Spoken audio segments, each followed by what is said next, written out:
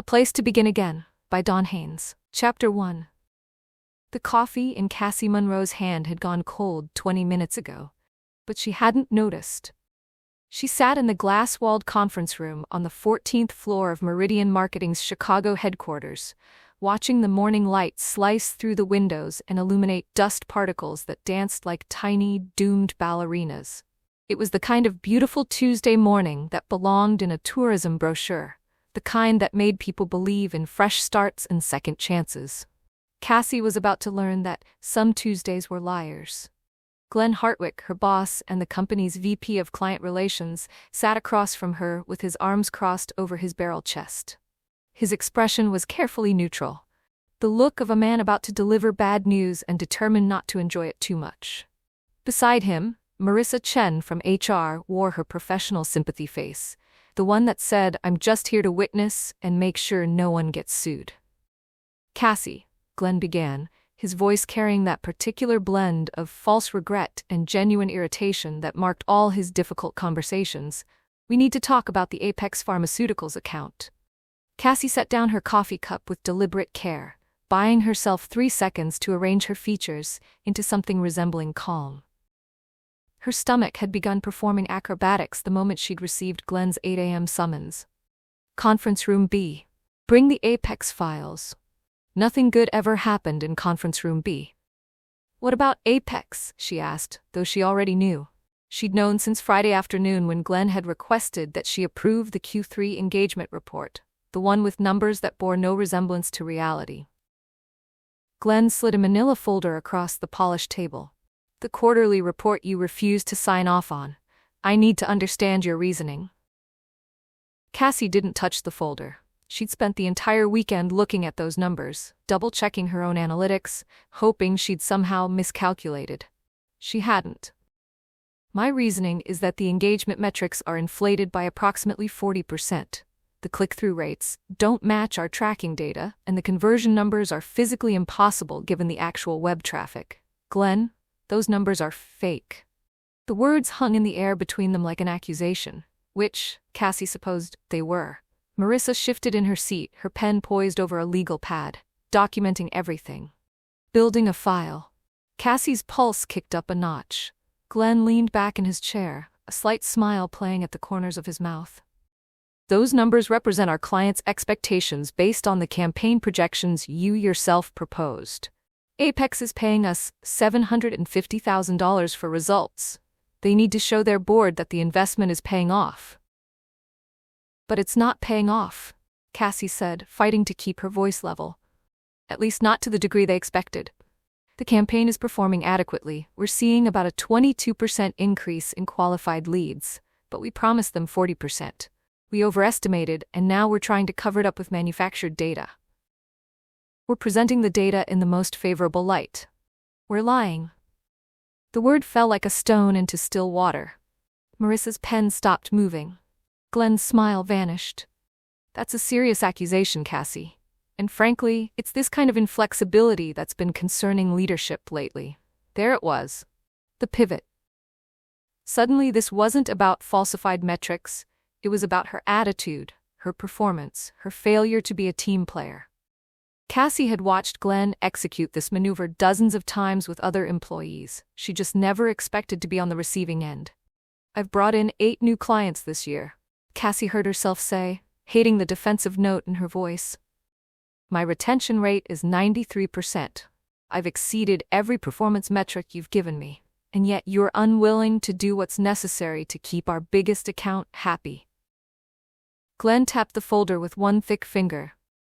"Apex Pharmaceuticals represents 18% of this company's annual revenue. If we lose them because you're having a crisis of conscience, a lot of people lose their jobs, including you." Cassie's hands clenched in her lap, nails digging crescents into her palms. This was the moment. She could feel it crystallizing around her, sharp-edged and final. She could sign the report, approve the fake numbers, keep her job, her salary, her carefully constructed life. After all, who would really get hurt? Apex was a multi-billion-dollar pharmaceutical company. They could afford to be lied to. Except that wasn't true, and she knew it. Somewhere down the line, when the real numbers came out, and they always did, people would be held accountable. Probably not Glenn. Definitely not the executives upstairs. No, it would be the marketing coordinators and the junior analysts, the ones whose names appeared on the reports. People like Sarah, the 24-year-old whiz kid who'd helped build the Apex dashboards and trusted Cassie to tell her she was doing good work. People like her father who'd been destroyed by someone else's lies 20 years ago. The thought came unbidden, unwanted. James Monroe, once a successful businessman, reduced to a broken man loading boxes into a rental truck while 12-year-old Cassie watched from the porch. She could still hear the whispers from church members, the barely concealed pity. His partner betrayed him. Embezzlement, they say. Marcus Brennan seemed like such a good man. Cassie had built her entire career on a foundation of integrity, specifically because she'd watched dishonesty destroy her father. She'd promised herself she would never compromise, never cut corners, never be the kind of person who looked the other way when things got difficult. And now here was Glenn, asking her to do exactly that. "I can't sign it," she said quietly. Glenn's jaw tightened. "Excuse me? I can't sign off on falsified data." Cassie met his eyes, even as her heart hammered against her ribs. "I won't. If Apex needs to see accurate reporting, I'll work overtime to improve the campaign performance. I'll restructure the entire strategy if necessary. But I won't lie to them about results we didn't achieve." For a long moment, Glenn just stared at her. Then he glanced at Marissa. Some unspoken communication passing between them. Marissa nodded almost imperceptibly and made a note on her legal pad. "I see." Glenn's voice had gone flat, devoid of the false warmth he usually deployed. "Cassie, I'm sorry you feel that way. Unfortunately, your unwillingness to work collaboratively with the leadership team has left us with no choice. Effective immediately, we're terminating your employment with Meridian Marketing." The words didn't quite compute at first. Now Cassie heard them, registered them on some level, but they seemed to be arriving from very far away, muffled by distance, or water, or shock. "You're firing me?" she managed. "We're ending your employment due to performance concerns and failure to meet client obligations," Marissa said smoothly, her tone suggesting she was reading from a script she'd memorized. "You'll receive 2 weeks of severance pay. We'll need your building access card, laptop, and any client files in your possession. Security will escort you to your office to collect your personal belongings." Security. They were going to have her escorted out like a criminal. "This is retaliation," Cassie said, her voice shaking now. "I refuse to commit fraud, and you're firing me for it." Glenn stood buttoning his suit jacket with the air of a man who'd already moved on to his next meeting. "That's not how we see it, and that's certainly not how we'll explain it to anyone who asks. As far as anyone in this industry is concerned, you were let go due to performance issues and an inability to work effectively with clients and colleagues. I'd suggest you think carefully before making accusations you can't prove." The threat was barely veiled. Cassie was smart enough to hear what he wasn't saying. "Fight this, and I'll make sure you never work in corporate marketing again. Your reputation will be demolished by lunchtime." She thought about arguing, thought about threatening a lawsuit, or going over Glenn's head to the executives, or making a scene that would at least let everyone know she hadn't gone quietly. But she was suddenly, crushingly tired. Tired of fighting, tired of performing, tired of pretending that places like Meridian Marketing cared about anything beyond their profit margins. "Fine," she said. The word tasted like ash. Marissa stood and opened the conference room door. 2 security guards waited outside as if they'd been summoned in advance, as if this had all been decided before Cassie ever walked into the room. The walk to her office felt endless. Cassie was aware of heads turning as she passed, curious stares from colleagues who would spend their lunch breaks speculating about what she'd done wrong. The security guards flanked her like she might make a run for it, their presence announcing her disgrace to anyone who hadn't already noticed. Her office, the corner office she'd earned after 6 years of 80-hour weeks and sacrificed weekends, looked smaller than she remembered. The framed marketing awards on the wall seemed pointless now, her college diploma a waste of money and youth. She pulled a cardboard box from under her desk, the same box she'd used to move into this office 18 months ago. She'd been so proud that day, VP of Strategic Accounts, her own office with windows and a door that closed. Proof that she'd made it, that she was nothing like her father who'd lost everything. Turned out you could still lose everything, even when you did the right thing. Cassie packed mechanically. The succulent Sarah had given her for her birthday, the framed photo of her and Derek from last Christmas. She'd deal with the irony of that later. Her favorite coffee mug, the leather portfolio that had been a gift from a grateful client. She left the awards on the wall. Let them gather dust as monuments to her naivety. One of the security guards cleared his throat. "We need to move this along, ma'am." Ma'am. She was 32 years old and being ma'amed by a security guard half her age as he supervised her professional execution. "I'm ready," she said, though she wasn't sure she'd ever be ready for this. The elevator ride down felt like a descent into hell, or maybe just into unemployment and uncertainty, which at the moment felt like roughly the same thing. Cassie stared at her distorted reflection in the polished steel doors and barely recognized herself. When had she become this person? This polished, defended, controlled version of herself that apparently could still be discarded the moment she became inconvenient. The lobby was full of people arriving for work, clutching their coffee cups and scrolling through their phones, blissfully unaware that their entire lives could implode before their morning meetings. Cassie walked past them with her box of sad office debris, trying to project dignity while feeling like she was performing a perp walk. Outside, the November morning was genuinely beautiful. Crisp air, clear sky, the kind of day that made Chicago feel like a city worth living in. Cassie stood on the sidewalk as the security guards retreated back into the building and realized she had absolutely no idea what to do next. Her phone buzzed in her pocket. A text from Derek. "Still on for this weekend? I'll pick you up Friday after work, right?" The romantic getaway to Wisconsin. The trip she'd planned, hoping it might revive their relationship, which had been limping along for months like a wounded animal. Neither of them had the courage to put out of its misery. Derek had been distant lately, distracted, always working late or having drinks with colleagues.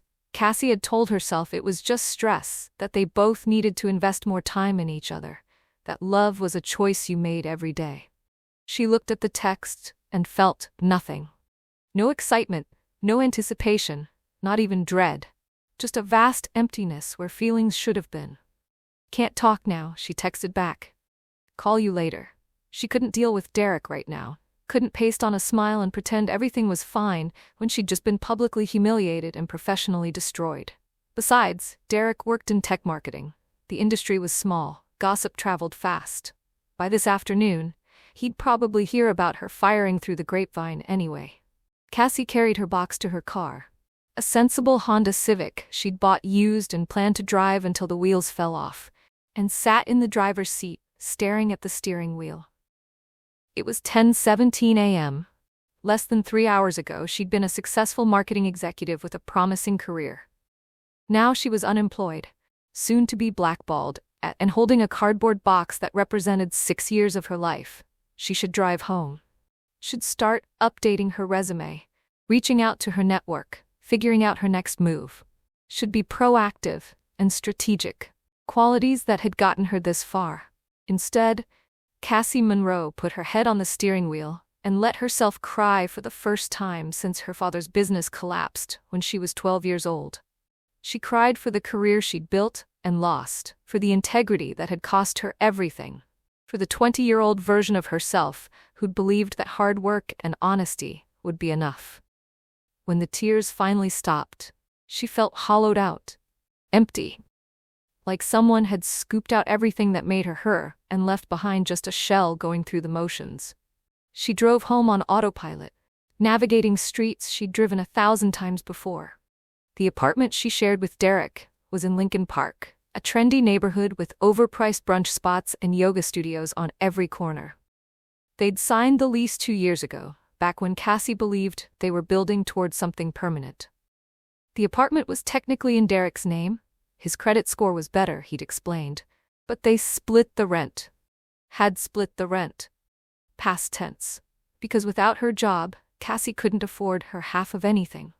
She parked in their assigned spot and carried her box upstairs, each step heavier than the last. The apartment was silent when she entered, which was normal for a Tuesday morning. Derek left for his office by 7:30, wouldn't be home until 7 at the earliest. Cassie set the box on the kitchen counter and looked around at the space she'd helped decorate, the life she'd helped build. Modern furniture from IKEA, artwork from local galleries, a kitchen they'd renovated together last spring. Everything in its place, everything carefully curated to project success and stability, all of it about to come crashing down. Her phone rang. A Chicago number she didn't recognize. Probably a recruiter who'd somehow already heard about her firing and was calling to see if she was interested in new opportunities. Or maybe just a spam call about her car's extended warranty. She didn't answer. Instead, Cassie walked to the window and looked out at the tree-lined street below, at people walking their dogs and pushing strollers and living their normal Tuesday lives. She pressed her forehead against the cool glass and closed her eyes. God, she whispered to no one in particular, to a deity she hadn't addressed directly in years. If you're up there, if you're listening, if you care at all about what happens down here, I could really use some help, because I have absolutely nothing left. The prayer felt foolish the moment it left her lips. She hadn't talked to God since she was a teenager, hadn't darkened a church door since her father dragged her to Christmas Eve service 5 years ago. Faith was for people like her father, gentle, broken people who needed something to believe in when reality became unbearable. Cassie had always prided herself on facing reality head-on. But standing in her apartment at 11 a.m. on a Tuesday, unemployed and alone and terrified of what came next, she discovered that reality was a lot easier to face when you had something to lose. Now that she'd lost it all, reality looked a lot less manageable. Her phone buzzed again. Another text from Derek. Everything okay? You seem off. Cassie stared at the message. Everything was not okay. Everything was so far from okay that she couldn't even see okay from where she was standing. But she couldn't explain that via text, couldn't unpack the entire disaster of her morning into a message he'd read between meetings. Fine, she typed back. Just a long day. Talk tonight. She sent the message and immediately felt guilty for the lie. But what was she supposed to say? Hey, I got fired this morning for refusing to commit fraud. And by the way, I'm having an existential crisis about whether my entire career has been a waste of time? Yeah, that conversation would go great. Cassie looked at the cardboard box on the counter, at the sad collection of personal items that represented her professional life. The succulent was already looking droopy, like it knew its owner was spiraling. The photo of her and Derek mocked her with its frozen happiness, that Christmas morning when she'd believed they were going to make it.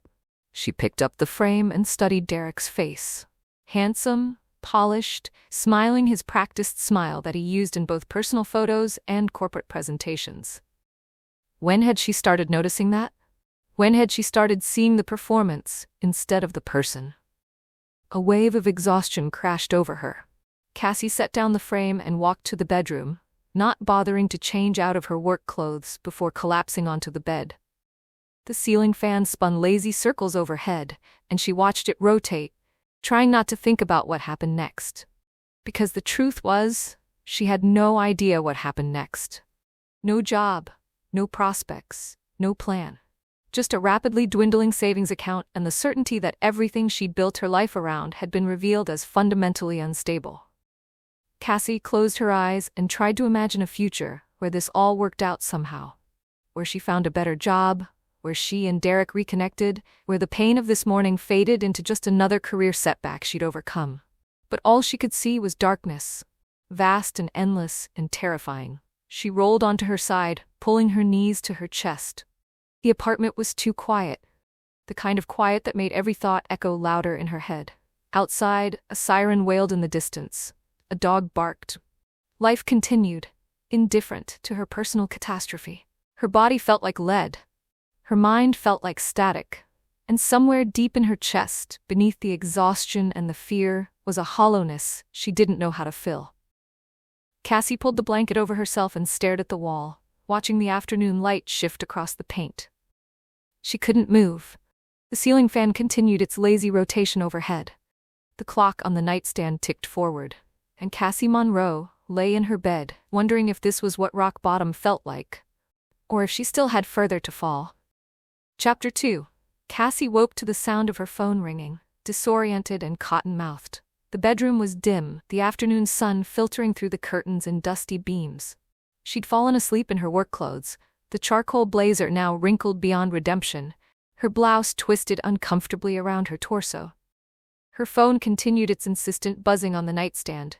She grabbed it without checking the caller ID. "Hello? Cassie Monroe?" An unfamiliar female voice, warm but businesslike. "Yes? This is Jennifer calling from Apex Pharmaceuticals. I'm trying to reach you regarding the Q3 campaign report.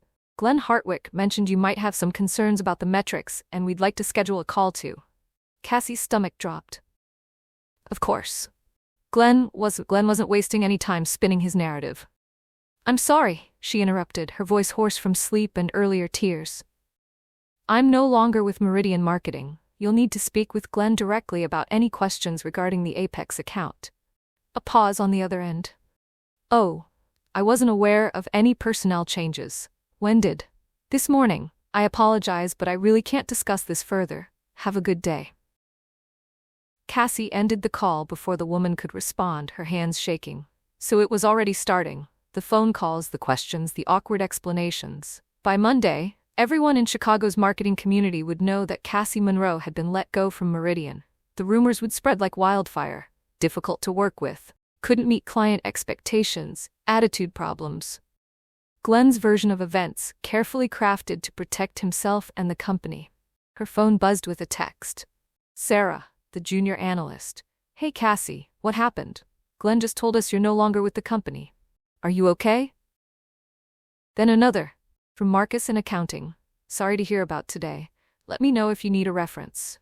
And another from Rachel, who sat 3 cubicles down from her old office. "Girl, I need the TEA. Coffee tomorrow?" Cassie turned off her phone. She couldn't deal with this right now. Couldn't perform the autopsy on her career while the corpse was still warm. She needed to think, to plan, to figure out her next move before the panic currently hovering at the edges of her consciousness came crashing in. First things first, the Wisconsin trip. She needed to tell Derek they should cancel, that this wasn't a good weekend for a romantic getaway. Maybe they could postpone until she had her life back in some semblance of order. Though the thought of performing romance right now made her want to crawl under the bed and never emerge. Cassie checked the time. 4:47 p.m. Derek would be home in a couple of hours. She could tell him then, have the conversation face to face. In the meantime, she should probably change out of her wrinkled work clothes and try to make herself look less like someone whose entire life had imploded before lunch. She pushed herself off the bed and immediately stepped on something that clattered across the hardwood floor. Derek's watch, the expensive Rolex his parents had given him for his 30th birthday.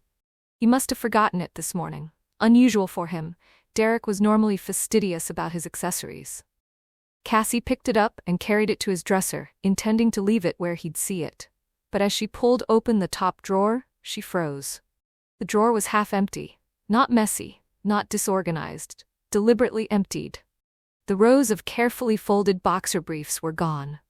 His collection of designer socks, gone. The tie clips he'd inherited from his grandfather, gone. A cold feeling started in Cassie's chest and spread outward like frost on glass. She opened the next drawer. Empty. And the next. Also empty. Her hands moved faster now, jerky and graceless. She threw open his closet door. Half his suits were missing. His favorite leather jacket, the one he wore constantly despite it being completely impractical for Chicago weather, was gone. His gym bag was gone. The running shoes he kept by the door were gone. The frost in her chest had become ice, sharp and suffocating. Cassie walked to the bathroom like someone in a dream, each step deliberate and unreal. Derek's side of the counter was bare. No electric toothbrush, no expensive face moisturizer, no cologne that cost more than her monthly gym membership. The medicine cabinet held only her things: supplements, contact lens solution, the melatonin she took when anxiety kept her awake. He was gone. Derek had packed his things and left. While she was at work, while she was being fired, her fiancé had been here, systematically removing himself from their shared life. Cassie gripped the edge of the bathroom sink, staring at her reflection in the mirror. Her face looked pale, her eyes hollow. Her hair had come loose from its ponytail, strands sticking to her tear-stained cheeks. She looked like someone who'd survived a natural disaster, which she supposed she had. 2 natural disasters in one day, actually. A personal record. Her phone was still in the bedroom, turned off, but suddenly she needed it. Needed to call Derek, to demand an explanation, to hear him tell her this was some kind of misunderstanding. Maybe he'd moved his stuff to the guest room. Maybe he was redecorating. Maybe there was some rational explanation that didn't involve her fiancé abandoning her on the worst day of her life. She ran back to the bedroom and powered on her phone with shaking fingers. The screen lit up. 6:23 p.m. How long had she been standing in the bathroom? The missed call notifications piled up. Sarah again, her father, unusual, a number she didn't recognize. And then she saw it. A text from Derek, sent at 2:47 p.m. Cassie, I'm so sorry. I can't do this anymore. I left a note on the kitchen counter. Please don't call me. I need some time. Cassie's vision tunneled. The phone nearly slipped from her hands. A note, on the kitchen counter. She'd walked right past the kitchen counter when she came home. Had set her pathetic cardboard box of office belongings on it. Had been so destroyed by her firing that she hadn't even noticed. The kitchen was exactly as she'd left it, except for the white envelope propped against the fruit bowl. Her name written on it in Derek's precise handwriting. Cassie. She stared at it for a long moment, as if the envelope might spontaneously combust if she looked at it hard enough. Part of her wanted to leave it there, unopened. Whatever was inside would only make things worse, and she wasn't sure she could survive any more worse today. But the masochistic part of her, the part that always needed to know, to understand, to have all the information, made her pick up the envelope with numb fingers. Inside was a single sheet of paper, folded once. Derek's handwriting, neat and impersonal, like he was drafting a business memo. Cassie, I'm sorry to do this in a letter, but I don't think I can say these things to your face. The truth is, I haven't been happy for a long time. We've been going through the motions, and I think you know it too. You've been so focused on work, so driven and distant, and I've felt more like a roommate than a partner. I met someone who makes me feel seen, who makes me feel like I matter. I didn't mean for it to happen, and I know this will hurt you, but I can't keep pretending that we're working when we're not. The apartment lease is in my name, so I need you to be out by the end of the month. I'll cover this month's rent, but after that, you'll need to find your own place. I've already talked to the landlord. I hope you can forgive me someday. You deserve someone who's sure about you, and I'm not that person anymore. I'm sorry. Derek. Cassie read it twice, then a third time. The words didn't change, didn't rearrange themselves into something less devastating. I met someone who makes me feel seen. He'd met someone, past tense. This wasn't a spontaneous decision. This had been happening, while Cassie was working late, closing deals, building the career that had just crumbled. While she was planning romantic getaways to save their relationship. While she was worrying that she wasn't giving him enough attention. Derek had been seeing someone else. And he was evicting her. The laugh that came out of her was harsh, borderline hysterical. Of course. Of course he was kicking her out. Why deal with the messy aftermath of a breakup when you could just legally remove the problem from your property? You'll need to find your own place. As if Cassie had a job to afford rent, as if she had anything resembling stability right now. Her phone rang. Derek's number. Cassie answered before she could talk herself out of it. You coward. Her voice came out steady, cold. You couldn't even tell me to my face? Cassie. Derek's voice was tight, defensive. I tried to do this the right way. The right way? The right way would have been a conversation, Derek. An actual discussion about whatever problems we were having, not coming home to discover you've moved out while I was at work. You're always at work, he shot back. That's the problem. When was the last time we had an actual conversation that didn't revolve around your career or your stress or your latest crisis? The accusation hit like a slap. I got fired today, Cassie said quietly. This morning, they escorted me out with security guards and a cardboard box, and while I was dealing with that, you were here, packing your things and planning your exit strategy. Silence on the other end.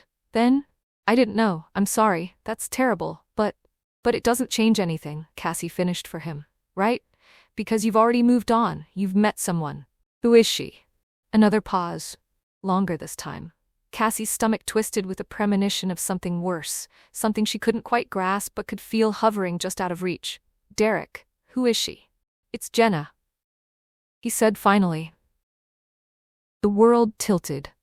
Jenna Martinez, her best friend since college, her maid of honor, the woman who'd helped Cassie pick out her engagement ring, who'd thrown her a surprise 30th birthday party, who'd held her hair back when she got food poisoning at that disastrous Thai restaurant. Jenna, who'd been working late with Derek at his office for the past 3 months. Jenna, who'd been distant and weird lately, but Cassie had chalked it up to stress from her own demanding job.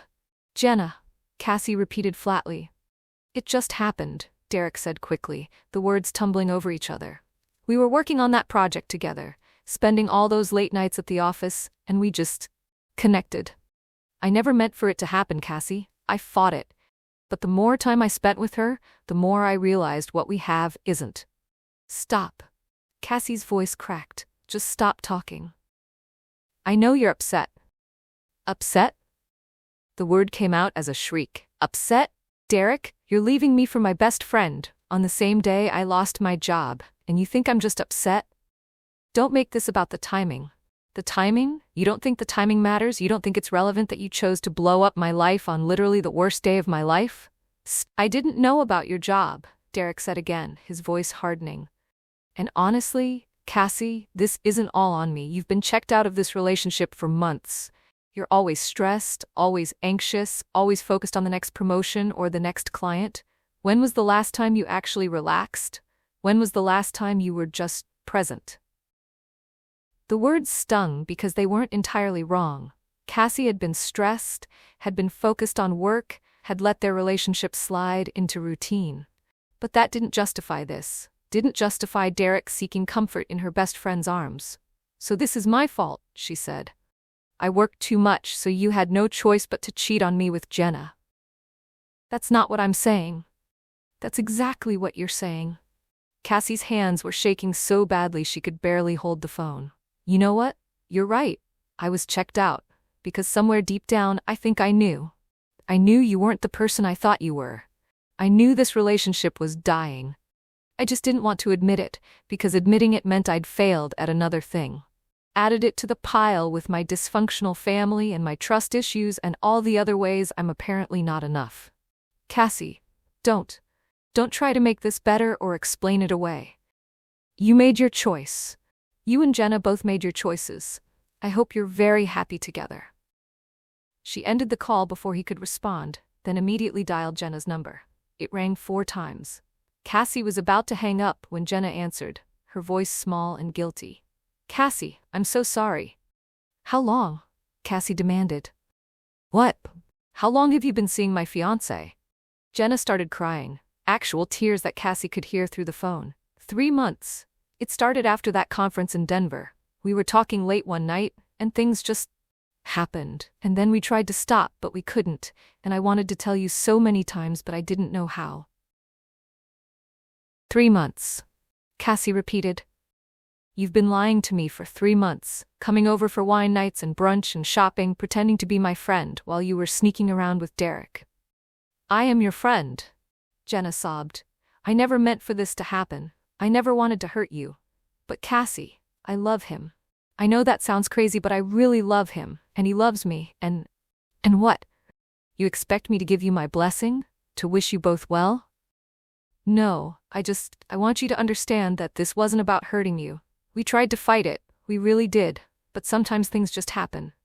Things don't just happen, Jenna. People make choices. You chose to betray me. Derek chose to betray me.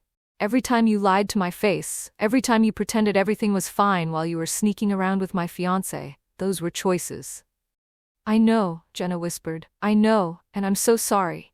If I could take it back. But you can't. Cassie's voice had gone flat, emotionless. And you wouldn't, because you love him. You said it yourself. Silence on the other end. I need you to understand something, Cassie continued. We're done. You and me, we're done.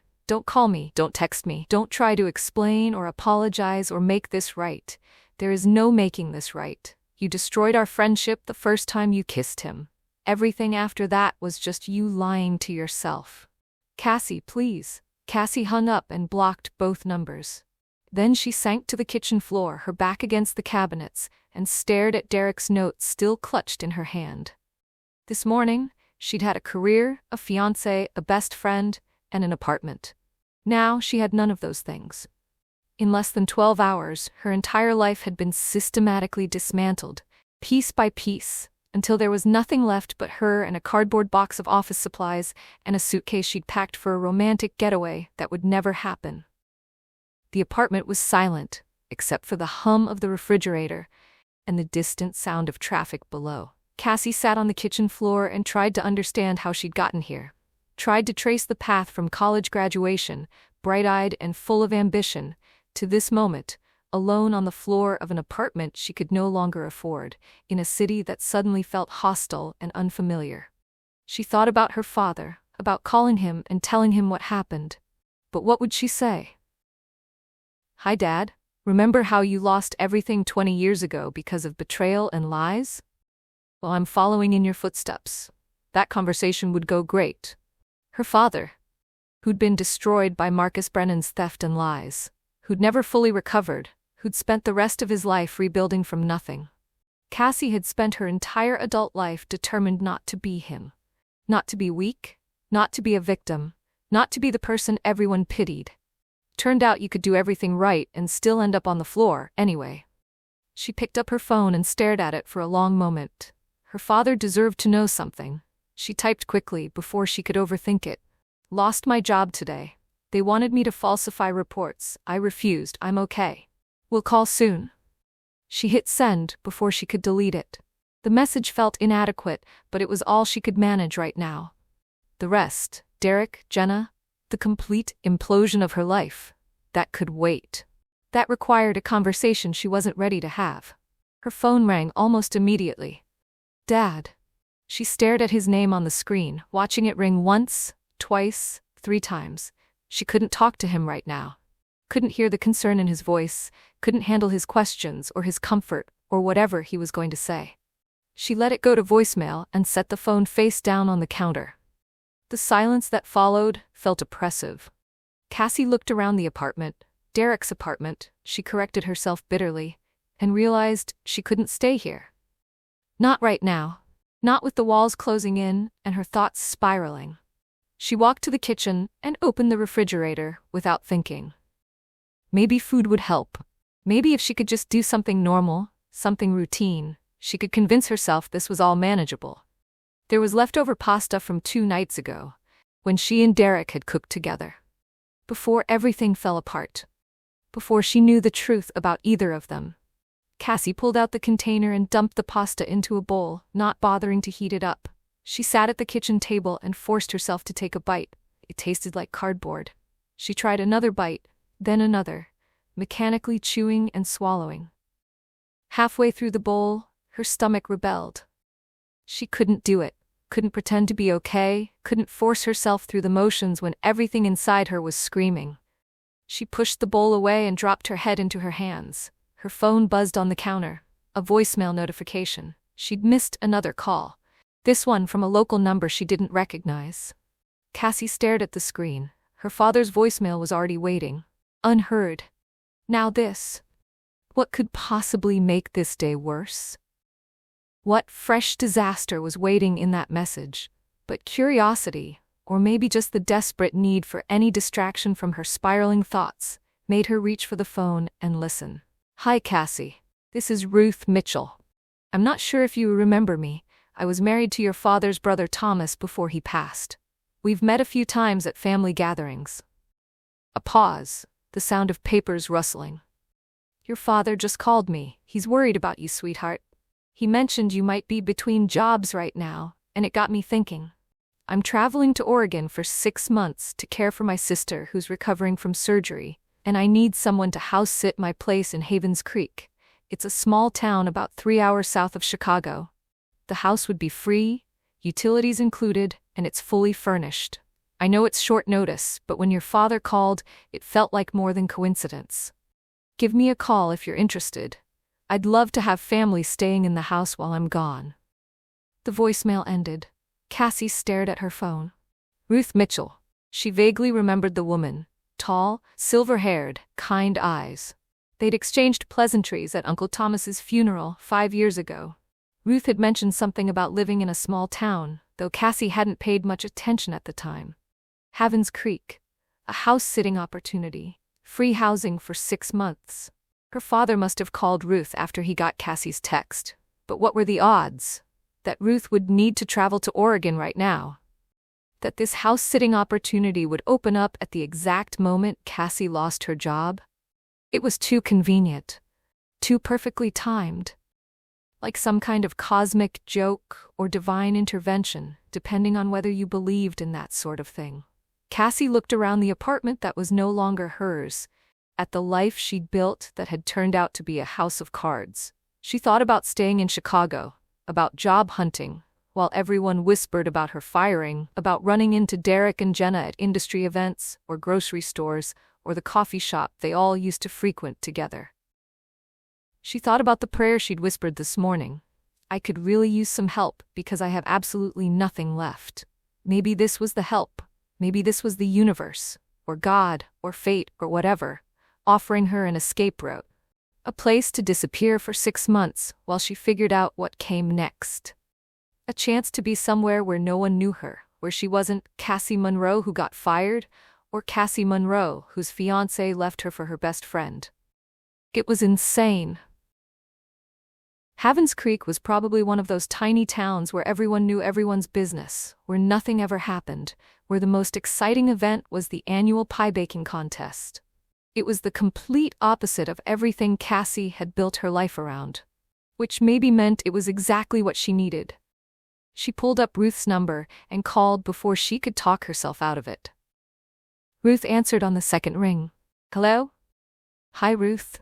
This is Cassie Monroe. I just got your message about the house-sitting opportunity." "Cassie. Oh, I'm so glad you called." Ruth's voice was warm, genuinely pleased. "Your father mentioned you might be in a transition period. That's one way to put it," Cassie said with a laugh that sounded hollow even to her own ears. "When would you need me to start?" "Well, I'm leaving this weekend. I know it's very short notice, but if you could come down Friday or Saturday, I could show you around before I head out Sunday morning." This weekend. 3 days away. 3 days to pack up what was left of her life and escape to a town she'd never heard of. "I can be there Saturday," Cassie heard herself say. They worked out the details: address, keys, Ruth's contact information, notes about the house. Ruth mentioned something about a bakery with excellent cinnamon rolls and a church renovation and friendly neighbors, but Cassie barely processed it. She was already mentally packing, already planning her exit. When the call ended, Cassie sat on the kitchen floor for another long moment. Then she stood, grabbed a wine glass from the cabinet, and poured herself the largest glass of red wine the glass could hold. She carried it to the bedroom and started pulling clothes from her closet. Not everything. The apartment had come furnished, and most of the furniture was Derek's anyway. Just her clothes, her books, her personal items, everything she needed to start over in a place where no one knew her name. As she folded sweaters and rolled jeans, as she packed her life into the same suitcase she'd intended to use for the Wisconsin trip, Cassie felt something shift inside her. Not hope, exactly. She wasn't ready for hope. But maybe determination, maybe resolve. Derek and Jenna had taken her present, Glenn and Meridian Marketing had taken her past, but her future, that was still hers. She'd go to Havens Creek, she'd house sit for Ruth, she'd spend 6 months being invisible, healing, figuring out who she was when she wasn't performing for everyone else. And then she'd come back and rebuild. The thought should have been empowering. But as Cassie zipped up the suitcase and looked around the bedroom she'd shared with Derek, the bed they'd slept in, the walls they'd painted together, the life they'd built that turned out to be built on sand, all she felt was tired. So tired. She climbed into bed fully clothed, the wine glass still half full on the nightstand, and closed her eyes. Tomorrow she'd deal with storage units and forwarding addresses, and all the logistics of dismantling a life. Tomorrow she'd be strong and capable and strategic. Tonight, she just needed to sleep. She closed her eyes and let the darkness take her, grateful for the temporary escape of sleep, the only mercy this terrible day had left to offer.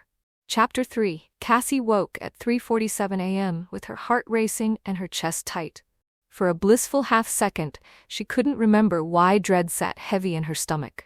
Then it all came crashing back.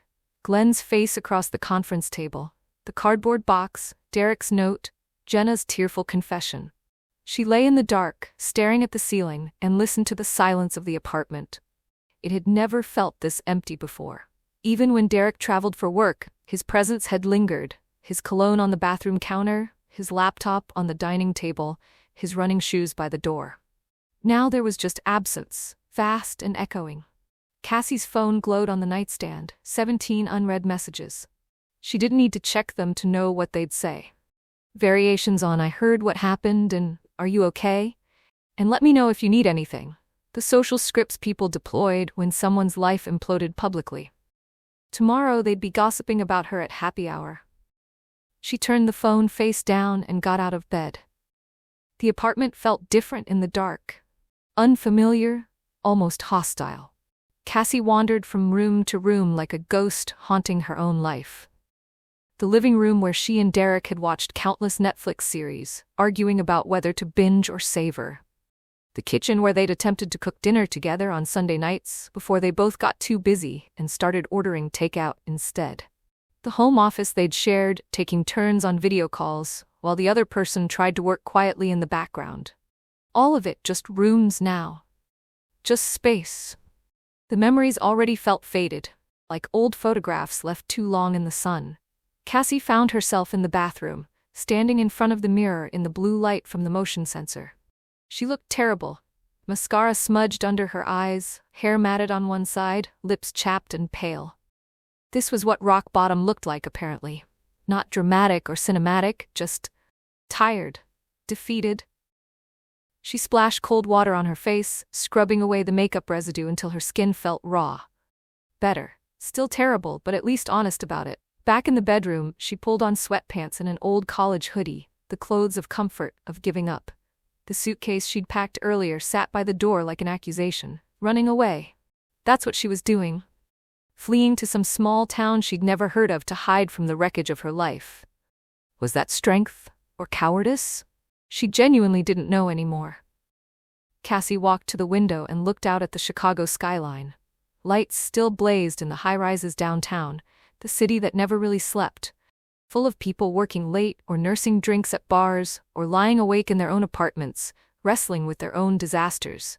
How many of them were having the worst night of their lives right now? How many had lost everything in the span of a single day? The thought should have been comforting. Misery loves company and all that.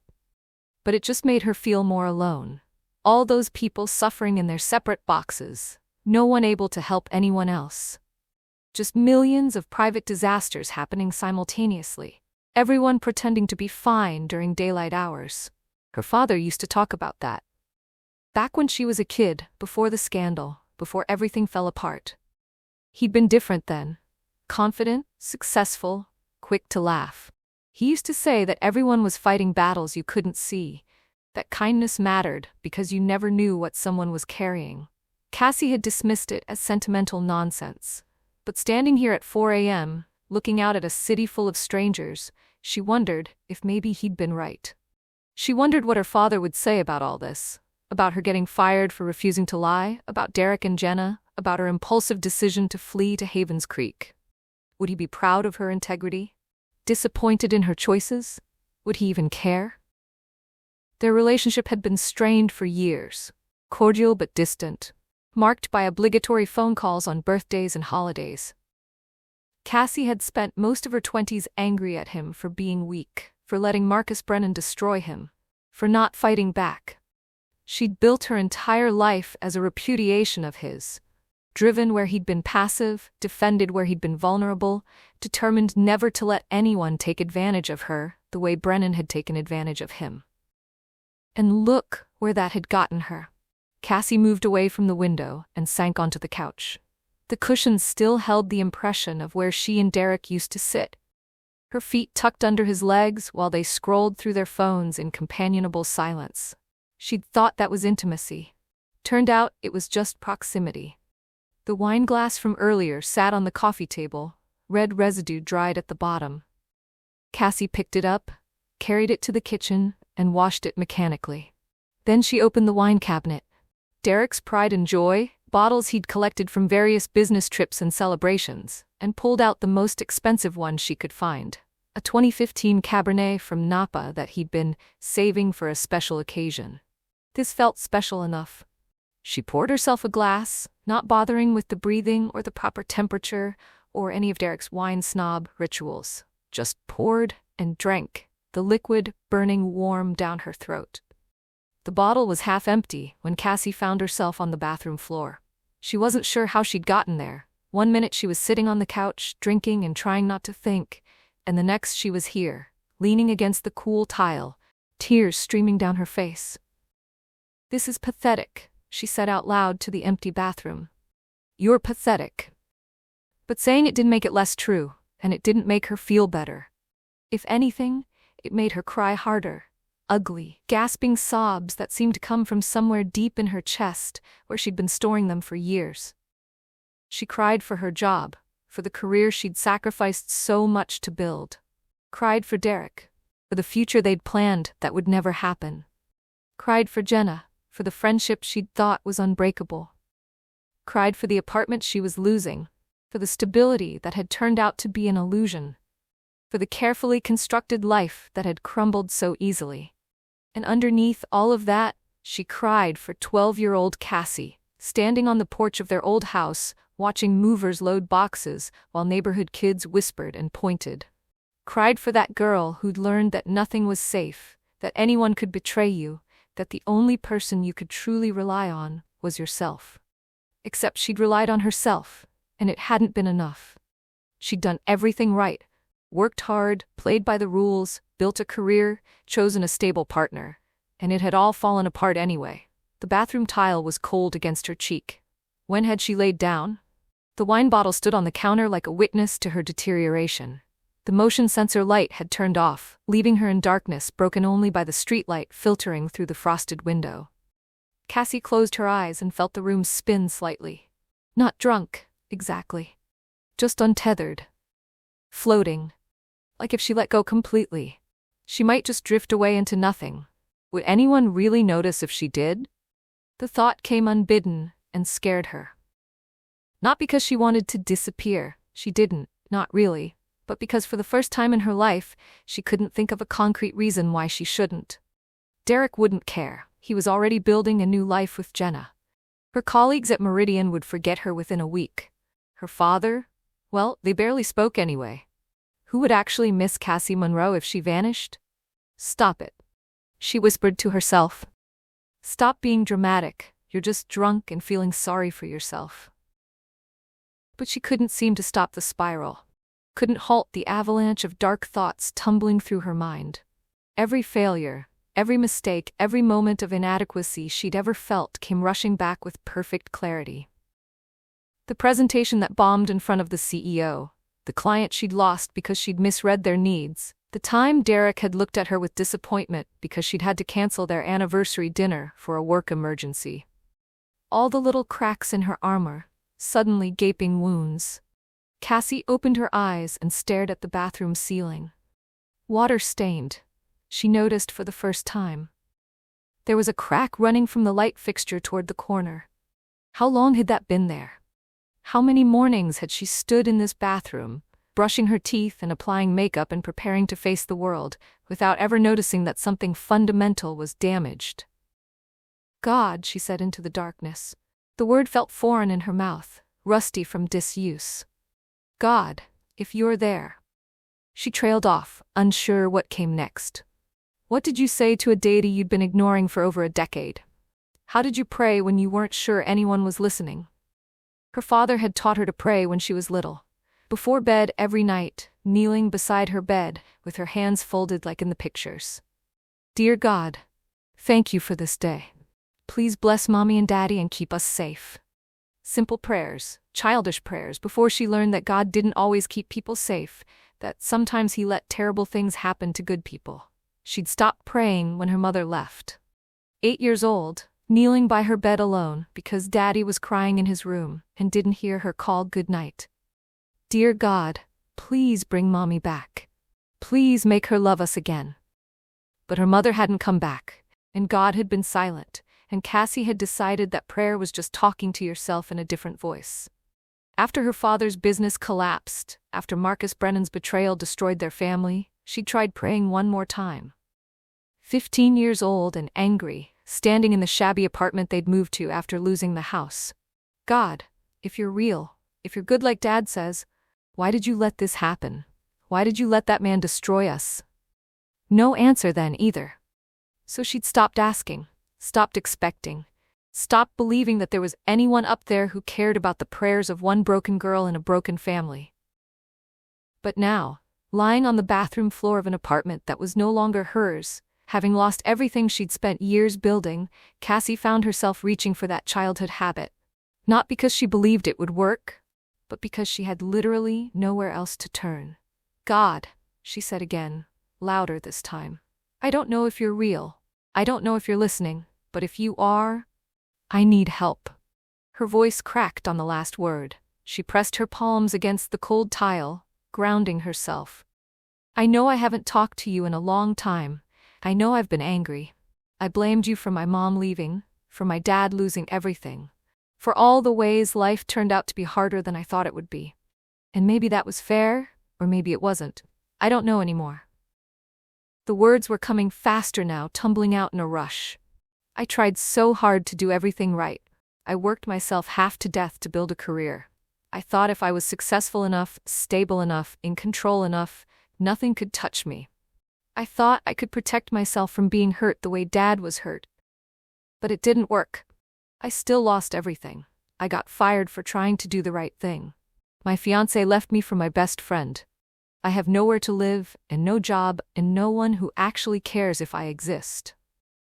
Cassie's throat tightened. She forced herself to keep going. And the worst part is, I don't even know who I am anymore. I've spent so long being Cassie the high achiever, or Cassie the career woman, or Derek's fiancé, that I don't know what's left when all of that's gone. Am I anything without the titles and the accomplishments? Is there a real person under all the performance? She wiped her eyes with the back of her hand, smearing tears across her cheeks. I don't know what I'm asking for. I don't know what I need. I can't do this alone anymore. I thought I could, but I can't. So if you're there, if you care at all about what happens down here, I could really use some help. Because I have absolutely nothing left. The silence that followed felt heavy, expectant. Cassie held her breath, half expecting, what? A voice from heaven? A sudden sense of peace? Some kind of sign that her prayer had been heard? Nothing came. Just the hum of the refrigerator in the kitchen, the distant sound of a siren outside, the ordinary noises of a city going about its business, indifferent to one woman's crisis. Of course, because that's how it worked. You prayed into the void, and the void didn't answer back. Cassie pushed herself up to sitting, her head spinning slightly from the wine. Right, she muttered. That's what I thought. But as she sat there on the bathroom floor, something shifted inside her. Not relief, exactly. Not peace or comfort or any of the things people claimed to feel when they prayed. Just a subtle loosening in her chest, like she'd been holding her breath for years and finally exhaled. Maybe it was just the wine. Maybe it was exhaustion. Maybe it was the simple act of saying out loud all the things she'd been carrying silently. Or maybe, and she barely allowed herself to think this, maybe someone had been listening after all. Cassie pulled herself to her feet, gripping the sink for balance. Her reflection in the mirror looked even worse than before. Puffy eyes, red nose, tangled hair. But there was something different in her expression. Less defeated, maybe. Or just too tired to maintain the mask anymore. She washed her face again, brushed her teeth, and stumbled back to bed. The clock read 5:23 a.m. In a few hours she'd need to start making calls. Storage facilities, moving companies, Ruth to confirm the Havens Creek plans. The logistics of dismantling a life. But for now, she just needed to sleep. As she pulled the covers up to her chin, Cassie found herself thinking about that prayer. About the desperation in her own voice, the rawness of admitting she couldn't do it alone. She'd spent her entire adult life priding herself on independence, on not needing anyone, on being self-sufficient to the point of isolation. Maybe that had been the problem all along. She closed her eyes and, almost without meaning to, whispered into the darkness, "Thank you for listening. If you were listening, I guess I'll find out." Sleep came quickly after that, heavy and dreamless. And when Cassie woke 4 hours later, to gray morning light and the sound of rain against the windows, she felt something she hadn't felt in weeks. Not hope. Not yet. But maybe the possibility of hope. The tiniest crack in the armor she'd built around her heart, letting in the faintest sliver of light. It would have to be enough. By noon, Cassie had transformed from the broken woman on the bathroom floor into something resembling a functional human being. She'd showered, dressed in jeans and a sweater, and made herself eat toast even though her stomach protested. The wine hangover made her temples throb, but she welcomed the pain. At least physical pain had a clear cause and a predictable trajectory. The phone calls came next. First, a storage facility on the north side that could take her things by the end of the week. Then Ruth, confirming that Cassie could arrive in Havens Creek on Saturday afternoon. Ruth's voice had been warm, almost excited, which struck Cassie as strange. Who got excited about a house sitter who was essentially fleeing her life? "I have a good feeling about this," Ruth had said. "I think Havens Creek is exactly what you need right now." Cassie had murmured something polite in response, not mentioning that what she needed was a job, a home, and a fiancé who hadn't betrayed her. But Havens Creek was what she was getting, so Havens Creek it would be. The hardest call was to her father. Cassie stared at his contact information for a full 5 minutes before finally pressing dial. He hadn't called again after her brief text, probably figuring she needed time. It rang 4 times. She almost hung up, relief and disappointment warring in her chest, when he answered. "Cassie?" James Monroe's voice was concerned, maybe a little relieved. They usually only talked on scheduled occasions. Birthdays, Christmas, Father's Day. But she'd texted him yesterday, so he must have been waiting for her to call. "Hi, Dad." Cassie's voice came out smaller than she intended. "Is everything all right?" "I'm taking Ruth up on her offer," she said. "The house-sitting thing in Havens Creek, I'm heading there this weekend." A pause on the other end. "I see. What about your job? And Derek?" She took a breath. The text had been brief, just the basics. Now he wanted details. "Derek cheated on me. With Jenna. And the job didn't work out." The words were clipped, defensive. Cassie softened her tone. "It's a long story, I need a change. 6 months in a small town sounds good right now." Another pause, longer this time. Cassie could almost hear her father thinking, choosing his words carefully the way he always did. It used to drive her crazy, that careful deliberation. Now it just made her tired. "Cassie," he said finally, "are you running away from something or toward something?" The question hit harder than it should have. Does it matter? It might. Running away tends to be temporary relief. Running toward something, even if you're not sure what, that has potential for real change. Cassie laughed bitterly. "When did you become so philosophical?" "When I hit my own rock bottom and had to figure out how to climb back up." Her father's voice was gentle, not accusing. "I recognize the signs, honey. I've been where you are." "I doubt that." "Don't you?" He sighed. "Cassie, I know we don't talk about it, but I lost everything too. My business, my reputation, my home. I know what it feels like to watch your life fall apart and wonder if you'll ever be whole again." Cassie's throat tightened. They never talked about that time. By unspoken agreement, they'd both buried it deep and moved on, or pretended to move on. Hearing her father acknowledge it now, after all these years, felt like touching an old wound that had never quite healed. "How did you do it?" she asked quietly. "How did you survive it?" "Prayer," he said simply, "and community, and faith that God had a plan even when I couldn't see it. I know you don't believe in all that anymore, but—" "I prayed last night," Cassie interrupted. The admission felt strange on her tongue. For the first time in years, I was drunk and desperate and sitting on my bathroom floor, but I prayed. Silence on the other end.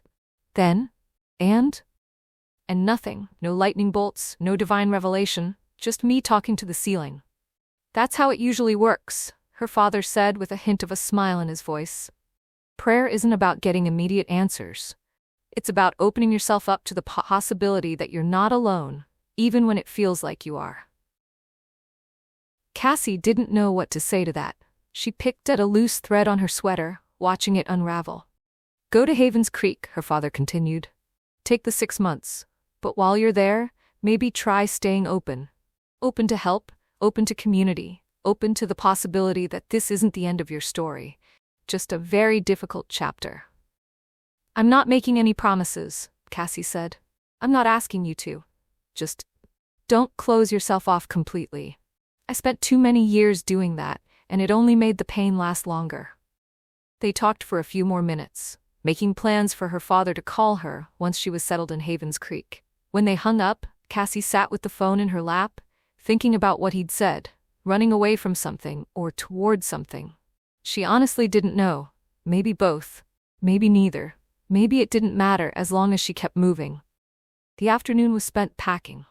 Not the hasty, emotional packing from last night, but systematic sorting. Keep, store, donate. Most of her professional wardrobe went into the donation pile.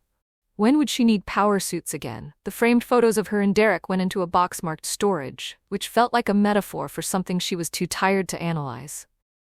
By evening, her life had been reduced to 3 categories: 1 suitcase for Havens Creek, 2 boxes for storage, and several bags for Goodwill. It was remarkable, really, how little remained when you stripped away all the performance and pretense. Cassie ordered Chinese takeout and ate it standing at the kitchen counter, watching the sunset over the Chicago skyline one last time. This city had been her home for 8 years. She'd come here fresh out of college, determined to make something of herself. And she had, for a while, until it all came crashing down. Would she come back? She didn't know. Right now, the thought of returning to Chicago, with all its memories and humiliations, made her chest tight with anxiety. But 6 months from now, maybe she'd feel differently. Maybe she'd be ready to start over, build again, try once more. Or maybe Havens Creek would change her in ways she couldn't yet imagine. As darkness fell and the city lights flickered on like stars, Cassie found herself standing at the window one last time. Not looking out, exactly. Just being present in this in-between space, this threshold moment between her old life and whatever came next. Okay, she whispered, not sure if she was talking to God or herself or the universe at large. I'm ready. Or I'm not ready, but I'm going anyway. So if you have any kind of plan for me, any kind of purpose for all this pain, now would be a good time to show me. The city didn't answer, the sky didn't open, no angels appeared with divine pronouncements, but somewhere in the distance church bells chimed 7 times, clear and pure in the evening air. And for just a moment, barely long enough to register, Cassie felt something she hadn't felt in years. Peace. It fled almost immediately, replaced by anxiety and uncertainty and all the usual noise in her head. But it had been there, however briefly. That moment of peace, of rightness, of being exactly where she was supposed to be, even if it felt wrong. Maybe that was enough. Maybe that was faith. Cassie turned away from the window, finished her cold Chinese food, and went to bed early. Tomorrow she'd finish packing, and on Saturday she would say goodbye to the apartment and begin the drive to Havens Creek. Her new life, whatever that meant, would begin. But tonight, she slept without nightmares, and when she woke at 3 a.m., instead of spiraling into panic, she simply whispered thank you into the darkness and went back to sleep. It was a start. Chapter 4. Saturday morning arrived, with the kind of gray, drizzly weather that made Chicago feel particularly inhospitable. Cassie stood in the nearly empty apartment, surrounded by boxes and the ghosts of the life she'd built here. The movers were coming at noon to take everything to storage, everything she couldn't fit in her Honda Civic, which turned out to be most of her possessions. She'd slept surprisingly well, waking at 7, feeling less shattered than she had in days. Not good, exactly, but functional, capable of putting one foot in front of the other, which was about all she could ask for right now. Her phone had been mercifully quiet this morning. Either people had run out of things to say about her disasters, or they'd moved on to someone else's drama. The industry gossip mill had a short attention span. which Cassie was grateful for. In a week, she'd just be another cautionary tale people mentioned over drinks. Remember Cassie Monroe?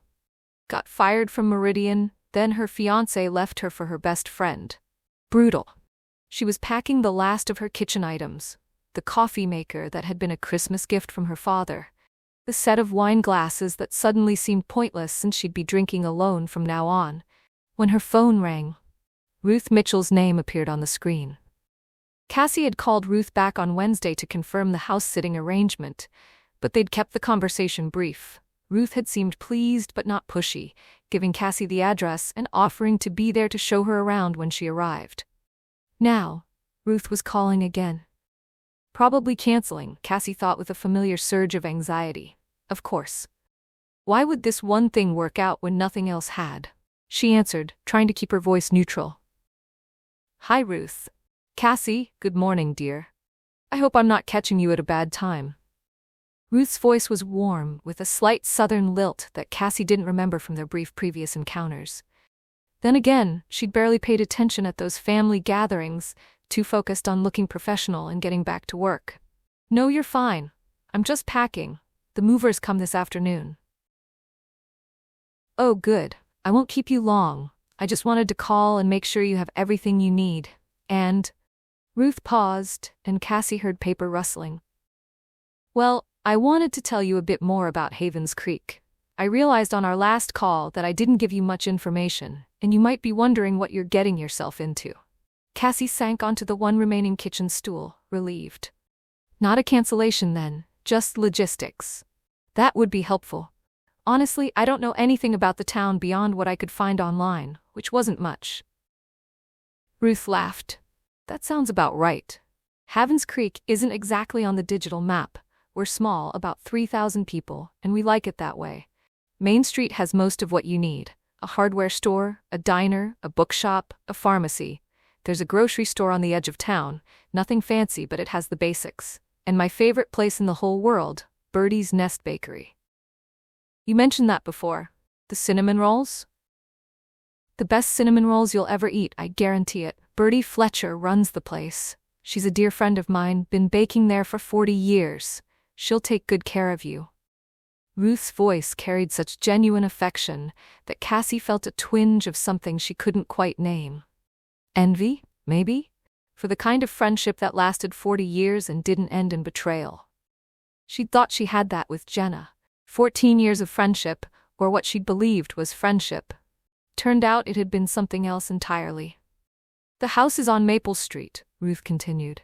It's a Victorian, built in 1904.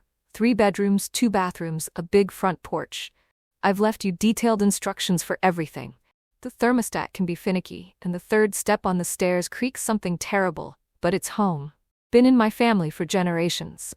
Cassie grabbed a pen and started making notes on a napkin.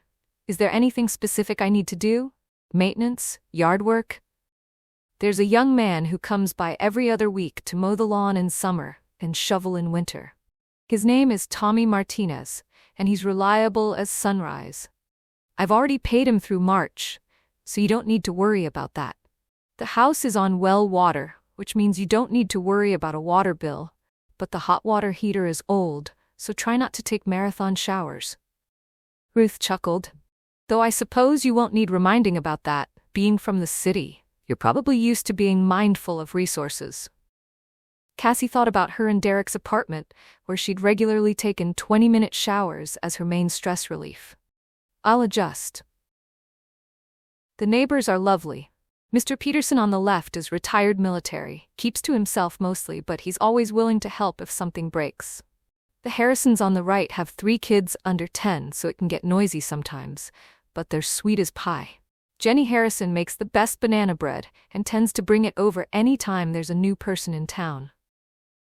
A knot formed in Cassie's stomach. New person in town. Which meant everyone would know she was there, would be curious about her, would want to know her story. In Chicago, anonymity had been a gift. In a town of 3,000, she'd be an object of fascination.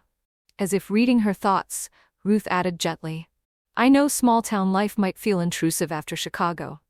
People here do like to know each other's business, but it comes from a place of caring, not judgment. When my husband Thomas passed 5 years ago, I had meals delivered to my doorstep for 2 months straight. People checked in on me, made sure I wasn't alone. That's what community means in Havens Creek. That's nice, Cassie said, though she wasn't sure she meant it. The thought of people knowing she was alone, pitying her, bringing her casseroles out of obligation, it made her want to hide in Ruth's house for 6 months and never emerge. Now, about the church, Ruth said, and Cassie's stomach dropped. Of course there was a church. Grace Community Church is right on Main Street, can't miss it. It's the white building with the tall steeple, though it's under renovation right now, so it looks a bit like a construction site. Pastor Mike is wonderful, been there for 15 years. His wife Sarah runs a women's Bible study on Wednesday nights if you're interested. I'm not really a church person, Cassie said carefully. Oh, I know, dear. Your father mentioned you'd stepped away from faith. No pressure at all. I just wanted you to know it's there if you want it. And honestly, even if you're not religious, the church community does most of the social organizing in town. The fall festival, the Christmas market, the summer picnic, it all runs through Grace Community. Cassie made a non-committal sound. The last thing she needed was to be pressured into church attendance by well-meaning small-town Christians. She'd had enough of that growing up, of being the daughter everyone expected to be perfect, of watching her father's faith community abandon him when scandal hit. I've left you some information about the town on the kitchen counter, Ruth continued.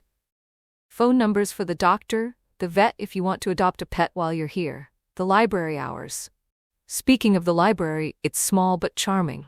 The librarian Gerald is very enthusiastic about book recommendations. Maybe too enthusiastic if I'm being honest, but he means well.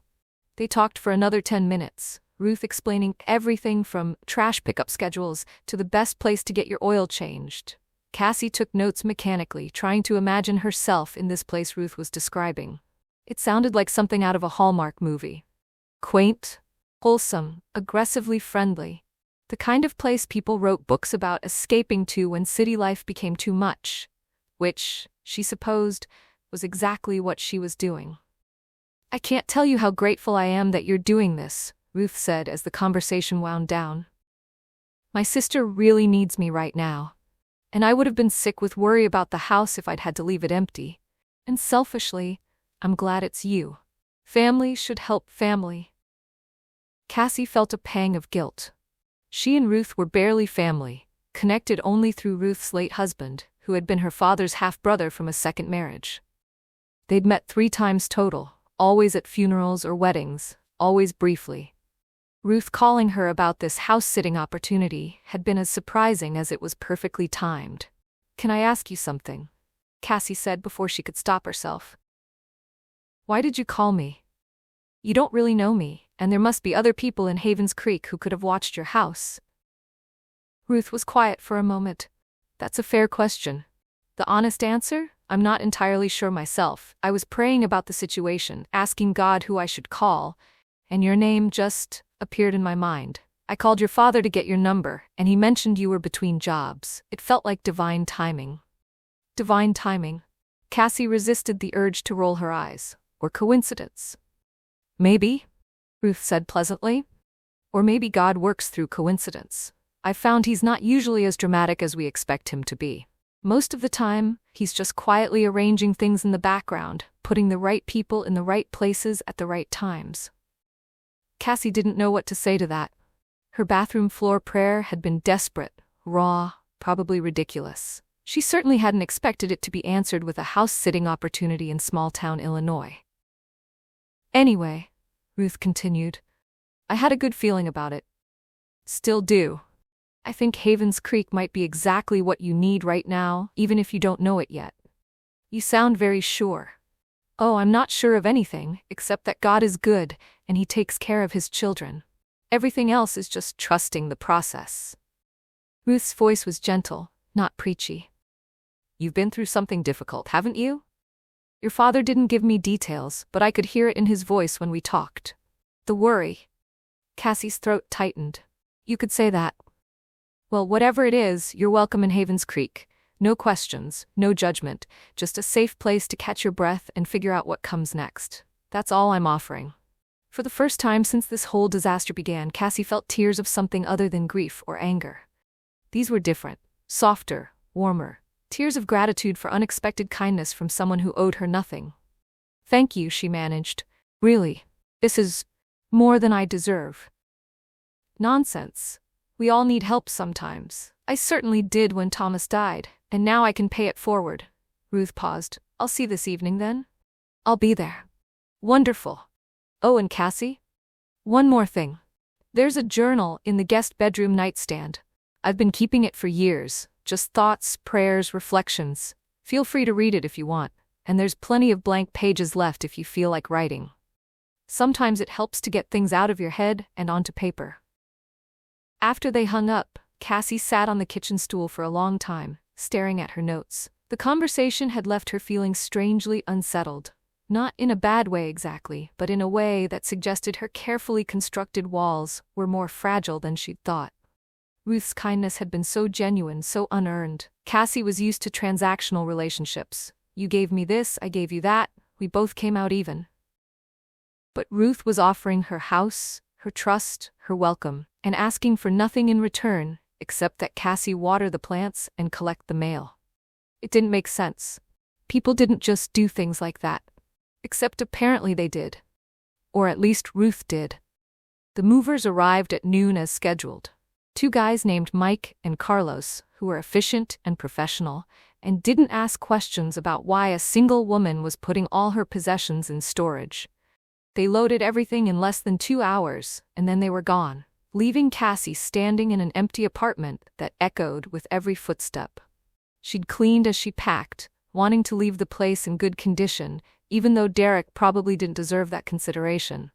But it felt important somehow, to not leave wreckage behind. To prove she was better than the circumstances that had broken her. At 3 o'clock, Cassie did a final walkthrough. The rooms looked smaller, empty, shabbier. The life she'd built here had covered a multitude of sins. The water stain on the living room ceiling, the crack in the bedroom wall, the kitchen tiles that had been coming loose since they moved in. Without furniture and decorations to distract from them, the flaws were impossible to miss. Another metaphor, probably. She left her keys on the kitchen counter along with a brief note. Apartment cleaned and empty. Good luck with everything. She'd agonized over the wording. Too warm, and it seemed pathetic, like she was trying to keep the door open. Too cold, and it seemed bitter, which she definitely was, but didn't want to advertise. In the end, she'd gone for neutral and formal, the kind of note you'd leave for a stranger. Which was what Derek was now, she supposed. A stranger who used to be the person she'd planned to marry. Cassie locked the door behind her. The last time she'd perform that action, the last time this place would be home, and walked down the stairs to where her Honda Civic sat packed with everything she had left. One suitcase, a box of books, her laptop and work bag, a bag of toiletries. Her entire life reduced to what would fit in a sedan. The rain had stopped, but the sky remained gray and heavy with the promise of more. Cassie sat in the driver's seat, key in the ignition, and looked up at the apartment windows. No faces appeared. No one waved goodbye. Derek was at work, or maybe at Jenna's place. The neighbors were strangers. This building where she'd spent 2 years, this place she'd called home, had already forgotten her. She started the car and pulled out of the parking space, not letting herself look back in the rearview mirror. That part of her life was over. Done. She was driving toward something new now, even if she had no idea what it would look like. The drive through Chicago felt surreal. These streets she'd navigated hundreds of times, the shortcuts she'd discovered, the coffee shops and restaurants and landmarks that had formed the backdrop of her daily life. All of it slipping past her windows like scenery in a movie. Already it felt like it belonged to someone else, some other version of Cassie, who'd believed in career trajectories and wedding plans and best friends who didn't betray you. She stopped for gas on the edge of the city at a station she'd never been to before. While the tank filled, she checked her phone. Several missed calls from numbers she didn't recognize. Probably recruiters, or maybe reporters if the Apex situation had blown up bigger than she thought. A text from Sarah. Thinking about you. Let me know if you need anything. Nothing from Derek. Nothing from Jenna. good, that's what she wanted. Clean breaks, no lingering threads to trip over.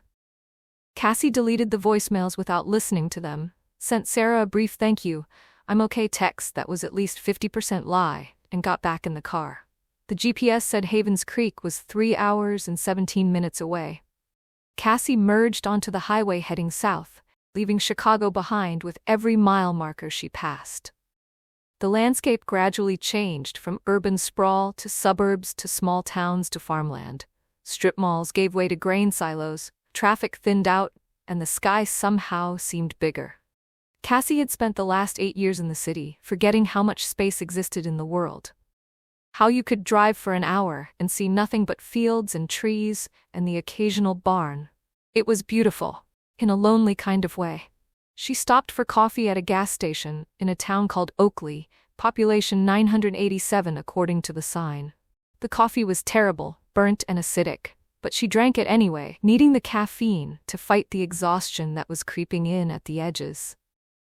The past few days had been a marathon of emotions and logistics, and now that she was actually doing this, actually leaving Chicago, actually driving to a town she'd never heard of to house sit for someone who was practically a stranger, the reality of it hit her.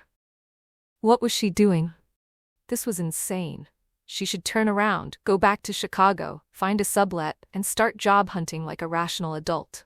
Running away to a small town wasn't going to solve anything. It was just avoidance, just hiding from her problems instead of facing them. But even as she thought it, Cassie knew she wouldn't turn around. She couldn't.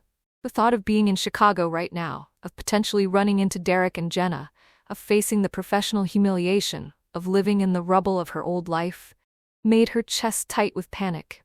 No. She needed this. Needed distance, needed time, needed to be somewhere that held no memories of who she used to be, even if that somewhere was a town of 3,000 people, where everyone would know her business within a week. Cassie threw away the terrible coffee and got back on the road. The GPS directed her off the highway onto increasingly smaller roads. 2-lane county routes gave way to 1-lane country roads, farmhouses appeared more frequently, and signs for Havens Creek started popping up. 30 miles, 20 miles, 10 miles. Her heart rate picked up with each sign. This was really happening.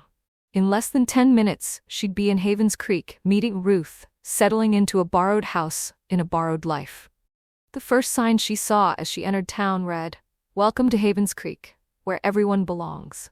Someone had decorated it with painted flowers and a rainbow, giving it a cheerful, handmade quality that immediately made Cassie suspicious. Places that advertised how welcoming they were usually weren't. Main Street appeared suddenly, 2 blocks of brick buildings with colorful awnings and window displays. She passed them slowly. Anderson's Hardware, Betty's Diner, the Book Nook, Havens Creek Pharmacy, and there, Birdie's Nest Bakery. With gingham curtains in the windows and a hand-painted sign of a bird sitting on a nest made of cinnamon rolls. Despite everything, Cassie smiled. The white church Ruth had mentioned stood at the end of Main Street, its tall steeple visible above the other buildings. Scaffolding covered one side, and Cassie could see workers moving around on the roof. Even from a distance, the building was beautiful. Classic architecture, clean lines, the kind of church that appeared on postcards. A man on the scaffolding looked down as she drove past.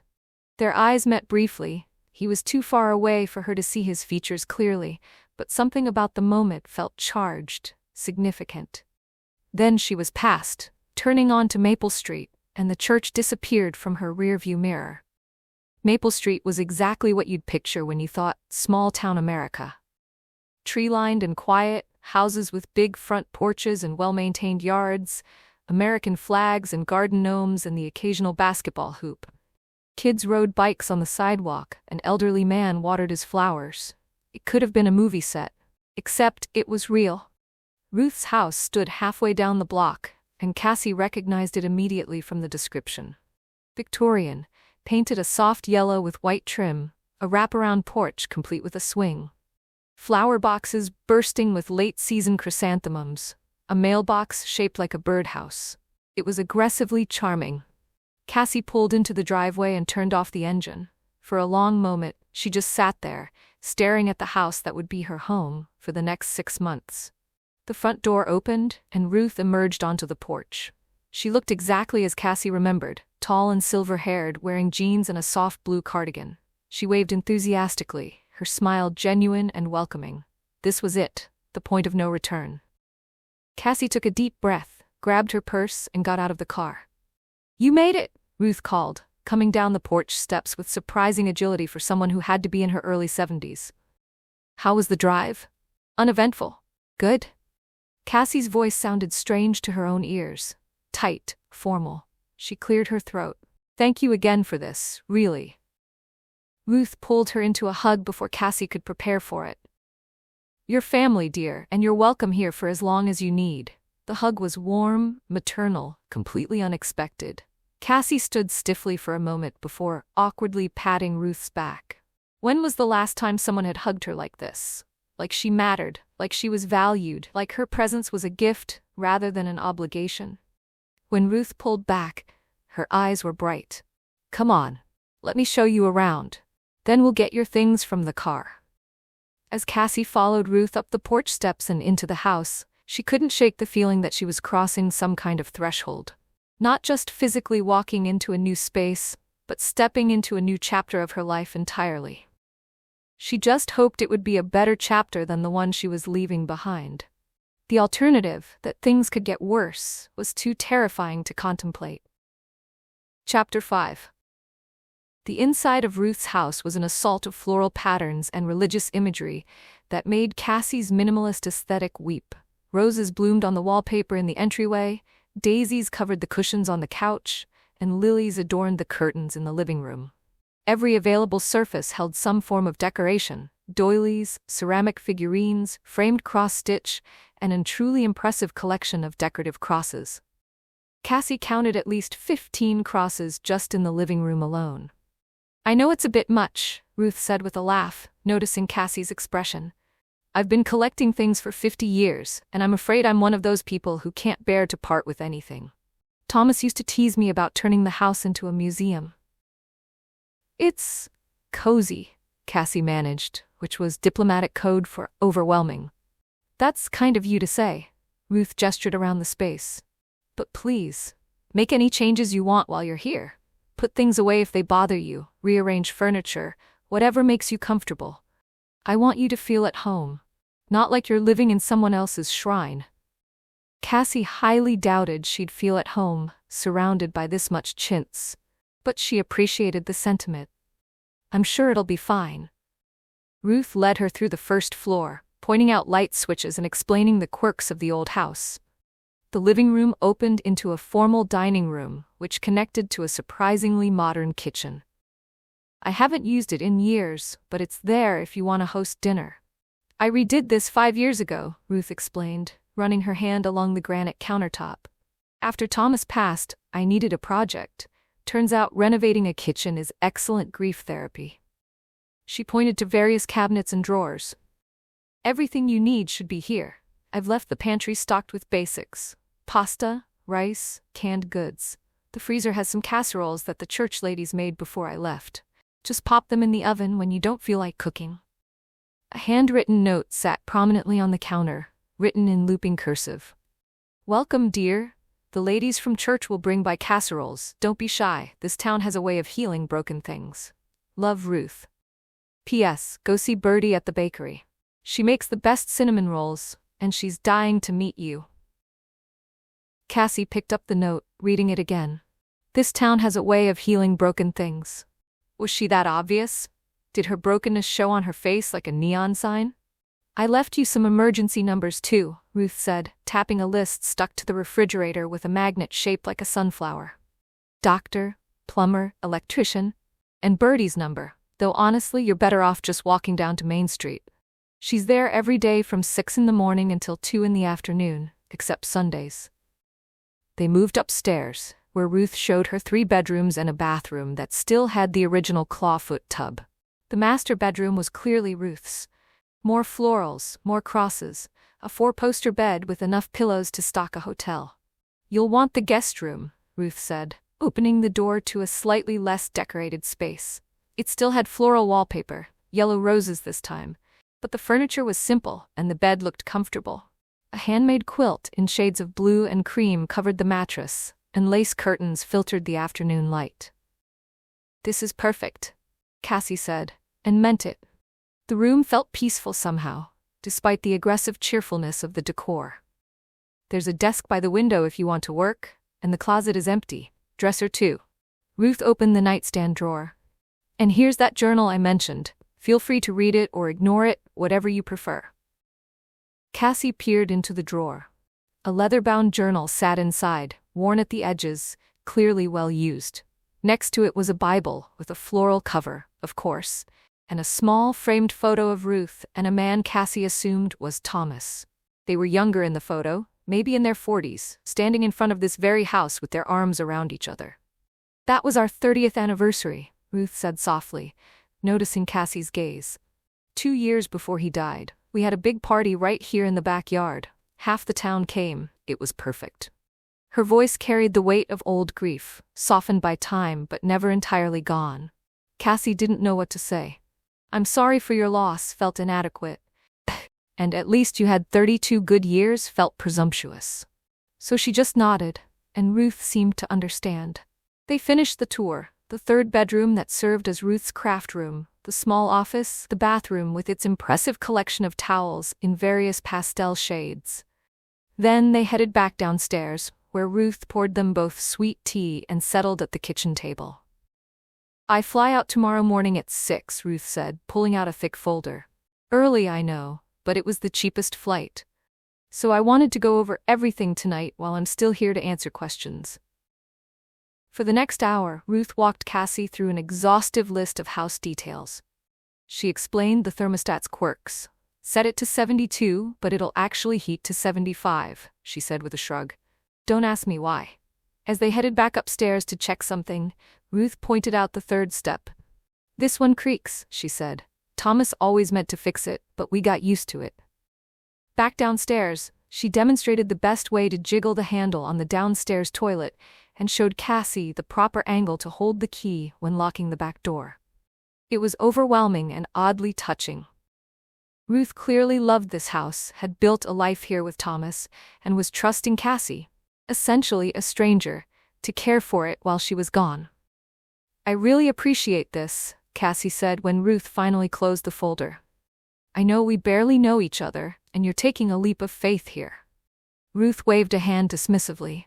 "Oh, honey, I'm a good judge of character. And besides, your father spoke so highly of you." Cassie blinked in surprise. "He did? Of course. He's very proud of you, you know. Your career, your independence, how hard you've worked to build a life for yourself." Ruth paused, studying Cassie's face. "He also mentioned you were going through something difficult. Didn't give me details. Said that was your story to tell. But he was worried about you." Something uncomfortable twisted in Cassie's chest. Her father was proud of her? Worried about her? They didn't talk often, maintained a polite distance that sometimes made her wonder how much he really thought about her life beyond their scheduled calls. She'd assumed he was absorbed in his church community, in rebuilding after everything fell apart, and that she'd become more of a peripheral figure in his world. "I didn't know that," she said quietly. "Parents often love more than they know how to show," Ruth said gently. "Especially parents who've been through their own traumas. Sometimes the distance is about protecting you, not abandoning you." Cassie stared at her sweet tea, uncomfortable with how exposed she suddenly felt. This woman she barely knew was seeing right through her carefully constructed walls, reading all the hurt she tried to keep hidden. "Anyway," Ruth continued, mercifully changing the subject, "let me tell you about the neighbors. You'll meet them soon enough, but fair warning is only polite." She described Mr. Peterson. Served in Vietnam, lost his wife 10 years ago, mostly keeps to himself but he's handy if something breaks. And the Harrison family. 3 kids, always loud but in a good way. Jenny makes the best banana bread in the county, and she'll definitely bring you some. Just smile and accept it, even if you're not hungry. Then there were the Chens who ran the pharmacy, the Andersons who owned the hardware store, Pastor Mike and his wife Sarah at Grace Community Church. Ruth painted a picture of a community that was tightly knit, occasionally nosy, but fundamentally kind. "People will be curious about you," Ruth warned. New faces are exciting in a town this small. They'll want to know your story, where you're from, what brings you here. You don't owe anyone explanations, but a little openness goes a long way toward being accepted. What if I don't want to be accepted? Cassie asked before she could stop herself. What if I just want to be left alone? Ruth's expression was understanding rather than offended. That's fair, and people will respect that, mostly. But Cassie, I'm going to tell you something that might be hard to hear. Isolation feels safe, but it's not healing. Trust me, I tried it after Thomas died.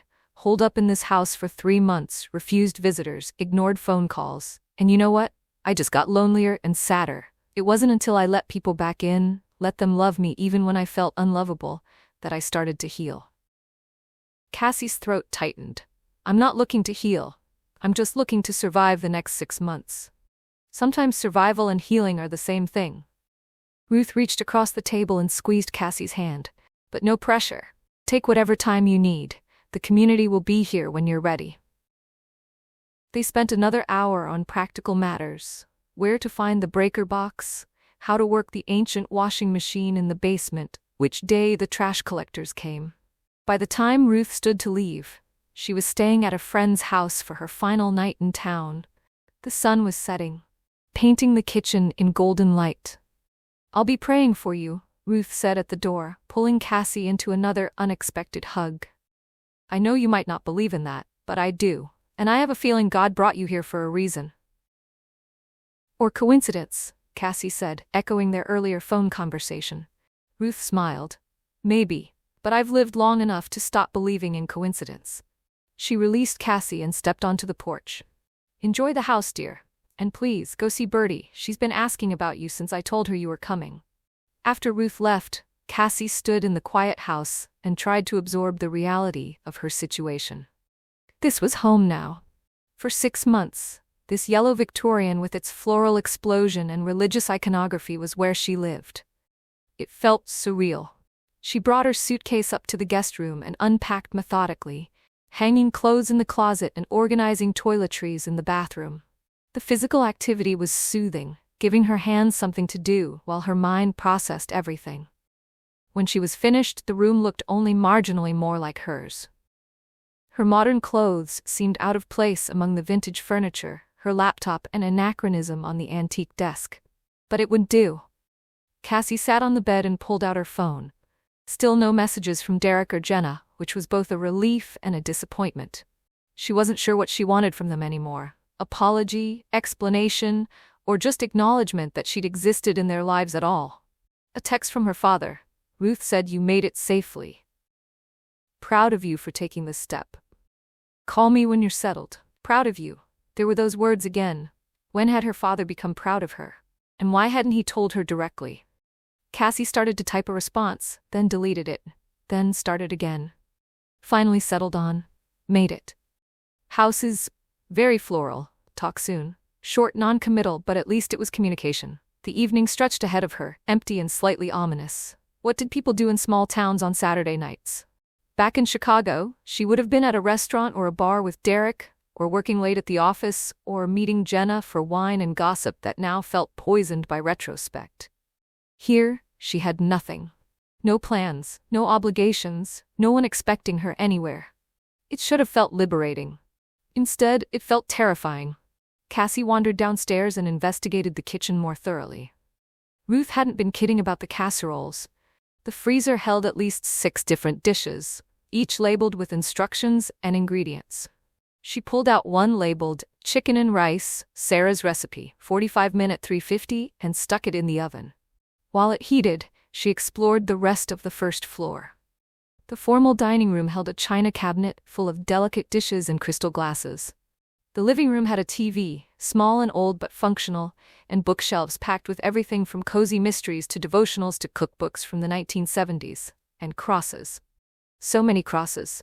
Wooden crosses, metal crosses, ceramic crosses, some simple and elegant, others ornate and jeweled. Each one probably had a story, a memory attached to it. Ruth's faith displayed in 3 dimensions. Cassie picked up one from the mantel, a simple wooden cross, worn smooth by years of handling. Something about it felt different from the decorative ones. more personal. She turned it over and found words carved on the back. Thomas. Easter 1995. He is risen. 28 years ago, Ruth and Thomas had been married for, 32 years total? So this was from about halfway through their marriage. A gift from Thomas to Ruth, probably. Evidence of shared faith, shared belief in something beyond themselves. Cassie tried to imagine having that kind of faith. That kind of certainty. But it felt as foreign as speaking a language she'd never learned. Her father had that faith, or claimed to. It had sustained him through losing everything, apparently. But to Cassie, it had always looked like weakness. Like believing in fairy tales, because reality was too hard to face. Although lately, she was starting to wonder if maybe her cynicism was its own kind of weakness. If refusing to believe in anything beyond herself was actually the coward's choice, not the brave one. The timer dinged, pulling her from these uncomfortable thoughts. She ate the casserole at the kitchen table.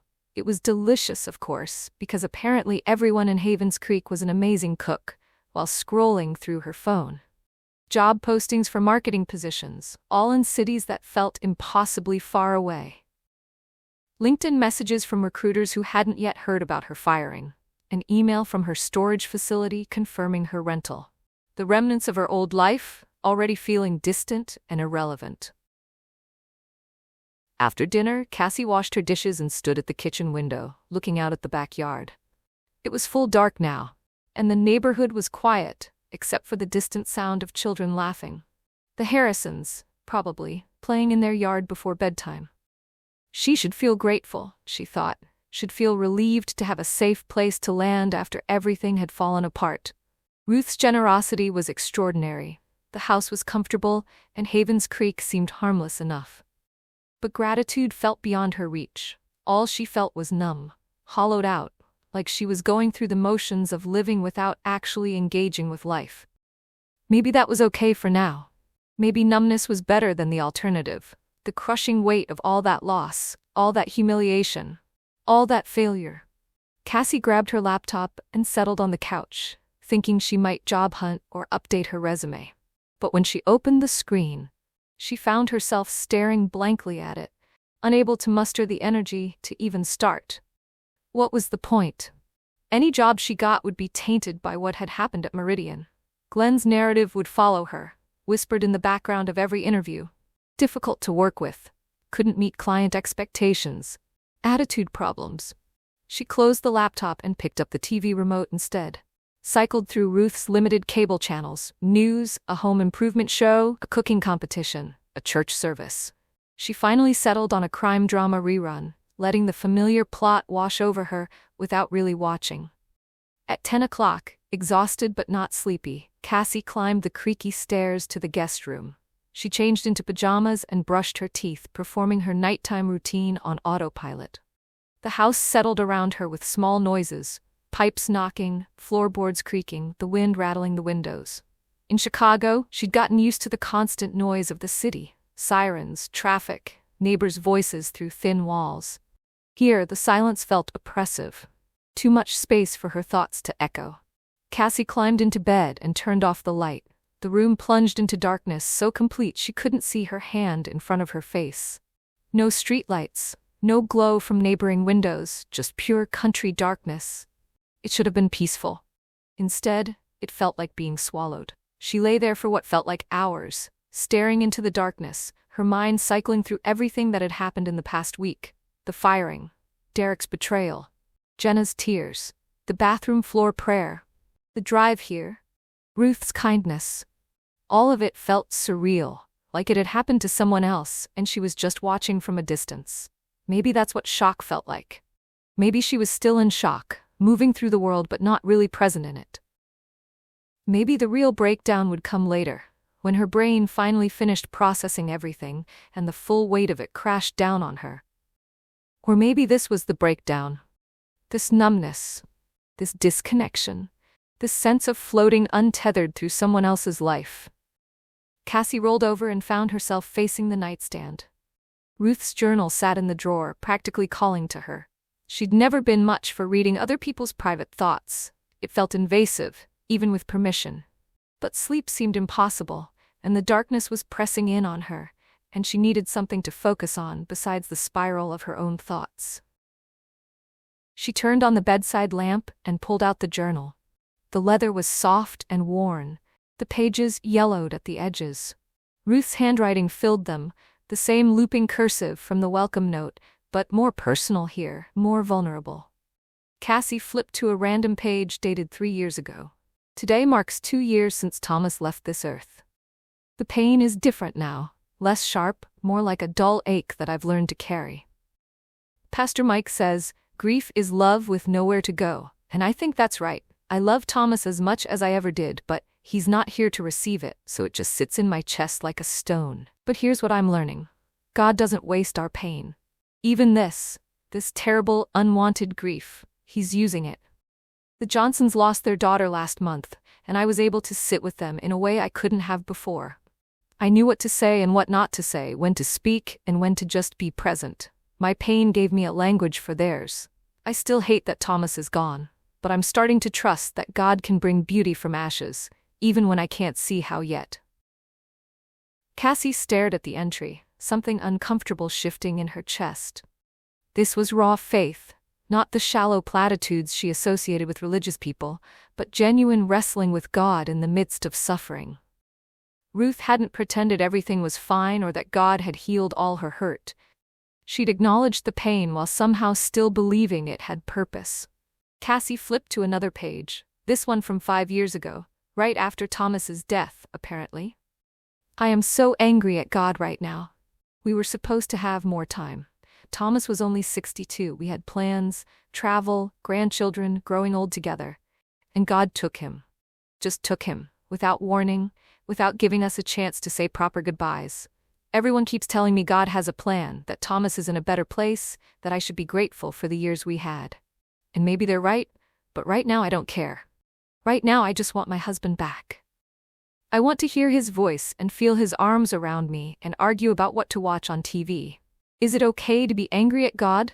Pastor Mike says yes, says God is big enough to handle our anger, our questions, our rage. I hope he's right, because right now that's all I have to offer. Cassie closed the journal carefully and set it on the nightstand. Her eyes were burning, though she couldn't tell if it was from tears or exhaustion. Ruth's words had cracked something open inside her. Some defended place where she'd been storing her own anger at God, her own questions about whether any of this had meaning or if life was just random suffering, punctuated by moments of temporary happiness. She'd been so certain that faith was weakness, that believing in God was just a coping mechanism for people who couldn't handle reality. But Ruth's writing didn't sound weak. It sounded brave. Honest in a way that Cassie had never managed to be, even with herself. God doesn't waste our pain. Could that possibly be true? Could everything that had happened to her, the firing, the betrayal, the loss, somehow have a purpose beyond just devastating her? Cassie turned off the light again and lay in the darkness, thinking.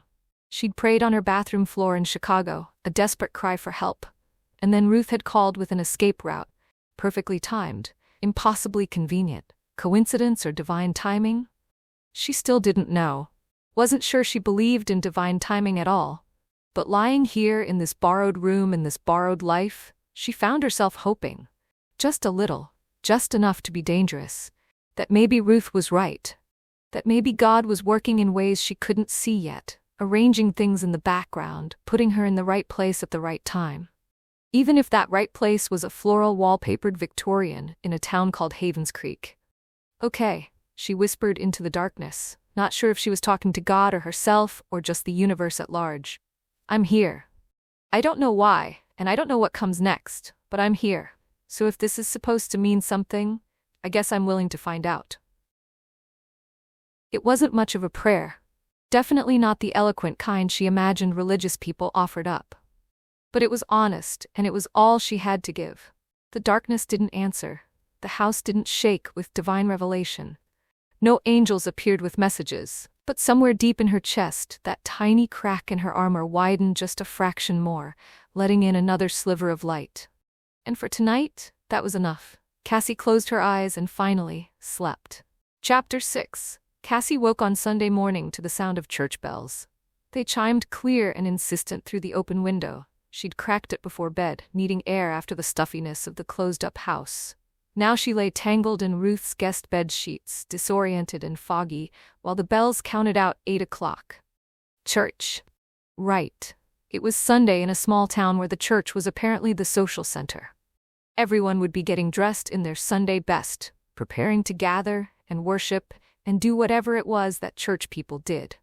Cassie pulled the pillow over her head, but the bells continued undeterred. Finally, she gave up on sleep and dragged herself out of bed. The house looked different in morning light.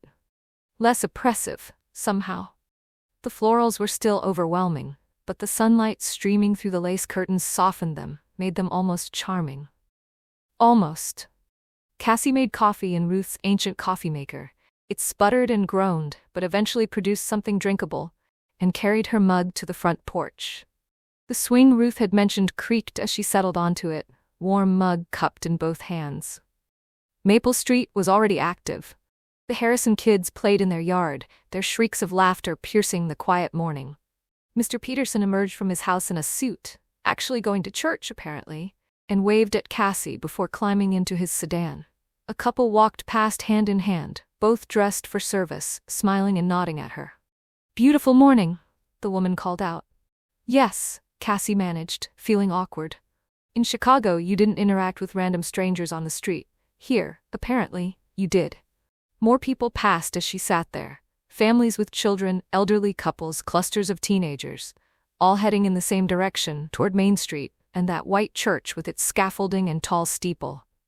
The sense of community was palpable, almost physical. These people belonged to each other in ways Cassie had never experienced. It should have been comforting. Instead, it made her feel more alone. By 9 o'clock, the foot traffic had slowed to a trickle. Service must be starting. Cassie imagined them all inside, sitting in pews, singing hymns, listening to Pastor Mike preach about whatever it was pastors preached about, hope and grace and God's love probably. The same messages her father had tried to instill in her before she decided it was all wishful thinking. She finished her coffee and went inside to shower and dress. The rest of Sunday stretched before her, empty and daunting. She should unpack more, organize the house, make herself at home. But the thought of spending the entire day alone with her thoughts made her chest tight with anxiety. By 10 o'clock, loneliness had driven her to desperation. She needed to get out of the house, needed to be around other humans even if she didn't talk to them. Just needed to prove she still existed in the world, that she wasn't slowly dissolving into Ruth's floral wallpaper. Birdie's Nest Bakery. Ruth had mentioned it multiple times, and then the note on the counter specifically said to go there. Plus, cinnamon rolls sounded significantly better than the protein bar she'd been planning to eat for breakfast. Cassie grabbed her purse and walked the 3 blocks to Main Street. The morning was cool but pleasant, the kind of autumn day that belonged in poetry. Leaves crunched under her feet, actual fallen leaves, not the sad, trampled ones that accumulated on Chicago sidewalks. The air smelled clean, unpolluted by exhaust and garbage and the particular funk of city living. It was disgustingly idyllic. Main Street was quiet, most businesses closed for Sunday, but light glowed in the windows of Birdie's Nest Bakery, and the hand-painted sign declared it open. Cassie could smell cinnamon and fresh bread from half a block away. She pushed open the door, and a bell chimed cheerfully. The interior was exactly what you'd expect from a place called Birdie's Nest, cozy and cluttered, with gingham curtains, mismatched chairs, and approximately 200 bird figurines perched on every available surface.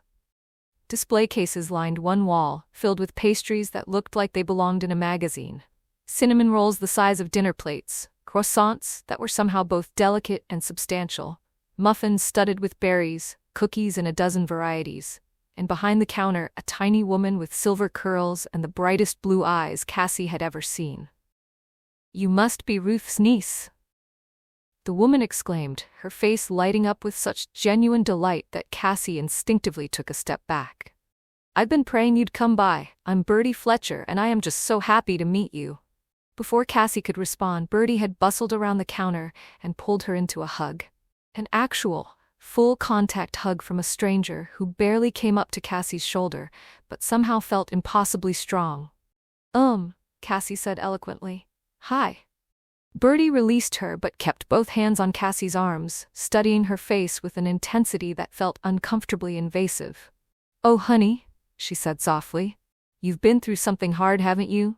I can see it in your eyes. That's all right. You're in the right place now. God told me you'd be coming and that you'd need some extra love.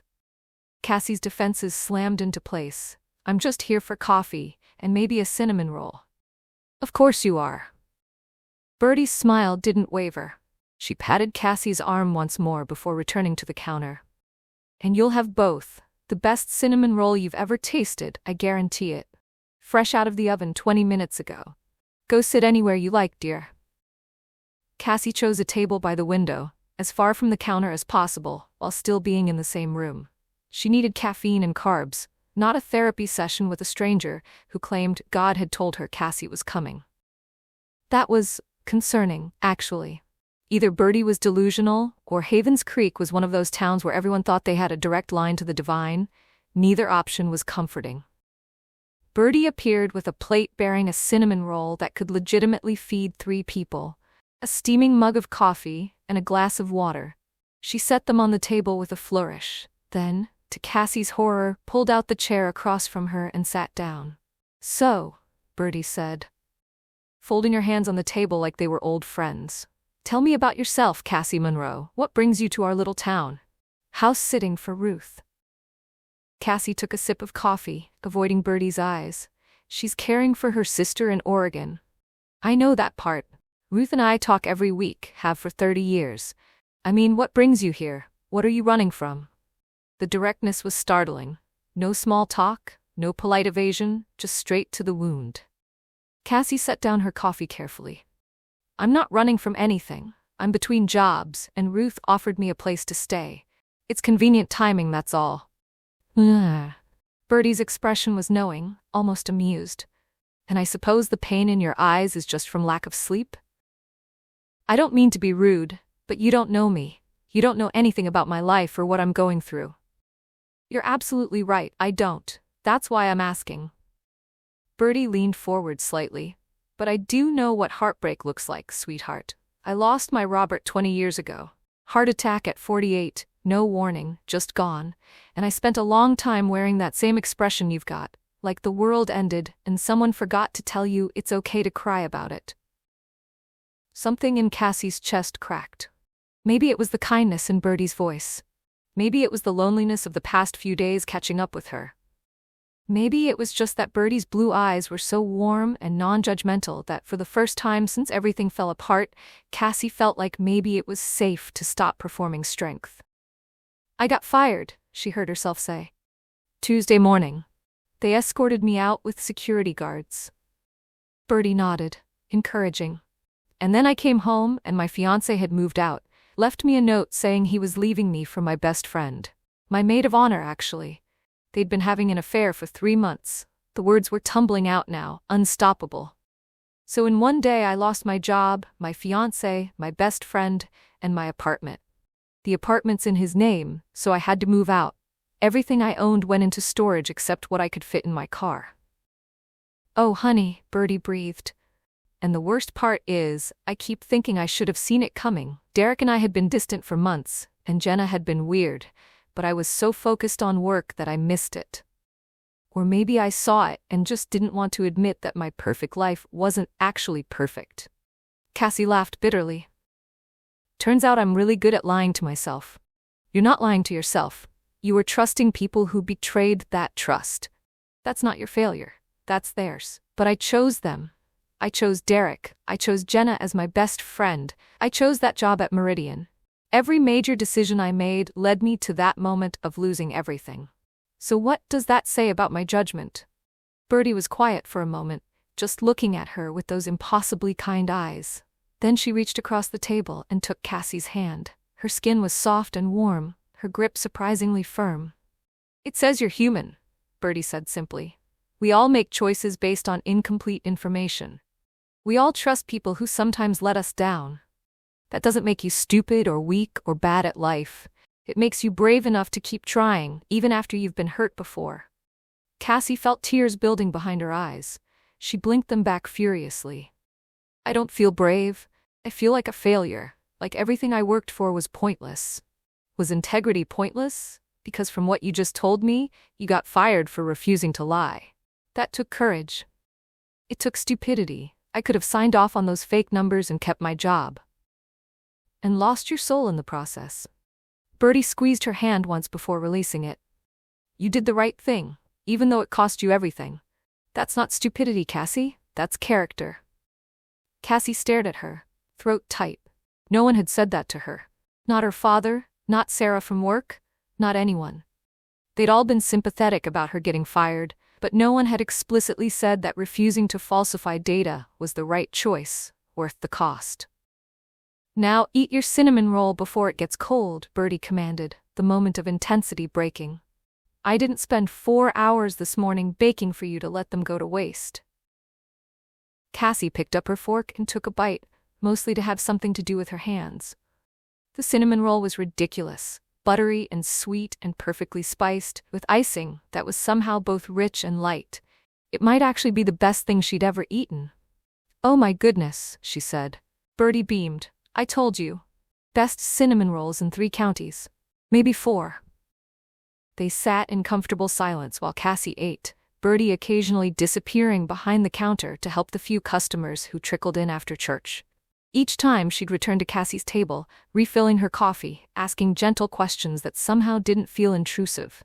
Where was she from? Chicago, but originally Illinois. What did she study in college? Marketing and communications. Did she have family nearby? Just her father, a few hours north in Michigan. He was a pastor now. A pastor? Bertie's eyes lit up. So you grew up in the church? I grew up adjacent to it, Cassie corrected. My father found religion after some personal difficulties. He became a pastor when I was in college. But I'm not really a believer. What happened? Bertie asked gently. The personal difficulties? Cassie hesitated. She'd already spilled her guts about Derek and Jenna and the firing. Did she really want to excavate the older wounds too? But Bertie's expression was so open, so genuinely interested, that the words came anyway. My father had a business partner who betrayed him. Embezzlement? Fraud? I don't know all the details because I was only 12. But it destroyed our family. We lost our house, our savings, everything. My father was devastated. It took him years to recover. And even then, he was never the same. And you blamed God for not protecting you, Bertie said. Not a question, just a statement of fact. I blamed God for a lot of things, for my mother leaving when I was 8, for letting my father be destroyed by someone he trusted, for making life so much harder than it needed to be. Cassie pushed the plate away, her appetite gone. But mostly I just stopped believing. It seemed easier than constantly being disappointed. Bertie was quiet for a long moment. When she spoke, her voice was thoughtful. You know what I think? I think you're angry at God because you actually do believe in him. If you really thought he didn't exist, you wouldn't be so mad at him for not showing up. The observation hit like a punch to the chest. Cassie opened her mouth to argue, then closed it. Was that true? Had she spent the last 20 years being angry at a God she claimed not to believe in? I don't know what I believe anymore, she admitted. This week has kind of scrambled everything I thought I knew about my life. Good, Bertie said, surprising her. Sometimes we need to be scrambled before God can put us back together the way we're supposed to be. You came to Havens Creek broken, honey. That's okay. That's exactly the right condition for healing to begin. You sound very sure about that. I am sure, because I've seen it happen over and over in this town. People show up hurting, thinking they're just passing through, and God uses this place to put them back together. That's what Havens Creek does. It gives people a safe place to fall apart so they can be rebuilt. Cassie wanted to dismiss this as small-town superstition or religious wishful thinking. But something in Bertie's voice, in her certainty, made it hard to entirely disbelieve. This woman had lost her husband at 48 and somehow found a way through the grief to this place of peace and joy. That had to count for something. I prayed the other night, Cassie said quietly. First time in years. I was drunk and desperate and sitting on my bathroom floor, but I prayed.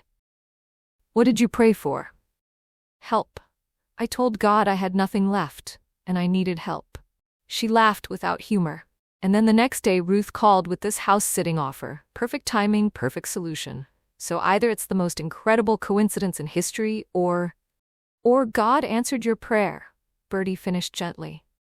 Which is harder for you to believe, that the universe randomly aligned to save you, or that God heard you and responded? Cassie didn't have an answer. They talked for another hour, about Ruth, about Havens Creek, about Bertie's life running the bakery. Bertie told her about Robert, about their plans to retire and travel that were cut short by his death, about the dark year afterward when she'd considered selling the bakery and leaving town. But God told me to stay, Bertie said, clear as day, like he was sitting right where you are now. He said I had work to do here, people to love, a purpose to fulfill. So I stayed. And you know what? He was right. I've been able to help so many people through this little bakery, people who needed kindness or comfort or just someone to listen. Robert's death was terrible, but God didn't waste it. He used it to give me empathy I never would have had otherwise. God doesn't waste our pain. The same thing Ruth had written in her journal. Was this a Havens Creek catchphrase, or was there actually something to it? Can I tell you something? Bertie leaned forward conspiratorially. And you can't get mad at me, because I'm just being honest about what God's been telling me. Cassie tensed. Okay. The Lord's been nudging me about you since Ruth mentioned you were coming. And I have a gift. I can see when two people are meant for each other. I've matched 17 couples in this town. Oh no. Cassie knew where this was going, and she absolutely did not want to go there. Bertie, I just got out of a relationship. The last thing I need. I know. Too soon, I get it. But I'm just planting a seed here. When you're ready, and you will be ready eventually, I promise, there are some wonderful Christian men in this town. Good men, faithful men, men who would treat you the way you deserve to be treated. I'm really not interested in dating right now, or possibly ever again. Bertie patted her hand. That's what everyone says after a heartbreak. But honey, not all men are like Derek. Some men actually know how to be faithful and honest and loving. You just haven't met the right one yet. I thought Derek was the right one. Shows what I know. Derek was a learning experience. The right one will be different. You'll see. Cassie wanted to argue, to explain that she was done with relationships, done with trusting people, done with being vulnerable. But Bertie's expression was so hopeful, so certain, that arguing felt pointless. Let her believe what she wanted. Cassie knew the truth. She was here to hide and heal, not to find romance in some small-town fairy tale. By the time Cassie finally left the bakery, it was past noon. She'd spent nearly 3 hours talking to Bertie, spilling her entire life story to a woman she'd just met. It should have felt exposing, embarrassing. Instead, she felt lighter somehow, like sharing the burden had made it fractionally less heavy. Come back anytime, Bertie called from the doorway as Cassie walked away. And remember what I said about staying open to possibilities. Cassie waved without turning around, already regretting how much she'd revealed. In Chicago, she never would have poured out her heart to a stranger. She prided herself on being private, controlled, professional. But something about Bertie had disarmed her completely. Maybe it was the loneliness, maybe it was exhaustion. Maybe it was just that Bertie's kindness had been so unexpected and overwhelming that Cassie's defenses had crumbled.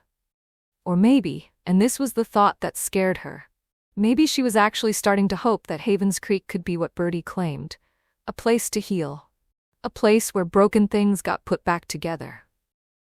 The walk back to Ruth's house took her past the church. Service had ended, and people clustered on the lawn, talking and laughing. Children ran around while adults sipped coffee from paper cups. It looked like a community, like people who genuinely cared about each other. A man emerged from the church's side door, carrying a toolbox. He was tall, broad-shouldered, wearing jeans and a faded flannel shirt. As he walked toward the scaffolding, he looked up and his eyes met Cassie's. It was the same man she'd seen yesterday from her car. Up close, she could see his face clearly. Strong features, warm brown eyes, a hint of sawdust in his dark blonde hair. He looked to be in his mid-30s, with the kind of quiet competence that came from years of physical work. For a moment, they just looked at each other. Cassie felt a strange flutter in her chest, something she couldn't quite name. Recognition, maybe, though they'd never met. or just awareness of being seen by someone who seemed to actually see her, not just look through her. Then the moment passed. The man nodded a small polite acknowledgement and turned toward the scaffolding. Cassie forced herself to keep walking, not looking back even though part of her wanted to. Back at Ruth's house, she spent the afternoon unpacking the rest of her things and exploring the neighborhood. Peterson was working in his yard when she walked past, and he introduced himself properly. Jenny Harrison came over with banana bread, as predicted, and stayed for 20 minutes chatting about the neighborhood, the schools, and her children's various activities. She didn't pry about why Cassie was there, which was refreshing. By evening, Cassie had talked to more neighbors in one day than she'd talked to in 2 years at her Chicago apartment building. It was exhausting and strangely comforting at the same time. She ate leftover casserole for dinner, a different one this time, something with chicken and broccoli, and settled on the couch with her laptop. Time to face reality. She needed a job, needed income, needed a plan for what happened after these 6 months ended. But as she scrolled through job postings, all she felt was dread. Every position required references, and Glenn had made it clear he'd destroy her reputation if she fought back. Every interview would require her to explain why she'd left Meridian, and lying would make things worse when they inevitably checked her story. She was functionally blackballed in corporate marketing. That was the reality. Cassie closed the laptop and stared at the ceiling. Ruth's words from yesterday echoed in her mind. Running away from something or toward something? She still didn't know the answer, but sitting here in this borrowed house in this borrowed life, she was starting to wonder if maybe the question itself was wrong. Maybe she wasn't running at all. Maybe she was just stopping.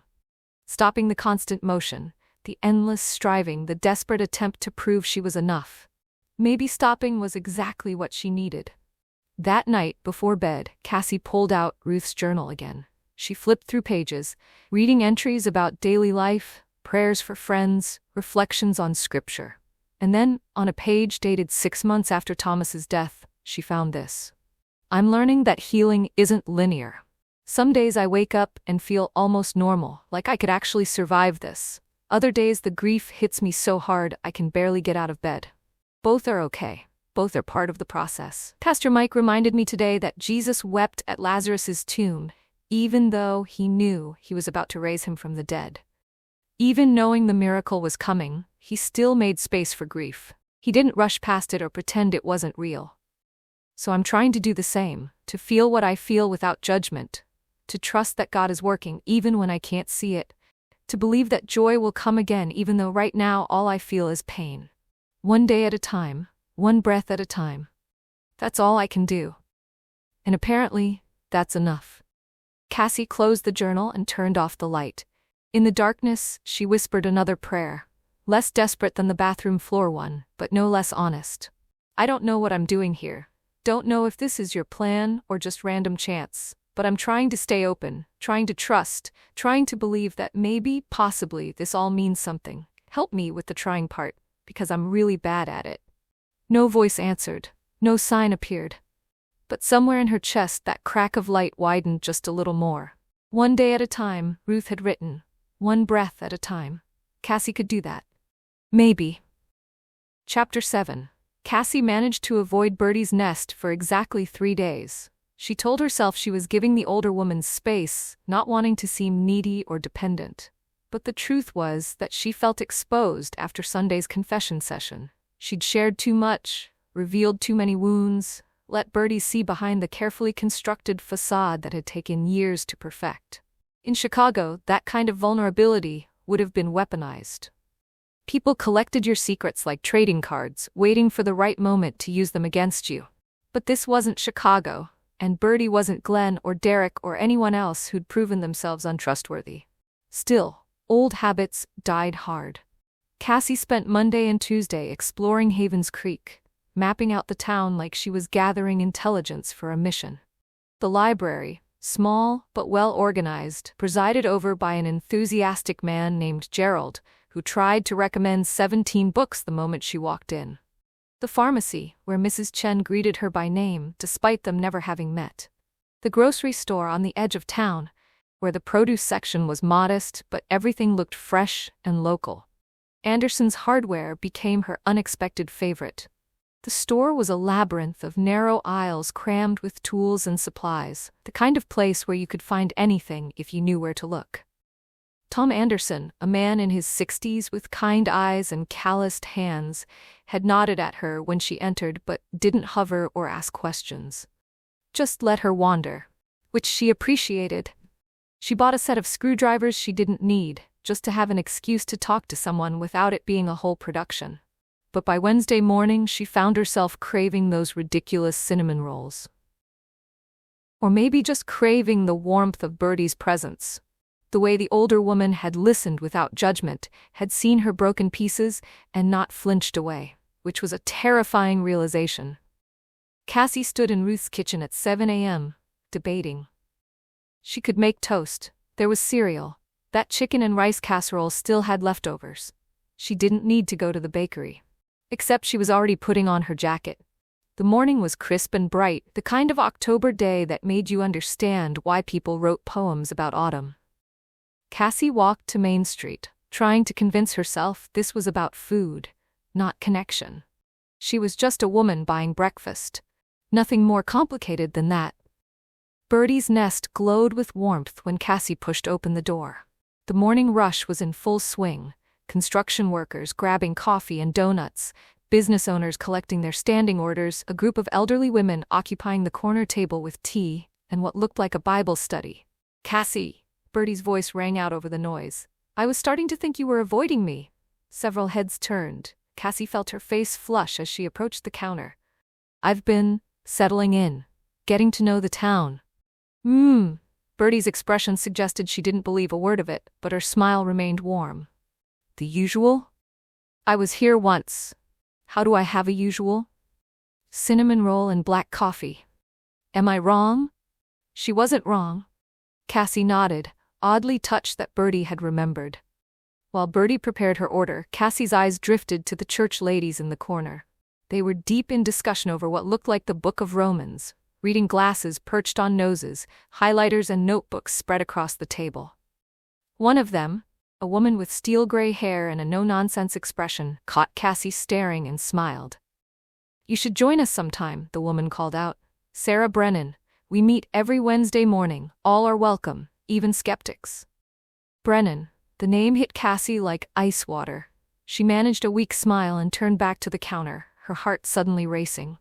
Brennan. Marcus Brennan, the man who'd destroyed her father, had apparently left behind family in Havens Creek. Of course he had.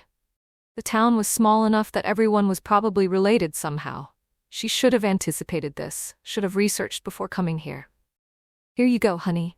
Bertie set down the cinnamon roll and coffee, then studied Cassie's face. "You okay? You look like you've seen a ghost." "I'm fine. Just didn't sleep well." The lie tasted bitter. Cassie grabbed her plate and coffee and found a table as far from the Bible study group as possible. But her mind was spinning. Brennan. How common was that name? Maybe it was a coincidence. Maybe Sarah Brennan had no connection to Marcus Brennan, the man who'd embezzled from her father's company 20 years ago. Except Havens Creek was tiny. The odds of there being multiple unrelated Brennan families were slim. Cassie forced herself to eat, though the cinnamon roll tasted like sawdust now. She was being paranoid. Even if Sarah Brennan was related to Marcus, so what? The sins of the father, or grandfather, or uncle, or whoever, didn't transfer to the rest of the family. She couldn't hold an entire lineage responsible for one man's actions. But honestly, the irony of it. She'd fled to Havens Creek to escape her problems, only to potentially land in the hometown of her childhood trauma. "You're thinking too loud." Bertie appeared at her table with a glass of water and a knowing look. "Want to talk about it?" "No." "Okay." Bertie settled into the chair across from her anyway. "Then I'll talk and you listen. Deal?" Cassie didn't have the energy to argue. "Sure. I've been thinking about what you said Sunday, about Derek and how you're not ready to date, not interested in men, possibly never want a relationship again. All very dramatic and definitive." Bertie's eyes twinkled. "Which is exactly why I know you need to start dating as soon as possible." "Bertie. Hear me out. You're hurt and you're scared, which is completely understandable. But sitting alone in Ruth's house for 6 months, nursing your wounds and avoiding people? That's not healing. That's just festering. I'm not festering, I'm processing. Processing looks a lot like festering from where I'm sitting. Bertie leaned forward. And I'm not saying you need to fall in love or get married or anything serious. I'm just saying maybe it would help to remember that not all men are Derek, that there are good, kind, faithful men in this world who would treat you right. I believe those men exist. I just don't need to date them right now. What if I set you up with someone? Just coffee, nothing intense. A chance to have a conversation with a nice Christian man who won't betray you or lie to you. Cassie laughed without humor. You can't guarantee that. You don't know what anyone will do. Actually, I can guarantee it. The men I'm thinking of introducing you to, I've known them for years. Decades in some cases. They're solid, faithful, God-fearing men with integrity. Bertie's expression turned impish. And honestly, some of them are terrible at dating, so you'd be doing them a favor too. That's not exactly a selling point. Come on. What's the harm? Worst case, you have an awkward coffee date and a funny story to tell later. Best case, you remember what it's like to be treated well by a man who respects you. Cassie wanted to refuse, should refuse. She'd been in Havens Creek less than a week, was still unpacking both her suitcase and her emotional baggage. The last thing she needed was the complication of dating, even the casual coffee date variety Bertie was suggesting. But looking at Bertie's hopeful expression, at the genuine care radiating from this woman who barely knew her, Cassie found herself wavering. Maybe it would be good to prove to herself that she could sit across from a man and have a normal conversation. That Derek and Jenna's betrayal hadn't broken her ability to connect with people. One date, she heard herself say. Coffee only. No expectations, no pressure, and if it's terrible, you promise to never try to set me up again. Bertie's face lit up like Christmas morning. Oh, honey, you won't regret this. I have the perfect person in mind. Howard Mitchell. No relation to Ruth. Different Mitchells. He's a taxidermist. Very interesting. Loves animals. A taxidermist? Cassie's voice rose slightly. You want to set me up with a man who stuffs dead animals for a living? It's a respectable profession. And he's very kind. Volunteers at the animal shelter, helps with the church's Christmas pageant every year. You'll like him, I promise. Cassie had serious doubts about that, but she'd made her bed. One coffee date. She could survive one coffee date with a taxidermist named Howard. How bad could it possibly be? The answer, it turned out, was very bad. Bertie arranged the date for Friday afternoon at Betty's Diner, a chrome and vinyl establishment that looked like it hadn't been updated since 1955. Howard arrived exactly on time. Cassie had to give him that, carrying a cardboard box that immediately set off alarm bells. Cassie Monroe? He was in his mid-40s, average height, thinning hair, wearing a sweater vest that should have been retired in 1987. I'm Howard. It's so nice to meet you. Bertie's told me wonderful things. Nice to meet you too. Cassie shook his hand, which was clammy, and gripped hers a beat too long. What's in the box? Oh, Howard's face brightened. I'm so glad you asked. I brought some of my work to show you. Bertie mentioned you were from Chicago, and I thought you might not have much exposure to quality taxidermy. He set the box on the table and opened it with the reverence of someone unveiling fine art. Inside was a stuffed raccoon. Not a cute, stylized representation of a raccoon. An actual raccoon. Frozen in the act of reaching for something, its glass eyes reflecting the diner's fluorescent lights in a way that was deeply unsettling. This is Ralph, Howard said proudly. Found him on Route 47 last spring. Beautiful specimen. See the detail in the paws? That's where the real craftsmanship shows. Cassie stared at Ralph. Ralph stared back, his expression one of permanent surprise or existential dread. That's something, she managed. Isn't it? Howard carefully lifted Ralph from the box and set him on the table between them, angling him so they both had a good view. The preservation process is fascinating. First you have to skin the animal, being very careful not to damage. Maybe we should order first? Cassie interrupted desperately, catching the eye of their waitress, who looked equally horrified by the deceased raccoon now occupying table 7. The next 45 minutes were an endurance test.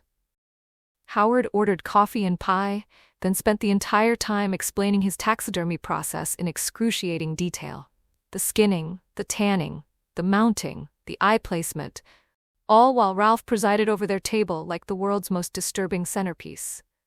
Other diners stared. The waitress gave them a wide berth.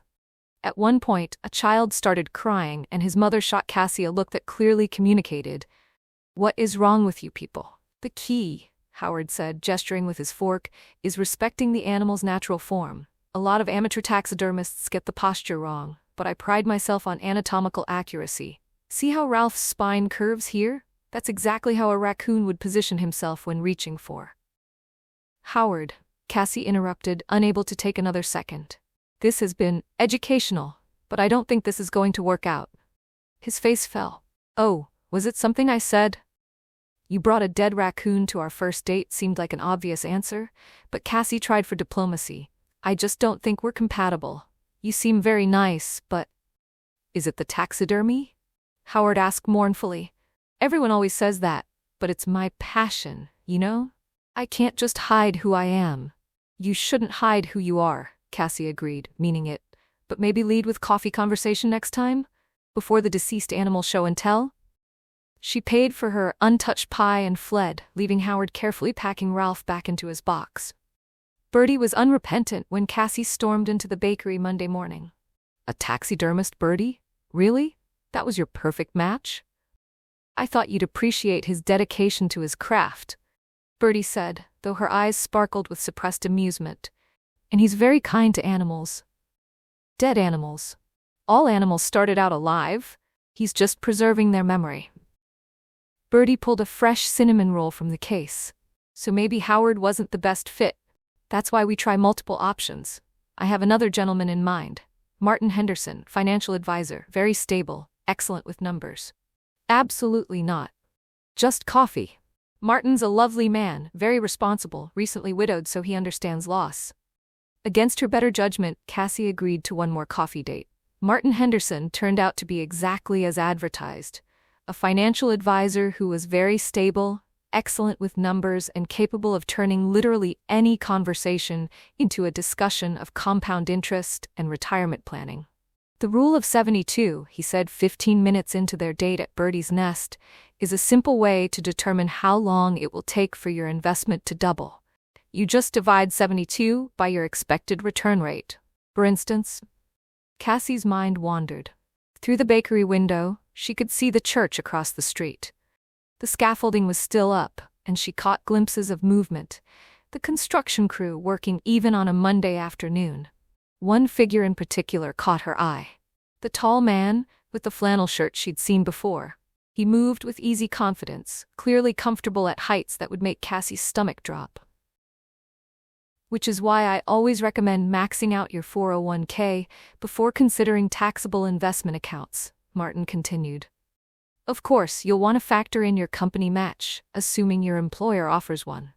"Do they offer one?" "I'm unemployed," Cassie said absently, still watching the man on the scaffolding. "Oh." Martin pulled out a small notebook.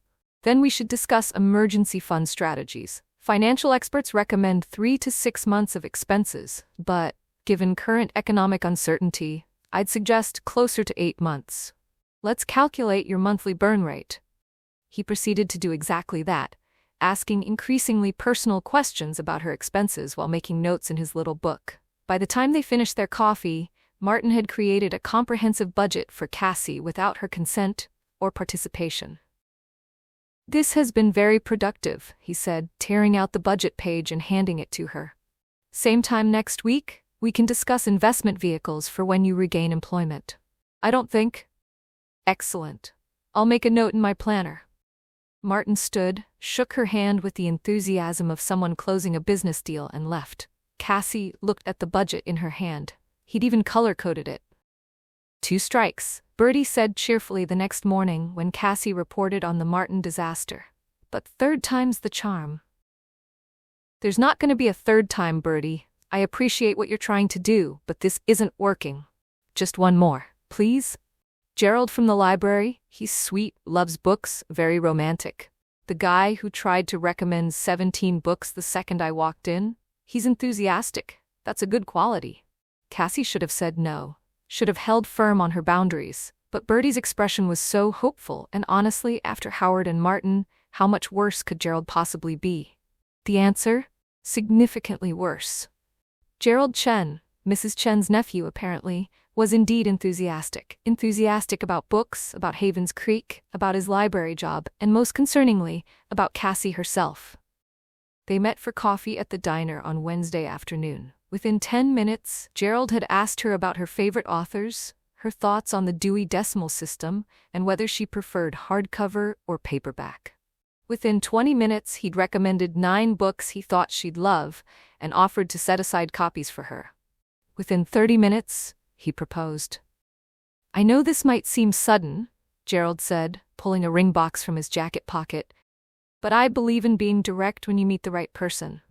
And Cassie, you're the right person. I knew it the moment you walked into my library last week. You have an aura of intelligence and curiosity that I've been searching for my whole life." Cassie stared at the ring. A modest diamond on a gold band that had clearly been purchased years ago and saved for the right woman. "Gerald," she said carefully, "we've known each other for 30 minutes. 32 minutes, he corrected. But who's counting? Love transcends time. Romeo and Juliet knew immediately. Elizabeth and Darcy, well, they took longer but they had more obstacles. We don't have obstacles. We're both single. We both love literature. We both live in Havens Creek. It's perfect. I'm here temporarily, 6 months. Then we have 6 months to plan the wedding. Though honestly, I'd prefer a short engagement. My parents have been asking when I'm going to settle down, and my mother would love you. She's always saying I need to find a nice, educated woman who—" "Gerald?" Cassie stood, grabbing her purse. "I can't marry you. I don't know you, and honestly, this is concerning behavior. You should probably talk to someone about boundaries and realistic expectations in relationships." His face crumpled. "But Bertie said you were looking for a good Christian man." "I'm a good Christian man. I volunteer with the church youth group. I help elderly patrons find large print books. I water the plants at the library, even though that's not technically in my job description. Those are all wonderful qualities, but they don't mean we should get married." Cassie backed toward the door. "I'm sorry, Gerald. I'm sure you'll find the right person someday. But it's not me." She practically ran back to Ruth's house, her heart pounding. A proposal, on the first date, after 32 minutes. This was what she got for trusting Bertie's divine nudges about matchmaking. "Okay, so Gerald was a bit much," Bertie admitted the next morning. She had the grace to look sheepish. "I maybe should have warned you about his enthusiasm." "A bit much?" Cassie's voice rose. "He proposed, Bertie, with a ring he's apparently been saving for years. That's not enthusiasm. I don't even know what that is, but it's not normal dating behavior." You're right. I clearly misjudged that situation." Bertie poured Cassie a complimentary coffee, which felt like a peace offering. "But in my defense, I really do have a gift for matchmaking. I've made 17 successful matches." "How many unsuccessful ones?" Bertie's silence was telling. "Exactly." Cassie took a long drink of coffee. "I appreciate what you're trying to do. Really. But maybe your gift is less reliable than you think." "Or maybe," Bertie said thoughtfully, "I've been matching you with the wrong men. Howard, Martin, Gerald, they're good men, but they're not your man. I was trying to force connections instead of listening to what God was actually telling me." "Which is," Bertie smiled mysteriously, "that you're not ready yet. And when you are ready, the right man won't need me to arrange anything. He'll just appear." Cassie rolled her eyes. "That's very mystical and unhelpful." "Sometimes God works mystically." Bertie patted her hand. "No more setups. I promise. You'll find what you're looking for when you stop looking so hard." "I'm not looking at all." "Exactly. That's when it happens." As Cassie left the bakery, cinnamon roll in a to-go bag, she caught sight of the church again. The scaffolding was being dismantled on one side, revealing restored brickwork underneath. The construction project was clearly winding down. The flannel shirt man was there again, this time on the ground, directing other workers. As if sensing her gaze, he looked up. Their eyes met across the distance. This time, Cassie didn't look away first. Neither did he. They just stood there for a long moment, connected by something Camping couldn't name and didn't want to examine too closely. Then someone called his name. She couldn't hear it clearly, and the moment broke. He turned away, back to his work, and Cassie continued her walk home. But something had shifted. Some awareness had clicked into place. Birdie's words echoed in her mind. The right man won't need me to arrange anything. He'll just appear. Cassie shook her head, dismissing the thought.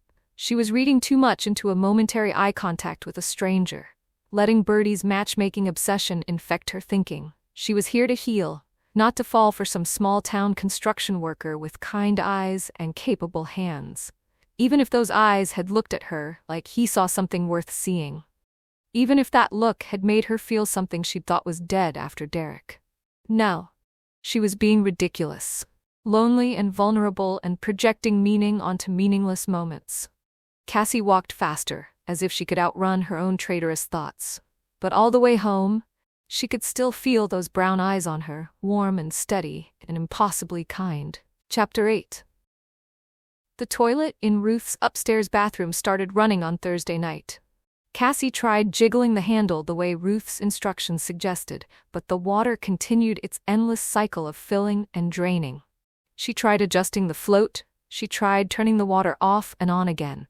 She even resorted to YouTube videos, watching a cheerful plumber explain the inner workings of toilet mechanics while she sat cross-legged on Ruth's bathroom floor. Nothing worked. By Friday morning, the sound of running water had become a form of psychological torture. Every time Cassie walked past the bathroom, she heard it. That persistent, wasteful rush that seemed to mock her incompetence at basic home maintenance.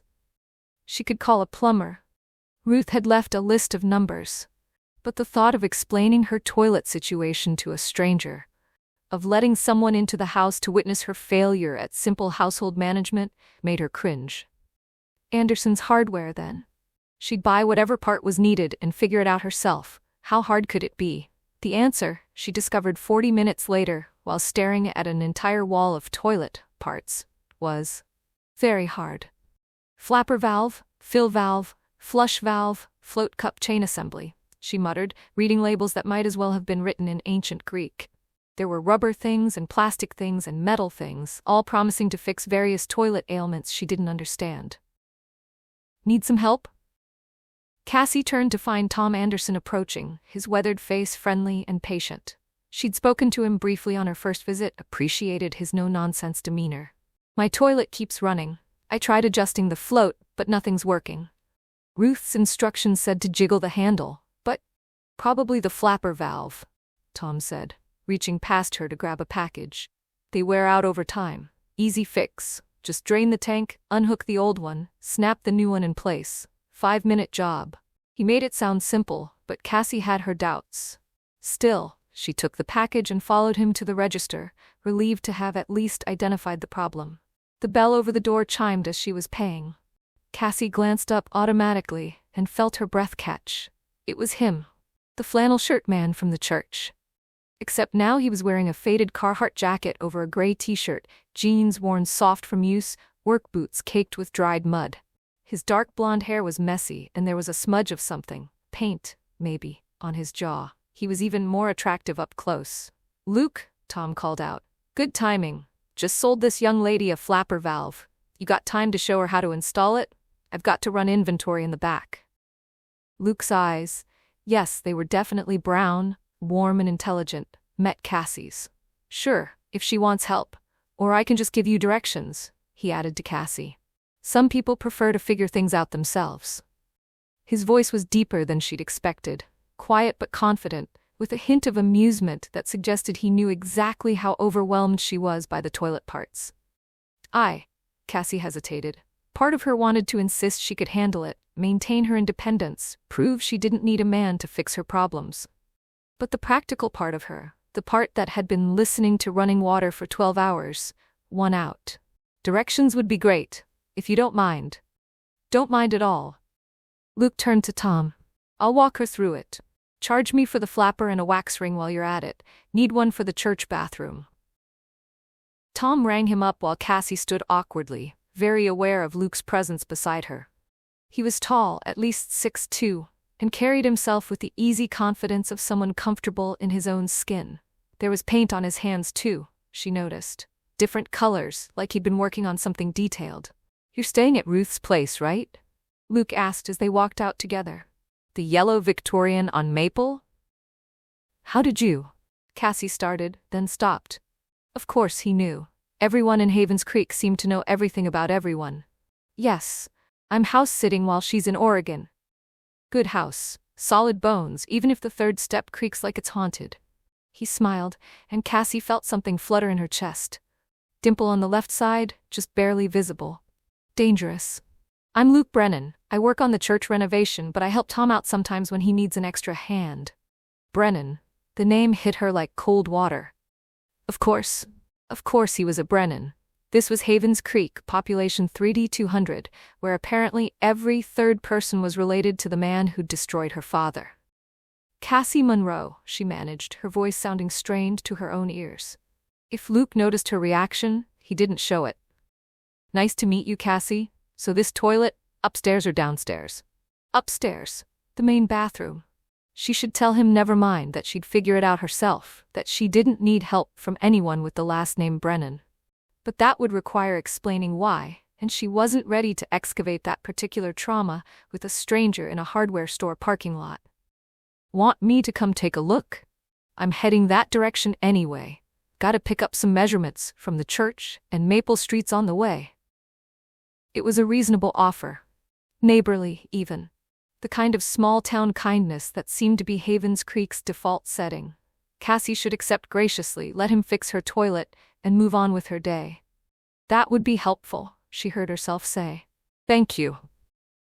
They walked in companionable silence, Luke matching his longer stride to hers. Cassie was hyper-aware of him beside her, the way he moved with an economy of motion that suggested years of physical work. The way he nodded to people they passed, the way he seemed completely comfortable with quiet. Derek had always needed to fill silence with conversation, usually about himself. Luke seemed content to just be. "How are you settling in?" he asked as they turned onto Maple Street. "I know Ruth's place can be a bit intense for people who aren't used to that much floral." Despite herself, Cassie laughed. "That's diplomatic. I counted 47 crosses in the living room alone." 47? I thought it was 45. Luke's eyes crinkled with amusement. "Though she might have added more since I was last there. Ruth loves her crosses." "You know her well? Ruth and her late husband?" "Known them my whole life. Thomas taught me woodworking when I was 14 before he passed, and Ruth still makes me cinnamon rolls every Sunday after church." He paused, something passing across his face, grief maybe, or complicated affection. Thomas was good people. The kind who actually lived his faith instead of just talking about it. Ruth's the same way. She still is. There was a weight to his words that suggested personal experience. Cassie wanted to ask what he meant, but they'd reached Ruth's house. The yellow Victorian looked cheerful in the afternoon light, the chrysanthemums in the flower boxes still blooming despite the October chill. "Come on in," Cassie said, unlocking the door. "The bathroom's upstairs, second door on the left." She was acutely aware of Luke following her up the creaky stairs, of him in Ruth's space, of the intimacy of having a strange man in the house where she slept. Not threatening intimacy, Luke's presence felt safe somehow. But intimate nonetheless. The bathroom suddenly seemed very small with both of them in it. "Let's see what we're dealing with." Luke lifted the toilet tank lid and peered inside. "Yep, flapper valves shot. See how it's not seating properly? That's why the water keeps running." He pulled tools from his jacket pocket. Apparently he just carried a screwdriver and pliers everywhere, and got to work. Cassie watched, trying not to notice the way his hands moved with practiced confidence, or how his shirt rode up slightly when he reached into the tank, revealing a strip of tanned skin. "So you work on the church renovation?" she asked, needing to fill the silence before her thoughts wandered further. "Yeah, restoration work mostly. Old buildings, historic preservation. The church needed a lot of structural repair. The foundation was settling, some of the load-bearing beams were compromised. We're almost done now, though. Another few weeks and she'll be beautiful again." "You sound like you love it, the work." Luke glanced at her, and something in his expression made her breath catch. "I do. There's something, I don't know, sacred maybe, about taking something broken and making it whole again." honoring what it was while giving it new life. He turned back to the toilet, clearing his throat. That probably sounds weird. No, Cassie said softly. It doesn't sound weird at all. They were quiet while Luke worked. Cassie found herself studying him, the concentration on his face, the competence in his movements, the gentleness with which he handled even the mundane task of replacing a toilet part. There was something deeply appealing about a man who knew how to fix things, who took pride in work well done, who didn't need to announce his competence because it spoke for itself. There.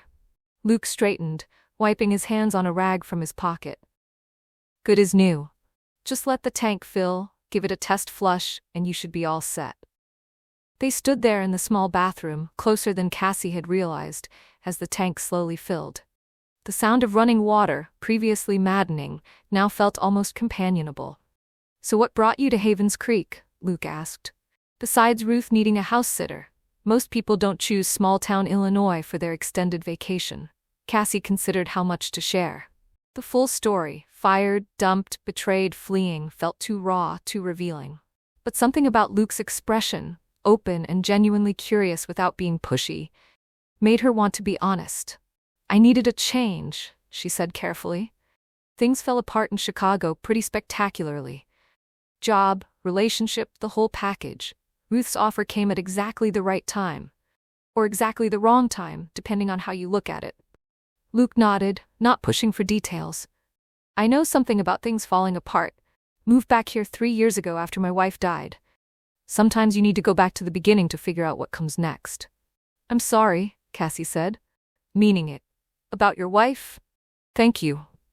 He was quiet for a moment. Emily, her name was Emily, ovarian cancer. We had 2 years from diagnosis to... He stopped, swallowed. Anyway, I came back to Havens Creek to help care for my dad, and I ended up staying. This town has a way of healing broken things if you let it. There it was again, that phrase. Ruth had written it in her note. Bertie had said it, now Luke. Like Havens Creek had some kind of magical restorative properties that fixed whatever was damaged in the people who landed here. You don't believe me, Luke said, reading her expression. I don't know what I believe anymore. A month ago I would have said that was sentimental small-town nonsense. Now? Cassie shrugged. Now I'm living in a house with 47 crosses and eating cinnamon rolls from a woman who claims God told her I was coming. So maybe I don't know anything. Luke smiled. That dimple again. Dangerous and disarming. Sounds like you've met Bertie. She tried to set me up on 3 dates in 1 week. How'd that go? A taxidermist brought a stuffed raccoon to dinner. A financial advisor calculated my monthly burn rate over coffee, and a librarian proposed after 32 minutes. Luke's laugh was unexpected, deep and genuine, filling the small bathroom with warmth. Gerald proposed? On the first date? You know him? Everybody knows Gerald. He proposed to my cousin Sarah after one Bible study meeting. She was 17, he was 23. Her parents nearly called the police.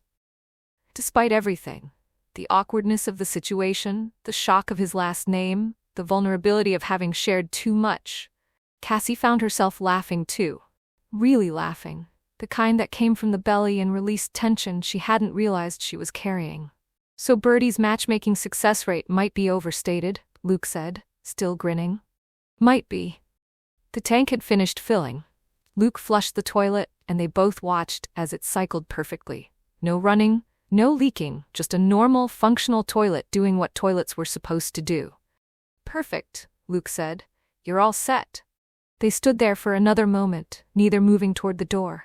Cassie was aware of how close they were, of the way Luke's eyes crinkled when he smiled, of the sawdust she could smell on his clothes mixed with something clean and cedar-like. I should get going, Luke said finally, though he didn't move. Gotta get those measurements from the church before the crew leaves for the day. Right, of course. Cassie stepped back, breaking whatever spell had settled over them. Thank you for this. For fixing the toilet. I would have spent 3 hours trying to figure it out. Anytime. I mean it. If anything else breaks or you need help with the house, just let me know. I owe Ruth and Thomas more than I could ever repay.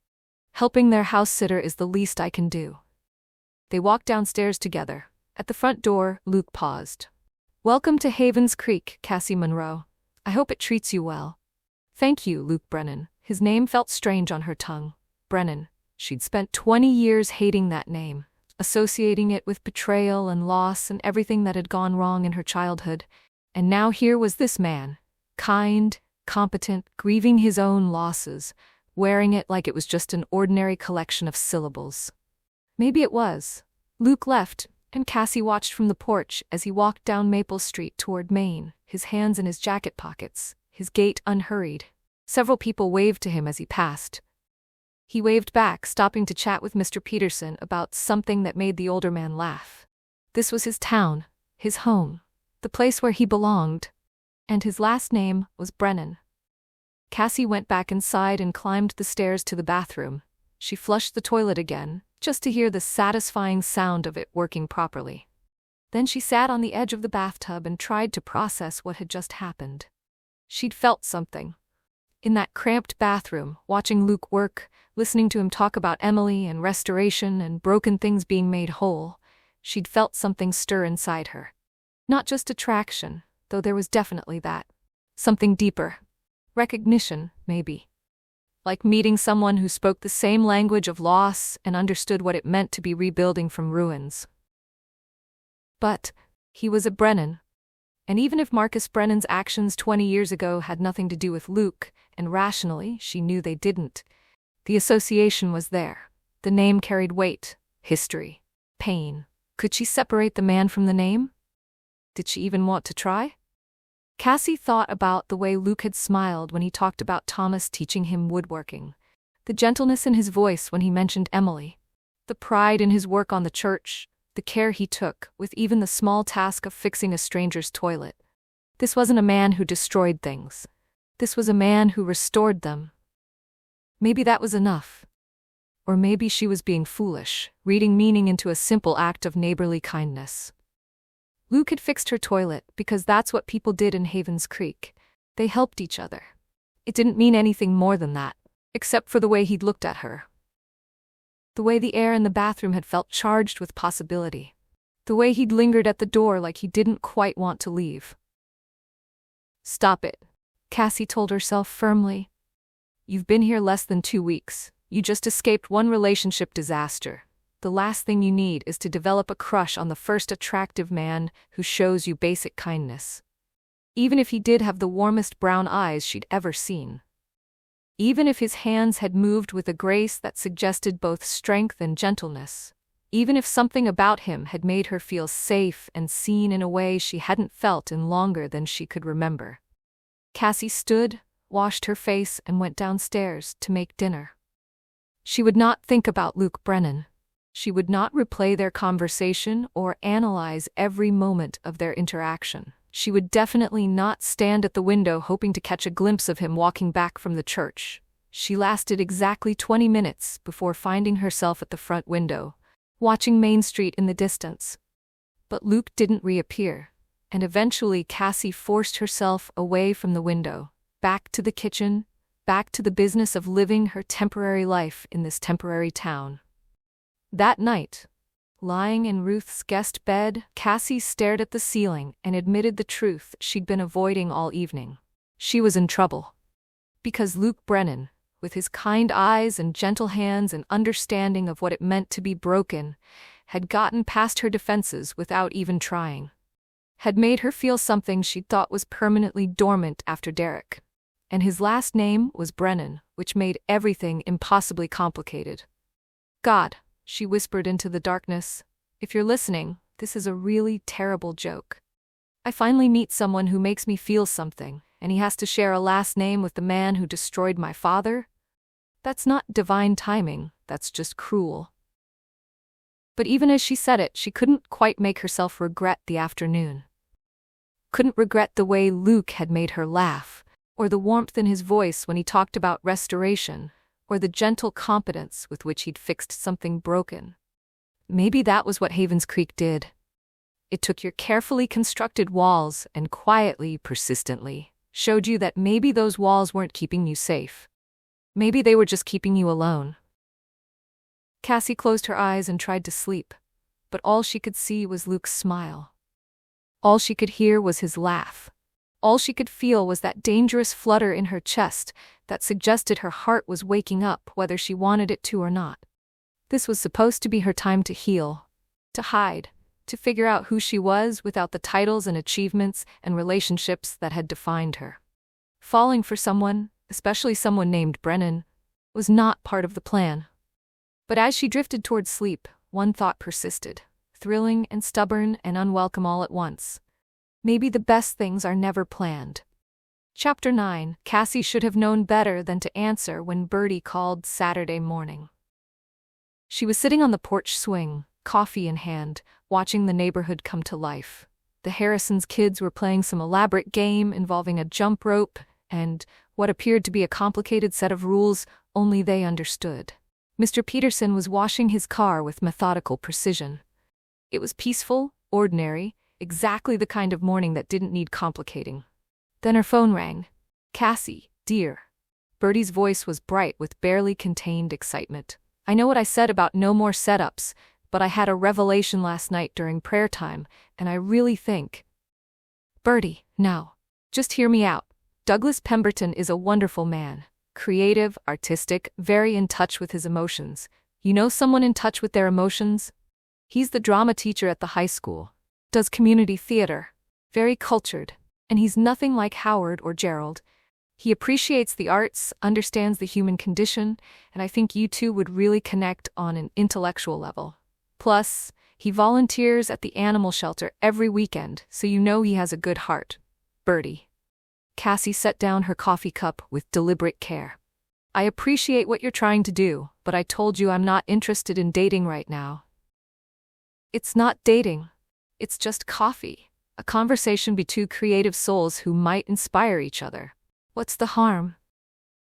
Cassie thought about Luke fixing her toilet yesterday, about the way her heart had done that stupid flutter thing, about how she'd spent half the night convincing herself she wasn't developing feelings for someone whose last name carried 20 years of family baggage. Maybe meeting Douglas would be good. A reminder that attraction to one person didn't mean anything significant. A chance to prove she could have a normal conversation with a man without reading too much into it. "One coffee," Cassie heard herself say. "And if it's terrible, you have to promise, and I mean really promise, no more setups." "It won't be terrible. Douglas is lovely. A true gentleman and an artist, you'll see." They arranged to meet at Betty's diner on Sunday afternoon.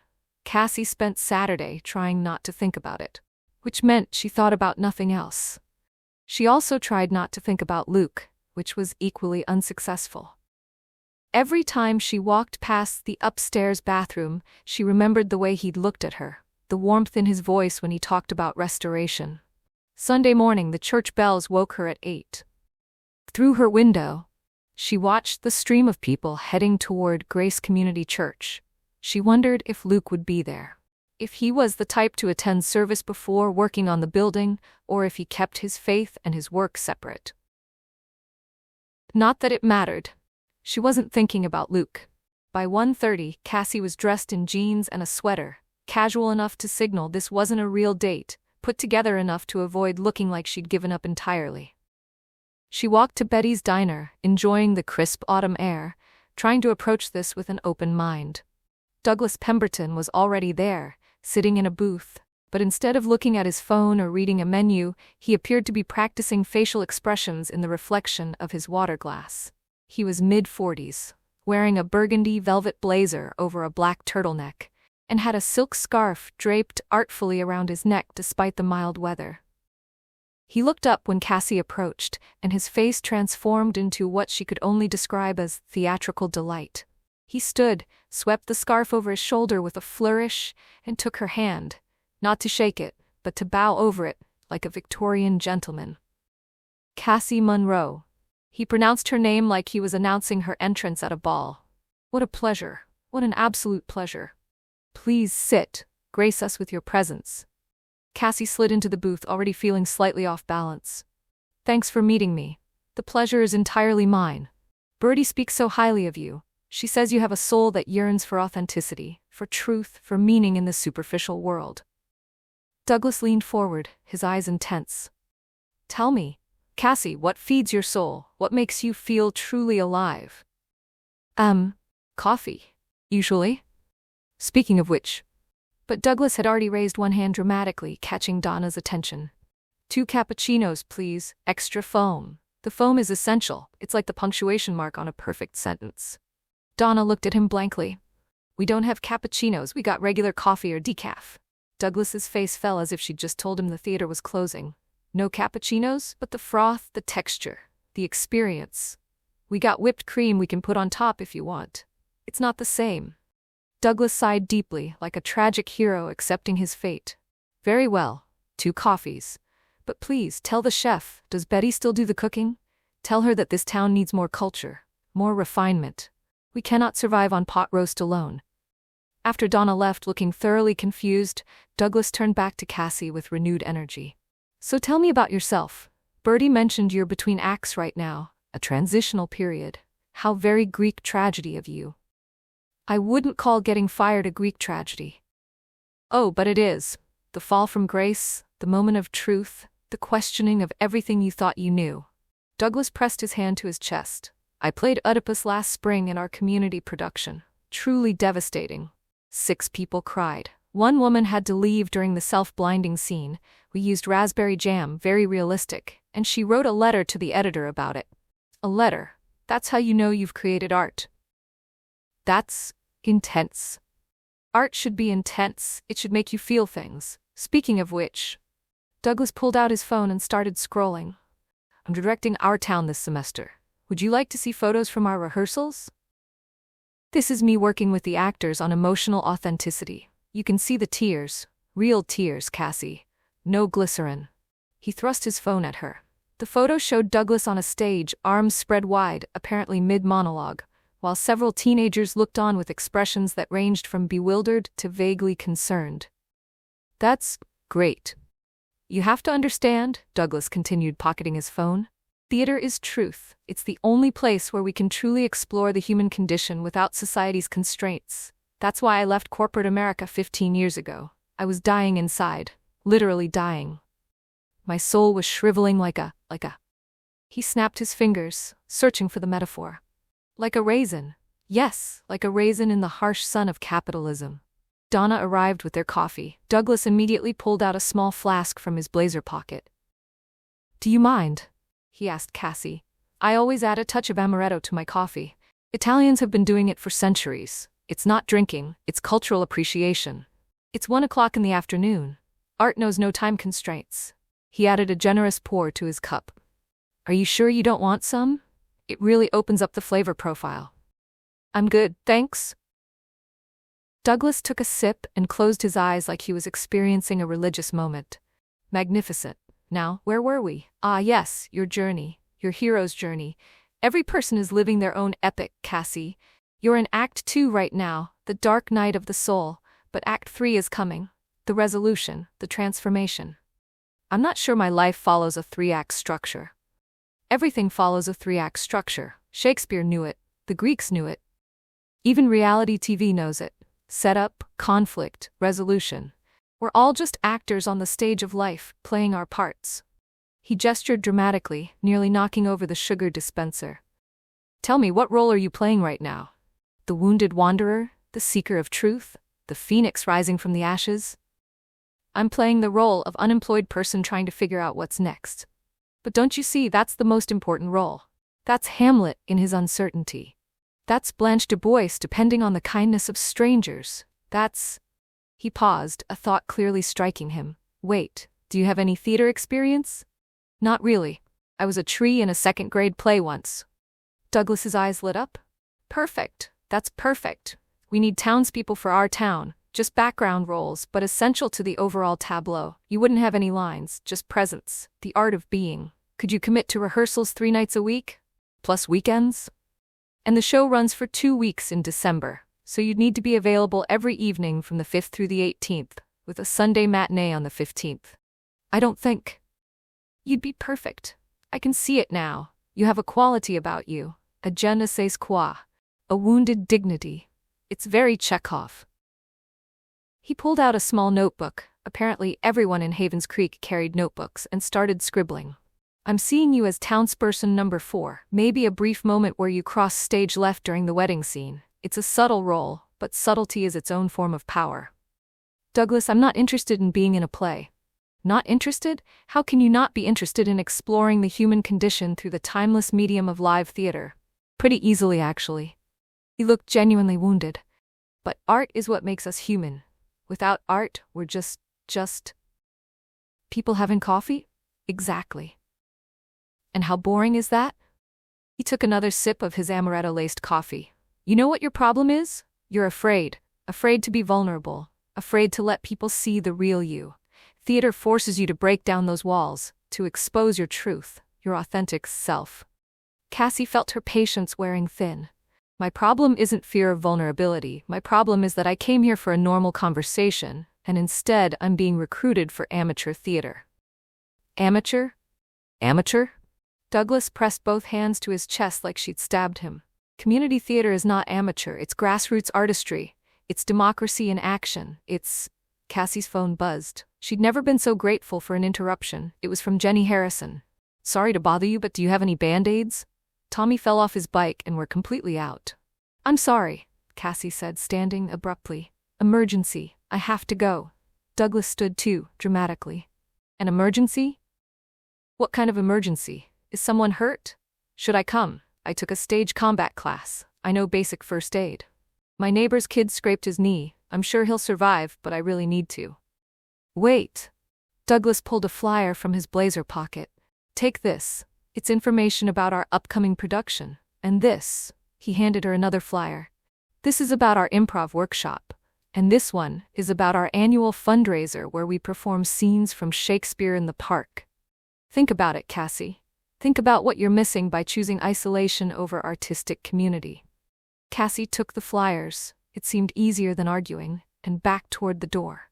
Thanks for coffee, Douglas. The coffee was merely a pretext. The real substance was our connection, the meeting of two souls. He placed his hand over his heart. Until we meet again, Cassie Monroe. Break a leg, that's theater talk for good luck. She practically ran out of Betty's diner and didn't stop until she was halfway down Main Street. Her heart was racing, though whether from the speed walking or from the overwhelming theatrical energy, she wasn't sure. Jenny really did need Band-Aids. Tommy's knee was scraped but not seriously injured. And Cassie spent 20 minutes sitting on the Harrisons' porch while the kids regaled her with stories about their various injuries. It was chaotic and loud and absolutely nothing like being recruited for community theater by a man in a velvet blazer. When she finally walked back to Ruth's house, she found Bertie sitting on the porch swing. I heard, Bertie said without preamble. How could you possibly have heard already? I left the diner 30 minutes ago. Donna called me, said Douglas was doing monologues about the death of culture in small-town America after you left. Bertie patted the swing beside her. Come sit, tell me what happened. Cassie sank onto the swing, suddenly exhausted. He brought a flask to coffee, Bertie. A flask, and tried to recruit me for our town, and gave me 3 different theater flyers, and compared my life to a Greek tragedy. Oh dear. Oh dear? That's all you have to say? Cassie turned to face her. You promised Douglas was normal. Creative and cultured, you said. You didn't mention he'd treat coffee like an audition for community theater. I may have overlooked some of his more theatrical tendencies. Bertie had the grace to look sheepish. In my defense, he's wonderful with the high school kids, very passionate about the arts. I'm sure he's great at teaching drama. But as a romantic prospect, Bertie, he tried to recruit me as townsperson number 4. During our first meeting, that's not normal dating behavior. You're right, I'm sorry. Bertie sighed. I got so focused on finding you someone different from Derek, someone creative and emotional, that I forgot to consider whether they'd actually be compatible with you. Compatible? Douglas and I couldn't be more incompatible if we tried. He sees the world as a stage. I see it as, I don't know what I see it as anymore, but definitely not a 3-act structure. They sat in silence for a moment, the swing creaking gently. Somewhere down the street, children laughed. A car drove by, the driver waving even though Cassie didn't recognize them. Can I tell you something? Bertie said finally. And you can't get mad because I'm being honest. That's usually how conversations that make me mad start, but go ahead. I don't think you're ready to date yet. Not because there's something wrong with you, but because you're still healing. Still figuring out who you are without Derek and the job and all the things that defined you. Until you know that, you're not really available for someone else. Cassie wanted to argue, but the words wouldn't come. Because Bertie was right.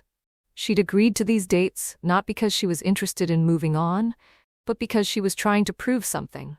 Prove she was fine, prove Derek hadn't broken her, prove she could control this aspect of her life when everything else felt chaotic. "So what do I do?" she asked quietly. "You stop trying so hard, stop forcing things. Just be here, be present. Let Havens Creek work its magic without rushing the process." Bertie squeezed her hand. "The right person won't need me to arrange anything. He'll just appear when you're ready to see him." "You keep saying that. How do you know?" "Because that's how it always works. God's timing is perfect, even when it feels frustratingly slow to us." Bertie stood, smoothing her cardigan. "Now I'm gonna stop meddling in your love life. No more setups, I promise. But I'm not stopping the cinnamon rolls. You still need to eat." After Bertie left, Cassie stayed on the swing, watching the afternoon fade into evening. She thought about Douglas and his flask, Howard and his stuffed raccoon, Gerald and his premature proposal. 3 men who were probably perfectly fine humans but completely wrong for her. She thought about Derek, who'd been completely wrong for her too, but in ways she'd been too busy to notice. And, though she tried not to, she thought about Luke. About the way he'd smiled when he talked about restoration, about the gentleness in his voice when he mentioned Emily, about how natural it had felt to laugh with him in Ruth's bathroom while he fixed a toilet. That was dangerous thinking. Luke was grieving his wife, rebuilding his life, and oh yes, carried a last name that connected him to her family's painful history. Even if she was ready for something, which Bertie had just confirmed she wasn't, Luke Brennan was a complication she didn't need. Her phone buzzed. A text from an unknown number. "Hi Cassie. This is Douglas Pemberton. I forgot to mention, we're also doing a winter workshop on Stanislavski method acting. It's life-changing. Also, I'm workshopping a one-man show about Thoreau's time at Walden Pond. Would you like to come to a reading? I do all the voices." Cassie stared at the message in disbelief. He wanted her to come to his one-man show, after she'd literally fled their coffee date. She deleted the message and blocked the number. Then she went inside, heated up one of Ruth's mysterious casseroles. This one involving tuna and potato chips, which shouldn't have worked, but somehow did, and settled on the couch with Ruth's journal. She'd been reading entries randomly, but tonight she flipped to the section right after Thomas's death. The entries were raw, desperate, full of questions and anger and grief. But gradually, over weeks and months, something shifted. The pain didn't disappear, but it transformed. Ruth started writing about small moments of joy, about friends who showed up, about God's presence in the darkness. One entry, dated about 8 months after Thomas died, caught Cassie's attention. "Margaret told me today that I should start dating again. You're too young to be alone," she said. "Thomas would want you to be happy. But here's what Margaret doesn't understand. I'm not ready to date because I'm still married. Not legally, obviously. Death broke that bond. But in my heart, I'm still Thomas's wife. Still processing what it means to be just me instead of half of us. Maybe someday I'll be ready for someone new. Or maybe I won't, and that's okay too. Either way, I refuse to rush the process. Grief has its own timeline, and healing can't be forced." Pastor Mike reminded me that Jesus took time alone in the wilderness before beginning his ministry. 40 days of solitude, wrestling with who he was and what he was called to do. Maybe my time alone isn't wasted time. Maybe it's necessary time, preparation for whatever comes next. Cassie closed the journal and stared at the ceiling. Grief has its own timeline. She wasn't grieving a death, but she was grieving losses. Of her career, her relationship, her best friend, her sense of self. And maybe Bertie was right. Maybe she needed to stop trying to speed run through the healing process and just let it happen. Even if that meant staying single. Even if that meant being uncomfortable with not having a plan. Even if that meant sitting with the uncertainty of not knowing who she was becoming. The thought was terrifying and oddly liberating at the same time. Cassie's phone buzzed again. This time it was from her father. "How are you settling in?" Ruth mentioned you met some of the neighbors. Proud of you for putting yourself out there. She stared at the message, feeling a complicated tangle of emotions. Her father was proud of her for putting herself out there. But she'd spent the afternoon fleeing a drama teacher who'd tried to cast her as townsperson number 4. Was that putting herself out there, or was it just going through the motions while avoiding the real work of healing? Settling in, okay, she typed back. Still figuring things out. Talk soon. It wasn't much, but it was honest. And honesty, Cassie was learning, was harder than she'd expected. That night, lying in bed, she made a decision. No more dates. No more letting Birdie orchestrate meetings with men she had no interest in. No more going along with setups just to prove she was trying, or to avoid disappointing someone, or because saying no felt harder than enduring another awkward coffee. If something happened naturally, if someone appeared who made her feel the way Luke had made her feel in that bathroom, all safe and seen and possible, she wouldn't run from it. But she wasn't going to force it. Wasn't going to manufacture connection where none existed just because Birdie meant well, or because being single made other people uncomfortable. She was going to do what Ruth had done. Take the time alone, in the wilderness. Figure out who Cassie Monroe was when she wasn't defined by her job, or her relationship status, or other people's expectations. It wouldn't be comfortable. It probably wouldn't be quick, but maybe, just maybe, it would be necessary. And in Havens Creek, with its church bells and cinnamon rolls and people who waved at strangers, maybe she could actually figure out who she was supposed to become. Even if the process included awkward coffee dates with theatrical drama teachers. Even if it meant sitting with loneliness instead of running from it. Even if it meant acknowledging that she wasn't as healed as she wanted to be. Cassie closed her eyes and whispered into the darkness, "Okay, I'm listening. I'm trying. I'm here. Just help me figure out what comes next, because I have no idea." No answer came, but somewhere in her chest that crack of light widened just a little more, and for tonight, that was enough. Chapter 10. Cassie's Honda Civic had been making a concerning noise for 2 days.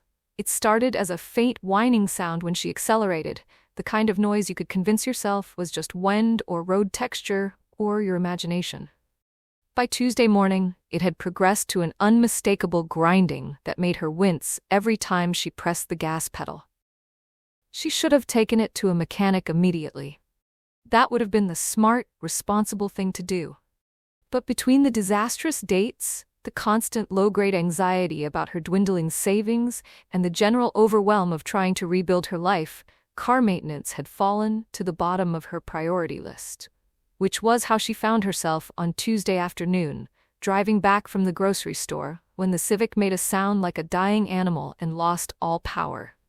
Cassie managed to coast to the side of the road, her heart pounding. She turned the key.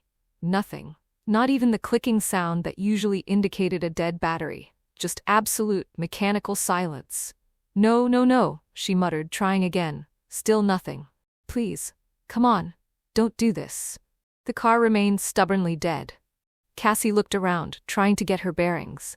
She was on Main Street, about 50 yards from Grace Community Church. The scaffolding was mostly down now, revealing the restored brickwork Luke had mentioned. The building looked beautiful, proud and dignified against the autumn sky. Her phone showed 1 bar of signal. She pulled up the contact information Ruth had left for Tommy Martinez, the young man who handled yard work. Maybe he knew about cars too? The call went straight to voicemail. She tried the number for Anderson's Hardware. Tom answered on the 3rd ring. "Tom, it's Cassie Monroe. My car just died on Main Street. Do you know any mechanics who might be available?" "Luke's your best bet," Tom interrupted. "He's working at the church right now. Just walk over and ask him. He's good with cars, probably figure out what's wrong faster than anyone else in town." Luke. Of course it would be Luke. Cassie thanked Tom and hung up, staring at the church. She could see movement near the building, workers packing up equipment, someone on a ladder adjusting something near the entrance. She'd have to walk over there, interrupt Luke's work, ask for help like some damsel in distress. The thought made her cringe. She'd spent the last 3 days actively trying not to think about Luke, trying to convince herself that the connection she'd felt in Ruth's bathroom had been a fluke. a product of loneliness and vulnerability and gratitude for basic kindness. Seeking him out now felt like a regression. But her car was dead, her phone had 1 bar of signal, and she had a trunk full of groceries that included ice cream. Pride was a luxury she couldn't afford right now. Cassie grabbed her purse, locked the car, and walked toward the church. Up close, the restoration work was even more impressive. The brickwork had been cleaned and repointed, the foundation clearly reinforced, new windows installed that matched the original style. Someone had taken real care with this project, honoring the building's history while giving it structural stability. Cassie? She turned to find Luke descending a ladder, tool belt slung low on his hips, sawdust in his hair. He looked surprised but pleased to see her, which did unfortunate things to her heart rate. "Hi. Sorry to interrupt. Tom said you might be able to help. My car just died. It's over there." She gestured vaguely toward her Civic. "Sure, let me grab my tools." Luke called out to one of the other workers. Taking a break, be back in 20, and retrieved a toolbox from his truck. What was it doing before it died? They walked toward her car, while Cassie described the grinding noise, the gradual loss of power. Luke listened intently, asking occasional questions about when it started and whether she'd noticed any other symptoms. "Sounds like it could be the alternator," he said when they reached the Civic. "Mind popping the hood?" Cassie released the hood latch and watched as Luke bent over the engine. He moved with the same competence he'd shown fixing her toilet, his hands sure and knowledgeable as he checked connections and tested components. "Yeah, alternator's shot," he confirmed after a few minutes. "See this belt here? It's supposed to be tight, but it's loose and starting to fray. That's what was making the grinding noise. Once the alternator fails completely, the battery dies and the car won't start." "Can it be fixed?" "Sure. Needs a new alternator and probably a new belt while we're at it.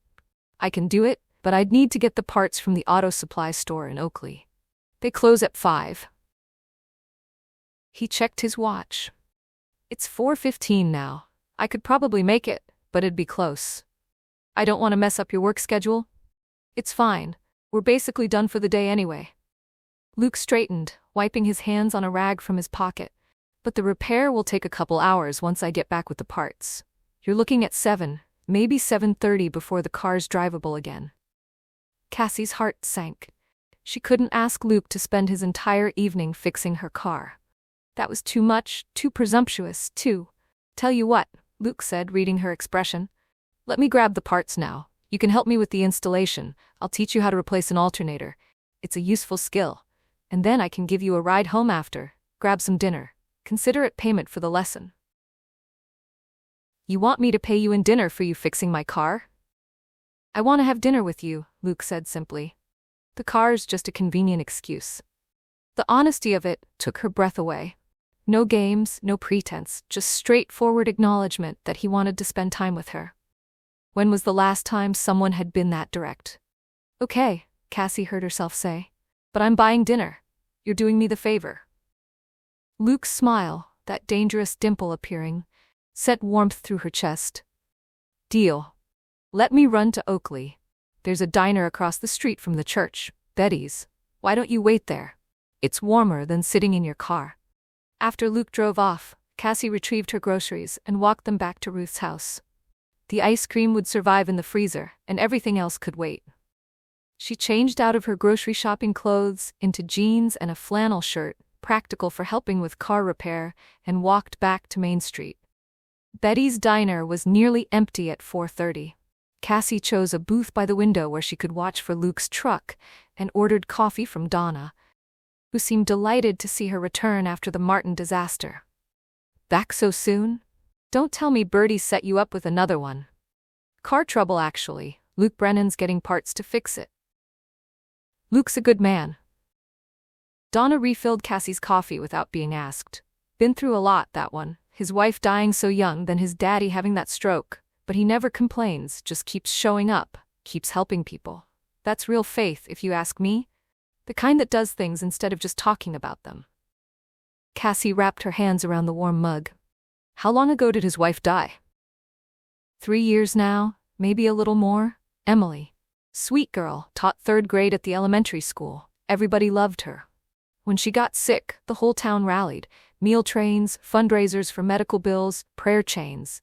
But sometimes that's not enough, you know? Sometimes people die anyway, and all you can do is hold their hand while they go. The matter-of-fact sadness in Donna's voice made Cassie's throat tight. She thought about Luke in Ruth's bathroom, talking about restoration and broken things being made whole. About how he'd come back to Havens Creek to care for his father and ended up staying. About the weight of grief he must carry even 3 years later. "Does he date?" Cassie asked before she could stop herself.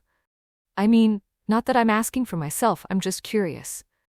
"Honey, you're allowed to be interested." Donna smiled knowingly. "And no, he hasn't dated since Emily passed. Bertie's tried to set him up a few times, but he always politely declines. Says he's not ready, that it wouldn't be fair to whoever he dated because he's still figuring out who he is without Emily." That sounded familiar. Cassie had just decided she needed to do the same thing. Figure out who she was without Derek and the job and all her old identity markers. Maybe that's why she felt this pull toward Luke.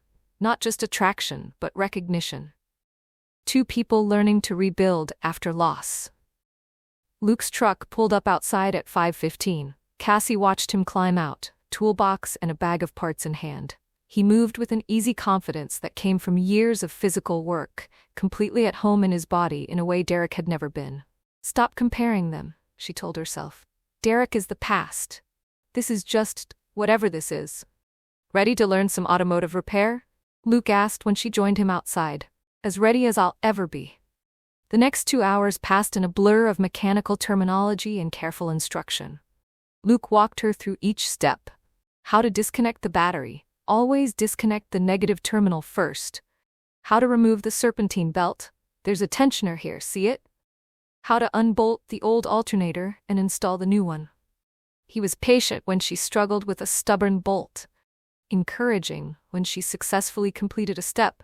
Careful not to make her feel incompetent while still doing the bulk of the work that required more strength or experience. "You're a natural," he said when she managed to reconnect a particularly tricky wire. "Most people get frustrated and give up. I spent 6 years in corporate marketing. I'm very familiar with frustration." Cassie wiped her hands on the rag Luke had given her. "This is actually kind of satisfying. You can see the results immediately, instead of waiting weeks to find out if a campaign worked. That's what I love about restoration work. You start with something broken, and by the end of the day, it's fixed. Tangible progress." Luke tightened the final bolt on the alternator. "In my old life, before Emily got sick, I worked in commercial construction in Denver. Big office buildings, shopping centers, projects that took years and involved hundreds of people. I was good at it, made decent money, but I never felt connected to it. It was just work." "What changed?" Luke was quiet for a moment, focused on reconnecting the battery. "Emily got sick, and suddenly all those projects seemed meaningless. I was spending 60 hours a week building things that didn't matter, while my wife was dying. So we moved back here where her family was, where she'd grown up, and I took whatever work I could find. Started helping Tom at the hardware store. Picking up odd jobs, eventually got into restoration work." He straightened, closing the hood with a solid thunk. "And I discovered I loved it. Loved working with my hands, loved preserving history, loved being part of this community instead of just passing through. When Emily died, I thought about going back to Denver, starting over where everything didn't remind me of her. But Havens Creek had become home. This is where I belonged." The vulnerability in his voice made Cassie's chest ache. "I'm sorry you lost her, that you both went through that." "Thank you." Luke leaned against the car, his expression thoughtful. "You know what the hardest part was? Everyone kept telling me that God had a plan, that Emily's death meant something, that I'd understand it someday. And I wanted to believe that. But mostly I was just angry. Angry at God for taking her, angry at the doctors for not saving her, angry at myself for not being able to fix it." "Are you still angry?" "Sometimes. Less than I was. I've made peace with most of it. Not that I understand why it happened, but that I trust God anyway. That's what faith is, I think. Not having answers, but choosing to believe there's purpose, even when you can't see it." Cassie thought about her bathroom floor prayer, about Ruth's journal entries, about Birdie's certainty that God had told her Cassie was coming. I don't know if I have that kind of faith. You don't have to have it all at once. Faith grows like anything else. You just have to stay open to it. Luke's eyes met hers, warm and understanding. Try starting the car. Let's see if we fixed it. Cassie slid into the driver's seat and turned the key. The engine caught immediately, running smooth and strong. Relief flooded through her. You did it, she said, climbing back out. We did it. You helped. Luke started gathering his tools. Now about that dinner you promised me? They ended up at a small Italian restaurant on the edge of town, Angelo's. Family-owned for 3 generations according to the sign. It was cozy and dimly lit, with red checkered tablecloths and the smell of garlic bread permeating everything. Best lasagna you'll ever eat, Luke promised as they settled into a corner booth. Angelo's grandmother's recipe, she refuses to share it, says it dies with her. Over dinner, Luke was right about the lasagna, they talked. Really talked, the kind of conversation that ranged from surface topics to deeper waters and back again. Cassie found herself sharing things she hadn't planned to. About her father's business collapse when she was 12, about building her career as armor against vulnerability, about the shame of being escorted out of her office with a security guard.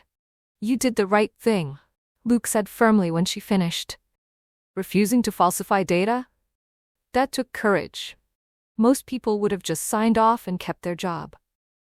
Most people would still have their job. Most people would have lost something more important, their integrity. That's worth more than any paycheck. Cassie wanted to believe him. Wanted to believe that integrity mattered more than the practical realities of being unemployed and borderline blackballed in her industry. But it was hard when she was living off savings in a borrowed house with no clear path forward. What about you? She asked, redirecting. What's next after the church is finished? I've got a few projects lined up. There's a historic mansion in Oakley that needs restoration, and the town council wants to renovate the old train depot. Enough work to keep me busy for the next year at least. Luke paused. But honestly, I'm not thinking that far ahead anymore. I used to have 5-year plans, 10-year plans. Then Emily died and all those plans became worthless. Now I just focus on today, on doing good work, being present, letting tomorrow worry about itself. That sounds terrifying. It is, but it's also freeing. He smiled. You can't control the future, no matter how carefully you plan. Might as well just show up and do your best with whatever comes. They stayed at Angelo's until after 9, long after they'd finished eating. The conversation flowed easily, punctuated by comfortable silences that didn't feel awkward. Cassie couldn't remember the last time she'd enjoyed someone's company this much, maybe never. Derek had always been performing, always aware of how they looked together, always networking even in private moments. Luke was just himself, present and genuine and refreshingly uncomplicated. When they finally left, Luke walked her to her car in the restaurant parking lot. Thank you for dinner, he said. And for the help with the alternator. You're officially qualified for basic automotive repair now. Thank you for actually fixing my car. I just handed you tools and tried not to break anything. That's 90% of mechanical work. Luke's expression turned serious. Cassie, I know you're going through a hard time, rebuilding after everything that happened. But I want you to know, you're not alone in that. If you need help or just someone to talk to who understands what it's like to start over, I'm here. The offer was simple and sincere, with no ulterior motives or expectations attached. Cassie felt that dangerous warmth in her chest again, the sense that she was standing on the edge of something significant. I'd like that, she said quietly. I don't have many people here yet. Or anywhere, really. I kind of burned through my social connections along with everything else. Well, you've got one now, too, if you count Birdie, though she comes with unsolicited matchmaking advice. Luke grinned. Fair warning. If you're seen having dinner with me, the whole town will assume we're dating. Small-town rumor mills work faster than the internet. Are we dating? The question came out before Cassie could stop it. Luke looked surprised, then thoughtful. I don't know, he said honestly. I'm not sure I know how to date anymore. Emily and I were together since college. I've been out of the game for a long time. And you're clearly not ready for anything complicated, so maybe we're just two people getting to know each other. Seeing where it goes without putting labels on it. I can do that, Cassie said, relieved. No pressure, no expectations, just the possibility of connection without the weight of defining it. Good. Luke's smile was soft, genuine. I'll see you around, Cassie Monroe. See you around, Luke Brennan. She drove home with the windows down despite the chill, letting the cold air clear her head. Her car ran perfectly, the new alternator humming efficiently, but that wasn't what occupied her thoughts. Luke's words echoed in her mind. Two people getting to know each other. Seeing where it goes. That should have felt ambiguous and uncertain. Instead, it felt like permission to stop overthinking, stop trying to control outcomes, stop performing who she thought she should be. Just show up and do your best with whatever comes. Back at Ruth's house, Cassie climbed the stairs to the guest bedroom and pulled out the journal. She'd been reading Ruth's entries, but tonight she flipped to the blank pages at the back. Ruth had said she could write if she wanted to. For a long moment, Cassie stared at the empty page. Then she picked up a pen and began to write. I met someone today. Not in a romantic way. Or maybe in a romantic way, I'm not sure. Luke Brennan. He fixed my car and we had dinner and talked about loss and faith and learning to live without 5-year plans. A month ago, I was still with Derek. Still working at Meridian. Still thinking I had my whole life mapped out. If someone had told me I'd be sitting in a small town writing about a widowed contractor who made me laugh over lasagna, I wouldn't have believed them. But tonight, I'm just glad I met him. Glad for the conversation and the lasagna and the way he looked at me like I was worth knowing. Maybe that's enough. Maybe that's more than enough. I'm starting to understand what Ruth meant about healing not being linear. Some days I feel okay, almost normal. Other days I wake up and remember everything I lost and it's like starting over from zero. But today was a good day. Today I learned to replace an alternator and had dinner with someone who understands what it's like to rebuild from ruins. If this is what healing looks like, these small moments of connection, these unexpected pockets of joy, then maybe I can do this after all. Cassie closed the journal and turned off the light. For the first time since arriving in Havens Creek, she fell asleep not thinking about what she'd lost, but about what she might be finding. And somewhere in her chest, that crack of light widened into something that felt almost like hope. Chapter 11. The dog appeared on Ruth's front porch on Wednesday morning. Cassie discovered it when she opened the door to retrieve the newspaper. An actual physical newspaper that still got delivered in Havens Creek, another charming anachronism to add to the growing list.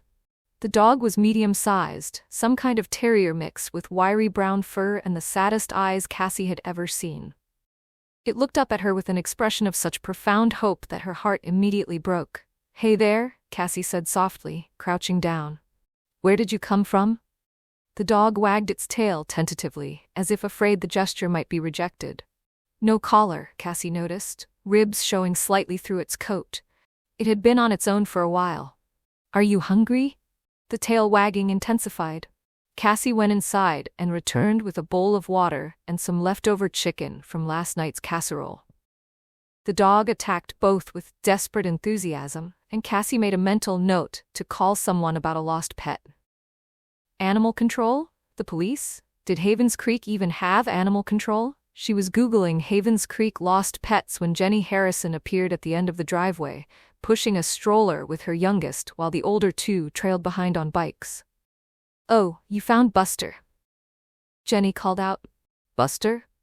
Well, that's what my kids named him. He's been roaming the neighborhood for about a week. Nobody knows who he belongs to. Sweet dog, though. Won't hurt a fly." "Should I call someone? The police?" Jenny laughed. "You should call Tessa Park. She's the vet, and she runs an unofficial rescue operation out of her clinic. She'll know what to do with him."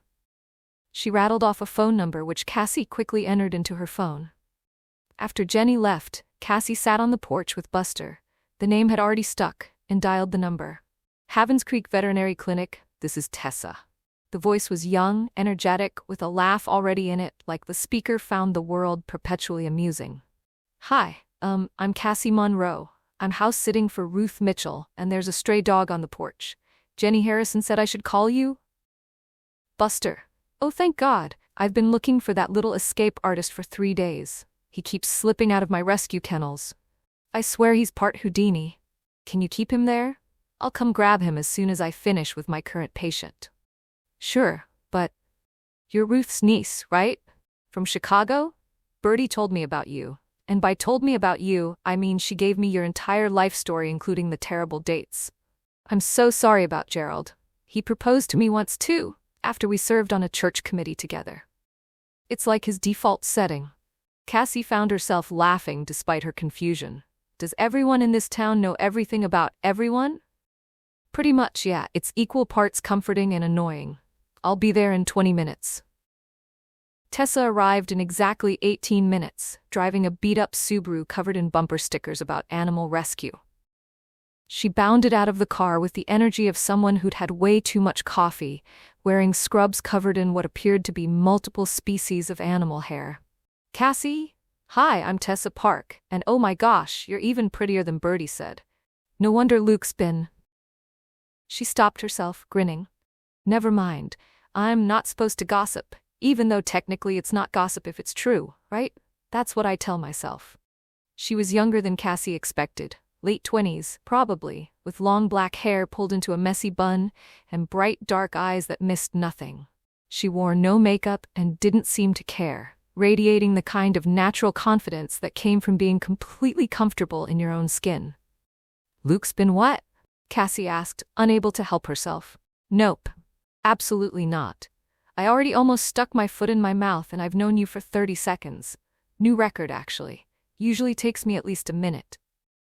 Tessa turned her attention to Buster, who'd been watching this whirlwind with wary interest. Hey, buddy.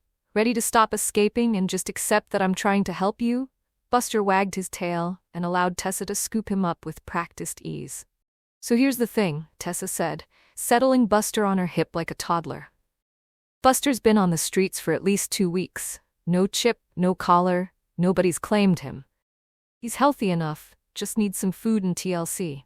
But my rescue kennels are full, and he keeps escaping anyway, because he's apparently a genius. I don't suppose you'd be interested in fostering him? Fostering? Just temporary, until I can find him a permanent home. You'd have free run of my clinic for any supplies or medical care he needs, and honestly, he'd be good company. Big house like this, living alone, a dog would be nice. Cassie looked at Buster, who gazed back with those impossibly hopeful eyes. She'd never had a dog. Her mother had been allergic, and after she left, her father had been too preoccupied with keeping their lives together to consider pets. In Chicago, her apartment complex hadn't allowed them. I don't know anything about dogs. Nobody does until they get one. Then you figure it out. And I'm literally 5 minutes away if you have questions. Tessa shifted Buster to her other hip. Look, no pressure. But I have a feeling you two would be good for each other. There was something about the way Tessa said it, not pushy, just matter of fact, that made Cassie reconsider. A dog would be company, would give her a reason to get up and go outside every day, would be something to care for besides herself. Okay, Cassie heard herself say. I'll foster him, temporarily. Tessa's face lit up. Yes. Okay, let me get some supplies from my car. Do you have time for coffee? I should probably show you the basics. Feeding, walking, all that stuff. Plus I want to hear all about you without Bertie's editorial commentary. Which was how Cassie found herself sitting at her kitchen table an hour later, drinking coffee with a woman she'd just met while Buster explored his new temporary home. Tessa had brought enough dog supplies to open a small pet store. Food, bowls, toys, a bed, even a leash and collar. I keep extras at the clinic, Tessa explained, catching Cassie's expression. You'd be amazed how many animals I end up fostering at the last minute. How did you get into rescue work? Kind of fell into it. I took over my dad's vet practice 3 years ago when he retired. He'd always do the occasional rescue, but I kind of expanded the operation. Now I've got 6 kennels in the back, 2 horses in a barn on my property, 4 cats in my house, and a rotating cast of foster animals I'm trying to place. She laughed. My dating life is a disaster because any guy who comes over is immediately overwhelmed by the zoo. Bertie hasn't tried to set you up? Oh, she has. 14 times, actually. I keep count. None of them worked out. mostly because they couldn't handle the animals. One guy was allergic to everything. Another one wanted me to get rid of the cats before he'd consider a second date. That was a hard no. Cassie found herself warming to Tessa immediately. There was something refreshing about her openness, the way she seemed completely unbothered by other people's opinions. She said what she thought and laughed at her own jokes, and radiated a kind of joy that felt rare and precious. "So," Tessa said, leaning forward conspiratorially, "Bertie told me about Howard and the raccoon. Please tell me that story is exaggerated." "It's not. He brought a stuffed raccoon named Ralph to our first date and spent 45 minutes explaining the taxidermy process." Tessa dissolved into laughter, the kind that was contagious. Cassie found herself laughing too, the absurdity of the whole situation suddenly hilarious instead of horrifying. "And Martin calculated your monthly burn rate? Over coffee, with an actual calculator. And Gerald proposed. After 32 minutes, he'd apparently been saving the ring." They laughed until Cassie's sides hurt, and it felt good, cathartic even. In Chicago she'd maintained such careful control over her image, her reactions, her public persona. Here, with Tessa, she could just laugh at the ridiculousness of her life without worrying about what it meant or how it looked. "Okay, but the real question," Tessa said when they'd recovered, "is what's happening with Luke?" "Nothing's happening with Luke. Cassie, he fixed your toilet and then your car. In small-town language, that's basically a marriage proposal. He was being neighborly. Luke Brennan hasn't looked at a woman twice since Emily died. Trust me, the whole town's been watching and hoping. And then you show up and suddenly he's finding excuses to help you. And he had dinner with you at Angelo's, which is couples territory by the way, and I heard from Donna who heard from Tom that Luke asked about you." Cassie's heart did an annoying flutter. "He asked about me? See, you care," Tessa pointed triumphantly. "You like him. I barely know him. But you like what you know so far." Cassie couldn't exactly deny it. "It's complicated. His last name is Brennan, and I have history with that name. Not with Luke specifically, but with his family." "Marcus," Tessa said, her expression sobering. "I've heard bits and pieces. Whatever happened with your dad and Marcus, that was like 20 years ago, right? Before Luke was even involved? Doesn't make it less complicated." "No, but it doesn't make Luke responsible for it either." Tessa studied Cassie's face. "Look, I don't know the whole story and you don't have to tell me if you don't want to, but Luke's a good man, one of the best I know. He's been through so much and came out the other side still kind, still faithful, still showing up for people. That counts for something." They sat in comfortable silence for a moment, watching Buster investigate the kitchen with the thoroughness of a detective. "Can I give you some unsolicited advice?" Tessa asked. "And by unsolicited, I mean I'm going to give it whether you want it or not, but I'm pretending to ask permission." "Go ahead. Don't let the past steal the present. I know that sounds like something from a greeting card, but it's true. You've already lost so much. Your job, your relationship, your best friend. Don't lose something good because of something that happened to someone else a long time ago." The words hit harder than Cassie expected. Wasn't that exactly what she'd been doing? Letting her father's old wound dictate her present. Letting Marcus Brennan's actions 20 years ago prevent her from even considering Luke as a possibility? "I'm not ready to date," Cassie said quietly. "I'm still figuring out who I am without all the things that used to define me." "That's fair. But maybe Luke's figuring out the same thing. Maybe you could figure it out together, without putting labels on it or rushing anything. Just two people being honest with each other while they heal." It was almost exactly what Luke had said. Two people getting to know each other. Seeing where it goes. Cassie managed a small smile. "That's actually exactly what I needed to hear." "Good." Tessa stood, stretching. "Okay, lecture over. Let me show you how to walk Buster without him pulling your arm off." They spent the next hour walking through the neighborhood with Buster, Tessa pointing out the best routes and introducing Cassie to more neighbors. Everyone seemed to know Tessa, and by extension, everyone now knew Cassie. It should have felt invasive, but somehow it just felt welcoming. "That's the thing about Havens Creek," Tessa said as they circled back toward Ruth's house. "Privacy is basically non-existent. But neither is loneliness. You can't hide here, for better or worse. People see you, know you, involve themselves in your business, whether you want them to or not. But they also show up when you need them. Is that what happened with Luke? After Emily died? Yeah, the whole town basically adopted him. Meal trains, help with his dad after the stroke, work opportunities when he needed them. He could have gone back to Denver, made way more money doing commercial construction, but he stayed because this is where people loved him, even when he was too broken to love himself. Cassie thought about that as they said goodbye, and Tessa drove off in her sticker-covered Subaru. About a town that saw people at their worst and chose to love them anyway. About Luke staying in a place that reminded him of loss because it also reminded him of belonging. That evening, Cassie sat on the porch with Buster curled at her feet, watching the sun set over Maple Street. The dog had settled in remarkably fast, as if he'd always known this would be his home eventually. He was good company, quiet but present, asking for nothing but offering comfort just by being there. Her phone buzzed. A text from Tessa. How's Buster? Has he chewed anything important yet? He's perfect. Thank you for trusting me with him. Thank you for taking him. And hey, group of us are getting together Friday night at my place. Just pizza and wine and complaining about our lives. You should come. Meet some people who aren't Birdie or failed dates. Cassie hesitated. Group gatherings had always made her anxious, even before everything fell apart.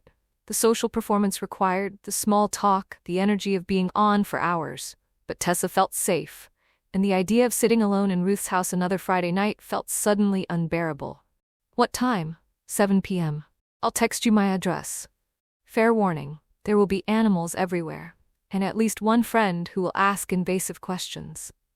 I can't control Julie. Cassie smiled. I'll be there. That night, writing in Ruth's journal, Cassie found herself reflecting on the day. I have a dog now. Temporarily. His name is Buster, and he looked at me like I was his last hope, so of course I said yes. I also have a friend, I think. Tessa Park. She's a whirlwind, talks a mile a minute, laughs at everything, rescues animals like it's her religion. We spent 3 hours together, and it felt like 20 minutes. When was the last time I made a friend who wasn't a networking contact or someone Derek introduced me to? Tessa asked about Luke. Everyone asks about Luke, apparently. The whole town is watching to see what happens, which should feel invasive, but mostly just feels sweet.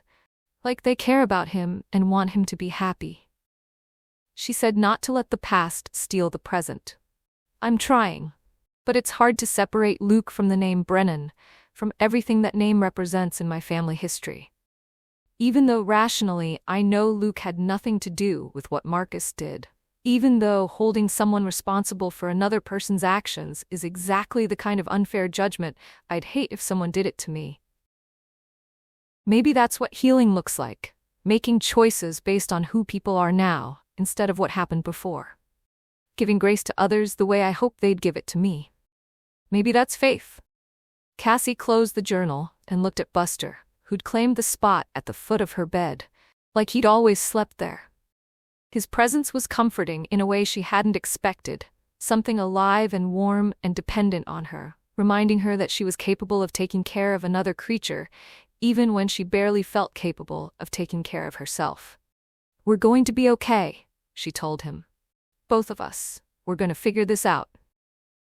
Buster's tail thumped against the bed in agreement, and for the first time since arriving in Havens Creek, Cassie didn't feel quite so alone. Chapter 12. Cassie should have known better than to answer when Birdie called Thursday afternoon. She was in the middle of walking Buster, enjoying the autumn sunshine and the simple pleasure of watching the dog discover every fascinating smell along Maple Street. Her phone buzzed in her pocket, and she made the fatal mistake of checking it. Cassie, dear. Perfect timing. I have the most wonderful opportunity for you. Birdie, we talked about this. No more setups. I know, but this is different. Brandon Reed just moved to Havens Creek, well, about 1.5 years ago, but he's still relatively new. He works in marketing for Riverside Industries, and I just have this feeling, no. He's wonderful, smart, successful, and he goes to Pastor Mike's church. He specifically asked about you after seeing you at the fall festival. He thought you seemed interesting. That made Cassie pause. He asked about me? Yes. And when I mentioned you used to work in corporate marketing, He was even more interested. Said it would be nice to talk to someone who understands that world. He's been looking for community since he moved here. Cassie felt something twist in her chest. The truth was, she'd been thinking about Luke constantly. The way he'd looked at her when they worked on her car. The sound of his laugh. How his hands moved when he explained something about restoration work. The quiet strength in his faith that never felt performative or preachy. Luke Brennan. Even his last name was a problem, a constant reminder of old wounds and betrayals that still ached. She'd been telling herself that was enough reason to keep her distance. That, and the fact that she just ended an engagement 4 months ago. She wasn't ready for something serious. She couldn't be falling for someone, especially not someone whose very name carried so much painful history. And yet, she needed to prove to herself that Luke wasn't the only option, that she could be interested in someone else, that whatever she was feeling was just gratitude and friendship amplified by her vulnerable state, not something real. "One coffee," Cassie heard herself say. "But Bertie, I mean it, this is the last time. After Brandon, no more matchmaking, ever. You've been so kind to me, and I want to humor you this one last time, but then I need you to promise me we're done." "It won't need to be done. Brandon is perfect for you. You'll see." They arranged to meet Friday evening at a restaurant in Pine Ridge, the next town over. Brandon had suggested it. Apparently Havens Creek's dining options were limited to Bertie's Nest and a diner, and he wanted to make a good first impression. Cassie spent Friday afternoon trying not to overthink it while helping Tessa at the clinic. She'd started volunteering a few hours a week, mostly socializing the rescue animals and cleaning kennels. It was surprisingly therapeutic, the physical work requiring just enough focus to quiet her anxious thoughts. "Another Bertie setup?" Tessa asked when Cassie mentioned the date. "Last one, I promised her. Brandon Reed, do you know him?" "Oh, Brandon. Yeah, he's nice. Works for Riverside Industries doing their marketing and brand strategy. Goes to Pastor Mike's church, volunteers with the youth group sometimes. Actually, pretty normal." Tessa paused. "Wait, why do you look disappointed that he's normal?" "I don't look disappointed." "You absolutely do. You were hoping for another disaster so you could write off dating entirely and just pine for Luke in peace." "I am not pining for Luke. Cassie, you brought him up 3 times this morning, and he wasn't even relevant to any of the conversations." "I did not. Luke would know how to fix that kennel latch.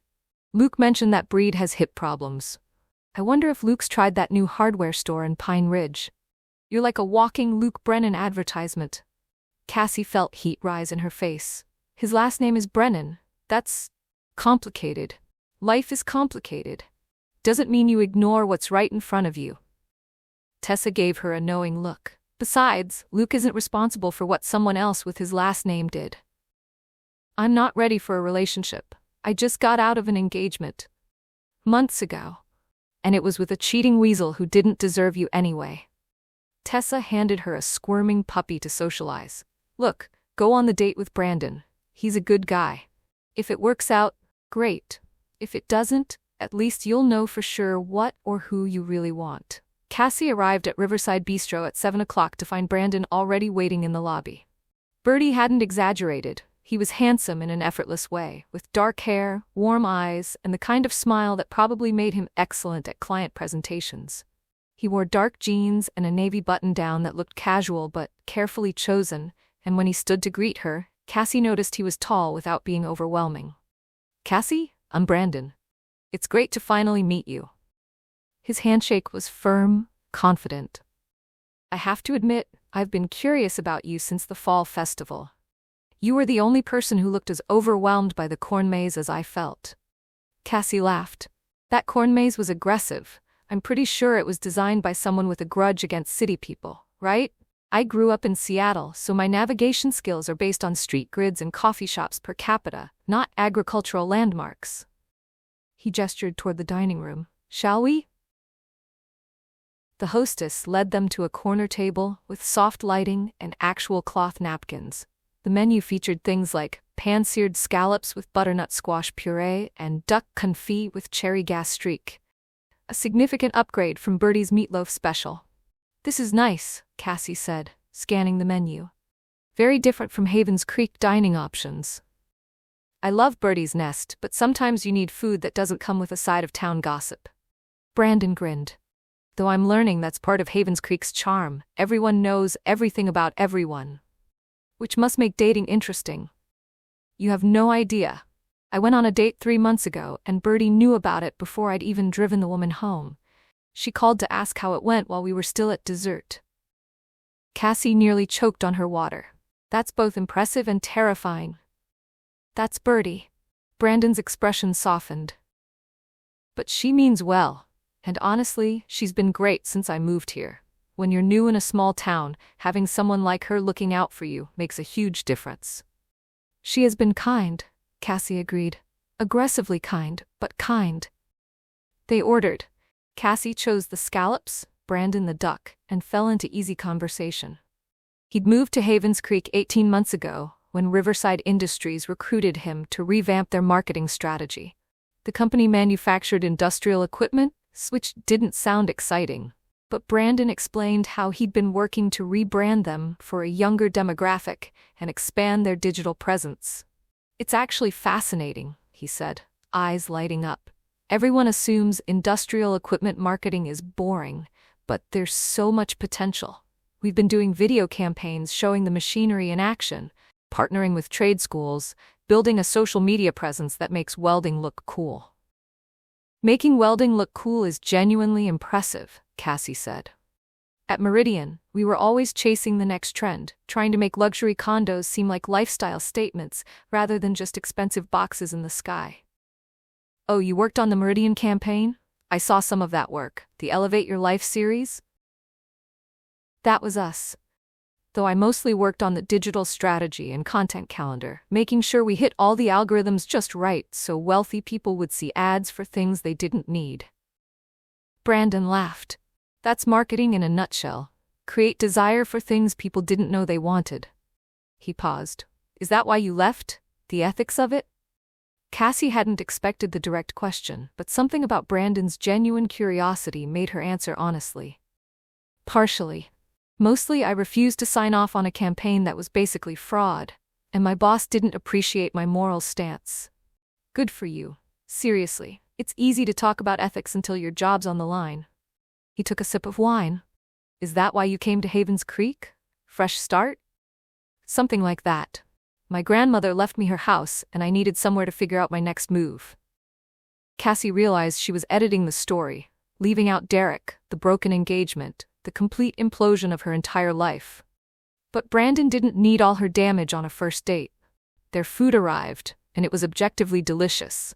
The scallops were perfectly seared, the butternut squash puree silky and subtly sweet. Brandon's duck looked equally impressive. They talked about Havens Creek, the quirks of small-town life, the strange adjustment from city living, the way everyone seemed to know your business before you did. Have you met Luke Brennan yet? Brandon asked, cutting into his duck. He's the contractor who did that beautiful church renovation. Really talented guy. Cassie's fork froze halfway to her mouth. Yeah, I've met Luke. He's great, right? He helped me fix my porch when I first moved here, refused to take payment, just said, "Welcome to Havens Creek," and left. I've been trying to repay the favor ever since, but he's impossible to pin down. That sounds like Luke, Cassie said, and even she could hear the warmth in her voice. Brandon noticed too. His expression shifted slightly. Not upset, just observant. You two friends? Yes, he's been helping me with some repairs on Ruth Mitchell House, and he restored my car. The old Honda? I've seen you driving it. That's a gorgeous restoration. Luke did most of the work. He's really talented. There was a beat of silence, and Cassie realized she'd said Luke's name 3 times in less than a minute. She sounded like Tessa's impression of her. Before either of them could navigate the awkward moment, a loud crash came from the kitchen, followed by shouting. The restaurant lights flickered once, twice, then went completely dark. Ladies and gentlemen, the hostess's voice came from the darkness, professionally calm despite the obvious panic underneath. We've had a small electrical issue. If you could please remain seated while we... Another crash, louder this time. Then the smell of smoke. Okay, change of plans, the hostess said, her voice rising. Everyone please exit in an orderly fashion through the front doors. Leave your belongings, just get out. The emergency lights kicked on, bathing everything in eerie green. Cassie grabbed her purse anyway, she wasn't leaving her wallet and phone, and followed Brandon toward the exit. Other diners were doing the same, some moving quickly, others standing confused in the strange lighting. They spilled out onto the sidewalk as fire alarms shrieked behind them. Smoke was visible now, coming from the kitchen area. Within minutes, fire trucks arrived, and firefighters rushed inside, while the restaurant staff herded diners further from the building. Brandon and Cassie stood on the corner with about 30 other displaced diners, watching firefighters work. The autumn evening had been pleasantly cool earlier. Now it felt cold, and Cassie hadn't brought a jacket. "Well," Brandon said, "this is definitely the most exciting first date I've had in Havens Creek." "Is the bar that low? You'd be surprised." He shrugged off his jacket and offered it to her. "Here, you're shivering." "I'm fine." "Cassie, take the jacket. Chivalry isn't dead, even when restaurants are on fire." She accepted it gratefully. The jacket smelled like cedar and something citrus, cologne probably, but subtle. It was warm and well made, the kind of thing a marketing executive would own. They stood there for 20 minutes while firefighters cleared the building. Eventually, the restaurant manager emerged and announced that everyone's meals would be comped, obviously, and they were so sorry. There had been a grease fire in the kitchen. Everything was under control now, but they'd need to close for the evening. "So," Brandon said as the crowd dispersed, "I'm going to guess you didn't get enough pan-seared scallops to constitute dinner." "I had maybe 3 bites. There's a diner about 2 blocks from here. Not as fancy, but probably less likely to catch fire. Want to salvage this evening?" Cassie said yes. Brandon was nice, funny, smart, handsome. They had genuine things in common. The conversation had been easy. He'd given her his jacket without making it weird. He was, objectively, exactly the kind of man she should want to date. But as they walked toward the diner, Cassie found herself thinking about Luke. About how he would have reacted to the fire. Probably would have tried to help somehow. Or at least made some dry comment about the building code. About how his laugh was different from Brandon's, quieter, more unexpected. About how when Luke looked at her, it felt like he was seeing something true, not just making pleasant first date conversation. The diner was busy. Apparently half the displaced restaurant patrons had the same idea. They squeezed into a booth near the back, and a harried waitress took their order. Brandon got a burger. Cassie ordered breakfast for dinner because it felt like that kind of night. "So," Brandon said once the waitress left, "on a scale of 1 to 10, how would you rate this date? Keeping in mind that restaurant fires are probably worth bonus points for memorability." "Solid 7. 8, if the pancakes are good." "I'll take it." He was smiling, but something in his expression had shifted. "Can I ask you something?" "Sure." "Are you actually interested in dating right now, or are you just being nice to Birdie?" The question was so direct that Cassie blinked. What?" "You're great. You're smart and funny, and clearly good at your job, and under normal circumstances, I'd be thrilled that someone like you agreed to go out with me." Brandon leaned back against the booth. "But I get the feeling your heart's not in this, and I'm trying to figure out if it's me specifically, or dating in general, or if there's someone else." Cassie's first instinct was to deflect, to give some polite non-answer that would preserve everyone's dignity. But Brandon had been honest with her, and he deserved honesty back. "You're right," she said quietly. "I'm sorry, you've been wonderful, and this isn't about you. You're exactly the kind of man I should want to date, but I think I'm—" She stopped, not sure how to explain. "You're hung up on someone else," Brandon finished gently. "Let me guess. Tall, fixes things, name rhymes with Duke?" Cassie's face went hot. "That obvious? You said his name like 4 times in 5 minutes back at the restaurant, and your whole face changed when you talked about him." Brandon's smile was kind, no trace of bitterness. "Look, I've been there. You can't force yourself to be interested in someone when your heart's already somewhere else. Believe me, I tried for 6 months after my ex and I broke up. It's not fair to anyone. I'm really sorry. I don't know what I thought. That maybe I could prove to myself I wasn't falling for him? That I could be interested in someone else? And instead you spent our entire date thinking about him. Not the entire date. The scallops were really good for the 3 bites I had. Brandon laughed. You know what? I like you, Cassie Monroe. Even if you're not interested in me romantically, I think we could be friends. Havens Creek needs more people who understand that marketing industrial equipment can actually be fascinating. I would like that, Cassie said, relieved. And for what it's worth, you're going to make some woman very happy. You're kind and funny, and you gave me your jacket and didn't make it weird. High praise. The waitress arrived with their food, and Brandon picked up his burger. So, Luke Brennan, does he know how you feel? I don't think so. I'm not even sure I know how I feel. I just got out of an engagement 4 months ago. Let me stop you right there. 4 months is plenty of time, especially if your ex was a jerk. He cheated on me with my best friend. Okay, yeah. You're allowed to move on immediately. That's in the breakup rule book. Brandon took a bite of his burger, chewed thoughtfully. Has Luke asked you out? No. We're just friends, and you've been alone together how many times? A few times? We had dinner once at Betty's Diner. We worked on my car together. We've talked here and there. Brandon raised an eyebrow. And he hasn't made a move? He's respectful. He knows I'm dealing with a lot. Or he's scared.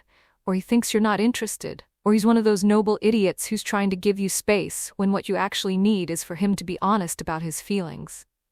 You got all that from me saying his name 4 times? I got that from being a guy who's watched too many friends waste time being noble instead of honest. Brandon pointed his burger at her. Life's too short, Cassie. If you like him, tell him. Worst case scenario, he doesn't feel the same and you deal with some awkwardness. Best case scenario, he's been feeling the same way and you're both just too scared to say it. Their food arrived, and Cassie picked at her pancakes while processing Brandon's words. The truth was she was terrified. Not just of Luke not feeling the same way, but of feeling anything this strongly after Derek. Of risking her heart again when the last time had ended in complete disaster. But there was also something terrifying about not taking the risk, about letting fear keep her from something that might be real. They finished their dinner, and Brandon insisted on paying despite Cassie's protests. You can get the next one, he said. When we hang out as friends who both understand the existential crisis of marketing products nobody asked for. He drove her back to Havens Creek, and they talked easily about work, about Seattle and Chicago, about adjusting to small-town life. When they pulled up in front of Ruth's house, Brandon put the car in park and turned to her. For what it's worth, I think Luke Brennan is a lucky guy. I hope he's smart enough to realize it. Thank you, Brandon, for everything, for being so understanding about all of this. Hey, I got a new friend and a memorable story out of it, and I didn't even have to eat duck confit in a burning building, so overall, I'd call it a win. Cassie laughed and climbed out of the car. Brandon waited until she was at her door before driving away. Respectful until the end.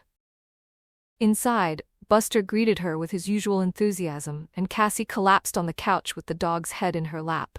Her phone buzzed almost immediately. Tessa, how'd it go? Cassie stared at the message, then typed, The restaurant caught on fire.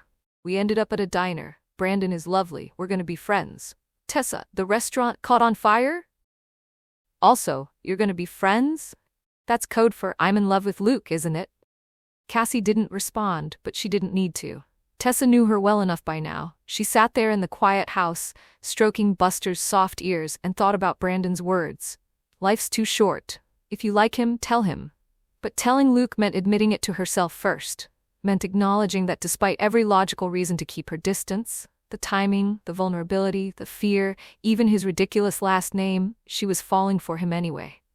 No, she'd already fallen. And maybe, just maybe, that was okay.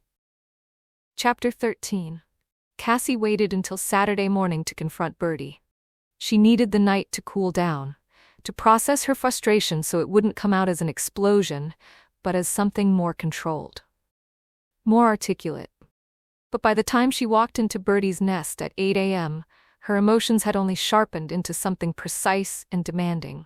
The bakery was in its usual morning rhythm.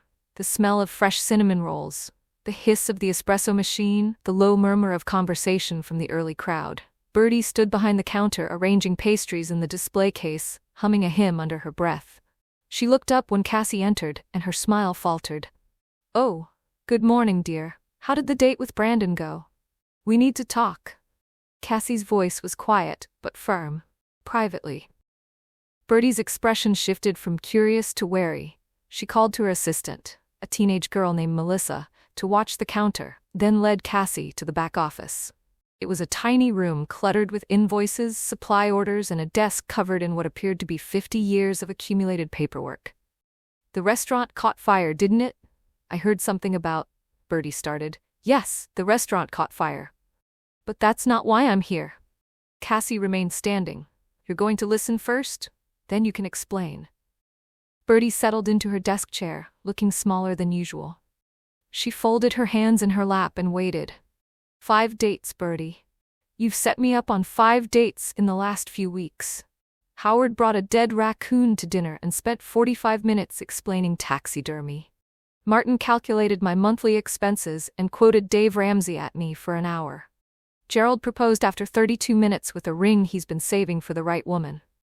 Douglas was so dramatic and theatrical that every conversation felt like a performance.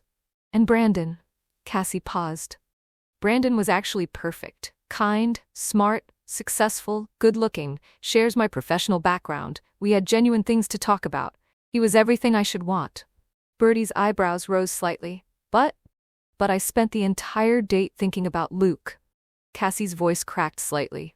The restaurant literally caught on fire, and all I could think about was how Luke would have reacted.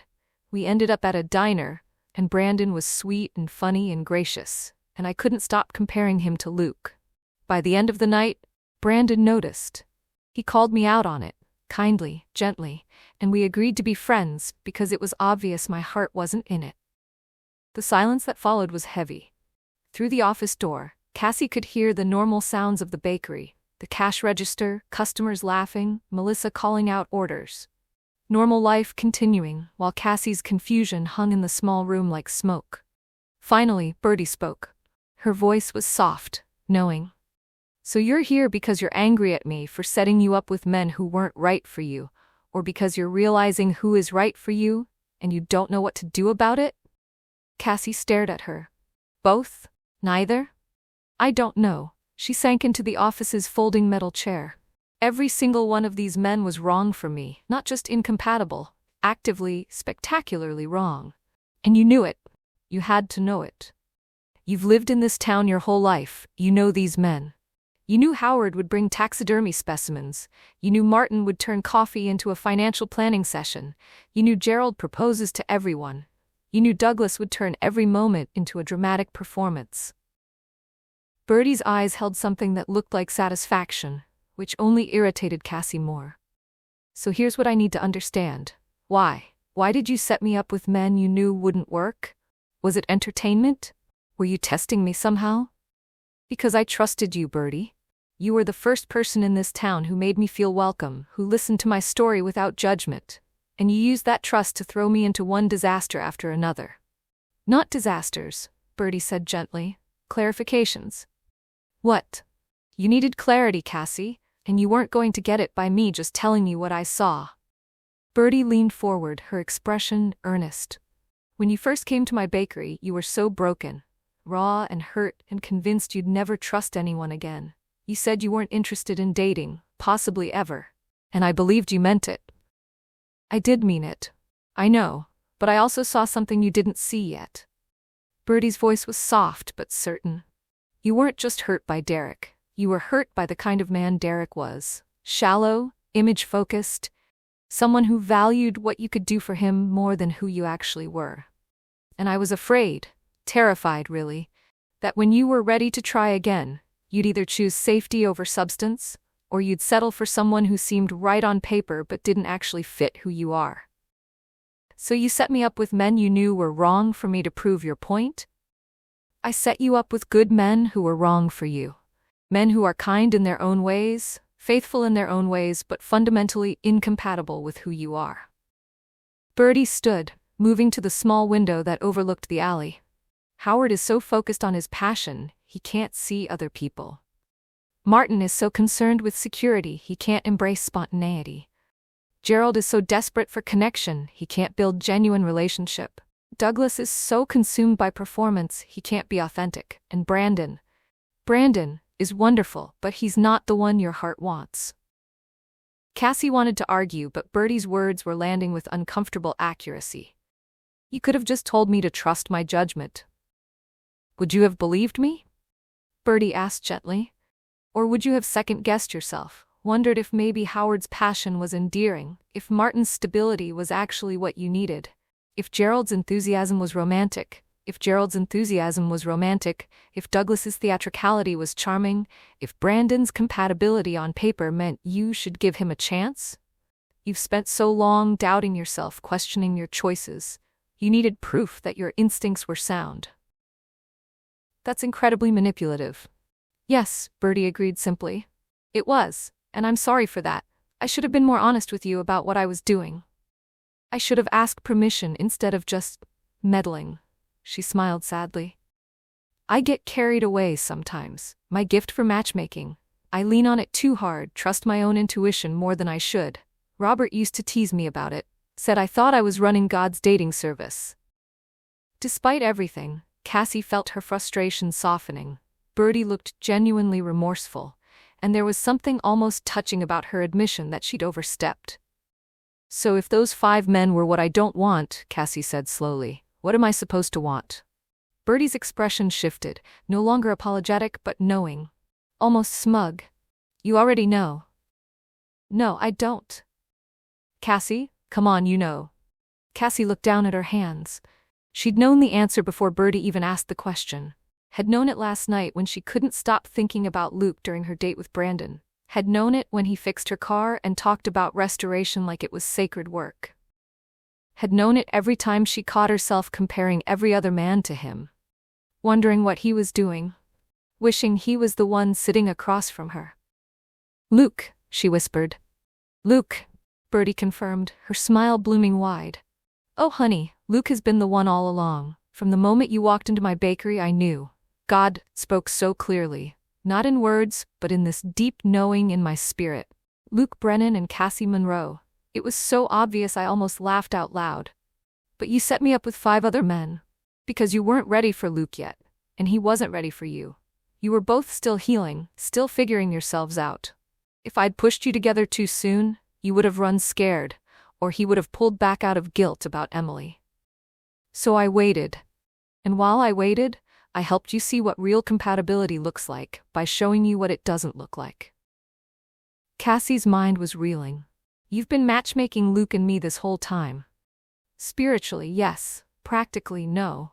I haven't said a word to him about you beyond casual conversation, haven't pushed him toward you or manufactured situations. Well, except suggesting he check on you when your toilet broke, but Tom would have sent him anyway. Bertie sat back down at her desk. Luke's interested in you, Cassie. Very interested. But he's cautious. Afraid of dishonoring Emily's memory, afraid of rushing into something before he's ready, afraid of hurting you if he's not fully healed yet. How do you know all this? Because I know Luke. I've known him since he was a boy coming to the bakery with his mother. I watched him fall in love with Emily, watched him care for her through her illness, watched him grieve. And I've watched him come back to life these past few weeks since you arrived. The way he talks about you, the way he lights up when someone mentions your name. I haven't seen that spark in him since before Emily got sick. Cassie's heart was doing complicated things in her chest. He talks about me? To Tom, mostly. Asking questions about you in that casual way men do when they're trying not to seem interested. How's Cassie settling in? Did she mention if she needs help with anything? I wonder if she'll stay past the 6 months. Bertie's eyes twinkled. Tom told me Luke asks about you at least 3 times a week. But his last name is Brennan. The words came out before Cassie could stop them, and suddenly she was crying. Frustrated tears, confused tears, tears that had been building since she'd first heard that name in the bakery weeks ago. Marcus Brennan destroyed my father's business.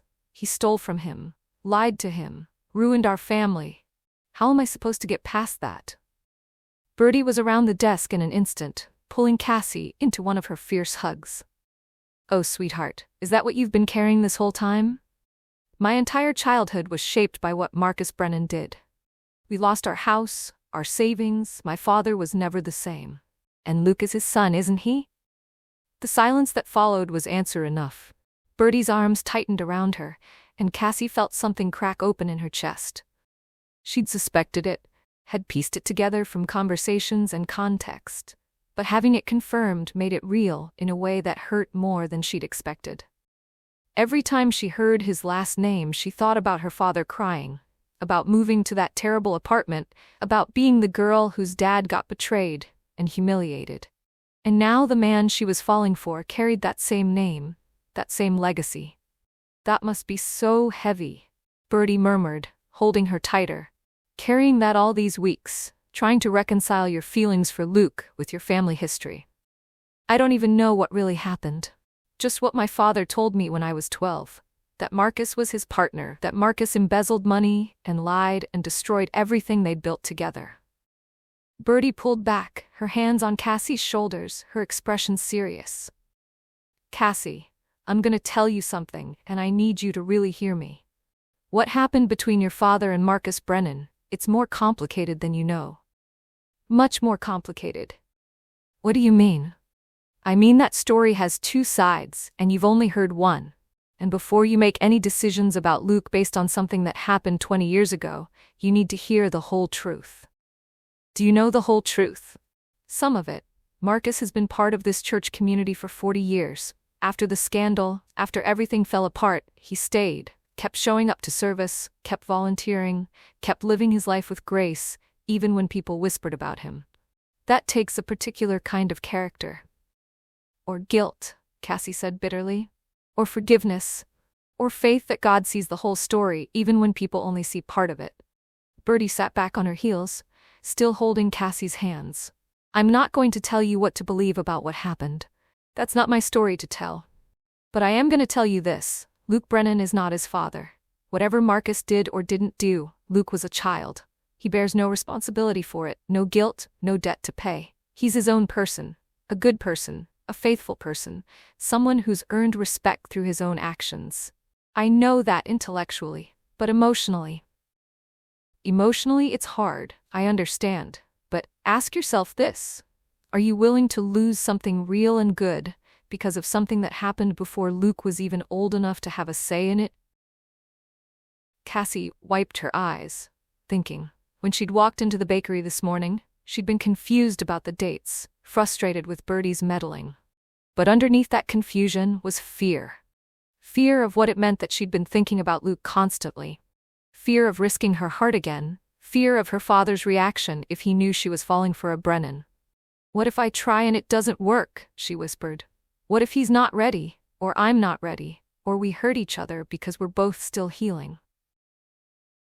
Then you'll survive it. You survived Derek, you survived getting fired, you survived losing everything. You're stronger than you think, Cassie Monroe. And love, real love, is always a risk. But it's a risk worth taking. Even if his last name makes me think about the worst parts of my childhood. Especially then. Because maybe, just maybe God brought you here, not despite your history with the Brennan name, but because of it.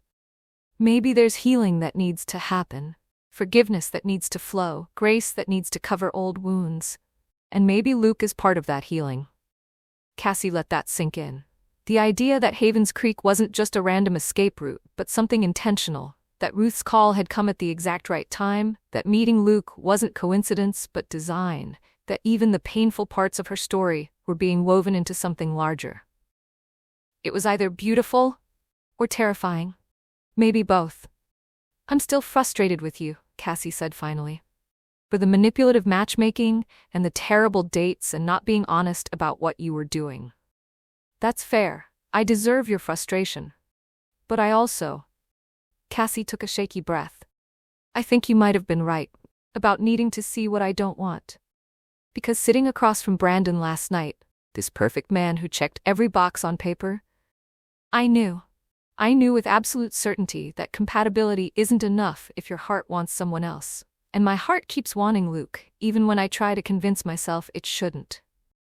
No, Bertie agreed softly. Luke sees you as someone worth knowing, worth caring about, worth showing up for, even when it's inconvenient or uncomfortable.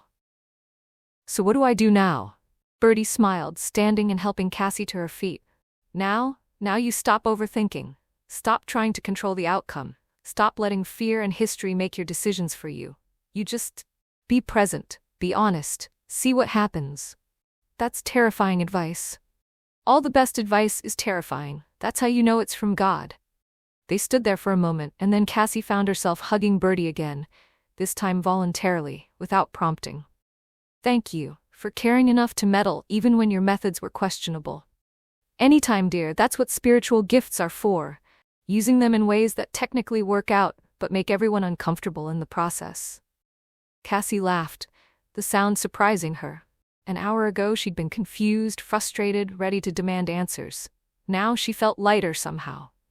Clearer, like something that had been tangled had finally loosened. She left the bakery with a cinnamon roll, Birdie insisted, and walked home slowly, letting her thoughts settle. Buster greeted her at the door with his usual enthusiasm, and she sat on the porch swing with him at her feet, eating the cinnamon roll and watching the neighborhood wake up. Luke has been the one all along. The words echoed in her mind, both thrilling and terrifying. She'd spent so long protecting herself, building walls, refusing to trust that anything good could last. And now here was Birdie, meddling, manipulative, well-intentioned Birdie, telling her that she was allowed to want something, allowed to hope for something, allowed to risk her heart on the chance that maybe, possibly, this time it wouldn't end in betrayal. But Luke was a Brennan, and that fact sat in her chest like a stone, heavy and sharp-edged, impossible to ignore. Could she get past it? Should she even try? Cassie didn't have answers, but as she sat there in the autumn sunshine with Buster's warmth against her leg and the taste of cinnamon on her tongue, she felt something she hadn't felt in a long time. Not certainty, but willingness. Willingness to see what happened. Willingness to trust her instincts. Willingness to believe that maybe, just maybe, something good could grow from the ruins of everything she'd lost.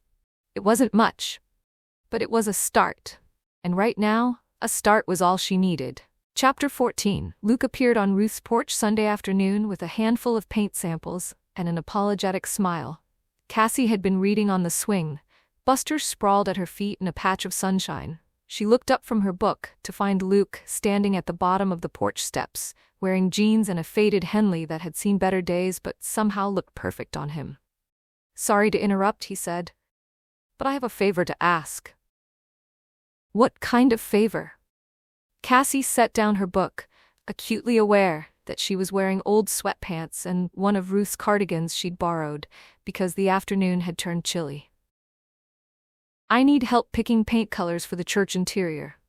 The structural work is done, but the walls need repainting before the dedication ceremony next month. Pastor Mike gave me a budget and told me to choose something warm but not too warm, traditional but not too traditional, and please nothing that will upset the ladies' auxiliary." Luke grimaced. "I'm good with structural restoration. Paint colors are not my expertise." "And you think I can help with that? You worked in marketing, right? Design, visual communication, all that stuff? You've got an eye for this kind of thing. Plus, you're the only person in town who isn't emotionally invested in whether the walls are eggshell or cream." He held up the paint samples like evidence. "These all look exactly the same to me, but apparently they're very different, and choosing wrong will cause a minor church split." Despite herself, Cassie laughed. "That sounds dramatic. You haven't met the ladies' auxiliary. They have opinions with a capital O." Luke's expression turned hopeful. "So, would you be willing to come look at the space? I'll buy you lunch after as payment for your expertise." Cassie hesitated.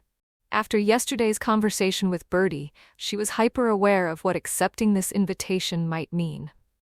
This wasn't just about paint colors. This was Luke finding an excuse to spend time with her, and her saying yes would be admitting she wanted to spend time with him too. Luke has been the one all along. Birdie's words echoed in her mind, making her heart do that stupid flutter thing. "Okay," Cassie heard herself say. "Let me change into actual clothes." 10 minutes later, she'd swapped the sweatpants for jeans and the borrowed cardigan for her own jacket. Luke waited on the porch, tossing a tennis ball for Buster, who'd apparently decided Luke was now his best friend. "He's a good dog," Luke said as they walked toward Main Street. Tessa's been trying to place him for weeks. I'm glad he ended up with you. I'm just fostering him temporarily.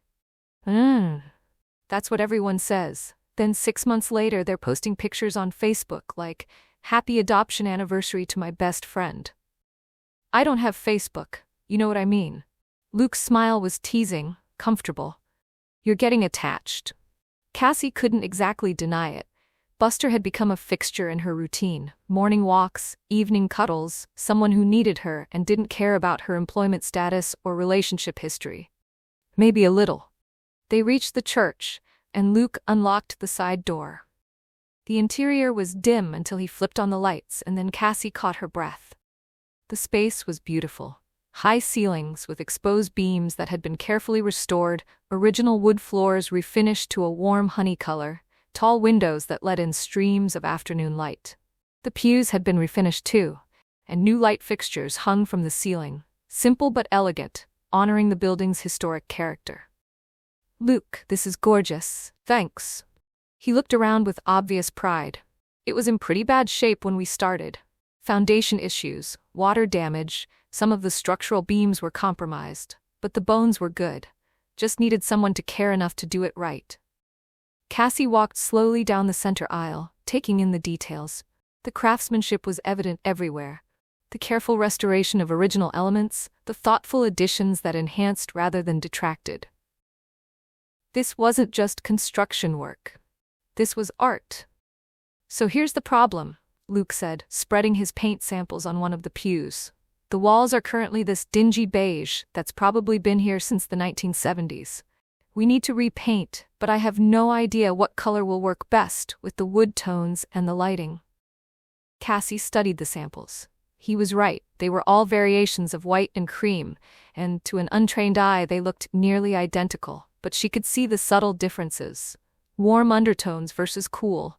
How the color would interact with the honey-colored wood. Which shades would enhance the natural light versus fighting against it. Can I see them on the wall? She asked. Luke produced a small roller and tray from a supply closet.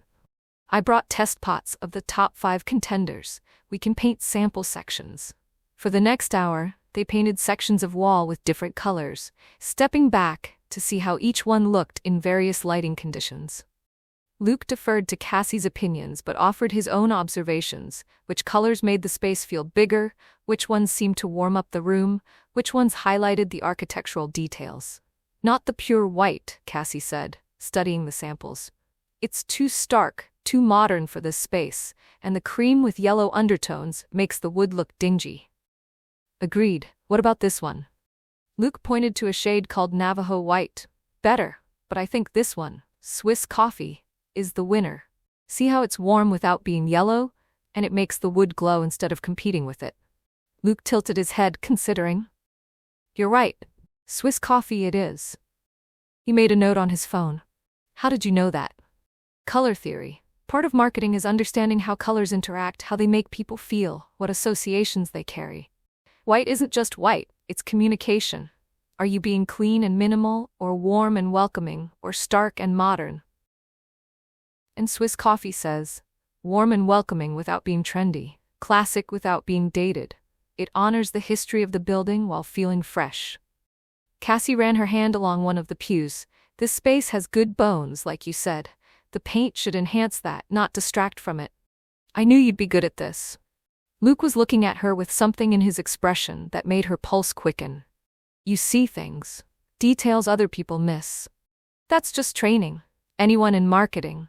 It's not just training, it's intuition, paying attention to how things work together. He gestured around the church. That's what I try to do with restoration, see what a space wants to be, instead of imposing my own ideas on it. You do the same thing, just with different tools. They stood in comfortable silence for a moment, the afternoon light streaming through the tall windows and painting patterns on the floor. Cassie was acutely aware of how close Luke was standing, how easy it would be to reach out and touch his arm, how much she wanted to. Want to see the bell tower? Luke asked suddenly.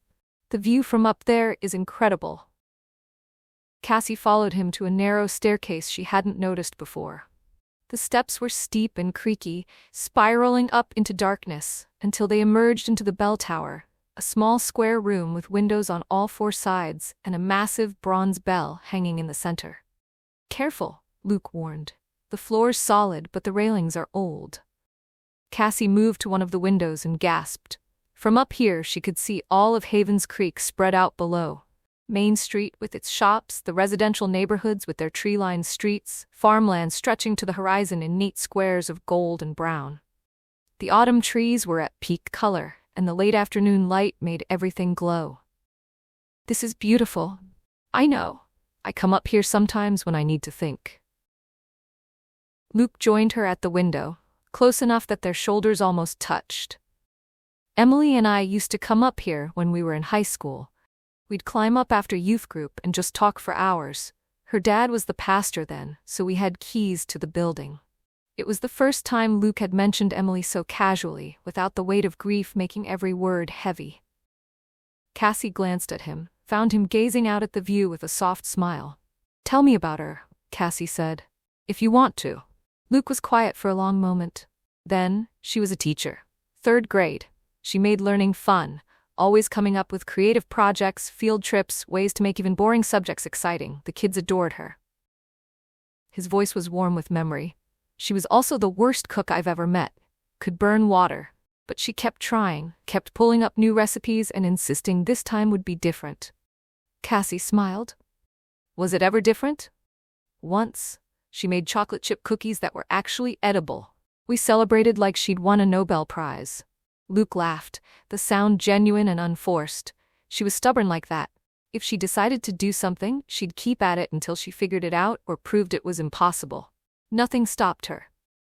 "Not even cancer?" "Not even cancer. She fought right until the end. Stayed positive, kept teaching until she physically couldn't anymore. Made me promise I wouldn't stop living just because she had to." Luke's expression turned serious. "She made me promise a lot of things in those last weeks, that I'd take care of myself, that I'd let people help me, that I'd stay open to love again when I was ready." The words hung in the air between them, weighted with meaning. Cassie's heart was pounding so hard she was sure Luke could hear it. "Do you think you're ready?" she asked quietly. Luke turned to face her fully, and the intensity in his eyes made her breath catch. "I think I'm getting there. Meeting you has helped. I'm a mess, Luke. I'm unemployed and living in someone else's house, and I can barely keep my own life together. I'm not exactly." "You're honest," Luke interrupted gently. "You're brave enough to start over when everything fell apart. You're learning to trust again even after being betrayed. That's not a mess. That's courage." "I don't feel courageous." Emily used to say that courage isn't the absence of fear. It's being afraid and doing the thing anyway. Luke's gaze was steady, searching. "You came to Havens Creek alone, knowing no one, with no plan beyond surviving the next 6 months. That takes courage."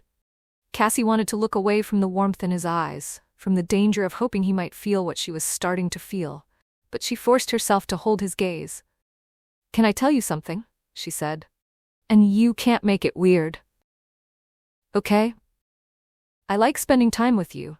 More than I should, probably, considering I've only been here a few weeks and I'm supposedly focusing on healing and not on—" She gestured vaguely between them. "Whatever this is." Luke's smile was slow and devastating.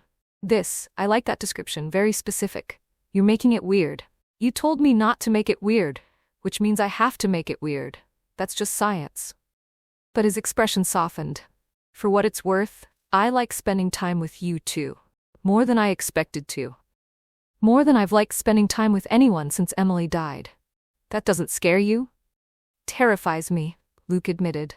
"I spent 3 years convinced I was done with relationships, that I'd had my chance at love, and it was disrespectful to Emily's memory to want someone else.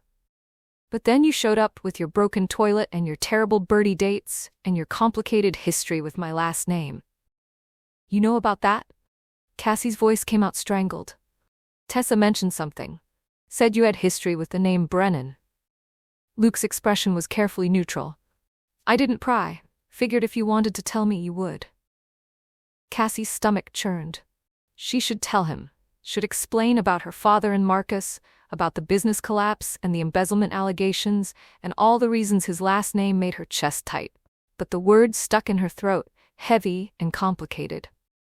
"It's old history," she managed finally. "From when I was a kid, nothing to do with you." "Okay."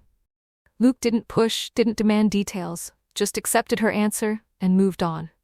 "Want to help me with the trim color next? I'm thinking the same white but in semi-gloss to make it pop against the walls." The subject change was deliberate, giving her space to breathe. Cassie felt a rush of gratitude for his perceptiveness, for not forcing a conversation she wasn't ready to have. They spent another hour in the church, debating trim colors and door finishes, and whether the accent wall behind the altar should be a slightly darker shade or the same Swiss coffee. Luke valued Cassie's input, but had his own strong opinions, and they disagreed about several choices. Good-natured debates that somehow felt intimate, like they were building something together. "The door should definitely be this color," Cassie insisted, holding up a sample called Sherwin-Williams Urbane Bronze. "It's traditional, but with character. Makes a statement without being loud."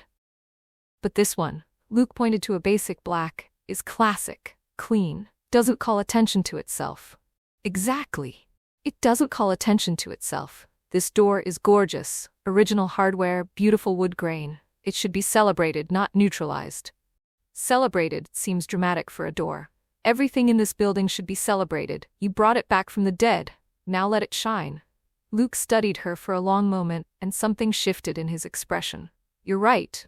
Urbane bronze it is." "Really? That easy?" "When you're right, you're right. And you're passionate about it, which means you see something I'm missing." He smiled. "I like how you see things, like you care about the details even when they don't directly affect you." "Of course I care. This place is important to you and you've put your heart into it. It deserves to be beautiful." The words came out more intense than Cassie had intended. Luke's eyes held hers, and the air between them felt charged with possibility. "Thank you," he said quietly. "For caring, for helping, for being here." They left the church as the sun was setting, painting the sky in shades of orange and gold. True to his word, Luke bought her dinner. Pizza from a small place on the edge of town, eaten at a picnic table outside while they watched the stars emerge. "So you really think Swiss coffee is the right choice?" Luke asked around a bite of pepperoni. "Not going to cause a church split?" "I think the ladies' auxiliary will love it. It's warm and welcoming and makes the space feel like a hug." "A hug, that's your professional design assessment?" "Sometimes the most sophisticated analysis is, does this space make you want to stay? And Swiss coffee says yes, stay, you're welcome here." Luke grinned. "I'm using that in my proposal to Pastor Mike. The paint says you're welcome here. Cassie Monroe said so." They talked until the pizza was gone and the air had turned genuinely cold. Luke offered her his jacket when she shivered, and Cassie accepted it, wrapping herself in fleece that smelled like cedar and sawdust and something uniquely Luke. When he walked her back to Ruth's house, Buster greeted them at the door with enthusiastic tail wagging. Luke crouched to pet him, and Cassie watched the two of them together, this gentle man and this hopeful dog, and felt something crack open in her chest. She was in trouble. Deep trouble. Because she was falling for Luke Brennan, and every moment they spent together made it harder to remember why she was supposed to be protecting her heart. "Thanks for today," Luke said, straightening. "You made that so much easier, and more fun than it would have been with me staring at paint samples alone." "Thanks for asking me. It felt good to use those skills again, to contribute to something meaningful." "Anytime you want to contribute to something meaningful, I've got about 6 more projects lined up." Luke's smile was warm in the porch light. "Or if you just want to hang out and debate paint colors for fun, I'm available for that too." "I'll keep that in mind." They stood there for a moment, neither moving, both clearly reluctant to end the evening. Finally, Luke stepped back. "Good night, Cassie Monroe." "Good night, Luke Brennan." She watched him walk away, hands in his pockets, his stride easy and unhurried. When he reached the sidewalk, he turned back and waved. She waved in return, and then he was gone, disappearing into the autumn night. Cassie went inside, hung Luke's jacket on the coat rack, and sank onto the couch. Buster immediately jumped up beside her. He wasn't technically allowed on the furniture, but she'd stopped enforcing that rule after day 2. "I'm in trouble," she told him. "Big trouble." Buster licked her face in what she chose to interpret as sympathy. That night, writing in Ruth's journal, Cassie tried to make sense of what she was feeling. Spent the afternoon with Luke at the church, choosing paint colors, which sounds boring but wasn't. We talked and debated and laughed, and it felt so natural, like we've known each other for years instead of weeks. He told me about Emily, not in a sad way, but in a way that honored who she was. I like that he can talk about her now without it being heavy. Like he's made peace with her being part of his story without being all of his story. I'm falling for him. That's the truth I've been avoiding. I'm falling for Luke Brennan. And it's terrifying because I don't trust my judgment anymore. Derek fooled me completely. How do I know Luke isn't fooling me too? But Luke isn't Derek. Luke is kind without performing kindness. Luke is attentive without being smothering. Luke sees me, really sees me, without trying to fix me or change me or mold me into something else. The problem is his last name. The problem is Marcus Brennan and everything that name represents in my family history. The problem is, I don't know how to separate Luke from that history. Even though intellectually I know he had nothing to do with it. I need to talk to my father. Need to understand what really happened 20 years ago. Because if I'm going to risk my heart on Luke, I need to know I'm not betraying my father's pain. Or maybe I just need to trust that the past doesn't have to dictate the present. That Luke gets to be his own person, separate from his father's actions. Maybe that's what grace looks like. Cassie closed the journal and turned off the light, but sleep was a long time coming, and when it finally did, she dreamed of churches and paint colors and brown eyes that saw through all her defenses to the truth beneath. Chapter 15. "So I was thinking," Luke said as they left Anderson's Hardware Tuesday afternoon, arms full of paint supplies for the church project, "we should probably celebrate your excellent design choices with food. Are you hungry?" Cassie had spent the past hour helping Luke finalize the paint order: Swiss coffee for the walls, urbane bronze for the doors, a crisp white for the trim. Tom Anderson had approved of their choices with a satisfied nod, which Luke claimed was the equivalent of a standing ovation from the notoriously taciturn hardware store owner. "I could eat," Cassie said, though truthfully she'd been hungry since noon. She'd skipped lunch, too absorbed in organizing Ruth's pantry and trying not to think about how much she'd enjoyed Sunday's church visit with Luke. "Betty's Diner?" Luke suggested. "Best burgers in town, and by in town I mean within a 30-mile radius." They walked the 2 blocks to Betty's. The afternoon sun warmed despite the October chill. The diner was moderately busy, the post-lunch, pre-dinner lull when only the serious coffee drinkers and pie enthusiasts occupied the booths. Donna greeted them with a knowing smile that made Cassie's cheeks flush. Well, Luke Brennan on a Tuesday afternoon, and with company. Donna's eyes sparkled with barely suppressed delight. "Booth or counter?" "Booth, please," Luke said, either oblivious to or ignoring Donna's matchmaking enthusiasm. They settled into a corner booth, the same one Cassie had fled from during her disastrous date with Martin. The memory made her smile.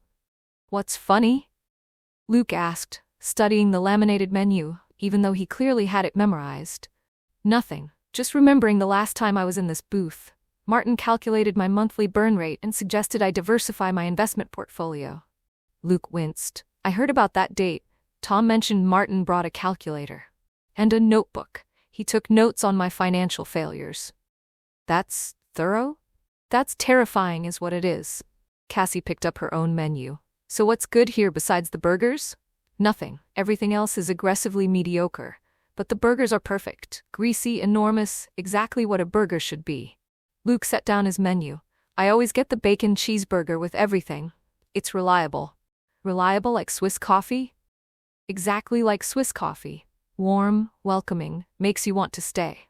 Donna appeared to take their order, and Luke's recommendation was so enthusiastic that Cassie ordered the same thing. After Donna left, they fell into comfortable silence, the kind that didn't need filling with meaningless chatter. "Can I ask you something?" Luke said finally. "And you can tell me if I'm overstepping." Cassie's stomach tightened. "Okay." What made you decide to stay in Havens Creek? When Ruth first called, you could have said no. Could have figured something else out in Chicago. But you drove 3 hours to a town you'd never heard of, to house sit for someone you barely knew. That takes either desperation or faith, and I'm trying to figure out which one it was. The question was direct but not intrusive, asked with genuine curiosity rather than judgment. Cassie considered how much to share, then decided Luke had earned honesty. Both, she said. Desperation and faith, though I'm not sure I'd have called it faith at the time. More like grasping at anything that looked like an escape route. From Derek and the job? From everything. From the person I'd built myself into. This polished, controlled, ambitious version of Cassie, who looked successful on paper but was actually just terrified of being vulnerable. After Derek left and I got fired, that version collapsed. And I didn't know who I was without it. Luke listened, without interrupting, his attention focused entirely on her, in a way that made Cassie feel both exposed and safe. So when Ruth called, she continued, it felt like permission to disappear, to go somewhere no one knew me or had expectations of me, somewhere I could fall apart without an audience. Have you? Fallen apart? A little, in increments, on bathroom floors and front porch swings and late at night when Buster's the only witness. Cassie traced a pattern on the table with her finger. But also, I think I'm coming back together, differently than before. I don't know who this version of me is yet, but she feels more real than the Chicago version ever did. I know that feeling, Luke said quietly. After Emily died, I tried to be the same Luke I'd been before. Strong, capable, the guy who had it all figured out. But that Luke didn't work anymore. I had to learn how to be someone new. Someone who'd survived loss and came out changed. Do you like who you became? Most days. Some days I miss the old version. The one who believed good things lasted forever, who didn't automatically calculate worst-case scenarios. But the new version is more honest, more grateful for what he has because he knows how fast it can disappear. Donna arrived with their burgers, massive creations that looked structurally unsound. Cassie stared at hers, trying to figure out how to approach it without dislocating her jaw. Just commit to the chaos, Luke advised, picking his up with both hands. There's no dignified way to eat a Betty's burger. You just have to accept the mess. Cassie took a bite and immediately understood why Luke had been so enthusiastic. The burger was perfect, juicy, perfectly seasoned, the bacon crispy, the cheese melted just right. It was also catastrophically messy, juice and condiments immediately escaping onto her plate. Okay, you were right, she said around her mouthful. This is worth the mess. They ate in companionable silence for a few minutes, both too focused on their burgers to talk. When Cassie finally came up for air, she found Luke watching her with amusement. What? You have ketchup on your chin. She grabbed a napkin, embarrassed. You couldn't have told me before I kept talking? I just did tell you. Besides, it was endearing. Endearing like a toddler? Endearing like someone who's not performing. You didn't check a mirror or worry about how you looked. You just enjoyed your burger. Luke's expression was soft. That's rare.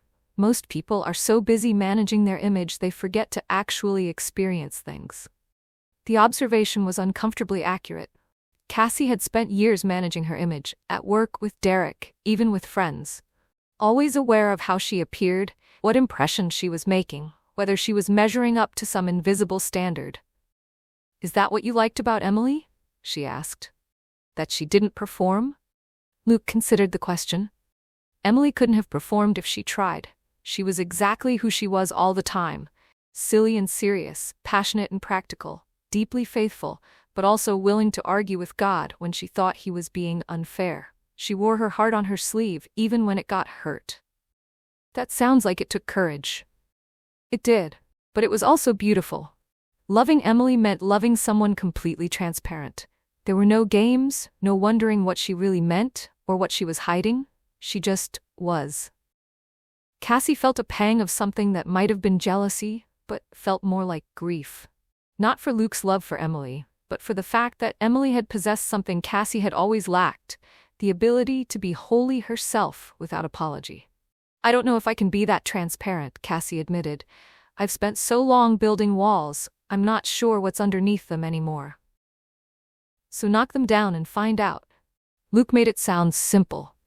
What if there's nothing underneath? What if the performance was all there was? Then you get to decide who you want to become. That's the gift of starting over. You're not stuck with who you were. You get to choose. Donna refilled their waters and delivered a slice of apple pie she claimed they had to try. On the house, you two look like you need some sweetness. After she left, Luke pushed the pie between them with 2 forks. She's not subtle. Does everyone in this town think we're dating? Probably. Tom asked me yesterday if I'd made a move yet. Those were his actual words. Cassie laughed, though her heart was racing. What did you tell him? That it was none of his business. Then he told me I was an idiot if I let you slip away. Luke took a bite of pie, thoughtful. Tom's not usually big on relationship advice, so the fact that he offered an opinion means he thinks it's important. And what do you think? Luke set down his fork and looked directly at her. I think I like spending time with you. I think you make me laugh and challenge me to see things differently and remind me that I'm allowed to want things even after loss. I think if this were 5 years ago, before Emily, before everything, I'd have asked you out properly by now. But it's not 5 years ago. No, it's now, and now is complicated. He paused. I'm still figuring out what it means to move forward without leaving Emily behind. And you're still figuring out who you are without the job and the relationship and all the things that used to define you. Maybe that's not the best foundation for something. Moi. Cassie should have felt relieved. Luke was being mature, sensible, acknowledging that neither of them was really ready for a relationship. But instead, she felt disappointed. Or maybe, she heard herself say, maybe complicated is okay. Maybe we don't have to have everything figured out before we try. Luke's eyebrows rose. That's surprisingly uncautious coming from you. I'm trying something new, being less cautious, more willing to risk things. Cassie took a breath.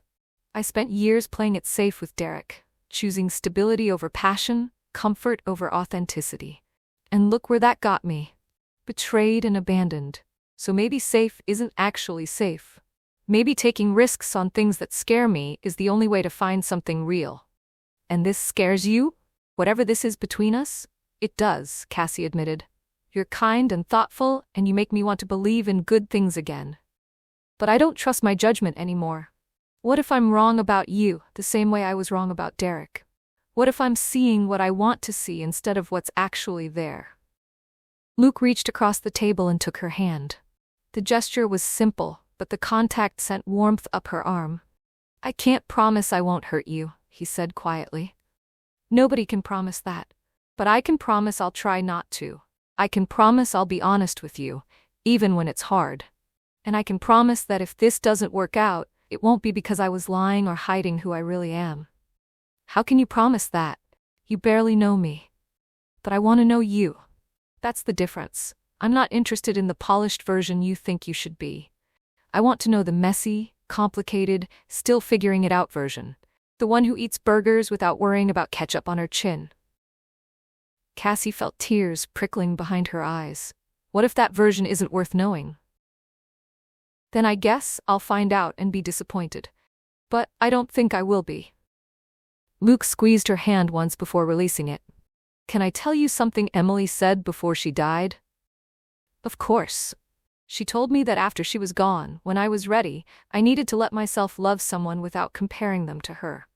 That every person deserves to be loved for who they are, not measured against who someone else was. Luke's voice was thick with emotion. She said the worst betrayal wouldn't be moving on, it would be staying stuck, refusing to live fully because I was afraid of dishonoring her memory.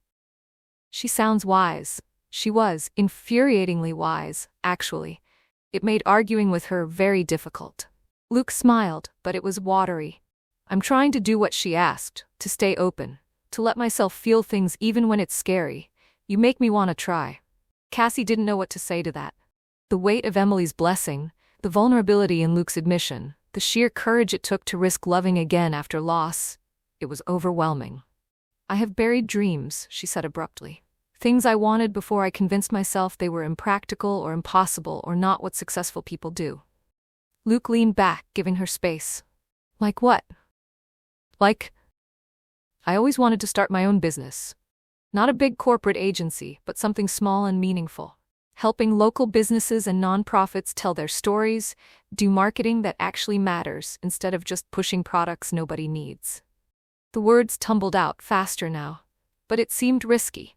Unstable. Not the kind of thing someone climbing the corporate ladder should do. So I buried it, told myself it was a naive dream from before I understood how the real world works. Do you still want it? I don't know. Maybe. Probably. But I'm terrified I'm not good enough, that I'd fail, that I'd invest everything and lose it all. But you might succeed, Luke pointed out. You might build something meaningful that brings you actual joy instead of just a paycheck. Or I might crash and burn spectacularly. Then at least you'd know, at least you'd have tried. Luke pushed the last of the pie toward her. Emily used to say that regret for things you didn't try hurts worse than failure from things you did try. At least with failure, you have a story. With regret, you just have questions. Cassie took a bite of pie, considering. The idea of starting her own business had seemed impossible in Chicago, too risky, too expensive, too likely to fail. But here in Havens Creek, with low overhead and a community that actually seemed to want to support local businesses, maybe it wasn't impossible. Maybe it was just scary. What about you? She asked. Any buried dreams? Luke was quiet for a long moment. I used to think about teaching. Shop class, woodworking, that kind of thing. Passing on the skills Thomas taught me, watching kids discover they can build things with their hands. But it seemed impractical. Teaching doesn't pay much, and I was already established in commercial construction. Then Emily got sick, and I came back here and life took over. Teaching got shelved. Could you still do it? Maybe. The high school's been talking about adding vocational programs. They approached me last year about teaching a woodworking elective. He smiled ruefully. I told them I'd think about it. That was 8 months ago. I'm still thinking. What's stopping you? Fear, probably. Fear that I'm not good enough, that I'd be terrible at it, that the kids would hate me, or I'd fail them somehow. Luke met her eyes. Same thing's stopping you from your business idea, I'd guess. So we're both cowards hiding behind practical excuses. Or we're both smart people who've learned that taking risks can lead to devastating consequences. Luke's expression turned serious. Emily took a risk on me. Chose to love a guy who worked construction and had grand ambitions beyond building things well. Her parents thought she was settling, that she could do better. But she chose me anyway, and we built a good life. Then she got sick, and all those careful plans meant nothing. But you don't regret it, do you? Loving her, building that life, even though it ended. Not for a second. The pain of losing her is terrible, but the years I had with her were worth it. I'd choose her again, knowing how it ends. Cassie felt something shift in her chest. Luke's faith, in God, in the possibility of love even after loss, was profound. She'd spent so long trying to protect herself from hurt that she'd forgotten love was supposed to be worth the risk. I'm not Emily, she said quietly. I can't be her. I don't want you to be. I want you to be Cassie, whoever that turns out to be. Luke signaled for the check. Even if that Cassie decides Havens Creek isn't for her. Even if she goes back to Chicago or moves somewhere else or builds a completely different life. I want to know who you're becoming. Whatever that looks like. They paid, Luke insisting on covering the check as promised, and walked out into the late afternoon. The sun was starting to set, painting Main Street in golden light. Cassie felt full in a way that had nothing to do with the burger. Thank you, she said as they reached the corner where they'd part ways. Luke heading to his truck, Cassie walking back to Ruth's, for lunch and conversation and being honest about all the complicated stuff. Thank you for trusting me with your buried dreams. Luke's smile was warm. For what it's worth, I think you should start that business. I think you'd be brilliant at it. And I think you should teach that woodworking class. Those kids would be lucky to have you. They stood there for a moment, neither quite ready to leave. Finally, Luke took a step back. See you around, Cassie Monroe. See you around, Luke Brennan. Cassie walked home slowly, replaying the conversation in her mind. Luke's honesty about Emily, his vulnerability about his own fears, the way he'd held her hand across the table. All of it pointed to someone genuine, someone safe to risk her heart on. But his last name was still Brennan. and no matter how much she was coming to care for him, that fact sat between them like a wall she didn't know how to climb. That night, writing in Ruth's journal, Cassie tried to sort through her tangled feelings. Had burgers with Luke at Betty's diner. We talked about faith and failure and dreams we've buried because they felt too risky. He told me more about Emily, about how she made him promise to stay open to love. And he said I make him want to try. I told him about wanting to start my own business. It's the first time I've said it out loud in years, and saying it made it feel real again. Possible, even. Maybe that's what Havens Creek is teaching me. That the dreams I buried because they weren't practical might actually be the ones worth pursuing. Luke is so different from Derek. Derek needed me to be perfect, to reflect well on him, to fit into his vision of what a successful couple looked like.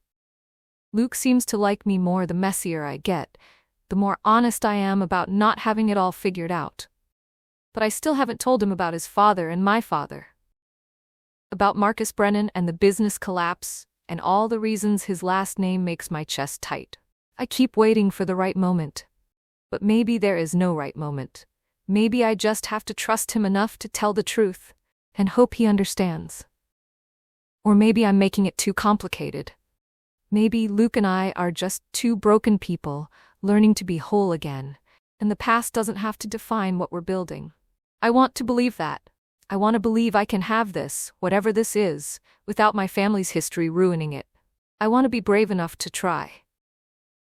Cassie closed the journal and looked out the window at the darkened street. Somewhere in this small town, Luke was probably doing the same thing, processing their conversation, wondering what came next, trying to figure out if taking another risk on love was worth the potential pain. She hoped he decided it was. Because despite all her fears and reservations and the complicated weight of her last name matching his, Cassie was starting to think that maybe, just maybe, Luke Brennan was worth the risk. Even if trying and failing would break her heart all over again. At least then she'd have a story instead of just questions, and maybe that was enough. Chapter 16. The walk started almost by accident.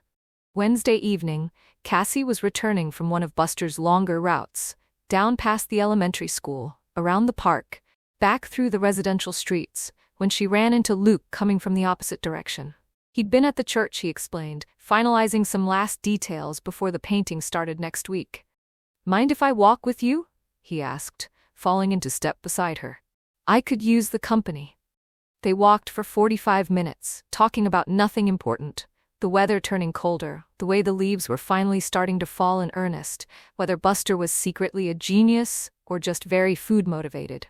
It was easy, comfortable, the kind of conversation that didn't require performing or impressing. When they reached Ruth's porch, Luke paused at the bottom of the steps. "Same time tomorrow?"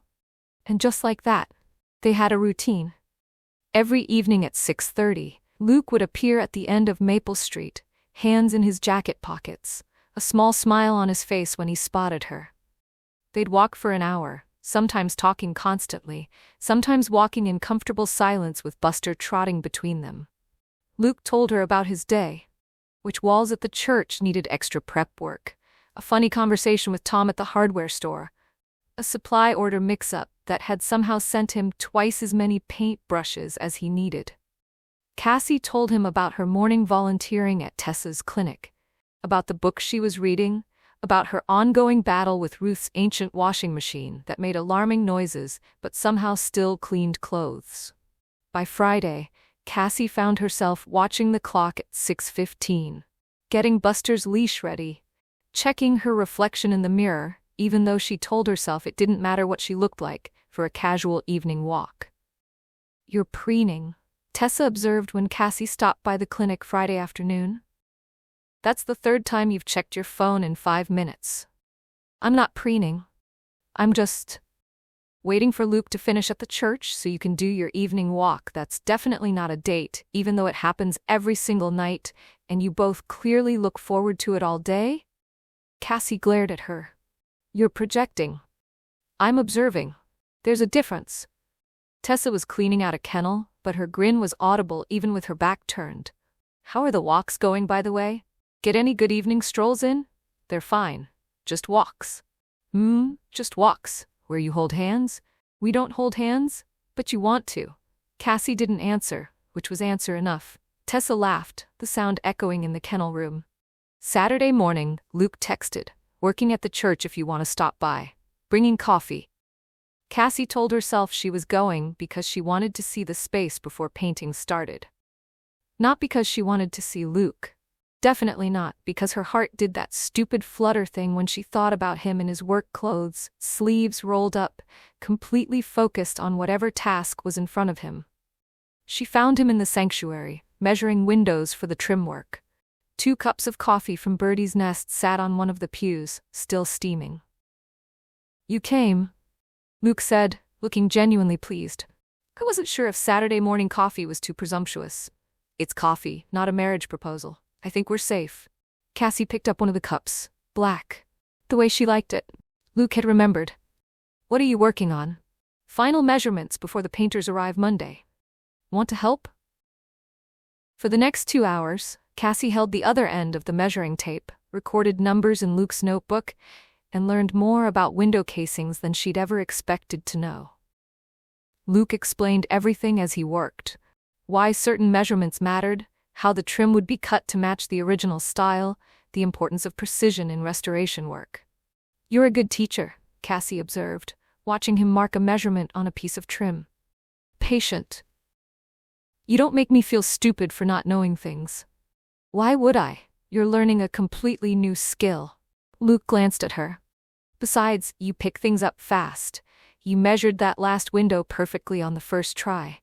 Because you explained it well. Or because you're smart and pay attention." He set down his pencil. "Have you thought more about starting that business? The marketing thing?"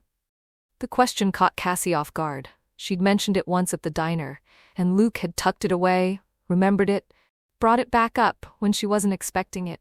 A little, maybe, I don't know. She sat on one of the pews. "It feels impossible. Starting a business requires capital and clients and a business plan and all these things I don't have. But you have skills and experience and ideas." Luke joined her on the pew close enough that their shoulders almost touched. "What would it look like if you did it?" "Small. Just me, at least at first, working with local businesses, places like Birdie's Nest or Anderson's Hardware, maybe nonprofits that can't afford big agencies, helping them tell their stories, connect with customers, build their brands, without selling their souls." The words came easier now, the vision clearer. Nothing flashy, just honest work helping real people. "That sounds amazing. It sounds scary. Both can be true." Luke's knee bumped against hers, whether accidentally or intentionally she wasn't sure. "You know what I think? I think you're more afraid of succeeding than failing." "That doesn't make sense." "It does, though. If you fail, you can tell yourself you tried and it wasn't meant to be. Lesson learned, move on. But if you succeed, then you have to admit you were capable all along. That the only thing holding you back was fear." The observation hit too close to home. Cassie stared at the church's beautiful restored ceiling, trying to find words for the knot of anxiety in her chest. "Derek used to say I wasn't ambitious enough," she said finally, "that I settled for good enough instead of pushing for great. He couldn't understand why I didn't want to climb higher, make more money, get a bigger title. But the truth is, I didn't want those things. I wanted work that mattered. I just couldn't admit it. Because it seemed naive." "It's not naive to want meaning over money," says the guy who left a high-paying job in Denver to restore old buildings in a town of 3,000 people. "Exactly, and I'm happier now than I ever was making 6 figures. Luke's expression was earnest. "Money's important, you need to eat and pay bills, but it's not the point. The point is building a life you don't want to escape from." "Building a life you don't want to escape from," she said softly, repeating his earlier words. "Is that what you have here?" Cassie thought about her Chicago life. The nice apartment she never felt at home in, the prestigious job that made her miserable, the relationship that looked perfect on social media but felt hollow in private. She'd been escaping constantly, just in socially acceptable ways. Weekend trips, happy hour with colleagues, shopping for things she didn't need. Anything to avoid sitting with the feeling that her life was wrong. "I think I've been escaping for years," she admitted. I just didn't realize it until everything crashed. So what would it look like not to escape? This, maybe.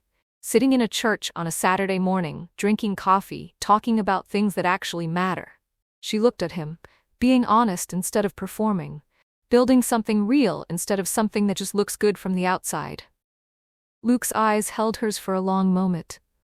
Then he smiled, that dimple appearing, dangerous and disarming. For what it's worth, I like the honest version of you better than any performed version could be. Cassie's heart was doing acrobatics. She forced herself to look away, to breathe, to remember that falling for Luke was complicated and risky and potentially disastrous. But she was falling anyway. Sunday afternoon, Luke showed up at Ruth's toolbox and a sheepish expression. "So I had an idea," he said. "And you can absolutely say no. But I thought, maybe you'd want to learn some basic carpentry? Nothing major, just how to build something simple. A bookshelf, maybe, or a bench." Cassie stared at him. "You want to teach me carpentry?" "Only if you want to learn. I just thought, you seemed interested when I was working at the church, asking good questions. And there's something satisfying about building things with your hands, creating something tangible." He shifted his weight, suddenly uncertain. "But if that sounds boring or weird..." "It sounds perfect," Cassie interrupted. "When do we start?" They set up in Ruth's garage, which was surprisingly well equipped with tools Thomas had left behind. Luke pulled out a simple bench design, something he said was a good beginner project, forgiving of mistakes but impressive when finished. "First rule of woodworking," Luke said, handing her safety glasses. "Respect the tools. They'll do exactly what you tell them to, whether that's what you meant to tell them or not." For the next 3 hours, Cassie learned how to measure twice and cut once, how to sand with the grain, how to use a drill without stripping screws. Luke was patient when she messed up, and she messed up a lot, showing her how to fix mistakes rather than just doing it for her. "You're doing great," he said when she successfully attached the bench's legs without splitting the wood. First-time woodworkers usually split at least 3 pieces before they get it right. "How many did you split on your first project?" 7. Thomas made me buy my own lumber after that." Luke laughed at the memory. He said wasting wood was a sin and I needed to learn from painful financial consequences. They worked mostly in companionable silence, the garage filled with the sounds of sawing and drilling and occasional frustrated sighs when something didn't line up correctly. Cassie found herself completely absorbed in the work. The way each piece had to fit just right, how precision and patience mattered more than speed. "This is like the church," she said, stepping back to examine their progress, taking individual pieces and making them into something whole. "Exactly. That's what I love about it. Every piece matters. You can't skip steps or rush the process. You just have to trust that if you do each thing right, the whole will come together." Is that a metaphor for life? Everything's a metaphor for life if you think about it hard enough. Luke handed her the sandpaper. "Smooth out this edge here. Feel how it's rough? You want it smooth enough that you wouldn't get a splinter if you ran your hand along it." Cassie sanded carefully, checking her work, sanding more when Luke showed her spots she'd missed. The attention to detail was meditative. No wonder Luke found peace in this work. "There," Luke said, running his hand along the edge she'd just finished. "Perfect. Ready for staining." They cleaned up the garage as the sun set, tools back in their places, sawdust swept up, their partially completed bench sitting on the workbench like a promise. Cassie looked at it with unexpected pride. She'd helped build that. Her hands had shaped those pieces, fitted them together, created something real. "Thank you," she said as Luke packed up his toolbox. "For teaching me. For being patient with all my mistakes. Mistakes are how you learn, and besides..." Luke's smile was warm in the dim garage light. "I like spending time with you. Even when you're accidentally drilling through the wrong side of a board." That was one time. It was twice, but who's counting? He shouldered his toolbox. "Same time next week, we can finish the bench and start something new if you want." "I'd like that." They stood in the garage doorway, neither quite ready to say goodbye. The evening was cold, stars beginning to appear in the darkening sky. Cassie was aware of how close Luke was standing, how easy it would be to lean forward, to close the distance between them. Good night, Cassie, Luke said softly. Good night, Luke. She watched him walk down the driveway, watched him turn at the sidewalk and wave before disappearing into the twilight. Then she went inside, where Tessa was waiting on the couch with 2 mugs of hot chocolate and a knowing smirk. When did you get here? About an hour ago. You were too absorbed in carpentry class to hear me knock, so I let myself in. Jenny Harrison gave me the spare key. Tessa patted the couch beside her. Sit. We need to talk. About what? About the fact that you're in love with Luke Brennan, and everyone can see it except apparently you. Cassie sank onto the couch and accepted the mug of hot chocolate. I'm not. Do not insult my intelligence by pretending you're not completely gone for that man. I've watched you this week, the evening walks you never shut up about, the way you light up when you talk about him, the carpentry lessons that made you forget I was even in the house. Okay, fine, maybe I like him, a little. A little? Tessa's laugh was incredulous. Cassie, you're in love with him. Actually in love, not just maybe interested or kind of attracted. In love. The words hung in the air between them. Cassie wanted to deny it, to insist Tessa was exaggerating, to maintain some shred of control over the situation. But sitting there with hot chocolate in her hand and sawdust still in her hair, she couldn't. I know, she whispered, and it terrifies me. Why? Luke's amazing, he's kind and patient and clearly crazy about you. What's scary about that? His last name, my judgment, the fact that I thought Derek was safe too, and look how that ended. Cassie took a long drink of hot chocolate. What if I'm wrong again? What if I'm seeing what I want to see, instead of what's really there? Luke is nothing like Derek. I know that intellectually, but emotionally, I'm terrified of trusting my instincts. They failed me so spectacularly last time. Tessa was quiet for a moment, cradling her mug in both hands. Can I tell you something? About Derek? Okay. I think you knew he was wrong for you. Deep down, you knew. But you'd invested so much, time, energy, planning a future together, that walking away felt impossible, so you convinced yourself it was fine, that all relationships take work, that cold feet were normal. The observation stung because it was true. Cassie had ignored so many red flags with Derek, his obsession with appearances, his dismissiveness of her concerns, the way he seemed more interested in what she could do for him than who she actually was. But with Luke, Tessa continued, you're not ignoring anything. You're hyper-aware of every potential problem, every reason it might not work, every way you could get hurt. That's not denial. That's wisdom. You're going in with your eyes open. Or I'm self-sabotaging before you can hurt me. Maybe both. But Cassie, Tessa turned to face her fully. Here's what I see. Luke makes you laugh. He makes you think. He teaches you things without making you feel stupid. He shows up consistently and treats you like you matter. He's patient with your healing process and doesn't push for more than you're ready to give. These are not red flags. These are green flags. Big, neon, this guy is actually good for you flags. But his father is not Luke. Whatever happened with your dad and Marcus, Luke was a kid. He doesn't carry responsibility for that any more than you carry responsibility for your mother leaving. Tessa's expression softened. You're allowed to fall for him, Cassie. You're allowed to want this. And you're allowed to believe that maybe, just maybe, it could work out. Cassie felt tears building. What if it doesn't? What if I let myself fall completely and he changes his mind or decides he's not ready or realizes I'm too broken to love? Then you'll survive it. You survived Derek and the job loss and your best friend's betrayal. You're stronger than you think. Tessa squeezed her hand. But what if it does work out?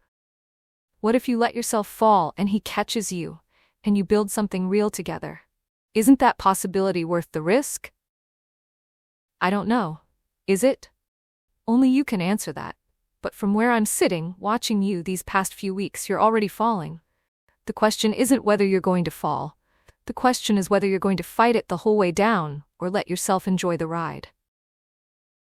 They sat in silence for a while. It sipping hot chocolate and watching through the window as the neighborhood settled into evening. Cassie thought about Luke's hands guiding hers on the saw, his patient explanations, the way he looked at her like she was capable of more than she believed herself to be. She thought about their walks, the easy conversation that flowed from serious to silly and back again. The way he made her laugh, made her think, made her want to be braver than she felt. She thought about Emily's blessing, that Luke should let himself love again, that every person deserved to be loved for who they were, instead of measured against who someone else had been. And she thought about Ruth's journal entry, "Don't let the past steal the present." "Okay," Cassie said finally. "I'm falling for him. Completely, terrifyingly, no going back, falling for Luke Brennan. And I have no idea what to do about it."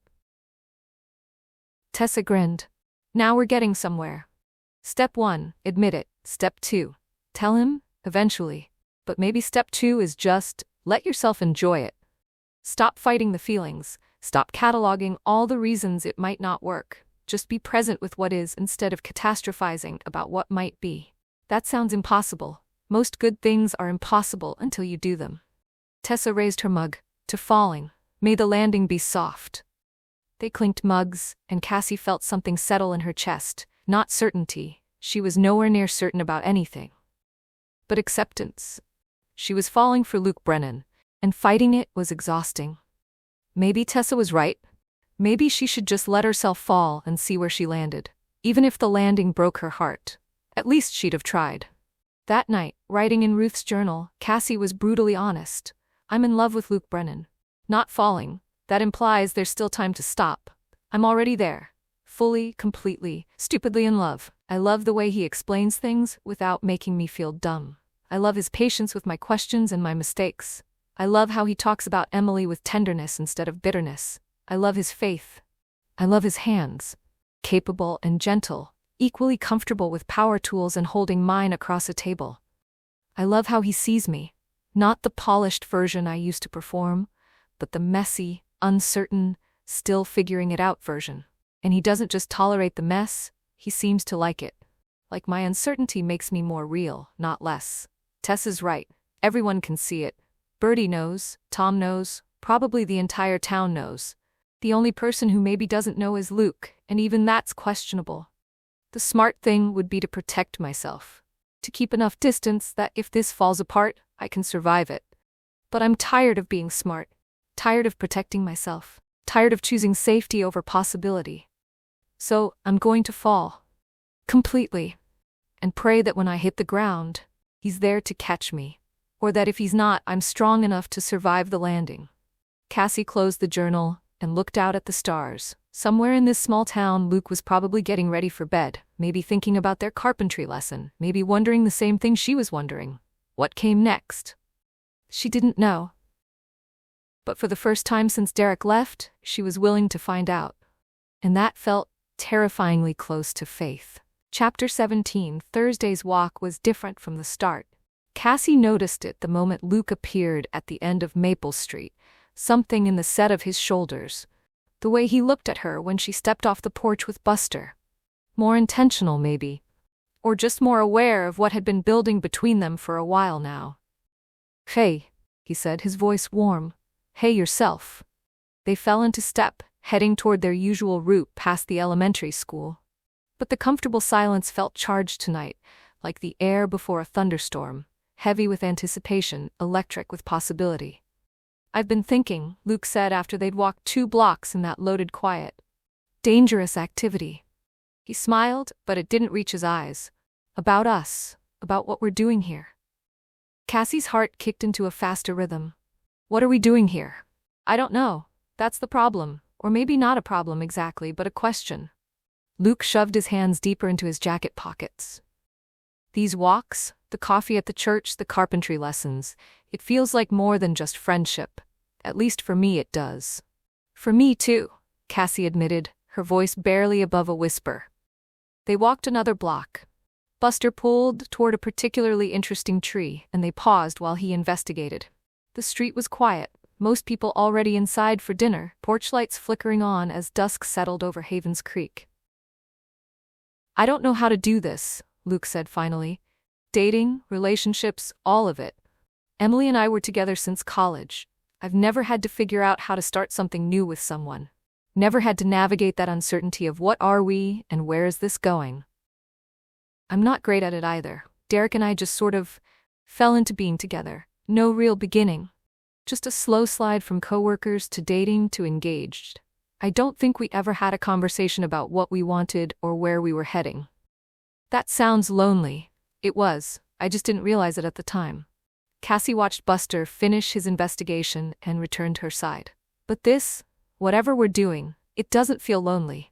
It feels scary, but not lonely. Scary how?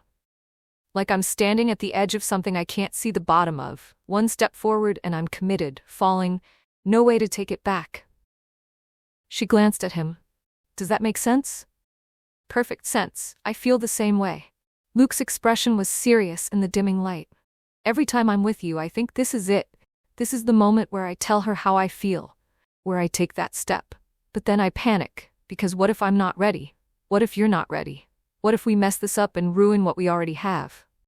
So what do we do? I don't know. Luke stopped walking, turned to face her fully. But I know I don't want to keep pretending this is just friendship when it hasn't been for weeks. I know I look forward to seeing you more than anything else in my day. I know that when something good happens, you're the first person I want to tell. And I know. His voice dropped lower, more vulnerable. I know that I'm tired of being afraid to want things. Cassie's breath caught. They were standing under a streetlight, Buster sitting patiently between them, and Luke was looking at her with such raw honesty that she felt exposed and seen in the best possible way. I'm tired of being afraid too, she said, so maybe we just stop being afraid, take the step, see what happens. Together? Together. Luke smiled, and this time it reached his eyes. I'm not promising it'll be perfect or easy, but I am promising I'll try, that I'll show up, be honest, do my best not to hurt you. I promise the same thing. They started walking again, slower now, the conversation settling into something more comfortable. Luke told her about the church painting schedule. The crew was starting Monday, should be done by the end of the week.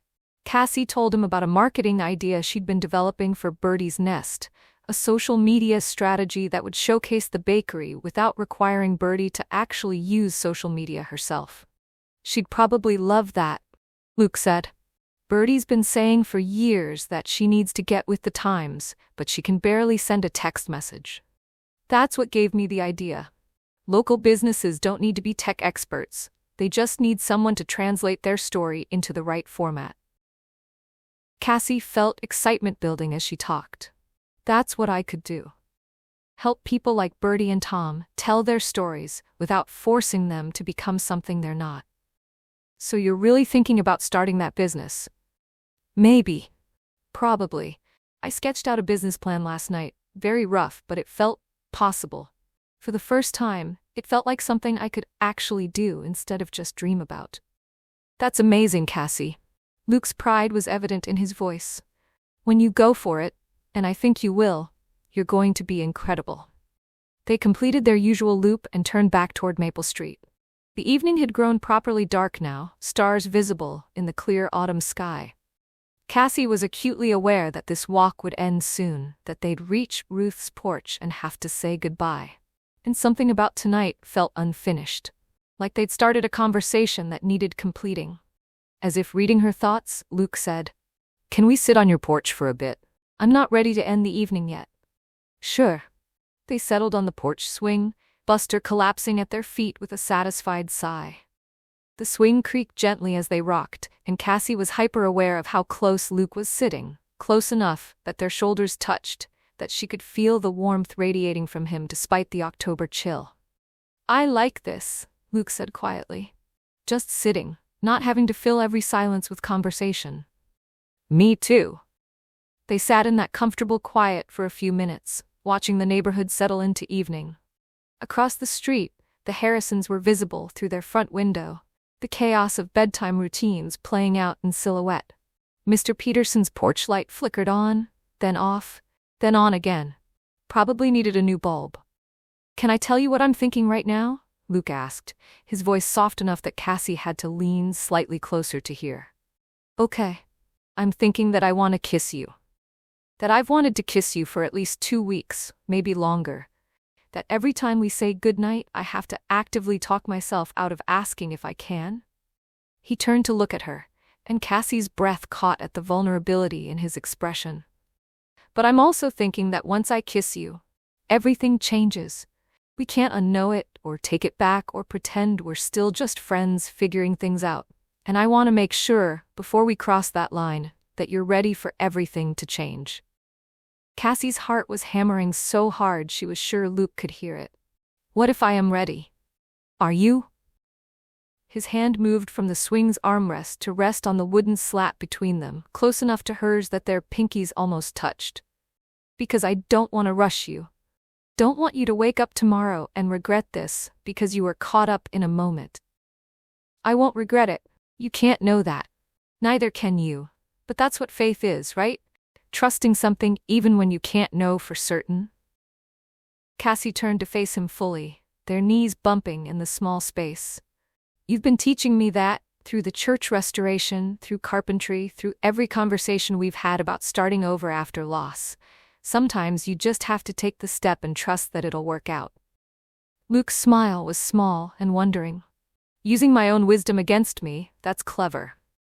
I learned from the best. They sat there, faces inches apart, the swing creaking gently beneath them. Cassie could see the flecks of gold in Luke's brown eyes, could count his eyelashes if she wanted to. His hand moved closer to hers, and she met it halfway, their fingers intertwining with a rightness that made her chest ache. So if I kiss you right now, Luke said, his voice barely above a whisper, you're sure you won't regret it? I'm sure. Okay, good, that's... He leaned closer, his free hand coming up to cup her face, his thumb brushing her cheekbone. That's really good. Cassie's eyes drifted closed. She could feel Luke's breath against her lips, could feel the warmth of his hand on her face, could feel every cell in her body leaning toward this moment they'd been circling for weeks. And then Luke stopped. Cassie's eyes flew open to find him pulling back, his expression anguished. I can't, he said, his voice rough. Not yet. There's something I need to tell you first. Disappointment crashed through her, followed immediately by fear. What? What's wrong? Nothing's wrong. Or maybe everything's wrong, I don't know. But I can't kiss you without you knowing. He took a breath, steadying himself. My last name, it's Brennan, and I think that might matter to you. Cassie went very still. Of course she knew his last name was Brennan. Had known since the first day she heard it, since Sarah Brennan at the Bible study, since Tom had introduced him as Luke Brennan at the hardware store. But hearing Luke say it now, in this context with his hand still warm on her face, and his lips still so close to hers, it hit differently.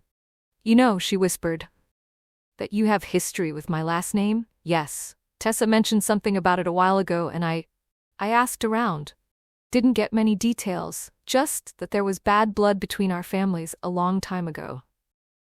Luke's hand dropped from her face, though he didn't let go of her other hand. I should have brought it up sooner, should have asked you about it directly instead of waiting. But I was afraid. Afraid I'd run. Afraid you'd decide I wasn't worth the complication. His thumb traced circles on the back of her hand. But that's not fair to either of us. You deserve to know who I am. All of me, including the parts that might be difficult. And I deserve to know if my last name is going to be a problem before I fall any further for you than I already have. Cassie's mind was racing. She'd known this conversation was coming, had been dreading it for weeks. But she hadn't expected it now. Hadn't expected it in the middle of an almost kiss on Ruth's porch swing. Your father is Marcus Brennan, she said. Not a question, just a statement of fact. Yes. Luke's voice was steady, but she could see the tension in his jaw. Whatever you've heard about him, whatever he did or didn't do. I know my last name carries weight in this town. Carries judgment. And if that's going to be a barrier between us, I need to know now, before I kiss you, before we take this any further. Tell me about him. About what happened. Luke was quiet for a long moment. When he spoke, his voice was measured, careful. 20 years ago, my father was in business with a man named James Monroe. They built a construction company together, had a good partnership from what I understand. But something went wrong. Money went missing, accusations were made, the business collapsed. My father was blamed, but never formally charged. Your father, because James Monroe is your father, I'm assuming. He is. Your father lost everything, his business, his reputation, his financial stability. And my father lived with the town's judgment for years. Some people believed he was guilty, others weren't sure, but the suspicion followed him. still follows him. Do you know what really happened? Who actually stole the money? I was 15 when it all went down. My father never talked about it, just said some things were too complicated to explain, and I should focus on school. He took the blame, or the suspicion at least, and moved forward. Kept going to church, kept living here, kept being part of the community even when people whispered. Luke's expression was pained. I've asked him about it over the years, especially after I came back to take care of him. But he just says the past is the past and dwelling on it won't change anything. That's convenient. Or it's grace, or shame, or protecting someone. I honestly don't know. Luke finally released her hand, running both of his through his hair in frustration. What I do know is this: whatever my father did or didn't do 20 years ago, it wasn't me. I was a kid. I had no involvement, no knowledge, no responsibility. But if you can't separate me from him, if my last name means you'll always see me through the lens of what happened to your father, then we need to stop this now, before someone gets hurt. Cassie felt like she was standing at a crossroads. One path led forward, into whatever this thing with Luke was becoming, into the risk and possibility of loving someone despite complicated history. The other path led backward, to safety, to protecting herself, to honoring her father's pain by refusing to forgive the Brennan name.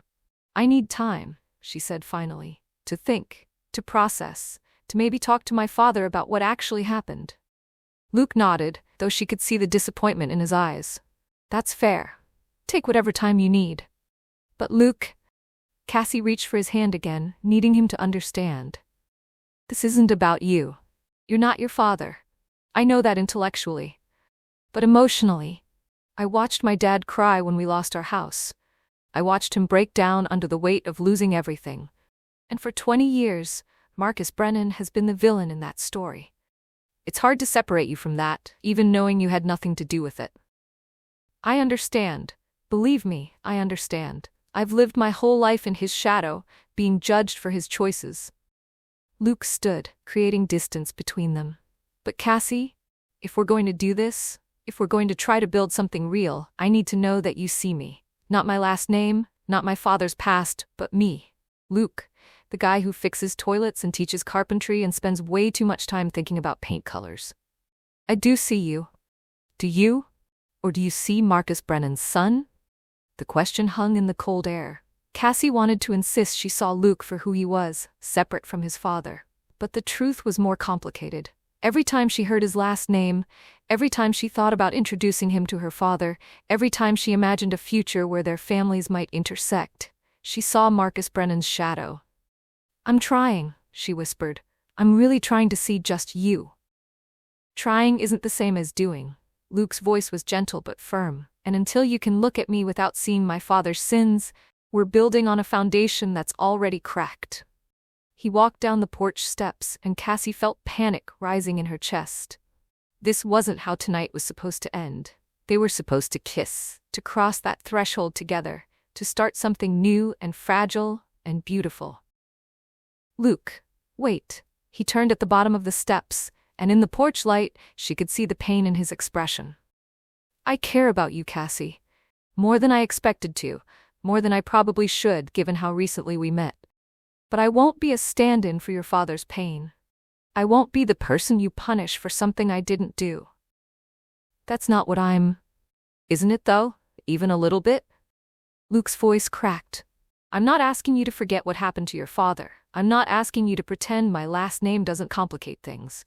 I'm just asking, before we go any further, that you figure out if you can love me despite it. Because I can't give you my heart, knowing you're going to hold my father's actions against me. Cassie couldn't speak past the lump in her throat.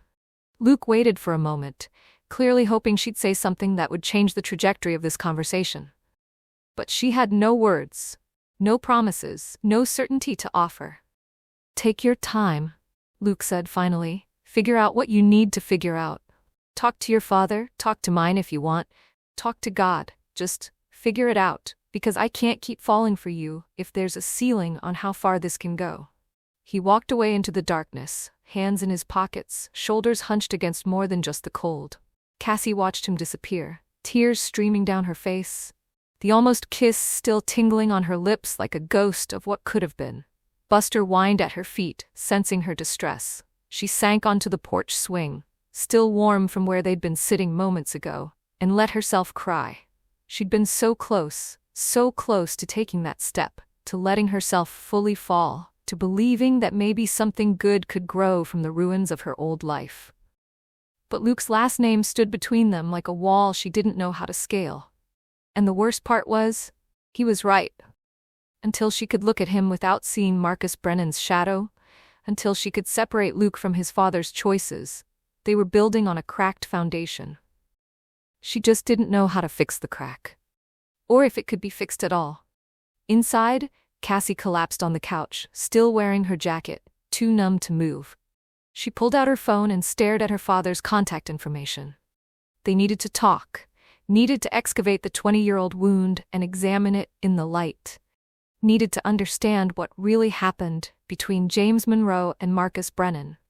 Because if she was going to lose Luke over this, she at least deserved to know the full truth. But not tonight. Tonight, she just needed to sit with the pain of the almost kiss, the might have been, the possibility that had been right there before Luke's last name pulled them apart. That night, writing in Ruth's journal, Cassie was brutally honest. Luke almost kissed me tonight. We were so close, his hand on my face, his breath on my lips, my heart wide open and ready. And then he stopped. Because his last name is Brennan, because he needed me to know, needed me to decide if I could love him despite it. And I couldn't promise him I could. I want to. But every time I hear Brennan, I'm 12 years old again. Watching my father cry, watching our life crumble. How do I separate Luke from that? How do I love him without betraying my father's pain? Luke said I need to figure out if I can love him despite his last name. But what if I can't? What if the weight of our family history is too heavy to overcome? What if I'm about to lose the best thing that's happened to me because I can't let go of something that happened before either of us had any control over it? I need to call my father. Need to hear the full story. Need to understand what really happened so I can decide if Marcus Brennan's sins are worth sacrificing Luke for. Please, God, if you're listening, help me figure this out, because I'm drowning in history that isn't mine, and I don't know how to swim to shore. Cassie closed the journal and stared at the ceiling, replaying the almost kiss in her mind. The warmth of Luke's hand on her face, the gentleness in his eyes, the way he'd stopped, not because he didn't want to kiss her, but because he respected her enough to need her fully present, fully certain, fully his. She'd never been more attracted to anyone in her life, and she'd never felt more trapped by the past. Tomorrow, she'd call her father. Tomorrow, she'd start the hard work of separating Luke from his last name. But tonight, she just mourned what she'd almost had, and prayed that when she figured herself out, Luke would still be there waiting. Chapter 18. Cassie stared at her phone for 20 minutes before she found the courage to call. It was Friday morning, barely past 7. She'd been awake since 4, replaying the almost kiss, replaying Luke walking away, replaying the look on his face when he'd said, "I won't be a stand-in for your father's pain." The words had echoed through her sleepless night, becoming louder with each repetition. She needed answers, needed to understand what had really happened 20 years ago between James Monroe and Marcus Brennan. And there was only one person who could tell her the truth. Her father answered on the 4th ring, his voice groggy. "Cassie, everything okay? I need to talk to you about Marcus Brennan." Silence, long enough that Cassie checked her phone to make sure the call hadn't dropped. "Dad? I'm here." His voice had changed, guarded now, careful. "What about Marcus?" "I need to know what happened, the real story, not the 12-year-old's version I've been carrying around for 20 years. Cassie gripped the phone tighter. "What did he do to you? What actually happened with the business?" Another pause. Cassie could hear her father breathing, could practically feel him choosing his words. "Why are you asking about this now?" James asked finally. "After all these years?" "Because I met someone here in Havens Creek, and his last name is Brennan, and I need to know if I'm about to make a terrible mistake getting involved with the son of the man who destroyed our family." The pause that followed was even longer. Cassie heard movement on the other end, her father getting out of bed, probably putting some distance between himself and his wife so this conversation could be private. "You met Luke," James said. "Not a question. You know him?" "I know of him. I've kept tabs on Marcus over the years. Through mutual acquaintances, people who still live in the area.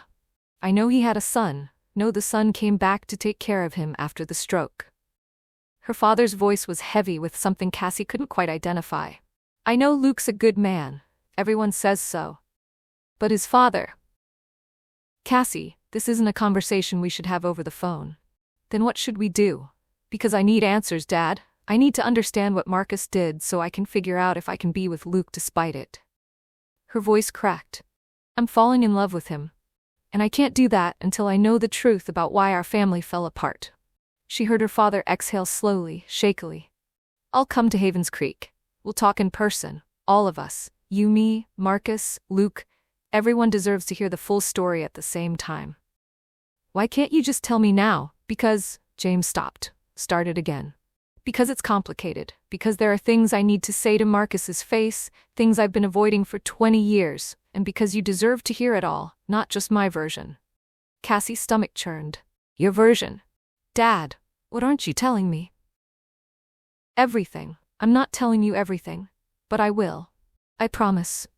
He sounded tired, older than his 62 years.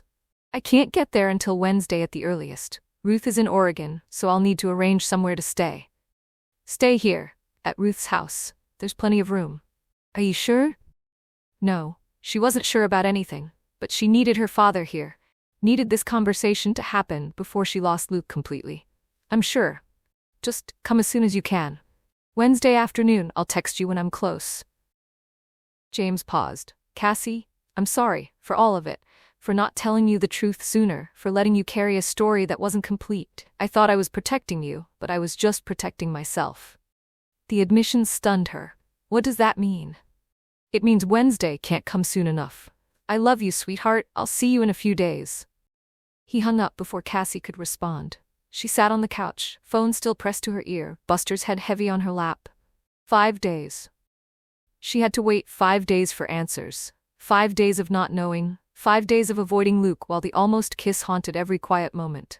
"Because there are things I need to say to Marcus's face." What things? What had her father been avoiding for 20 years? Cassie pulled up her father's contact information, stared at the photo she'd attached years ago. Him in his pastor's collar, smiling that gentle smile that had always made her feel safe. But looking at it now, she saw something she'd missed before. Sadness in his eyes. Weight on his shoulders. What had he been carrying all these years? The weekend was torture. Cassie threw herself into mindless tasks, deep cleaning Ruth's already clean house, reorganizing the pantry by expiration date, alphabetizing the extensive collection of Christian fiction novels on the living room bookshelf. Anything to keep her hands busy and her mind from spiraling. Saturday morning, her phone buzzed with a text from Luke. "Hope you're okay. Here if you need to talk." She stared at the message for 10 minutes before typing back. "Thank you. Need some time to process. Will reach out when I'm ready." His response came immediately. "Take all the time you need. I'm not going anywhere." The words made her chest ache. He was giving her space, being patient, not pushing. Everything Derek had never been. But the thought of seeing Luke right now, of facing the longing and confusion and complicated weight of his last name, she couldn't. Not until she knew the truth. Sunday, she skipped church. She'd only recently started going, had been slowly warming to the idea of faith, to the possibility that God might actually care about her small life. But sitting in a church built by Luke's hands felt impossible right now. Instead, she walked Buster along routes that avoided Main Street, the church, anywhere Luke might be. The October morning was beautiful, crisp air, golden leaves, the kind of day that belonged in a travel magazine. But Cassie barely noticed. Her mind was 300 miles away in Michigan, wondering what her father was thinking, what he was preparing to say. "There are things I need to say to Marcus's face." Monday morning, Cassie forced herself to go to Tessa's clinic. She'd promised to help with the morning feeding, and hiding at home wasn't solving anything. Plus, Tessa knew how to sit with messy emotions without trying to fix them. A skill Cassie desperately needed right now. She found Tessa in the kennel room, mixing food for the rescue dogs. The moment Tessa saw her face, she set down the food scoop. That bad? I don't even know what that is yet. Cassie grabbed an apron from the hook. My father's coming Wednesday. We're going to have some kind of family meeting with Marcus and Luke to discuss what happened 20 years ago. Until then, I'm just existing in limbo. Have you talked to Luke? Texted. Briefly. Cassie started filling food bowls with mechanical precision. He's giving me space, which I appreciate and also hate, because all I want is to see him, but I can't until I know the truth about his father. Tessa was quiet for a moment, measuring kibble. Can I tell you something, and you can't get mad? That's never a good preface. I think you already know the truth. Deep down, you know. Tessa met her eyes.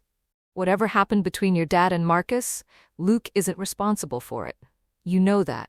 The only question is whether you're going to let ancient history keep you from something good. It's not that simple. It is exactly that simple. You love Luke. Luke loves you. Your fathers had a falling out when you were children, and yes, you both remember pieces of it. But you were 12, Cassie. Whatever happened between them, it wasn't Luke's doing any more than it was yours. Those feelings you have for him, and the ones he has for you, they exist right alongside that old history. The only thing you get to choose is which one matters most. Cassie wanted to argue, but Tessa had already moved on to the next kennel. They worked in silence for a while, the rhythmic routine of feeding and cleaning soothing in its simplicity. Animals didn't care about complicated family histories. They just wanted food and kindness, and someone to scratch behind their ears. For what it's worth, Tessa said as they finished up, I think Wednesday's meeting is going to surprise you. There's always more to a story than one side tells. What does that mean? It means keep an open mind, and maybe prepare yourself for the possibility that the villain in your childhood story might not be who you thought. Tuesday dragged. Cassie tried to work on her business plan, but the spreadsheets kept blurring. She tried reading, but couldn't focus on the words. She tried journaling, but everything she wrote circled back to the same questions. What happened? Why won't Dad tell me over the phone? What am I going to learn that requires all of us in the same room? Around 2 in the afternoon, she gave up on productivity and took Buster for a long walk. Without meaning to, she found herself on the route that passed the church.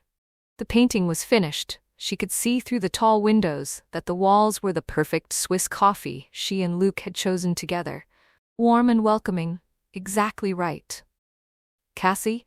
She turned to find Bertie approaching from the bakery, concern written across her face. I heard, Bertie said simply. About Thursday night. About Luke telling you about his father.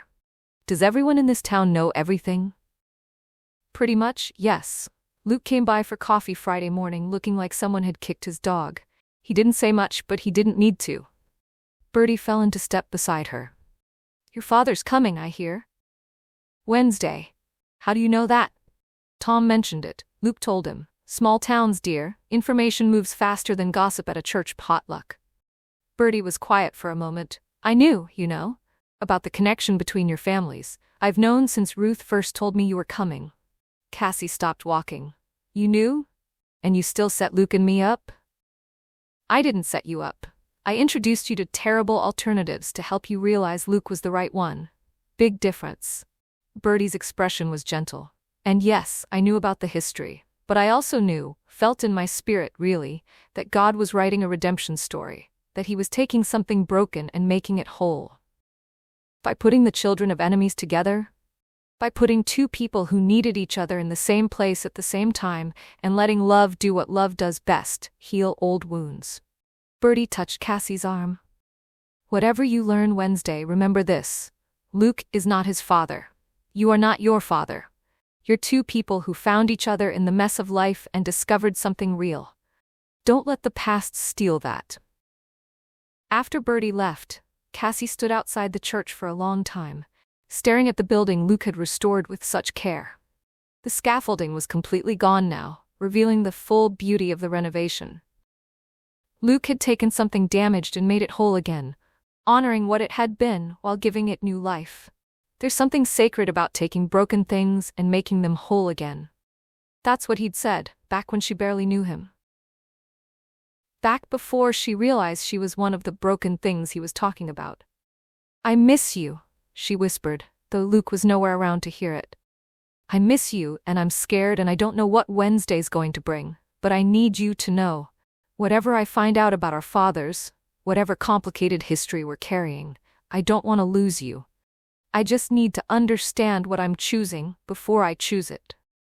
The church, of course, didn't answer. But the late afternoon light, streaming through those tall windows, made the interior glow golden warm, like a promise of something beautiful waiting inside. Wednesday morning, Cassie cleaned the guest room 3 times. She changed the sheets, fluffed the pillows, made sure there were fresh towels in the bathroom, put a water glass on the nightstand, adjusted the curtains, checked that the closet had enough hangers, anything to keep her hands busy while she waited for her father to arrive. He texted at 1:30, just past the Havens Creek sign. "Be there in 5 minutes." Cassie's stomach dropped. This was it. No more waiting, no more wondering. In 5 minutes her father would be here, and tomorrow they'd all sit down together, her, James, Marcus, Luke, and she'd finally learn the truth. She stood on the porch, Buster at her side, watching the street. A modest blue sedan appeared, slowing as it approached Ruth's house. Her father was driving, his silver hair catching the afternoon light, his face visible through the windshield. He looked nervous. James parked and climbed out slowly, like a man preparing for something difficult. He was thinner than Cassie remembered, older, with more gray in his hair and deeper lines around his eyes. But there was also something different. A peace in his bearing that hadn't been there in her childhood, a calmness she associated with people who'd survived something terrible and come out changed. "Hi, sweetheart," he said, stopping at the bottom of the porch steps. "Hi, Dad." They stared at each other for a long moment, the weight of unspoken things hanging between them. Then James climbed the steps and pulled Cassie into a hug. She stiffened initially. They weren't a hugging family, had never been comfortable with physical affection. But then she felt her father trembling and realized he was as scared as she was. "I'm sorry," he whispered into her hair. "For all of it. For what I'm about to tell you, for what I should have told you years ago." "I'm so sorry, Cassie." She pulled back, studying his face. "Dad, you're scaring me. What happened? What aren't you telling me?" James's eyes were bright with unshed tears. "Everything. I haven't told you everything, and when I do, when you hear the whole truth, you might not want to forgive me. But I need you to know it anyway. You deserve to know it." "Know what?" "Not yet. Not until everyone's together." He wiped his eyes, attempting a smile. "Can I come in? Maybe we could have some tea, talk about other things for a bit. I need to settle my nerves before tomorrow." Tomorrow. The word hung in the air like a threat and a promise.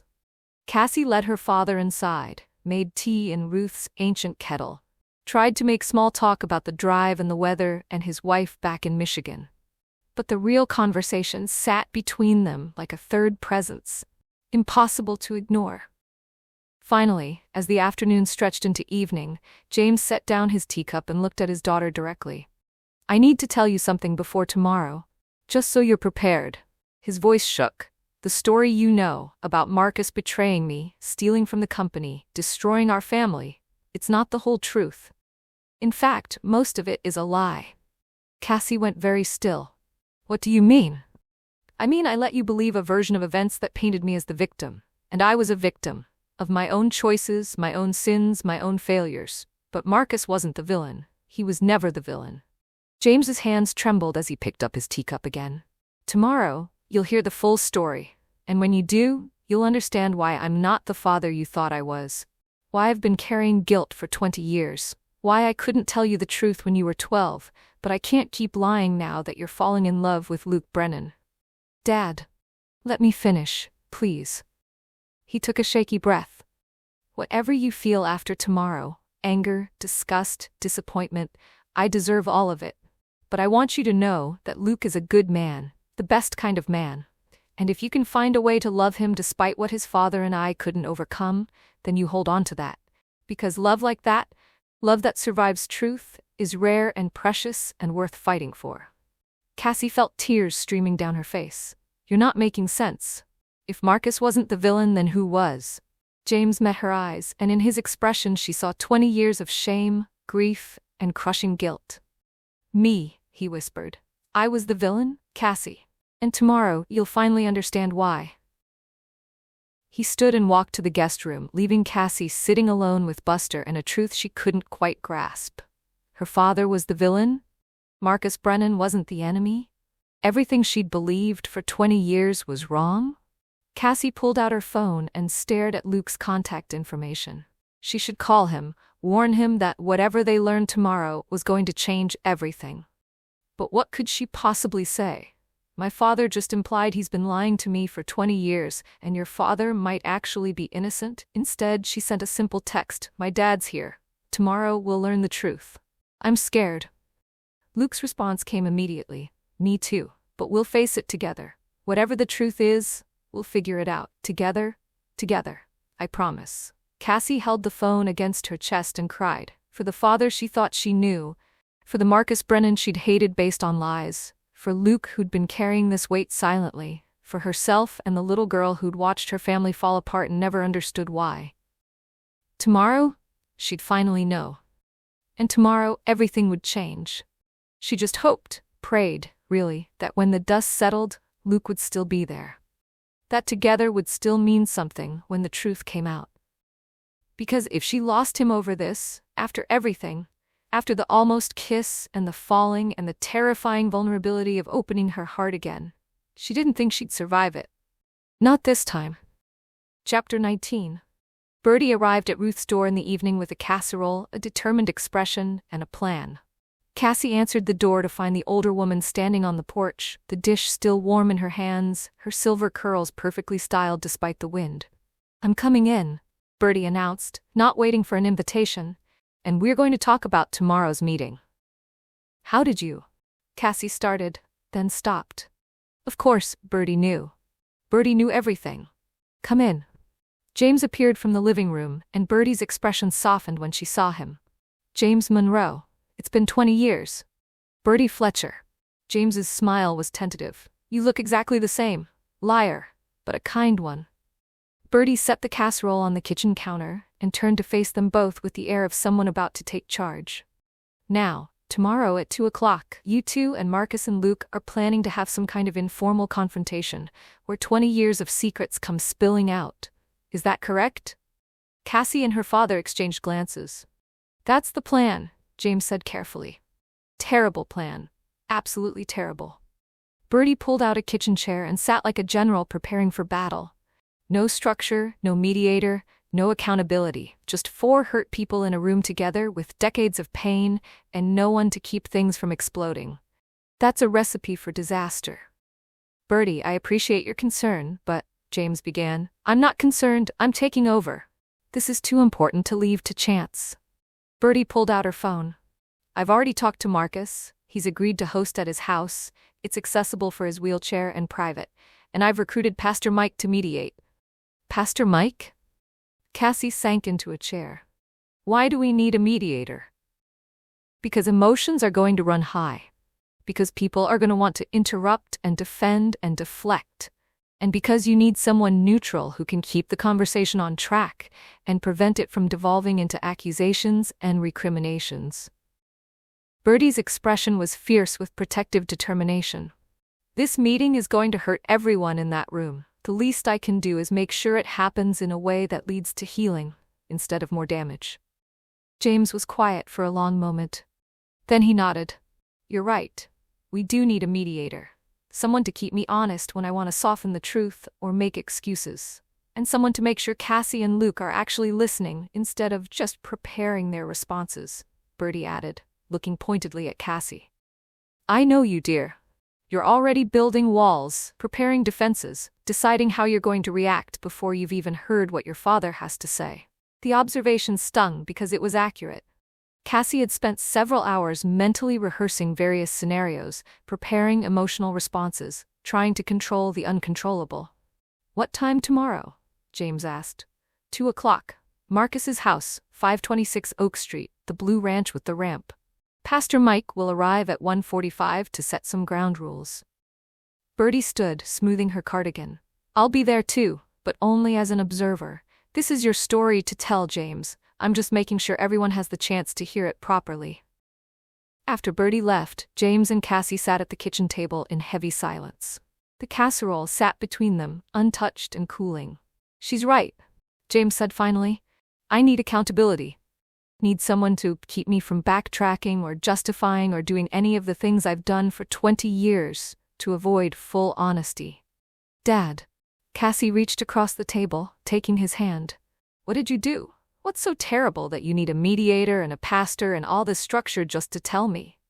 James's eyes filled with tears. Everything. I did everything wrong and Marcus paid the price. And you, his voice broke. You paid the price too. You've been carrying my shame, hating the wrong person, building your life around a lie I was too cowardly to correct. Then tell me now, just you and me, no audience. I can't. I've tried a dozen times since I got here, and the words won't come. It's like my throat closes up, like some part of me is still trying to protect myself, even when I know I don't deserve protection. He squeezed her hand. Tomorrow, with witnesses, with accountability. That's the only way I can do this. Cassie wanted to push, to demand answers right now, tonight, before she had to face Luke and Marcus. But she recognized the set of her father's jaw, the determination mixed with terror. He was barely holding himself together. Pushing now might break him completely. Okay, she said, tomorrow. But Dad, after tomorrow, after we know everything, I need you to promise me something. Anything. Don't disappear. Don't run away because you're ashamed or afraid of my reaction. Stay. Let me process. Let me be angry if I need to be angry, but stay. We can't rebuild if you leave. James's tears spilled over. I promise. I'm done running. Thursday morning arrived gray and cold, the sky heavy with clouds that threatened rain. Cassie woke at 5, gave up on sleep by 6, and spent the morning in a fog of anxiety and caffeine. Her father was even worse. He barely touched his breakfast, spent an hour in the guest room pacing the floor, and emerged looking like he'd aged another 5 years overnight. I need to go for a walk, Cassie announced at noon, unable to stand the tense waiting any longer. Clear my head before this afternoon. Be careful, James said absently, staring at his untouched coffee. Cassie walked with no destination in mind, just needing movement, needing air, needing anything that wasn't sitting in Ruth's house counting down to 2 o'clock. Buster trotted beside her, occasionally pulling toward interesting smells, but mostly content to match her pace. Without planning to, Cassie found herself heading toward the church. The building looked different in the overcast light, more somber, more serious. The restoration was complete now. The paint job finished, everything ready for the dedication ceremony that was scheduled for next month. Luke's masterpiece. Finally done. She was standing on the sidewalk, staring up at the tall steeple, when she heard his voice. Cassie? She turned to find Luke emerging from the side door, tool bag in hand. He looked as exhausted as she felt. Dark circles under his eyes, his hair uncombed, his flannel shirt wrinkled like he'd slept in it. But his eyes lit up when he saw her, and that small spark of joy made her chest ache. Hi, she managed. Hi. Luke set down his tool bag and walked toward her slowly, like approaching something that might spook and run. Couldn't sleep either? Barely. Same. I've been here since 6, finding things to fix that don't actually need fixing. He stopped a few feet away, maintaining careful distance. 2 o'clock, right? 2 o'clock. They stood in the shadow of the church, Buster sitting patiently between them. And the silence was different from their previous encounters. Not angry or hurt, just sad. Like they were mourning something that hadn't died yet, but might not survive the afternoon. I'm scared, Cassie admitted, of what we're going to learn, of how it might change things between us. Me too, Luke's voice was rough. I've been trying to prepare myself for every possible outcome, but I keep coming back to the same fear, that whatever we hear today will be the thing that finally breaks us. What if it's not your father who's the villain? What if it's mine? The question had been haunting Cassie since her father's cryptic admissions. Every hint James had dropped pointed in that direction. I was the villain. Marcus paid the price. You've been hating the wrong person. But saying it out loud made it real in a way that terrified her. Luke was quiet for a long moment. Then we'd deal with it. Just like we would if the truth confirmed what you believed about my father. But it's different. If your father was guilty, at least my anger would have been justified. But if mine was, Cassie's voice cracked, then I've been wrong about everything. Wrong about Marcus, wrong about the past, wrong about why my childhood fell apart, and I've judged you based on lies. Cassie? Luke took a step closer, close enough that she could see the gold flecks in his brown eyes. Whatever we learned today, I don't blame you for anything. You were 12 years old when this happened. You believed what you were told because you were a child who trusted her father. That's not wrong, that's just being human. But I kept believing it. As an adult, I never questioned the story, never tried to understand both sides. I just accepted that Marcus Brennan was the villain and built my whole understanding of that time around it. And I accepted my father's silence without pushing for details. I knew the town believed he was guilty, and I never demanded he defend himself or tell me the full truth. We both accepted partial stories because it was easier than digging into painful history. Luke's hand moved toward hers, then stopped, hovering in the space between them. We're both guilty of not asking hard questions. But that ends today. Cassie looked at his hand, so close to hers but not touching. The careful distance he was maintaining, the respect for her boundaries even now when they both clearly wanted to close the gap. This was Luke, thoughtful, patient, giving her space to process even when it cost him. I don't want to lose you, she whispered. You won't. Not if I have anything to say about it. Luke's voice was fierce with determination. Whatever truth comes out today, we face it together. We hear it, we process it, and then we decide. Both of us, consciously and deliberately, whether our father's history is going to dictate our future. What if we can't get past it? Then at least we'll know we tried. At least we'll have given this us every possible chance. Luke finally closed the distance, taking her hand in his. The contact was electric, warm, painfully right. But Cassie, I need you to hear something before we go into that room this afternoon. Okay. I love you. The words hung in the cold air between them, simple and devastating. I'm in love with you. Completely, terrifyingly, in the way that changes everything. And I need you to know that before we hear whatever truth is waiting for us, because regardless of what happens today, that's true. My love for you, that's the truth I'm most certain of. Cassie felt tears streaming down her face. Luke, you don't have to say it back. I'm not asking for that. I just need you to know where I stand, what I'm fighting for. I'm fighting for us, for the chance to build something real with you, and no amount of complicated family history is going to make me stop fighting unless you tell me to. I love you too. The words came out broken, but certain. I've been trying not to, trying to protect myself, but I can't help it. I love you, and I'm terrified that today is going to take that away from us. Luke pulled her into his arms, and Cassie went willingly, pressing her face against his chest and breathing in cedar and sawdust and the particular scent that was uniquely him. His arms around her felt like safety, like home, like everything she'd been missing without knowing it. We're going to be okay, Luke murmured into her hair. I don't know how yet, but we are. We have to be. They stood like that for a long time, holding each other in the shadow of the church, Buster sitting patiently at their feet. When they finally pulled apart, Luke cupped Cassie's face in his hands, his thumbs brushing away her tears. 2:00 at my father's house. I'll see you there. See you there. Luke kissed her forehead, a gentle, tender gesture that felt like both a promise and a goodbye. And then he was walking away toward his truck, leaving Cassie standing alone with her heart wide open and her future hanging in the balance. She walked home slowly, replaying their conversation. I love you. He'd said it, put it out there, made himself completely vulnerable. And she'd said it back because she couldn't not say it, couldn't let him stand there alone in that declaration. But loving each other didn't guarantee they'd survive what came next. At Ruth's house, her father was in the living room, staring at his Bible without really reading it. He looked up when Cassie entered. Where did you go? The church. I ran into Luke.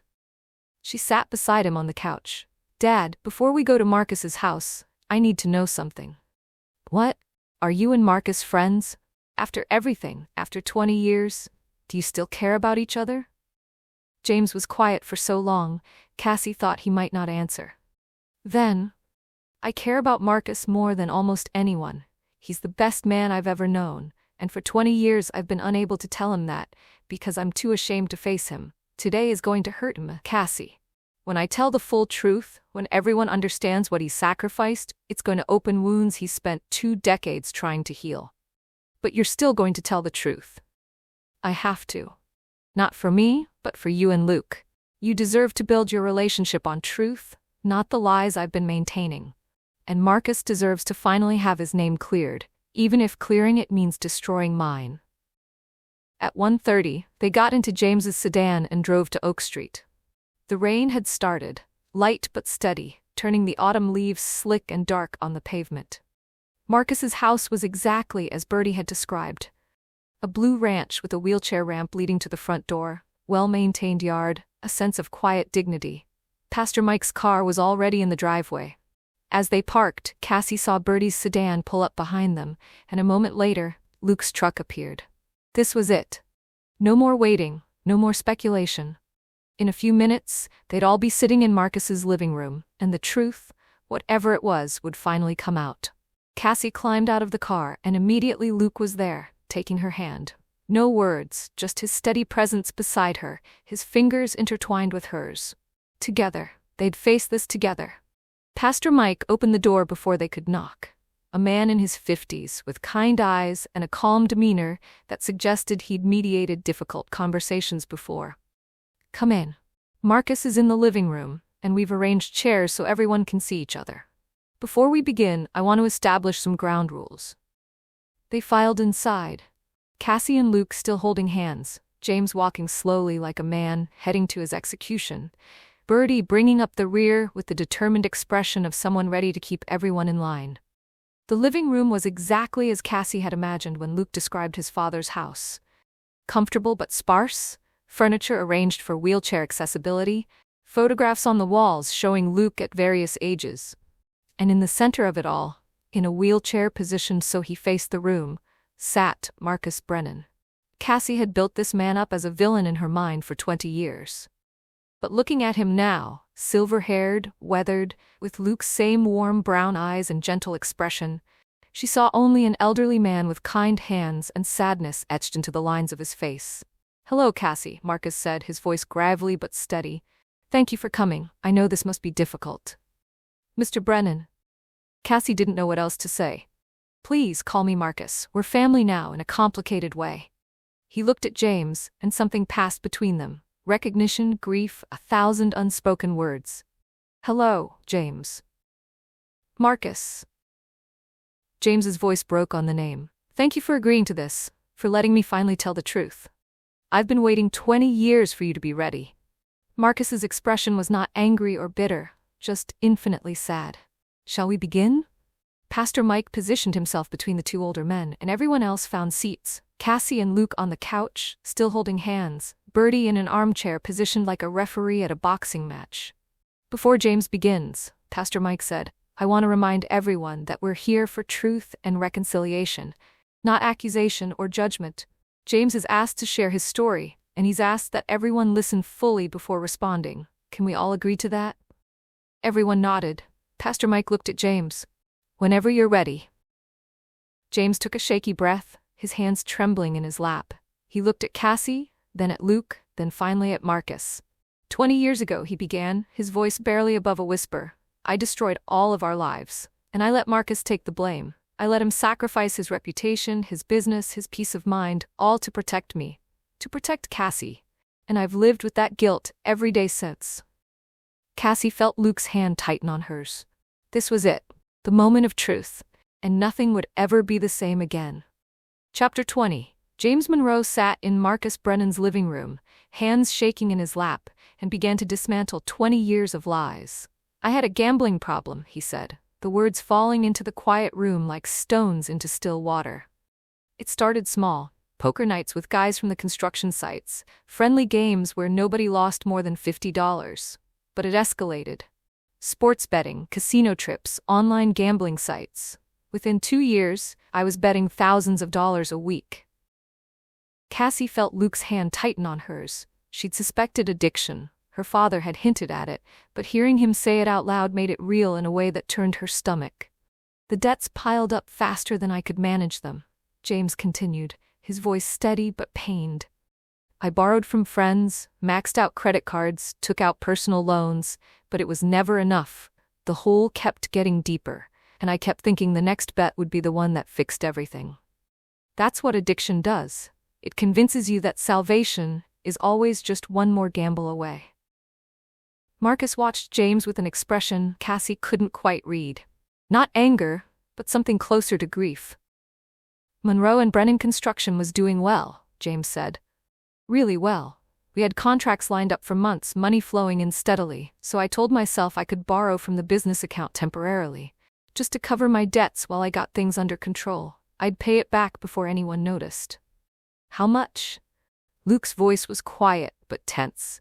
This was the first he was hearing any of this, Cassie realized. While she'd been prepared by her father's hints, Luke was discovering it all in real time. James looked at Luke directly. By the time Marcus discovered it, nearly $150,000. Luke's sharp intake of breath was audible. Cassie squeezed his hand, offering what comfort she could. I was careful at first, James continued. Small amounts, spread across different accounts. I doctored the books, created false invoices, made it look like legitimate business expenses. I was good at it, too good. That's the horrifying part. I wasn't just an addict, I was a skilled thief. How long? Marcus asked, speaking for the first time since James began. How long were you stealing before I found out? 18 months. James's voice cracked. 18 months of systematic embezzlement from my best friend, my business partner, the man who trusted me with everything. Cassie felt sick. 18 months. A year and a half of lying, stealing, betraying someone who'd built a business with him from nothing. I discovered it by accident, Marcus said, taking up the story. His weathered hands gripped the wheelchair's armrests. April 15, 2005. I was reviewing our accounts because we were preparing for a big bank loan, expanding the business, buying new equipment, and the numbers didn't match. Expenses that seemed legitimate on paper, but when I called the suppliers to verify, they had no record of those invoices. You called me, James said. Asked me to meet you at the office after hours. Just the two of us. I thought there was a mistake. Some accounting error, maybe fraud from an employee. I never suspected. Marcus stopped, swallowed. I never imagined it was you. Not until you walked into that office and I saw your face. You knew exactly why I'd called you there. Pastor Mike, who'd been silent till now, spoke gently. James, what happened in that meeting? I confessed. Not because I wanted to, but because Marcus already knew. He'd done the math, traced the patterns, figured out that the only person with access to all those accounts was me. James's tears were flowing freely now, and instead of calling the police, instead of pressing charges or exposing me, he asked me why. You told me about the gambling, Marcus said. About the debts, the addiction, the desperation, and you broke down. Completely. I'd never seen a man come apart like that. I begged you not to tell anyone. Begged you to give me time to fix it, to pay it back. I said I'd do anything, sell my house, take out loans, work double shifts. James looked at Marcus with anguished gratitude. And you said yes. You said you'd help me. Cassie leaned forward. Wait. You knew Dad was stealing, and you offered to help him? I did. Marcus's voice was firm. James was my friend, more than my business partner. He was like a brother to me. Yes, he'd betrayed that, stolen, violated every trust we'd built, but he was also clearly sick, in crisis. And I believe in grace, even when it costs something. What was the plan? Bertie asked from her armchair, her usual cheerfulness replaced by solemn attention. I would buy James out of the business, Marcus explained, pay him a fair price for his 50% share, which would give him money to pay off his gambling debts. Then I'd restructure everything, new accounts, new systems, a fresh start. James would get help for his addiction and we'd both move forward. No police, no public scandal, no destroyed reputations. That's incredibly generous, Pastor Mike said quietly. That's grace, Marcus corrected. Undeserved, unearned grace, the kind I'd received from God and was trying to extend to my brother. Cassie's vision was blurring with tears. This man she'd hated for 20 years had offered her father salvation. Had chosen mercy over justice, relationship over revenge. But I panicked, James said, his voice breaking completely. The next day, after I'd had time to think about it, I realized what accepting Marcus's help would mean. Everyone would know. People would ask why Marcus bought me out so suddenly, why I was leaving the business. They'd figure out something was wrong. And Cassie. He looked at his daughter with devastation written across his face. You were 12 years old, happy, secure, proud of your dad. If people found out what I'd done, you'd become the girl whose father was a thief. You'd carry that shame at school, at church, everywhere. I couldn't let that happen to you. So instead you. Luke's voice was hard with dawning realization. I went public first, James whispered. I called an emergency meeting with our business lawyer and accountant, told them I'd discovered discrepancies in our accounts and suspected Marcus of embezzlement. I showed them the doctored books, the same ones I'd created, but I presented them as evidence of Marcus's guilt instead of my own.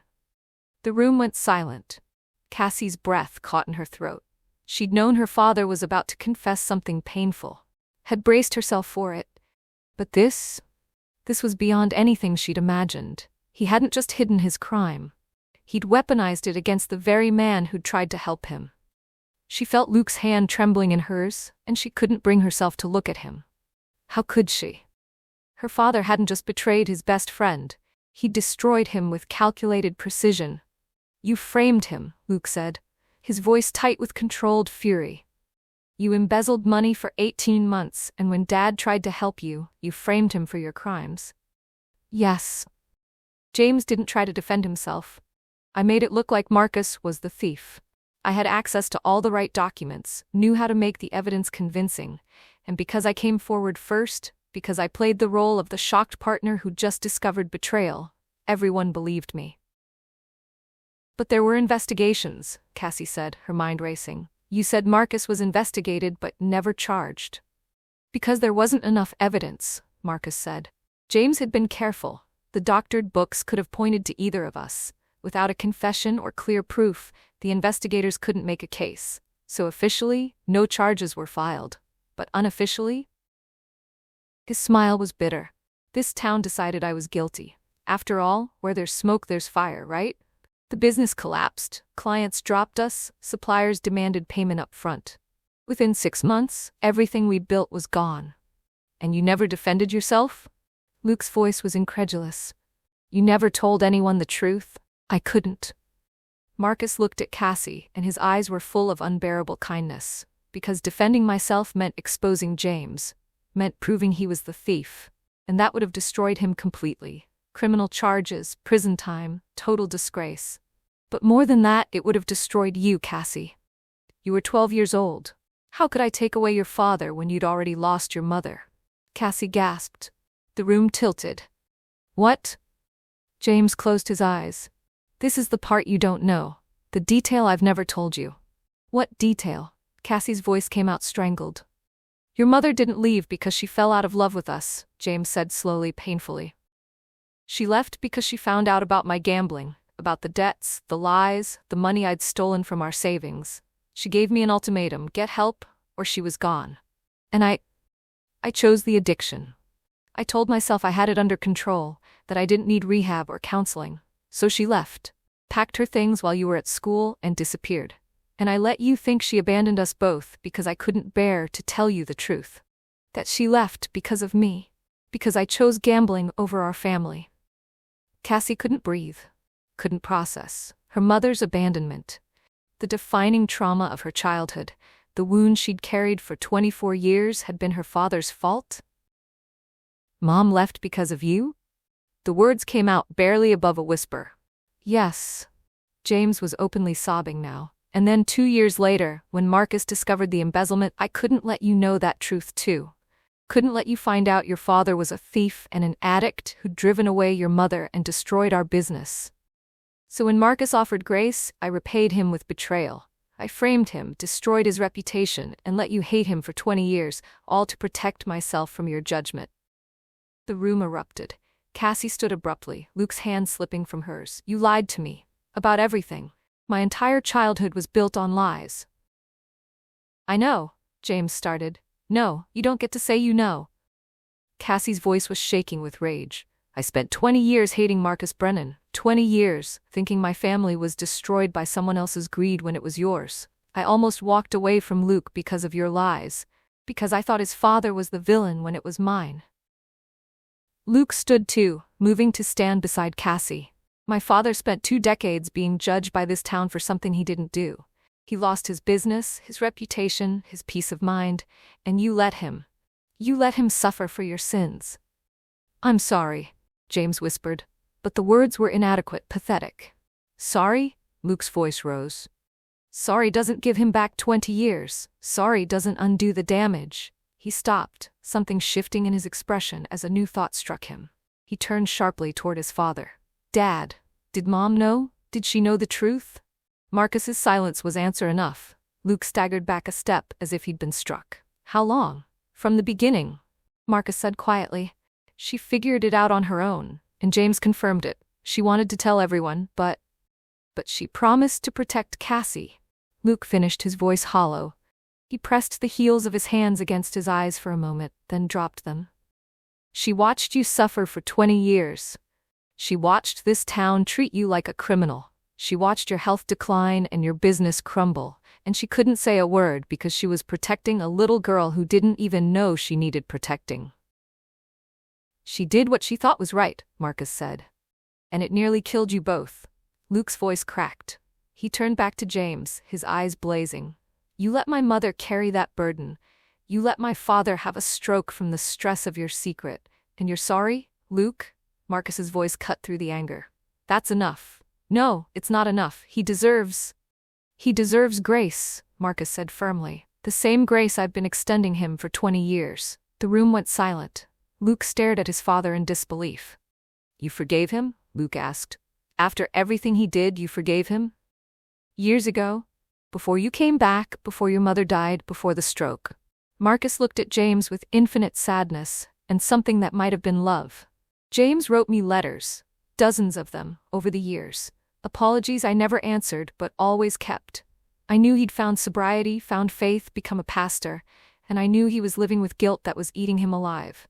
So yes, I forgave him. Not because he deserved it, but because that's what grace means. Bertie was crying quietly in her armchair. Pastor Mike's eyes were bright with tears. The whole room was drowning in emotion, anger and grief, and something that might have been the beginning of healing. Cassie looked at Marcus. This man who'd sacrificed everything to protect her, who'd carried shame that wasn't his for 2 decades, who'd forgiven the unforgivable because he believed in grace over vengeance. Why? Her voice broke on the word. Why would you do that for me? For us? Because I loved your father like a brother, Marcus said simply, and because you were an innocent child who didn't deserve to have her world destroyed. I couldn't save James from his addiction, and I couldn't save the business. But I could save you from knowing that your father was the person who'd betrayed us both. So I took the blame, and I kept quiet, and I prayed that someday the truth would come out in a way that would heal instead of destroy. Is today that day? Pastor Mike asked gently, speaking into the heavy silence. Can this truth heal, or will it only destroy what's left? No one answered immediately. The question hung in the air, impossible and essential. Cassie looked at her father, broken and sobbing, stripped of every defense, exposed in his worst self. She'd wanted answers, had demanded truth. Now she had it, and it was worse than anything she could have imagined. Not just that her father was the villain, but that her mother had left because of him. That Marcus had sacrificed his entire life to protect her from knowing. She looked at Marcus, elderly and kind, marked by suffering he hadn't earned, offering grace that shouldn't have been possible. She looked at Luke, standing beside her, his hand hovering near hers, but not touching. His face a landscape of shock and fury, and something that might have been understanding. I need air, Cassie said abruptly. I need to get out of this room. She pushed past Luke, past Bertie, out the front door into the cold October afternoon. The rain had intensified, coming down in sheets, but she didn't care. She stood on Marcus's front lawn, face turned up to the sky, letting the rain mix with her tears. Behind her she heard the door open. Luke, don't, she said before he could speak. Don't try to make this okay. Don't try to fix it. I'm not trying to fix it, Luke said quietly. I'm just here. They stood in the rain together, not touching, not speaking. Inside that house, their fathers were dealing with 20 years of secrets finally exposed. Out here, Cassie and Luke were trying to figure out if truth had set them free or destroyed them. "I don't know how to process this," Cassie finally said. "My father, everything I believed about him, about my childhood, about why my life fell apart, it was all lies." "I know. And your father, Luke, I hated him. For 20 years I carried this hatred, this certainty that he'd destroyed us. And he was innocent. He was the hero in this story, and I made him the villain." "You were 12 years old, you believed what you were told. But I'm not 12 anymore. I'm an adult, and I never questioned it, never tried to see both sides, never." Her voice broke. "I almost walked away from you because of lies, because my father was too much of a coward to tell the truth." Luke was quiet for a long moment. "Then, he was protecting you. In a twisted, damaging way, but he was trying to protect you." "That's not protection. That's just cowardice, dressed up as love." Cassie whirled to face him, rain streaming down her face. "He let your father suffer for his sins. He let me hate an innocent man. He built my entire understanding of my childhood on a foundation of lies." "That's not protection, that's human," Luke interrupted gently. "That's just human. Broken and flawed and desperate, like all of us." "How can you be so calm about this?" "I'm not calm. I'm furious at your father for framing mine, at my father for never defending himself, at the whole situation." Luke took a step toward her. "But I'm also aware that rage isn't going to change what happened. The question isn't whether your father was wrong. He was, catastrophically wrong. The question is what we do now, how we move forward." "I don't know how to move forward from this." "Neither do I. But maybe we figure it out together." Luke held out his hand. "Starting with getting out of this rain before we both catch pneumonia." Cassie looked at his offered hand, steady, patient, waiting. The same hand that had fixed her toilet and taught her carpentry and held hers through countless walks. The same hand belonging to the son of a man her father had destroyed. She took it. They walked back into the house together, dripping water on Marcus's floor.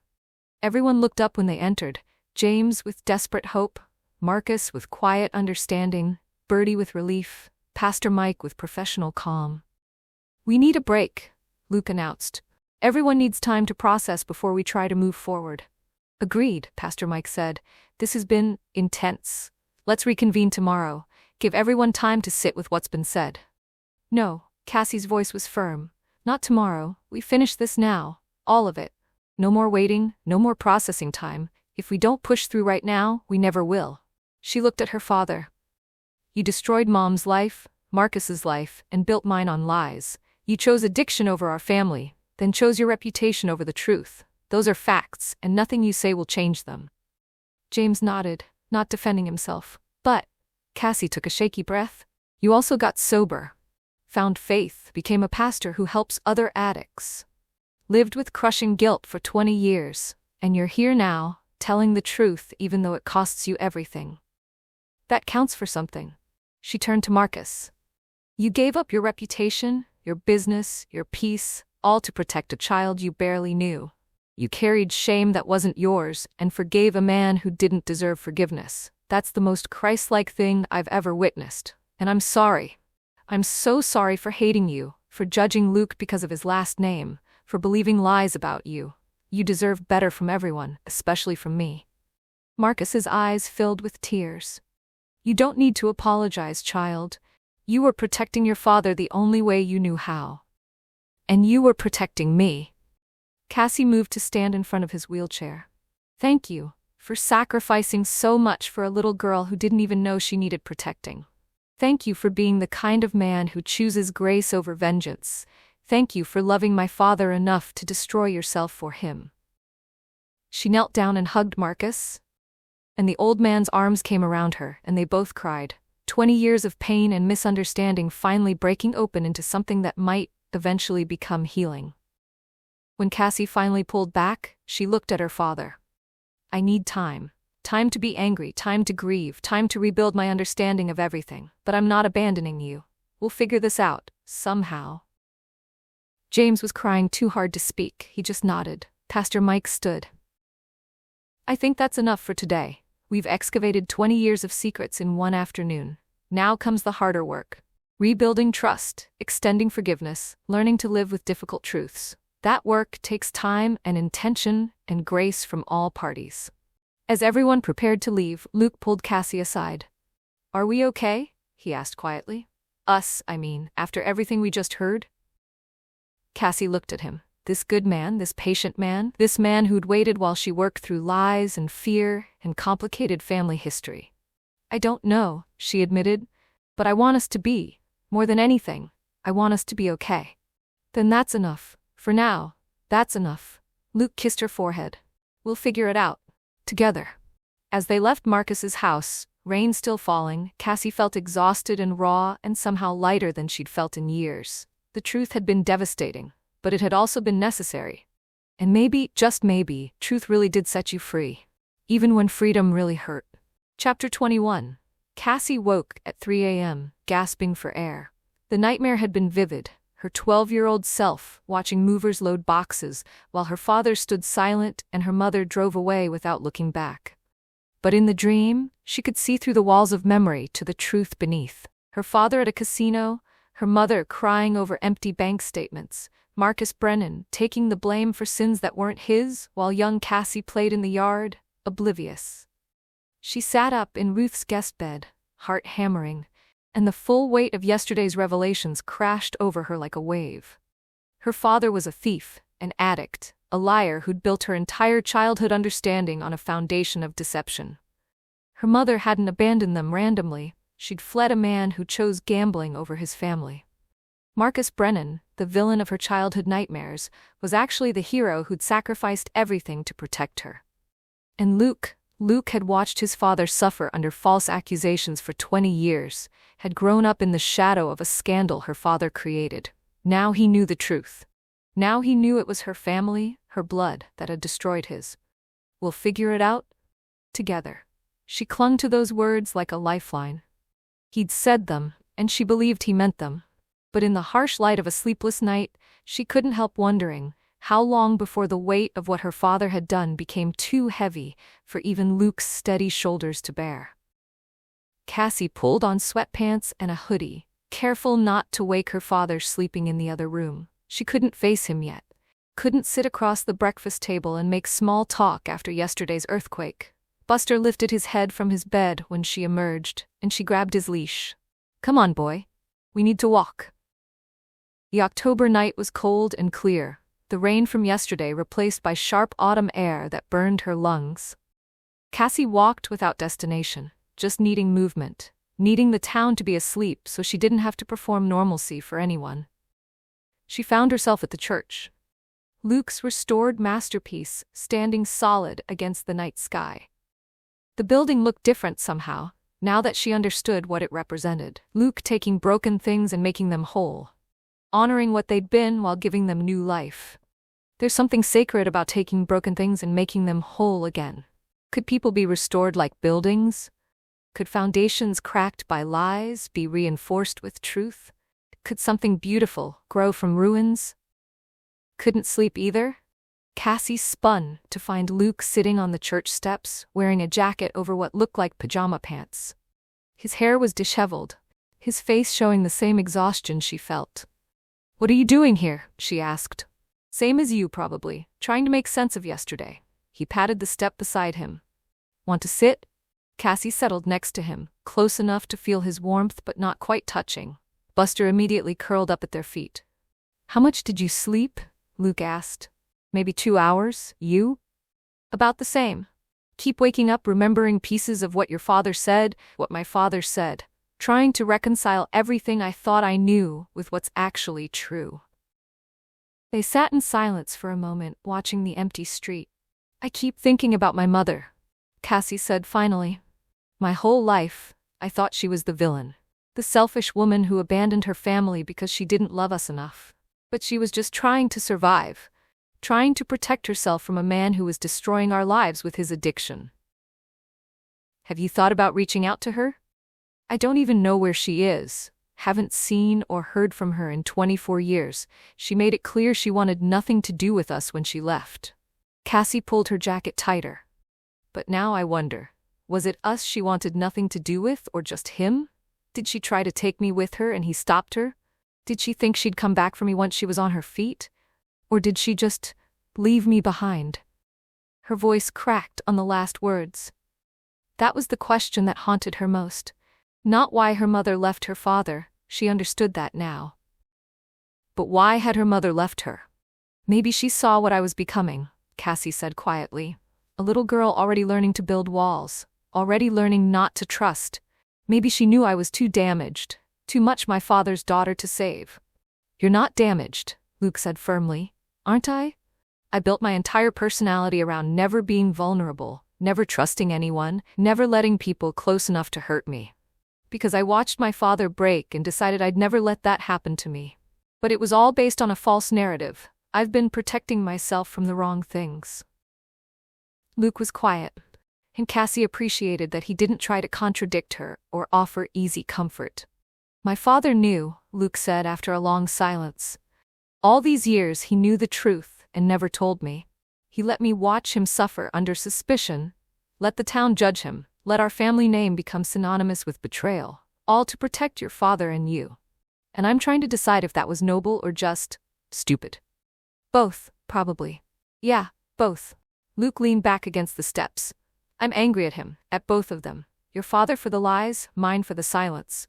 But I'm also, he stopped, searching for words. I'm also in awe, I guess. That kind of sacrifice, that level of grace, it's beyond what most people are capable of. It's Christ-like, Cassie said quietly. That's what your father said, that he was extending the grace he'd received from God. Do you believe that? In that kind of grace? Cassie thought about the question. A month ago, even a week ago, she would have dismissed it as religious fantasy. But sitting here in the shadow of the church, Luke had restored, processing the truth about Marcus's sacrifice. She wasn't so sure. I don't know what I believe anymore, she admitted. About God, about grace, about anything. My entire worldview got dismantled yesterday. I'm sitting in the rubble trying to figure out what's salvageable. That's a very architectural metaphor. I've been spending time with a restoration specialist. It's rubbing off. She finally let herself lean against him, just slightly. Are we okay? Really okay? I think so. I hope so. Luke's arm came around her shoulders, warm and solid.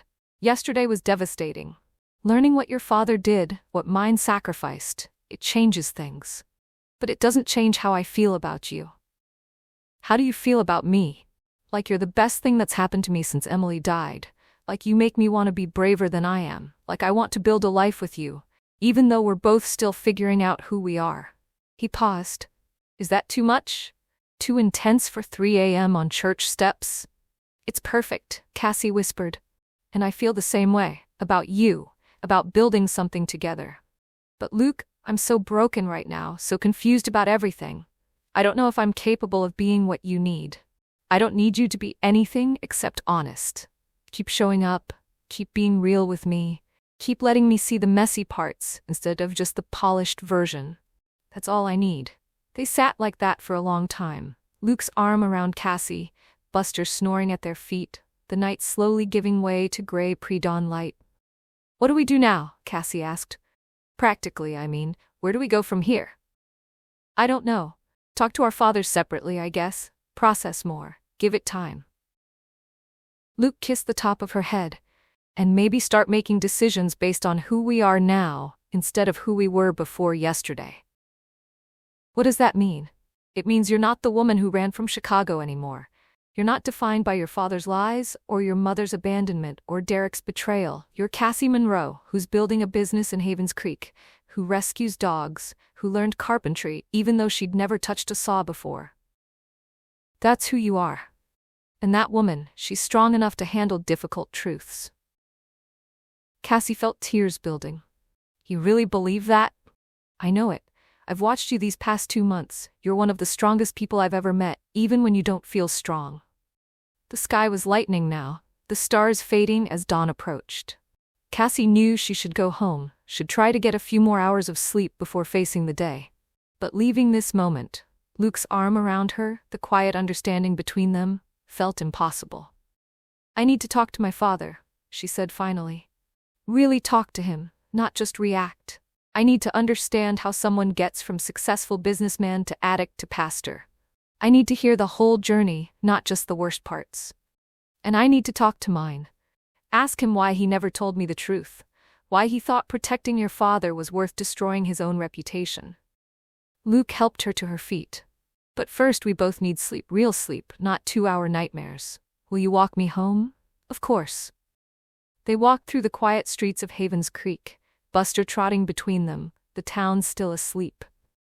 At Ruth's porch, Luke pulled Cassie into a proper hug, the kind that felt like shelter, like safety, like coming home. We're going to be okay, he murmured into her hair. I don't know how yet, but we are. Promise? Promise. After Luke left, Cassie stood on the porch for a moment, watching him disappear into the early morning. Then she went inside as quietly as possible, not wanting to wake her father yet. She needed a few more hours before that conversation, but when she reached the kitchen, she found James already awake, sitting at the table with his Bible and a cup of coffee. He looked up when she entered, and the hope in his eyes was so desperate it hurt to see. Couldn't sleep? He asked. Nightmares. Cassie poured her own coffee and sat across from him. You? Same. Keep reliving yesterday, wishing I'd done it differently, been braver sooner.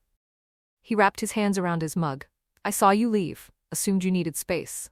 I did, still do honestly, but I also. Cassie took a breath. I want to understand, not excuse, but understand. How does someone go from successful businessman to gambling addict to pastor? Walk me through it. All of it.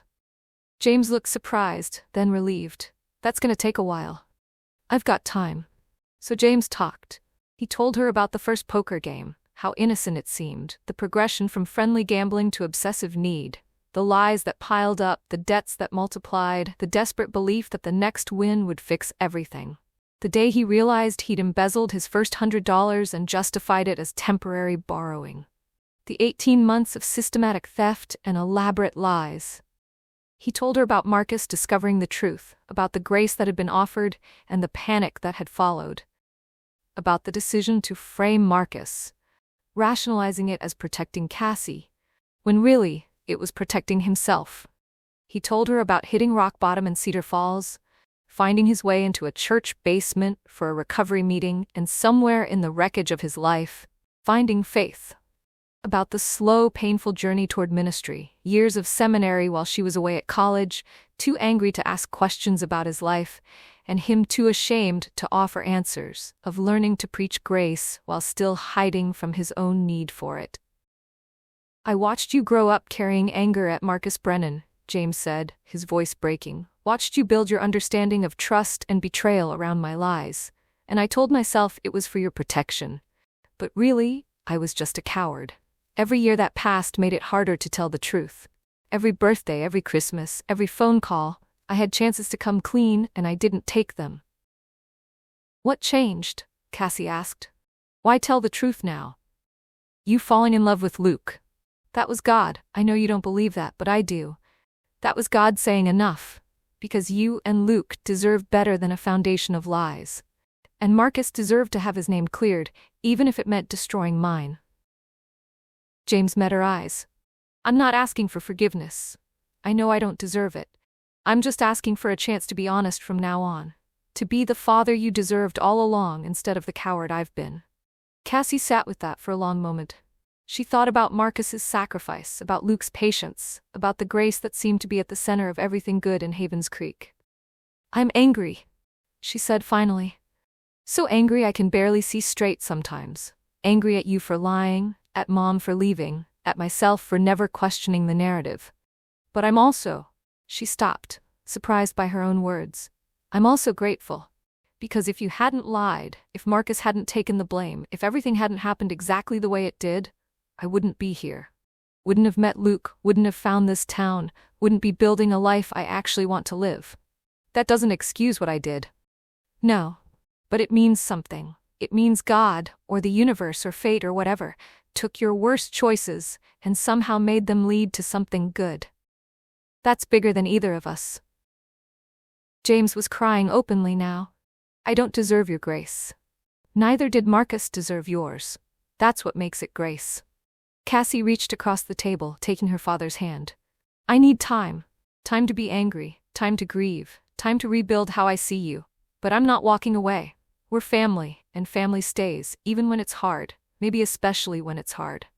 They sat like that as the sun rose fully, father and daughter separated by lies, but maybe, just maybe, beginning to build something real from the ruins. Later that morning, Cassie called Tessa. "I need to do something normal," she announced when Tessa answered. "Something that has nothing to do with family drama or revealed secrets or emotional processing." "Can I come to the clinic?" "Yes. I have 3 dogs that need walking, 2 cats that need socializing, and an otter that someone thought would make a good pet, and then realized otters are terrible pets." Tessa paused. "Wait, otter? Did I say otter? I meant another cat. Definitely a cat." Despite everything, Cassie laughed. "I'll be there in 20 minutes. At the clinic, Tessa took one look at Cassie's face and pulled her into a hug. "That bad? Worse. Want the full story or just the highlights? Whatever you want to share. But first..." Tessa handed her a leash attached to a massive German shepherd. "Meet Bruno. He needs a long walk and 0 conversation. Perfect for processing trauma." They walked for an hour, Cassie giving Tessa the abbreviated version of yesterday's meeting. Tessa listened without interrupting, asking clarifying questions occasionally, but mostly just being present. "So your entire childhood understanding was wrong," Tessa summarized when Cassie finished. "Your father was the villain, Marcus was the hero, and your mother left because she was escaping an addict who was destroying the family." "That's the summary, yes." "How do you feel about it?" "I have no idea. Angry, grateful, confused, relieved. All of it at once. It's like someone reorganized my entire mental filing system and forgot to leave me the new organizational chart. That's remarkably coherent for someone whose life just exploded. I spent 3 hours talking to my father this morning and 2 hours on church steps with Luke at 3 a.m. I'm processing at maximum capacity." They walked in silence for a while. Bruno happily investigating every tree and mailbox. "Can I tell you what I see?" Tessa asked finally. "Please." "I see someone who learned devastating truths about her past and decided to extend grace anyway. Someone who could have run back to Chicago or cut her father off completely, but chose to stay and do the hard work of rebuilding. Someone who's brave enough to love Luke even though your family histories are now even more complicated than before." Tessa stopped walking, turning to face Cassie. "I see someone becoming exactly who she's supposed to be." "I don't feel like I'm becoming anything. I feel like I'm falling apart.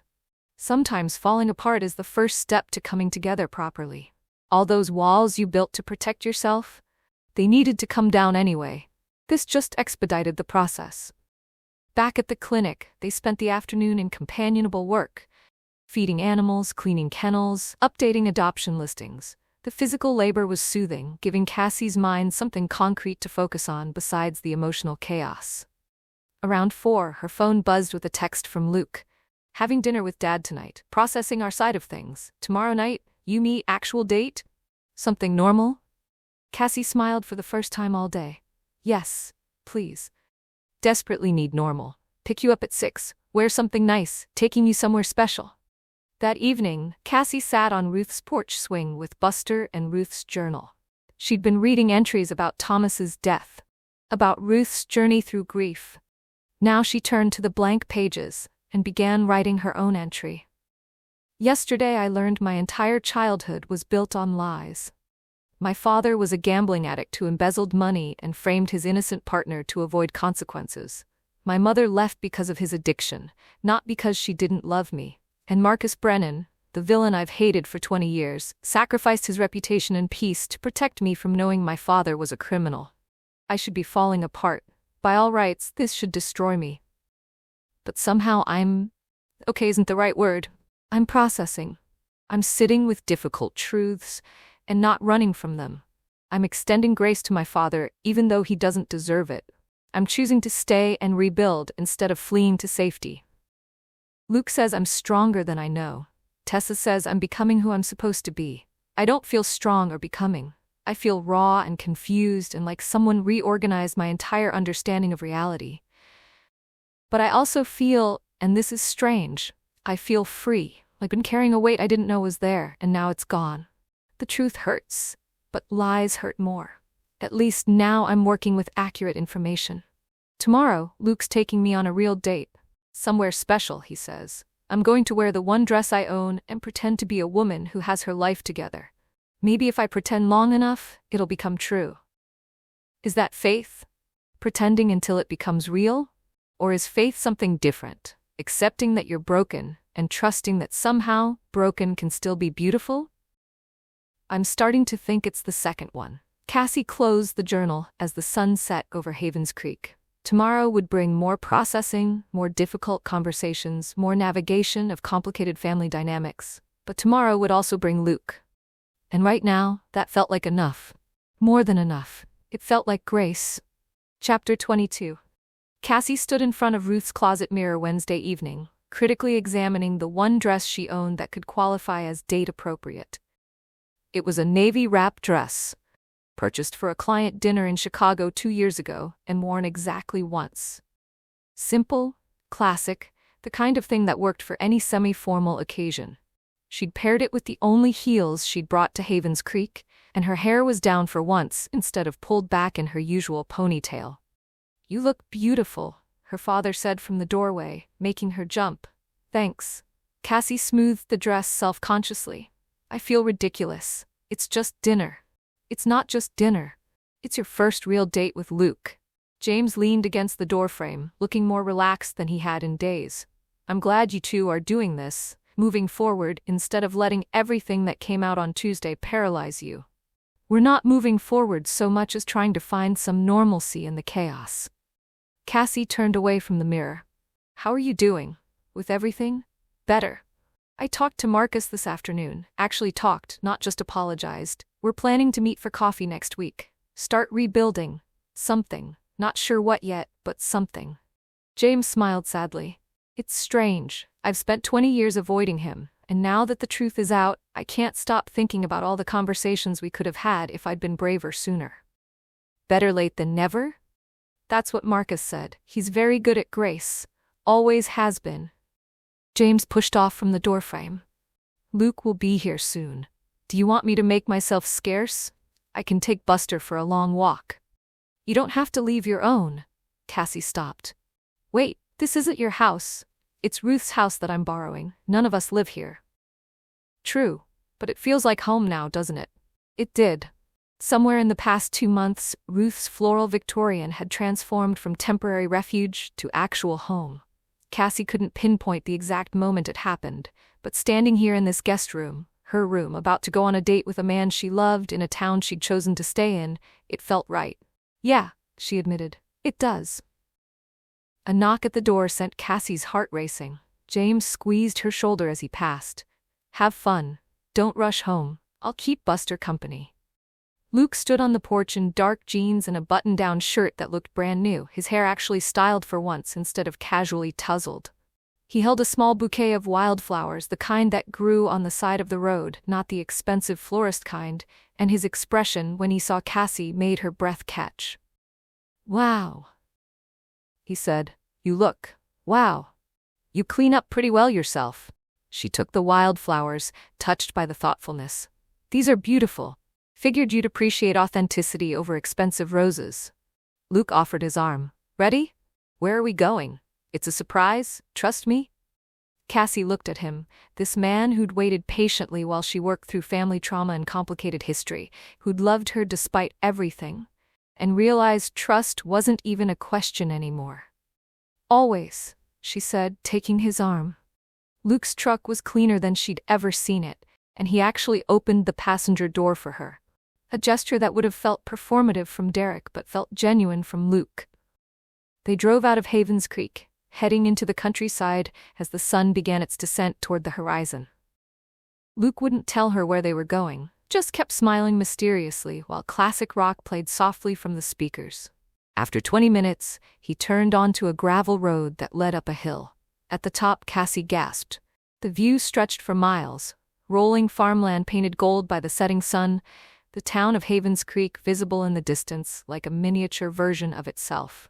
The sky vast and endless above them. And at the center of this perfect vista sat a small gazebo, white and weathered, clearly old but well-maintained. "This is the Wilson property," Luke explained, helping her out of the truck. They own 100 acres up here, but nobody uses this spot anymore. Mrs. Wilson was Emily's grandmother.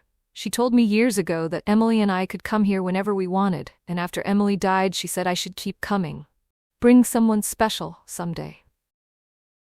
Luke. Cassie's voice caught. Are you sure? This seems like such a personal place. I'm sure. Emily would have liked you. She would have liked that I found someone who makes me want to take risks again.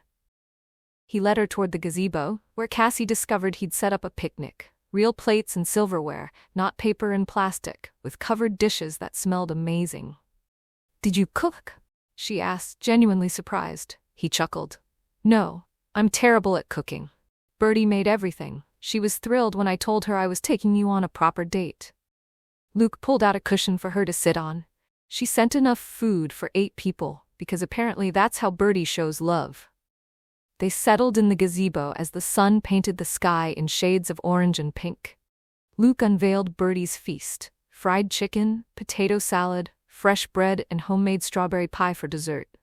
This is incredible, Cassie said, taking it all in. The view, the food, the obvious thought Luke had put into this. You didn't have to go to all this trouble. Yes, I did. After everything we've been through this week, we deserved something that was just about us. No family drama, no revelations, no processing trauma. Just you and me, and good food and a beautiful view. They ate slowly, talking about deliberately normal things. Luke told her about the woodworking class he was planning for the high school. The school board had finally approved it, and he'd start in January. Cassie talked about her business plan, which was getting more concrete every day. Bertie had agreed to be her first official client, and Tom Anderson had expressed interest in a website redesign for the hardware store. You're really doing this, Luke said. Building a business here, making Havens Creek permanent. Looks like it. Unless you think that's too fast, too presumptuous? Cassie hadn't actually said out loud that she was staying permanently. It had just sort of happened gradually, decision by small decision.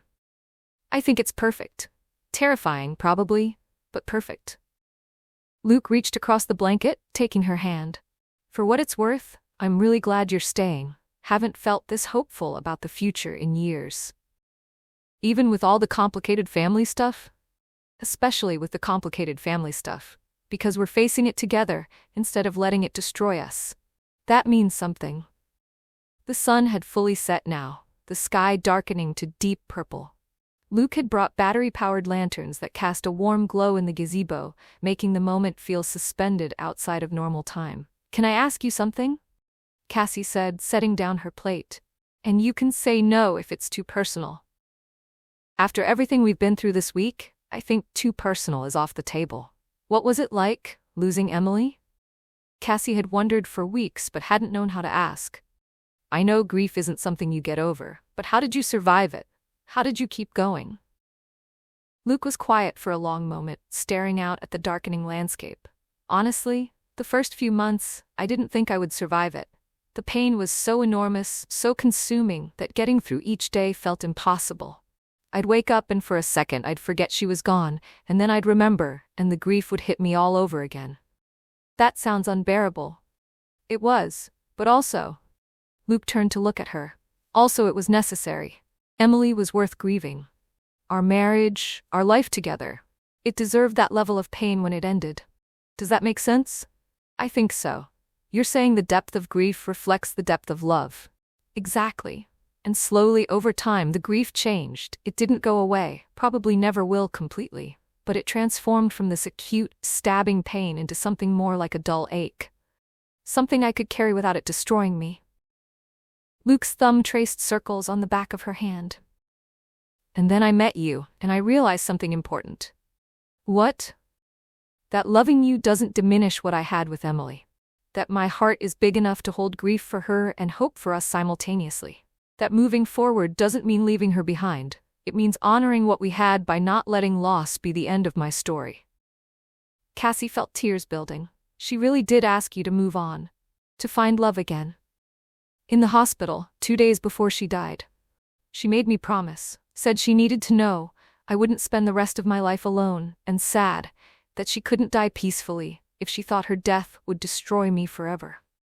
Luke's voice was thick with emotion. I promised. And for 3 years, I thought I'd broken that promise because I couldn't imagine wanting anyone else. Then you showed up with your broken toilet and your walls and your complicated history, and I thought, maybe this is what Emily meant. Maybe she knew I needed someone who'd understand brokenness because they'd been broken too. I'm so broken, Luke, more broken than I realized before this week. We're all broken. That's the human condition. The question isn't whether you're broken, but what you do with the broken pieces. Luke moved closer until they were sitting side by side, his arm around her shoulders. And Cassie, I like your broken pieces. I like who you're becoming as you put them back together. I like who I am when I'm with you. Who are you when you're with me? Brave enough to try again, hopeful enough to believe in good things, whole enough to love without holding back. He turned her face toward his. I'm in love with you. Completely. Irrevocably. In the way that changes everything. And I know this week has been devastating and confusing, and you're still processing what you learned about your father. But I need you to know, whatever comes next, whatever challenges we face, I'm all in. If you'll have me. If I'll have you? Cassie's laugh was watery. Luke, you're the best thing that's happened to me in longer than I can remember. You're patient and kind, and you see me, really see me, in a way no one ever has. Of course I'll have you. Good, because I have a confession to make. Another one? I don't know if I can handle more revelations this week. Luke smiled. This one's better. I've been wanting to kiss you properly since the night on your porch when I stopped myself. And every day that's passed since then has made the wanting worse. So I'm asking now, officially, can I kiss you? Not an almost kiss? Not interrupted by family drama, just a real, honest, no complications kiss? Cassie's heart was pounding so hard she could hear it. Yes. Luke cupped her face in his hands. Those capable, gentle hands that had fixed her toilet and taught her carpentry and held hers through countless difficult moments. He looked at her for a long moment, his eyes warm and full of promise, and then he kissed her. It was nothing like the clinical kisses she'd shared with Derek. All technique and no feeling. This was everything, tender and passionate, careful and consuming, a kiss that felt like coming home and setting out on an adventure simultaneously. Luke kissed her like she was precious, like he'd been waiting his whole life for this moment, like nothing else in the world existed except the two of them in this gazebo under the stars. When they finally pulled apart, both breathless, Luke rested his forehead against hers. That was worth waiting for, he said. Definitely worth it. Cassie was dizzy, her lips tingling, her whole body humming with electricity. Luke laughed softly, the sound full of joy and relief and something that sounded like freedom. He pressed one more gentle kiss to her forehead before settling back beside her. They spent the next hour in the gazebo, talking and sitting in comfortable silence while the stars came out. Luke told her about his plans for the woodworking class, about students who'd already expressed interest. Cassie talked about possibly renting office space above Anderson's Hardware, about the logo design Tessa's brother was creating for Monroe Marketing. Monroe Marketing, Luke repeated. I like that. Strong. Straightforward. Very you. You don't think it's presumptuous? Starting a business in a town I've lived in for less than 3 months? I think it's brave, and I think this town needs what you're offering. Someone who understands both corporate marketing and small-town values. You're the perfect bridge between those worlds. Around 9, they packed up the picnic and drove back to Havens Creek. Luke walked Cassie to Ruth's door, and they stood on the porch like teenagers reluctant to say goodnight. I had a really good time, Cassie said, knowing it sounded inadequate but not having better words. Me too. Best date I've been on in. Luke stopped himself, reconsidered. Best date I've ever been on, actually. Emily and I were together since college. We never really dated properly. This was new for me too. Good new or scary new? Both. Mostly good. Luke reached for her hand, squeezing it gently. When can I see you again? Tomorrow? Day after? Literally any time.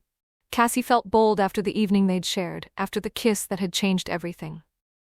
I know we should probably take things slow, but I don't want slow. I want this, want you, want to build something real. Then let's build it. No timelines, just us figuring it out as we go. Luke lifted her hand and pressed a kiss to her knuckles, then forced himself to step back. "Good night, Cassie Monroe. Dream about me." "That's a given." She watched him walk to his truck, watched him wave before driving away. Then she went inside, where her father was reading on the couch with Buster at his feet. "Good date?" James asked, smiling. "The best." Cassie collapsed onto the couch beside him, still floating from the evening. "Dad, I'm staying in Havens Creek, permanently, building my business here, making a life here, with Luke." James set down his book. "I'm happy for you, sweetheart, truly. You deserve this, the fresh start, the new beginning, someone who loves you the way Luke obviously does." "Are you staying too? Or heading back to Michigan?" "Back to Michigan tomorrow morning. My wife is there, my church, my life." "But," he reached over and squeezed her hand. "I'll be back, regularly, to see you, to continue working things out with Marcus, to be part of your life if you'll let me." "I'll let you, on one condition." "Name it." "No more lies, ever, even if the truth is hard or embarrassing or makes you look bad. Complete honesty from now on. That's the only way we rebuild this. You have my word. No more lies." James pulled her into a hug. "I'm so proud of you, Cassie, for your courage, your grace, your willingness to forgive when I don't deserve it. You're a better person than I ever was. I learned from your mistakes. That counts for something." They sat together for a while. Father and daughter finally honest with each other. Finally building something real, instead of something based on protective lies. That night, Cassie wrote in Ruth's journal, "Tonight Luke took me to a gazebo on a hill and we had our first real kiss. And it was perfect. Not just the kiss, though that was wonderful, but the whole evening. The thought he put into it, the normalcy of just being together without family drama, the way he looks at me, like I'm the best thing that's happened to him. I told him I'm staying in Havens Creek, permanently, building my business, building a life, building a future with him. It should feel scary. I've only been here 2 months, I barely know this place, I'm making huge decisions based on feelings instead of logic. But it doesn't feel scary, it feels right. Dad's leaving tomorrow morning, to go back to Michigan. We're in a better place than we've been in years, maybe than we've ever been. Complete honesty instead of protective lies. It's uncomfortable but necessary. I think I'm starting to understand faith, not the religious kind necessarily, though maybe that too, but faith as trust. Faith as taking steps forward even when you can't see the whole path. Faith as believing that broken things can be made beautiful. Luke says he's all in, that whatever comes next, we face it together. And I believe him. That's faith too. Believing someone when they make a promise, trusting that they'll keep showing up. I'm all in too. With Luke, with Havens Creek, with this new life I'm building from the ruins of my old one. It's terrifying and exhilarating and everything I didn't know I needed. Emily told Luke to love again. I'm grateful she did.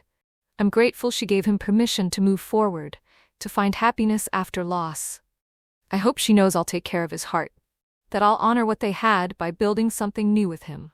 Tomorrow starts a new chapter, literally and figuratively. Dad goes home. I start actually building my business instead of just planning it. Luke and I figure out what dating looks like when you're both healing but hopeful. I'm ready. For all of it, for the scary and the beautiful and everything in between. This is what choosing feels like. Not having life happen to you, but actively choosing what you want and going after it. I choose Havens Creek. I choose Luke. I choose building something real. And for the first time in longer than I can remember, that feels like enough. Cassie closed the journal and looked around the room that had become hers. Tomorrow her father would leave, and she'd be truly alone in Havens Creek for the first time. Not hiding or escaping, but living. The thought should have been frightening. Instead, it felt like freedom. Chapter 23. The office above Anderson's Hardware was smaller than Cassie had imagined when Tom first offered it to her. Used to be storage, Tom explained, unlocking the door to reveal a dusty room with slanted ceilings and one window overlooking Main Street. Haven't used it in years. Figure you could fix it up, make it work. Cassie stood in the center of the space, trying to see past the cobwebs and boxes of old inventory.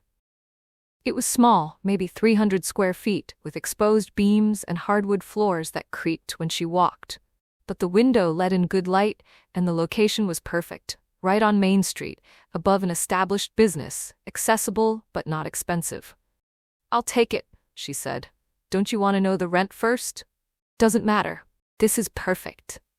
Tom named a figure so reasonable Cassie almost argued it upward. When she tried to negotiate, he shook his head. "You're good for this town. You help my business with that website you're planning. I help yours with cheap rent. That's how Havens Creek works." Over the next 2 weeks, the office transformed. Luke helped her clean and paint, walls a soft gray, trim crisp white. Tessa donated a desk her father didn't need anymore. Bertie contributed a vintage filing cabinet she'd been storing in her garage. Jenny Harrison made curtains. Mr. Peterson installed better lighting. The whole town seemed invested in Cassie's success, stopping by with donations or offering help or just checking on progress. "This is what community means," Luke said one evening as they assembled a bookshelf. Everyone lifting together. By early November, Monroe Marketing Consultancy was ready. Cassie had business cards printed. Simple, professional, with a logo Tessa's brother had designed. She'd built a basic website, set up social media accounts, registered the business officially. And she'd secured her first 3 clients: Bertie's Nest Bakery, Anderson's Hardware, and Tessa's veterinary clinic. "You need more than 3 clients to be viable," Tessa pointed out during a planning session. "What about approaching the business association? They meet monthly. You could do a presentation, introduce yourself, offer your services." "That's a good idea." Cassie pulled up the association website. "Their next meeting is November 15th. I could put together a presentation showing what I've done for you 3. Pitch my services to the other members." "Do it." The association has about 20 businesses represented. Even if you get a quarter of them, that's enough to really launch. Cassie spent a week preparing her presentation. She created a portfolio showcasing the work she'd done so far. Bertie's new social media presence that had increased foot traffic by 15%, the website redesign for Anderson's that made online ordering possible, the email campaign for Tessa's clinic that had resulted in 12 new clients. The results were modest but real. Proof that her strategies worked even in a small-town context. The morning of November 15th, Cassie woke with her stomach in knots. Luke had promised to meet her for breakfast before the presentation, and he arrived at 7 with coffee and encouraging words. "You're going to be great," he assured her as they sat at Ruth's kitchen table. "You know this stuff inside and out." "I haven't done a formal presentation since Chicago, since Meridian." Cassie pushed her eggs around her plate. "What if I freeze up? What if they ask about why I left my last job?" "Then you tell them the truth, that you refused to falsify data and paid the price for integrity. That's not a weakness, Cassie. That's your greatest strength." The business association met at the community center, a modest building next to the library. Cassie arrived 15 minutes early to set up her laptop and projector, running through her talking points one last time. Business owners trickled in. Tom Anderson, Mrs. Chen from the pharmacy, the owner of the Book Nook, a farmer who sold at the weekend market, the owner of Betty's Diner, about 15 others. Pastor Mike was there too, representing the church. He smiled encouragingly when he saw Cassie. At 7 o'clock sharp, the association president, a woman named Carol who owned the dry cleaners, called the meeting to order. They ran through standard business: upcoming holiday events, parking concerns on Main Street, plans for the winter festival. Then Carol turned to Cassie. "We have a guest tonight, Cassie Monroe, who some of you know has opened Monroe Marketing Consultancy here in town. She's going to share a bit about her services and how she might be able to help our businesses." "Cassie?" Cassie stood, clicked to her first slide, and began. Her voice shook at first but steadied as she got into familiar territory. She talked about the importance of digital presence, even for small businesses, about how good marketing didn't require big budgets, about understanding your audience and telling authentic stories. She showed examples from her first 3 clients, explaining the strategies and the results. The audience seemed engaged, nodding along, asking good questions. She was halfway through her conclusion when the door to the community center opened. A man walked in, late 30s, expensive suit incongruous in the casual Havens Creek setting, tablet in hand. He didn't apologize for interrupting, just took a seat in the back row and began typing on his device. Cassie's stomach dropped. She didn't recognize him, but something about his energy, aggressive, entitled, out of place, set off alarm bells. She finished her presentation trying to ignore him, then opened the floor for questions. Tom Anderson raised his hand. What kind of timeline are we looking at? If someone wanted to start with you, how soon could you begin? I can start immediately. My current client load is manageable, so I have capacity for. I have a question. The man in the back row stood. Before these good people invest their money with you, don't they deserve to know why you were fired from your last position? The room went silent. Every head turned to look at him. I'm sorry, who are you? Carol asked, her voice sharp with irritation. Robert Chen. Mrs. Chen's nephew, visiting from Chicago. He smiled, but it didn't reach his eyes. I work in corporate marketing. When my aunt mentioned someone new was starting a consulting business here, I did some research, and I found some very interesting information about Ms. Monroe's departure from Meridian Marketing. Cassie's vision tunneled. This couldn't be happening. Not here, not in front of the whole business community, not when she was finally building something.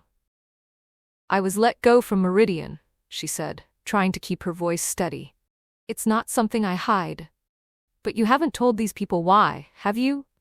Robert pulled out his tablet. I have here a letter of recommendation, or rather, non-recommendation, from Glenn Hartwick, VP of Client Relations at Meridian Marketing. Would you like me to read it? That's not necessary. Pastor Mike started. I think it is. Robert didn't wait for permission. Miss Monroe was terminated due to repeated difficulties working with clients and colleagues. She demonstrated an inability to meet client expectations and showed a pattern of insubordination that ultimately made her unsuitable for continued employment. I cannot in good conscience recommend her for positions requiring client relations or team collaboration. The words fell like bombs into the quiet room. Cassie felt every eye on her, felt the trust she'd been building crumble in real time. That letter is a lie, she said, but her voice came out weak, defensive. A lie signed by a VP at a major marketing firm? That seems unlikely. Robert's smile widened. I'm just saying, these people deserve to know who they're hiring. Someone who was fired for cause, who left Chicago under a cloud of professional failure. Is that really who you want handling your business marketing? Cassie couldn't breathe. This was Chicago all over again. Glenn's narrative, his carefully constructed version of events designed to destroy her reputation. And it was working. She could see the doubt on faces around the room, the uncertainty. You're out of line, Carol said firmly. This is a professional presentation, not a character assassination. I'm just providing relevant information. If Miss Monroe has an explanation for why her former employer would write such a damaging letter, I'm sure we'd all love to hear it. This was the moment. Cassie could defend herself, could explain about the falsified data and the impossible choice Glenn had given her. But who would believe her story over an official letter from a VP? Then Luke stood up. Cassie hadn't even known he was there. He must have slipped in during her presentation. But now he walked to the front of the room, positioning himself beside her, his presence solid and supporting. I know why Cassie was fired from Meridian, Luke said, his voice carrying clearly through the room. And it's the exact reason you should hire her. Robert's smirk faltered. Excuse me? Cassie was fired because she refused to falsify engagement metrics for Meridian's biggest client. Her boss ordered her to sign off on fake data, numbers that made the client's campaign look successful when it wasn't. And Cassie said no. Luke's gaze swept the room. She was escorted out by security that same day. Her boss then wrote letters exactly like the one you just read, destroying her reputation so she couldn't fight back or tell her side of the story. That's a convenient narrative, Robert said. Do you have proof of these accusations? I have proof of my character, Cassie said, finding her voice. I have 3 clients here who can speak to my work ethic, my honesty, my results. I have a portfolio of real outcomes, not inflated numbers designed to make me look good. And yes, I was fired for refusing to lie. I'm not ashamed of that. I'm proud of it. Tom Anderson stood. I've worked with Cassie for 6 weeks now. The website she designed for my store is bringing in online orders I never had before. She didn't promise me miracles or inflate projections. She gave me realistic goals and delivered results. That's the kind of person I want to do business with. Same here, Bertie called out from the middle row. Cassie hadn't seen her come in either. My social media presence has grown exactly as Cassie predicted. She's professional, hardworking, and most importantly, she's honest. Even when honesty cost her everything. The question isn't why she got fired, Pastor Mike said, standing. The question is what kind of person we want to support in our community. Someone who lies to make clients happy? Or someone who tells the truth, even when it's costly? I know which one I choose. This is absurd, Robert said. You're all making decisions based on emotion instead of facts. That letter is a fact. Her termination is a fact. And her integrity is a fact, Luke said firmly. I've watched Cassie build her business from nothing. She's never once cut corners, never once promised something she couldn't deliver, never once compromised her values for profit. That's worth more than any letter from a boss who fired her for refusing to be complicit in fraud. Mrs. Chen stood, shooting her nephew a look that could melt steel. Robert, sit down. You've embarrassed yourself and me enough for one evening. But Aunt Linda? Sit down. Mrs. Chen's voice carried absolute authority. Robert sat, and Mrs. Chen turned to Cassie. I apologize for my nephew's behavior. He inherited his father's aggressive ambition but not his common sense. Miss Monroe, I'd like to hire you to help with the pharmacy's online presence. When can you start? The dam broke. I'll need help with the holiday marketing for the bookstore, the owner of the Book Nook called out. The diner could use a website. We're still taking phone orders only, Donna added. My farm stand needs better signage and maybe a social media strategy, the farmer said. One by one, business owners stood up, asking about services, requesting consultations, offering their support. By the time Carol called the meeting back to order, Cassie had gained 8 new clients and several more expressing interest pending budget approval. Robert Chen left before the meeting officially ended, his aunt's disapproval following him out the door. After everyone else had gone, Luke pulled Cassie into a hug in the parking lot. You okay? He asked. I will be. That was...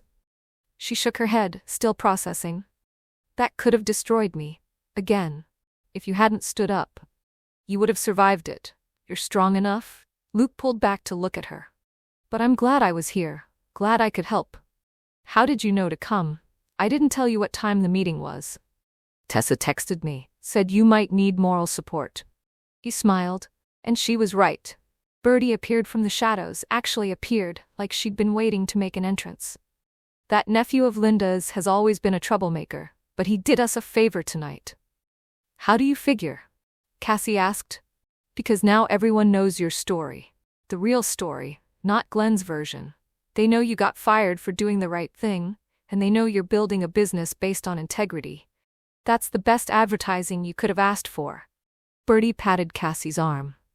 Sometimes God uses our enemies to accomplish his purposes. That boy tried to destroy you and ended up making you a hero. Over the next week, Monroe Marketing Consultancy went from 3 clients to 11.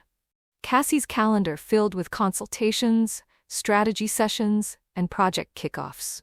She hired Tessa's brother part-time to help with design work, and she started seriously considering whether she needed to bring on another consultant as business grew.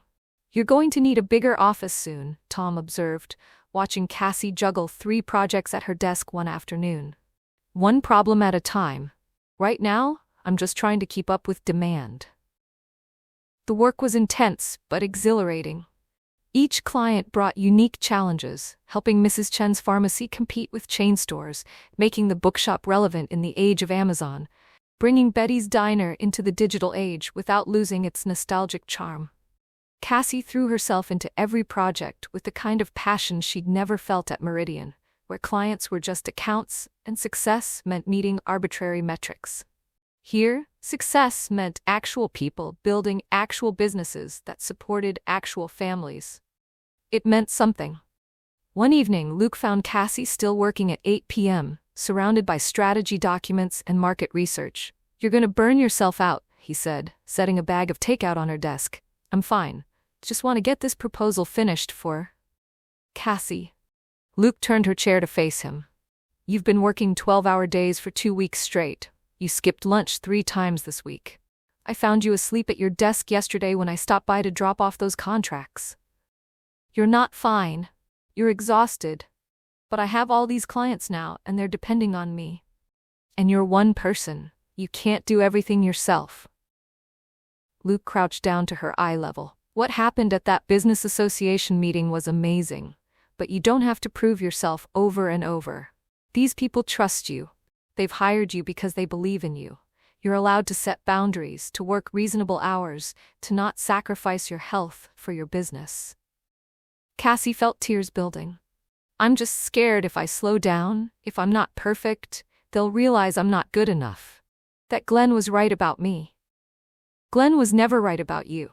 He was a man who valued profit over integrity and couldn't handle an employee with more character than he had. Luke wiped a tear from her cheek. You're building something real here, something that matters. But you can't build anything if you collapse from exhaustion. So please, take a break, eat this food, go home and sleep. Tomorrow you can come back and keep building your empire. But tonight, you rest. Empire, that's dramatic. You have 11 clients in a town of 3,000 people. If that's not an empire in Havens Creek terms, I don't know what is. Luke pulled her to her feet. Come on. I'm driving you home. You're eating actual food, and you're getting 8 hours of sleep. That's non-negotiable. At Ruth's house, which Cassie was now starting to think of as her house, since Ruth had begun making noises about wanting to sell, Luke made sure she ate the entire meal, not just picked at it. Then he sat with her on the couch while she decompressed, Buster's head heavy on her lap. Thank you, Cassie said quietly, for tonight, for the business association meeting, for caring enough to make sure I don't self-destruct. I'm not used to having someone look out for me like this. Get used to it, because I'm not going anywhere. Luke kissed her temple.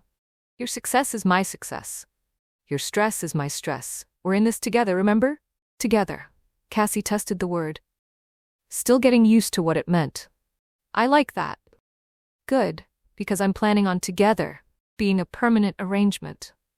The words hung in the air between them, weighted with implication. They hadn't talked about long-term plans explicitly. Marriage, future, forever. But sitting here with Luke's arm around her, Buster snoring at their feet, her business thriving and her life finally feeling purposeful, Cassie could see it. Could imagine tomorrow and next week and next year and all the years after that, built with this man beside her. Permanent sounds good, she said. Luke's smile was slow and devastating. Yeah, really good. They sat like that until Cassie's eyes started to drift closed, her body finally surrendering to exhaustion. Luke helped her upstairs, made sure she brushed her teeth, tucked her into bed like she was something precious. Sleep, he commanded. Dream about something other than marketing strategies. What should I dream about? Me, us, the life we're building. Luke pulled the blanket up to her chin, his fingers brushing her cheek as he smoothed it into place. All the good things coming. After he left, Cassie lay in bed staring at the ceiling, too tired to write in the journal but not quite asleep yet. She thought about the business association meeting, about Robert Chen's attempt to destroy her and the town's decision to support her instead. About Luke standing up for her character, about 11 new clients and a thriving business. She thought about Glenn and Derek and Jenna and all the people from her Chicago life who'd believed she'd fail spectacularly, who'd written her off as difficult and unemployable and destined for obscurity. And she thought about Havens Creek, this impossible town that had taken her and broken and was helping her become whole, that had given her community and purpose and Luke. Tomorrow she'd wake up and keep building, keep working, keep proving that integrity was worth the cost. But tonight, she just slept and dreamed of permanent things. Chapter 24. The call came at 2 a.m. on a Tuesday in late November. Cassie was deep in sleep, dreaming about something that evaporated the moment her phone rang. She fumbled for it in the darkness, saw Luke's name on the screen, and knew immediately something was wrong. Luke never called in the middle of the night. Luke? Her voice was thick with sleep and growing panic. It's Dad. Luke's voice was strained, barely controlled. He's at County General. They think it's another stroke. I'm heading there now. I needed to tell someone. Needed you to know. I'm coming. Give me 10 minutes. You don't have to. I'm coming. Cassie repeated firmly. 10 minutes. She threw on jeans and a sweater, grabbed her keys, and left a note for her father, who was visiting for Thanksgiving week, before driving through the empty streets of Havens Creek. The hospital was 40 minutes away in the next county, and Cassie made the drive in 35, her mind racing with worst-case scenarios. Marcus had seemed fine at dinner Sunday night. They'd all gathered at Luke's house. Cassie, Luke, Marcus, James, and Tessa, who'd invited herself because someone needed to keep you all from getting too serious. Marcus had been in good spirits, joking about the physical therapist who kept trying to make him do exercises he claimed were torture. But he'd also looked tired. Cassie remembered noticing it at the time, how he'd rubbed his left arm absently, how he'd declined dessert, even though Bertie had made his favorite apple pie. Little signs that seemed significant, only in hindsight. She found Luke in the emergency room waiting area, hunched forward with his elbows on his knees, hands clasped so tightly his knuckles were white. He looked up when she entered, and the relief on his face was palpable. "You came." "Of course I came." Cassie sat beside him, taking one of his hands in both of hers. "What happened? What did the doctors say?" He woke up around midnight, with numbness in his left side and slurred speech. Same as the first stroke 5 years ago. He managed to call 911 before he lost consciousness. Luke's voice was mechanical, reciting facts to avoid feeling emotions. "They rushed him here, did a CT scan. There's bleeding in his brain. They're determining now if he needs surgery or if medication can manage it." "Is he conscious?" "In and out. They let me see him for a minute before they took him for more tests. He knew who I was, could speak a little, but Cassie." Luke's composure cracked. He looked so scared. My dad, who faced down an entire town's judgment without flinching, looked terrified. Cassie wrapped her arms around him, and Luke folded into her embrace, his body shaking with silent sobs. They sat like that for a long time, Cassie holding Luke while he fell apart, while the fluorescent hospital lights buzzed overhead, and a television in the corner played infomercials to an empty waiting room. "I can't lose him," Luke whispered. "Not now. Not when we're finally honest with each other. Not when he and your father are building an actual friendship. Not when everything's finally good. You're not going to lose him. Marcus is strong. He survived the first stroke. He'll survive this one. You don't know that. Nobody knows that." Luke pulled back, wiping his eyes roughly. 3 hours ago he was fine. Now he's on the edge of... He couldn't finish the sentence. A doctor emerged from the treatment area, and Luke was on his feet instantly. "Dr. Patel, how is he?" Dr. Patel was a woman in her 50s with kind eyes and the calm demeanor of someone who delivered difficult news regularly. "The bleeding has stabilized. We're not going to operate tonight. The risks outweigh the benefits at this point. We're starting him on medication to prevent clotting and monitoring him closely." "Can I see him?" "Yes, but keep it brief. He needs rest." Dr. Patel paused. "Mr. Brennan, I want to be honest with you. Your father's prognosis is guarded. The next 48 hours are critical. If the bleeding resumes or if he has another stroke, I understand." Luke's voice was flat. "Thank you." They followed a nurse to the ICU, where Marcus lay in a bed surrounded by monitors and IV lines. He looked smaller than Cassie remembered, more fragile, the hospital equipment emphasizing his vulnerability. His eyes were closed, but they opened when Luke took his hand. "Hey, Dad." "Luke?" Marcus's voice was slurred but audible. "You came." "Of course I came, where else would I be?" Luke's attempt at lightness fell flat. "You scared me half to death. Sorry, wasn't planning this." Marcus's gaze shifted to Cassie. "You too." "Good. Hi, Marcus." Cassie moved to the other side of the bed. "You gave us quite a scare. Seems to be my specialty." Marcus's smile was lopsided, the left side of his face not quite responding properly. "Luke, need to tell you something." "Save your strength, Dad. We can talk later." "No, now." Marcus squeezed Luke's hand with surprising strength. "Listen, if I don't talk like that. Listen." Marcus's voice carried an edge of command that cut through Luke's protest. "Cassie, there's a box. In my closet. Top shelf. Blue shoebox." Cassie glanced at Luke, confused. "Okay. Letters, from Patricia Monroe, Cassie's mother." Marcus's breathing was labored. "Sent to James, over 20 years. He returned them all, unopened. I kept them. Thought someday, might be important." Cassie's world tilted. "My mother sent letters? To my father?" "Dozens. Every few months for years. Marcus's eyes were intense despite his weakened state. James never read them, returned them to sender, but I intercepted a few, kept them, just in case. Why? Cassie's voice came out strangled. Why would you keep them? Because I knew, someday, you might need them, might need to know. She tried. Marcus looked at Luke. The box, give it to her. Promise me. I promise, Dad, but you're going to be fine. You can give it to her yourself. Promise me something else. Marcus's gaze fixed on Cassie now. Take care of him. When I'm gone. Luke, he needs someone. Needs you. You're not going anywhere, Luke said fiercely. You're going to recover from this, and we're going to have Christmas together, and you're going to walk Cassie down the aisle when we get married. When? Cassie's voice came out higher than intended. Luke flushed. I mean if we get married, someday? Maybe? Despite everything, Marcus smiled. When? Not if, even I can see that. His breathing was getting more labored. Cassie? Promise. I promise, Cassie whispered, though she had no idea what she was promising. To take care of Luke? To read her mother's letters?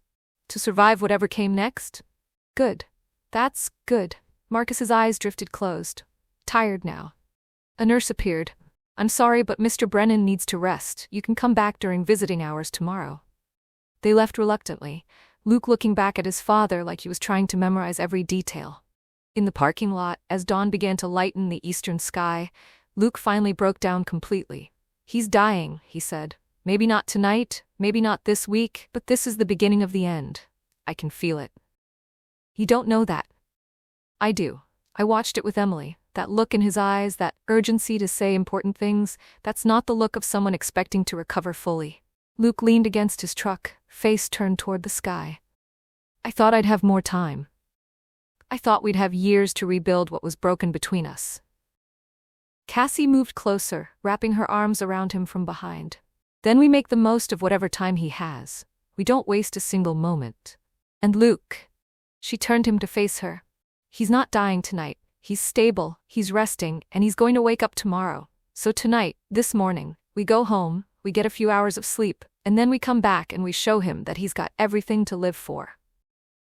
When did you get so optimistic?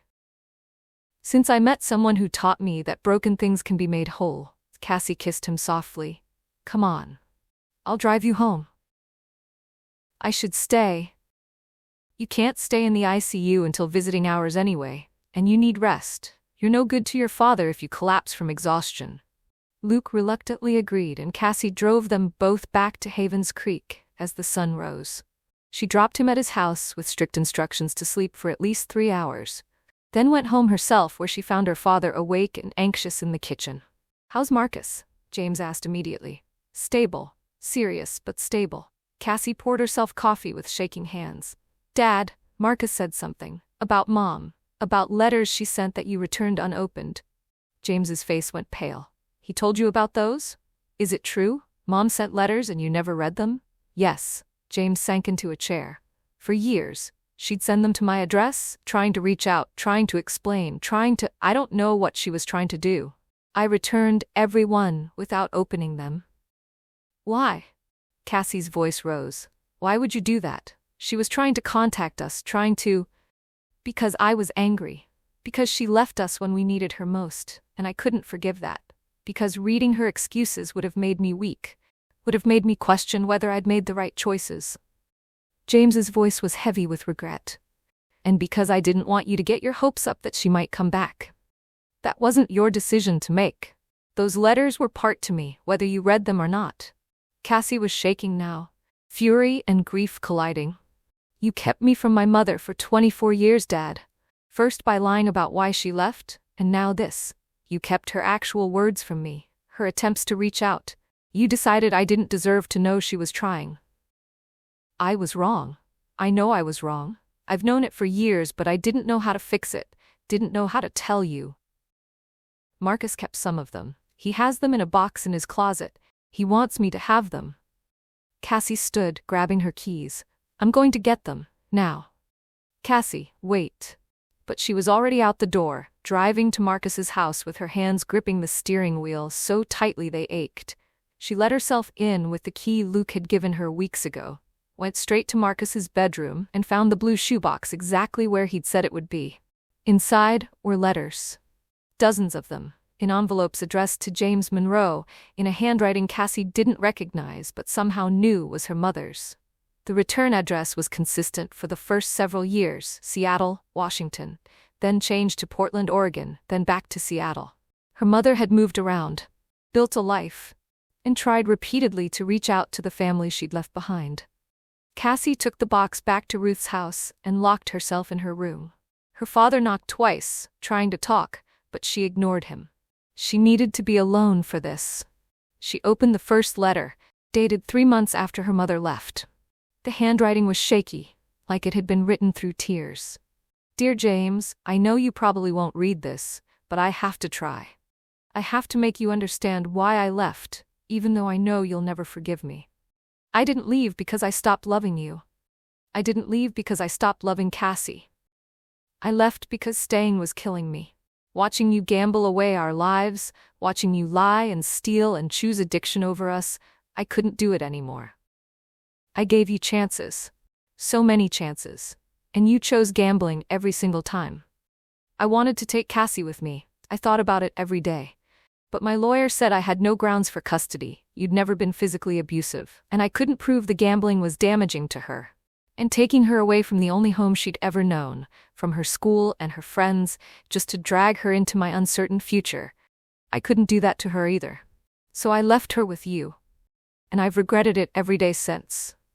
But I had to believe, that you loved her enough to get help, that losing me would be the wake-up call you needed to choose recovery over addiction. Was I right? Did you get help? Is Cassie okay? Please, James, let me talk to her. Let me explain. She deserves to know why I left, deserves to understand that it wasn't about her. I love her so much. Please don't keep me from her." Patricia Cassie read through letter after letter, watching her mother's hopes slowly transform into resignation. By the 5th year, the letters were shorter, more factual, updates about Patricia's life, questions about Cassie's well-being that James never answered. By year 10, they were brief notes sent only twice a year, birthdays and Christmas, maintaining contact even though it was never reciprocated. The most recent letter was dated 6 months ago. "Dear James, I'm writing this not because I expect you to respond. I stopped expecting that years ago, but because I need you to know that if Cassie ever wants to find me, I'm here. I've always been here. Waiting. Hoping. I have a good life now. I remarried to a kind man who knows about you and Cassie and has never asked me to stop writing these letters. I have a stable home, a career I'm proud of. I've been in therapy for years, working through the guilt and grief of leaving my daughter, but none of it fills the Cassie-shaped hole in my heart. None of it makes up for missing her entire life. If she ever asks about me, please tell her I love her. Tell her I think about her every single day. Tell her that leaving was the hardest thing I've ever done, and that I'd give anything to explain in person why I had to do it. I'm in Seattle. Same address as always. If she wants to find me, I'm here." With love and eternal regret, Patricia Cassie sat surrounded by 24 years of her mother's words and wept. For the mother she'd thought abandoned her carelessly, who'd actually left because staying was destroying her. For the little girl who'd believed she wasn't worth staying for when the truth was so much more complicated. For all the years of letters that could have answered questions, could have built a bridge, could have given her a mother when she desperately needed one. There was a soft knock on her door. "Cassie?" Luke's voice. "Your dad said you're here. Can I come in?" She opened the door to find him exhausted and worried, still wearing yesterday's clothes. "You're supposed to be sleeping." "Couldn't sleep, kept thinking about what Dad said about the letters, wanted to make sure you were okay." He saw the letters spread across her bed. "Oh, you got them. My mother tried to reach me for 24 years. Every few months, then every year, then just twice a year. But she never stopped trying. And my father sent every letter back unopened." Cassie's voice broke. "I could have known her, Luke. I could have had a relationship with her this whole time. But he kept it from me." Luke pulled her into his arms, and Cassie cried against his chest while he held her, one hand stroking her hair, the other wrapped firmly around her waist. "What do I do?" she asked when the tears finally subsided. "Do I call her? Write to her? Show up at her house?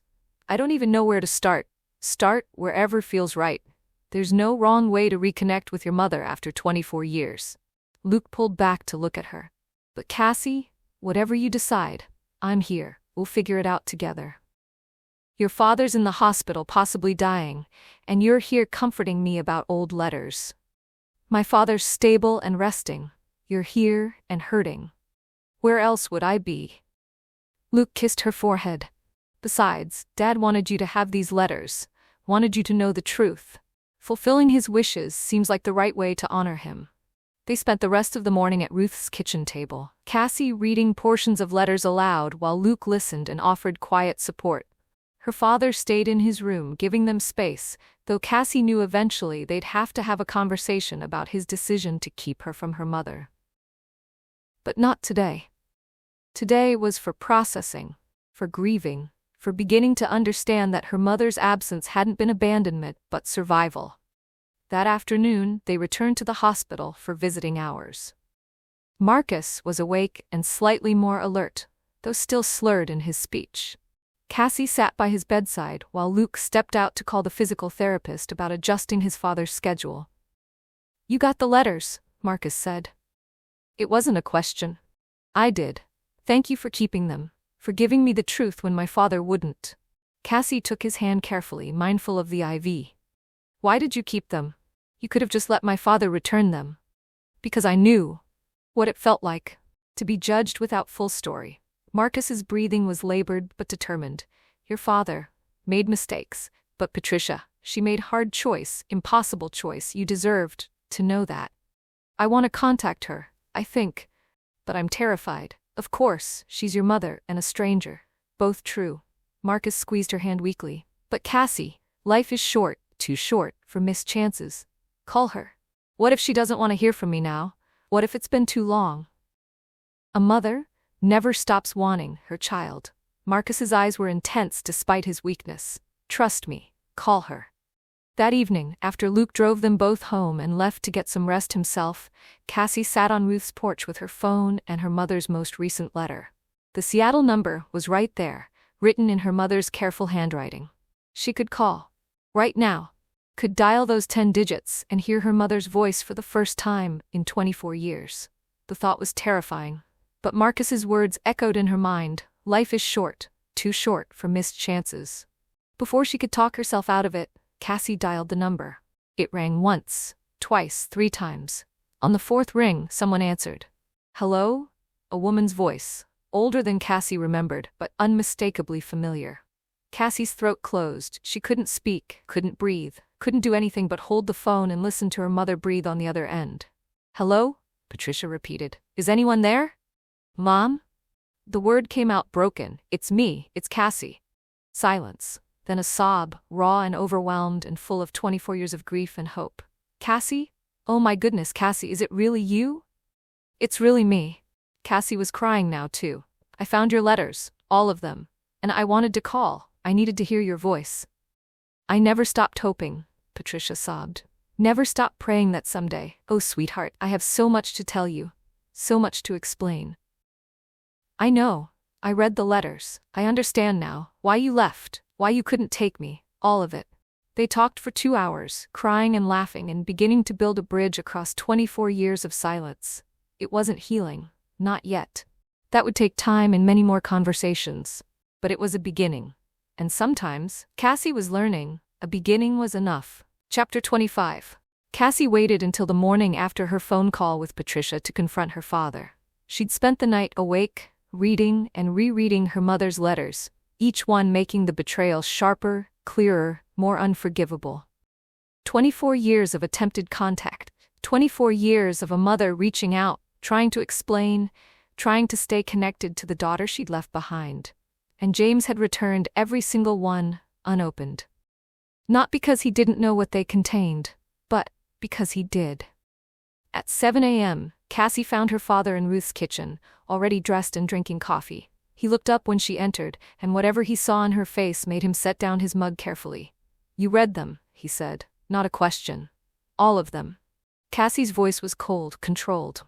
She refused to cry, refused to give him the satisfaction of seeing how deeply this hurt. 24 years of letters. Birthday cards, Christmas cards, updates about her life, questions about mine, apologies, explanations, love. James closed his eyes. Cassie, you returned them all unopened. She moved closer, hands clenched at her sides. You saw her handwriting on the envelopes. You knew she was trying to reach out, and you sent them back, every single one. Yes, why? The word came out sharp as a knife. Why would you do that? What gave you the right to keep her from me? I was angry. James's voice was quiet, defeated. She left. When I was at my lowest, drowning in addiction, she walked away. So you punished her by keeping me from her. Cassie's laugh was bitter. And you punished me in the process. Did you even think about what I needed? What I deserved? I thought I was protecting you. Don't. Cassie's voice rose. Don't you dare say you were protecting me. You were protecting yourself. You were making sure I never heard her side of the story, never understood that she left, because staying was destroying her. You wanted me to see you as the victim and her as the villain, so you controlled the narrative by controlling the information. James flinched but didn't deny it. I spent 24 years thinking my mother abandoned me because I wasn't enough. Cassie's control was slipping now, tears building despite her determination. 24 years believing she didn't love me, didn't care what happened to me, didn't even think about me. And the whole time, she was writing letters. She was trying. She never stopped trying. I'm sorry. Sorry isn't enough. Cassie slammed her hand on the table, making the coffee mugs jump. Sorry doesn't give me back those years. Sorry doesn't fix the damage of growing up thinking my own mother found me so unlovable, she couldn't even be bothered to explain why she left. You're right. James's voice broke. You're absolutely right. I was selfish and cruel, and I robbed you of a relationship with your mother because I was too angry to see past my own hurt. And the gambling, the embezzlement, letting Marcus take the blame, all of that I could eventually understand as the actions of a sick, desperate man. Cassie's voice shook. But this, keeping my mother's letters from me, that wasn't addiction, Dad. That was a choice. A deliberate, conscious choice to hurt her by hurting me. I know. James was crying openly now. I know, and I have no excuse, no justification. I was wrong and I'm sorrier than I know how to express. Did you even read them? Cassie demanded. The letters she sent? Did you ever once open them to see what she was saying? No, I sent them back unopened, just like you said. So you have no idea what she wrote. No idea what she was trying to tell you, or me, or both of us. You just made a blanket decision that her words didn't deserve to be heard. Cassie grabbed one of the letters from the stack she'd brought down. This one is from when I was 16. She wrote about remembering me as a little girl, about wondering what kind of teenager I'd become. She asked if I was happy, if I had friends, if I was doing well in school. She told you she'd been in therapy for years, working through the guilt of leaving. She begged you to at least tell me she was thinking of me on my birthday. James covered his face with his hands. And you sent it back? Cassie's voice was filled with venom. You didn't even have the decency to write return to sender on it. You just sent it back with your address label, making it clear you'd received it, but chose not to read it. I thought. James struggled for words. I thought if I let her back into our lives, even through letters, she'd hurt you again. I thought I was preventing future pain. By causing present pain, by making sure I grew up without a mother? How is that protecting me? It isn't. I see that now. But at the time, you were punishing her for leaving an addict who chose gambling over his family. You were making her pay for having the courage to save herself when you didn't have the courage to save us. Cassie's voice dropped to something quiet and dangerous. And you know what the worst part is? She didn't even blame you. I read her letters. She took responsibility for leaving me, acknowledged that it was the hardest decision of her life, never once tried to make you look like the villain, even though you were. I don't know how to make this right, James whispered. You can't. That's the point. You can't give me back 24 years of having a mother. You can't undo the damage of making me believe I wasn't worth staying for. You can't fix this, Dad. Some things can't be fixed. They sat in silence, the weight of decades of deception sitting between them like a living thing. Through the window, Cassie could see Havens Creek waking up, People walking dogs, opening shops, living their normal lives, while hers felt like it was fracturing all over again. I talked to her last night, Cassie said finally. After I read the letters, I called her. James's head snapped up. You did? She answered on the fourth ring, and when I said, Mom, she cried. For 20 minutes she just cried and kept saying my name like she couldn't believe it was real. Cassie's own tears were falling now. She told me she's thought about me every single day for 24 years. That she's driven past our old house in Illinois 3 times hoping to catch a glimpse of me. That she kept a photo of me as a 12-year-old on her dresser, even though it killed her to look at it, because she didn't know what I look like now. Cassie. She remarried. To a man named Robert who's a high school principal. She's a teacher, 5th grade. She doesn't have other children because she said it felt like a betrayal to me even though I didn't know she existed. She goes to therapy twice a month still, working through the guilt of leaving me. Cassie wiped her eyes roughly. And she wants to meet me. She wants to fly here, or have me come to Seattle. She wants to try to build something from the ruins of what you destroyed. Are you going to? I don't know. Cassie stood, suddenly unable to sit still. Part of me wants to run straight to Seattle and spend every minute making up for lost time. Part of me is terrified that meeting her in person will be awkward and painful and won't live up to the version of her I'm building in my head. And part of me... Her voice broke. Part of me is so angry at you that I want to have a relationship with her just to hurt you the way you hurt me. I'd deserve that. Yes, you would. Cassie moved toward the door. I need space from you right now. I need to process this without you trying to apologize or explain or make it better, because you can't make it better, and watching you try is just making me angrier. How long do you need? I don't know. Days, maybe. Weeks. Maybe longer. She paused at the doorway. I'm not cutting you out of my life, but I need you to understand, this is worse than the gambling, worse than the embezzlement, worse than letting Marcus take the blame. Because all of those things I could eventually frame as the actions of a sick man who didn't know how to cope. But this, keeping my mother from me? That was you choosing your pride and your anger over my well-being, and I don't know how to forgive that yet. James nodded, tears streaming down his face. I understand. I'll give you whatever space you need. Cassie left before he could say anything else. She drove aimlessly for an hour, windows down despite the November cold, just needing movement and air and distance from the conversation that had cracked something fundamental in her relationship with her father. Eventually, she found herself at Luke's workshop, a converted barn on property he rented outside town. His truck was parked outside, music playing faintly from inside.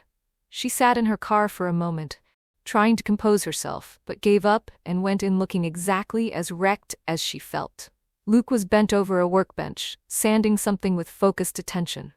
He looked up when she entered, and his expression shifted immediately from concentration to concern. Cassie, what's wrong? She couldn't answer, couldn't find words past the lump in her throat. Luke set down his sandpaper and closed the distance between them, pulling her into his arms without asking questions, just holding her while she fell apart.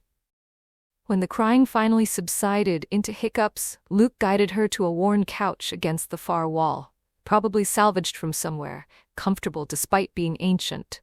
He sat beside her, one arm around her shoulders, the other hand holding hers. Want to talk about it? He asked gently. I confronted my father. About the letters. Cassie's voice was hoarse from crying. It was worse than I expected.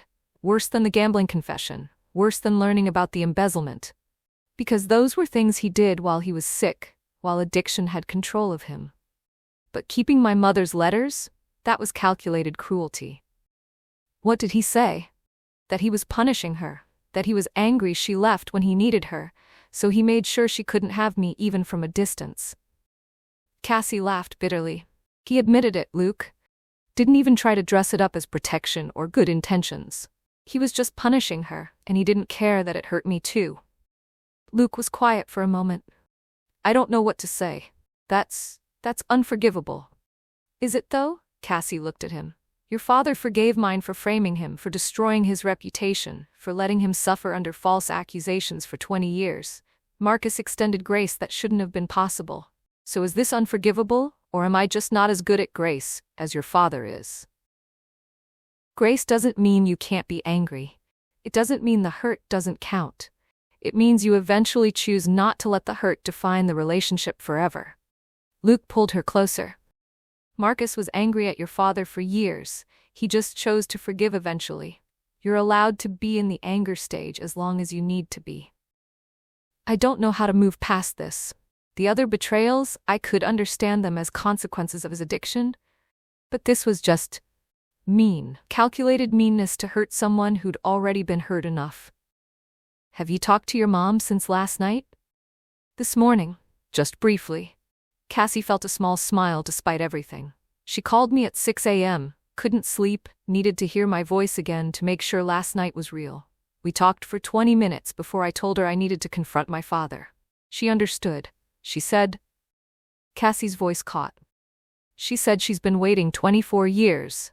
She can wait another few hours for me to call back. What's she like? I don't really know yet. We've only talked twice, and both times we were crying too hard to have real conversations, but she sounds kind, warm, like someone who's done a lot of therapy and a lot of work on herself. Cassie leaned her head on Luke's shoulder. She wants to meet me, offered to fly here, or have me come to Seattle, but I don't know if I'm ready for that. What are you afraid of?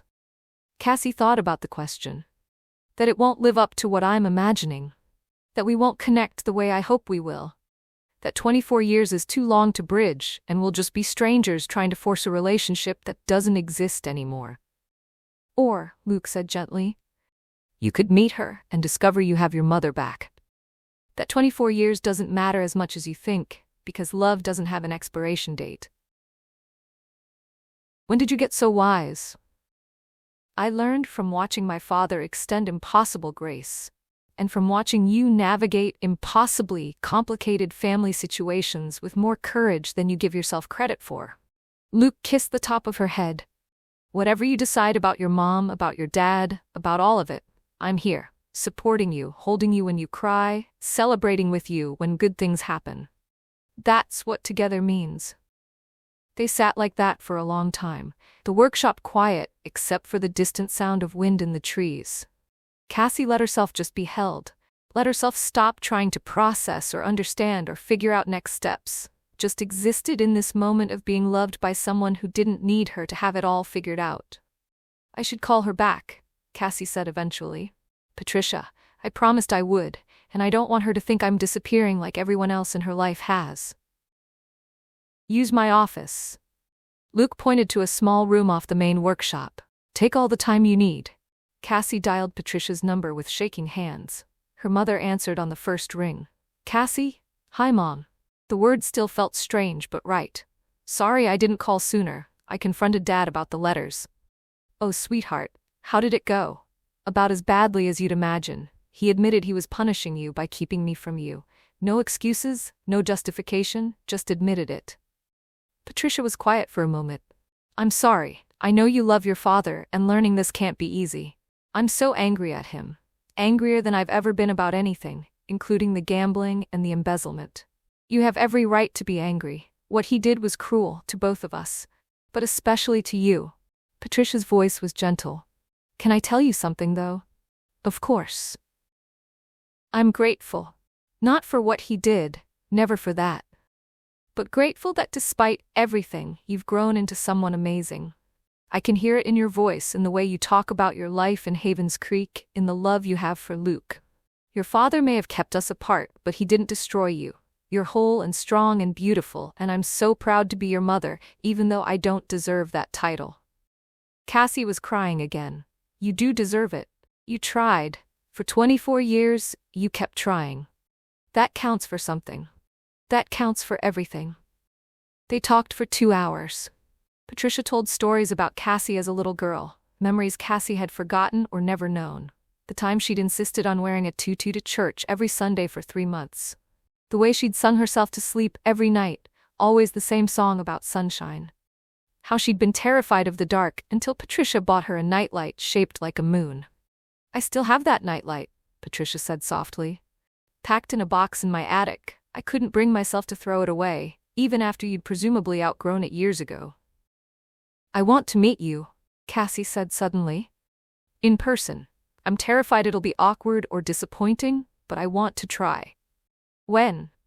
Patricia's voice was filled with hope and nervousness in equal measure. Thanksgiving. It's in 2 weeks. We're having dinner at Luke's house. Me, Luke, his father Marcus, Dad, his wife Linda's visiting her grandkids this year, and probably my friend Tessa who invites herself to everything. It'll be chaotic and emotional and probably a disaster. But would you come? Would you fly here? Yes. No hesitation. Yes, absolutely. Just tell me when and where, and I'll be there. After they hung up, Cassie returned to the main workshop to find Luke sweeping up sawdust. She walked up behind him and wrapped her arms around his waist, pressing her face against his back. She's coming for Thanksgiving. Luke turned in her arms. Yeah? Yeah. I invited her before I could talk myself out of it. She said yes immediately. Cassie looked up at him. So Thanksgiving is going to be my mother meeting my father for the first time in 24 years, meeting you and Marcus, navigating all the complicated family history. It's going to be a disaster. Or it's going to be healing. Luke cupped her face in his hands. Maybe that's what Thanksgiving should be, not perfect and polished but real and messy and full of people trying to do better than they've done before. I love you, Cassie said. Have I told you that recently? Not since yesterday. Luke smiled. But I never get tired of hearing it. I love you. I love how you know exactly when to speak, and when to just hold me. I love how you make everything seem manageable, even when it feels impossible. I love. Her voice caught. I love that you're going to meet my mother. That she's going to see I ended up with someone good, that her leaving didn't doom me to a life without love. She's going to love you, Luke said firmly. How could she not? You're extraordinary. They spent the rest of the afternoon in the workshop, Cassie watching Luke work while she made phone calls, to Bertie arranging Thanksgiving dinner logistics, to Tessa filling her in on Patricia's visit, to Marcus confirming he was healthy enough to attend and eager to meet Patricia after keeping her letters all these years. She didn't call her father. Wasn't ready yet. Maybe wouldn't be ready for a while. But as she sat in Luke's workshop, surrounded by sawdust and the smell of wood and the steady presence of the man she loved, Cassie felt something shift. Not forgiveness. She wasn't there yet, but maybe the beginning of understanding that forgiveness was possible eventually. That grace could be extended even when it wasn't deserved. That broken things could be made whole, even when the breaking had been deliberate and cruel. It wouldn't happen today. Maybe not next week or next month, but someday, maybe, she'd be able to look at her father and see not just the man who'd hurt her, but the man who'd been hurt himself and hadn't known how to heal without hurting others. Someday. But not today. Today she just let herself be angry. Let herself grieve. Let herself be held by someone who loved her enough to let her feel all of it without trying to fix it. And that, Cassie was learning, was its own kind of grace. Chapter 26. The call from Dr. Patel came on a Wednesday afternoon. Marcus was being discharged. His speech has improved significantly, the doctor explained to Luke over the phone. Mobility is good, better than after his first stroke. He'll need continued physical therapy, but there's no medical reason to keep him hospitalized. He can recover at home with outpatient care. Luke hung up and immediately called Cassie. Dad's coming home this weekend. I need to make the house ready, install grab bars, rearrange furniture, make sure he can navigate everything safely. Can you help? Of course. When do we start? Tomorrow morning? Friday and Saturday became a blur of home modifications. Tom Anderson provided supplies at cost and sent his son to help install the grab bars. Jenny Harrison donated a shower chair her mother-in-law no longer needed. The whole town seemed invested in Marcus's homecoming, stopping by with food or offering assistance, or just checking if Luke needed anything. Cassie watched it all with amazement. This is what community means, she said as they rearranged Marcus's bedroom furniture to create wider pathways for his wheelchair. Everyone showing up without being asked. That's Havens Creek.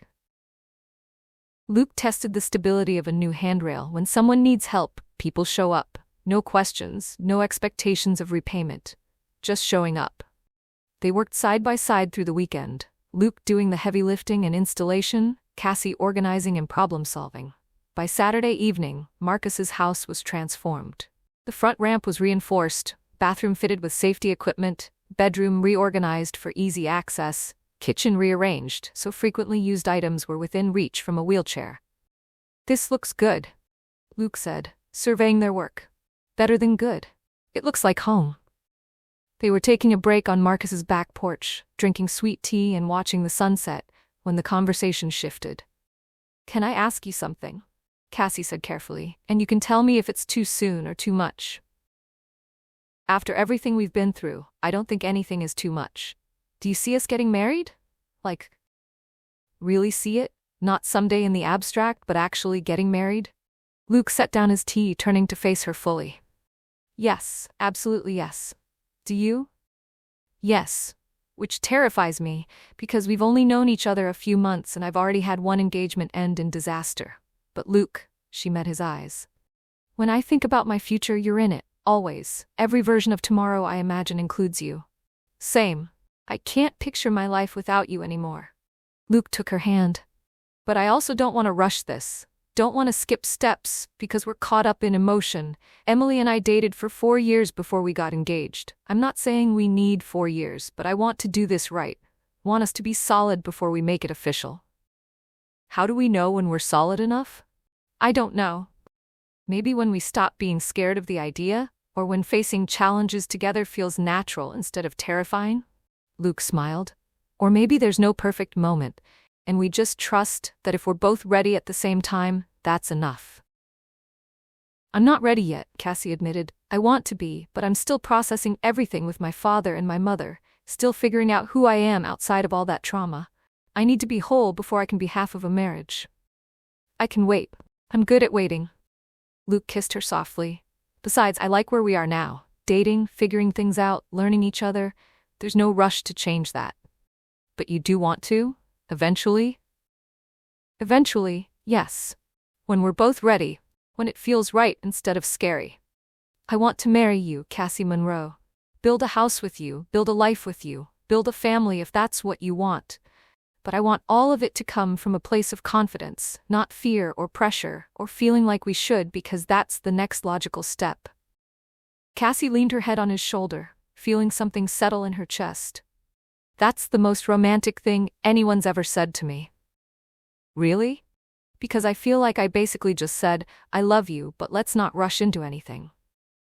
"You said you see forever. You just want to make sure forever is built on a solid foundation instead of just intense feelings." She squeezed his hand. "That's how you approach your restoration work. Respect for what exists, patience with the process, commitment to doing it right even when shortcuts are tempting. I love that you're approaching us the same way."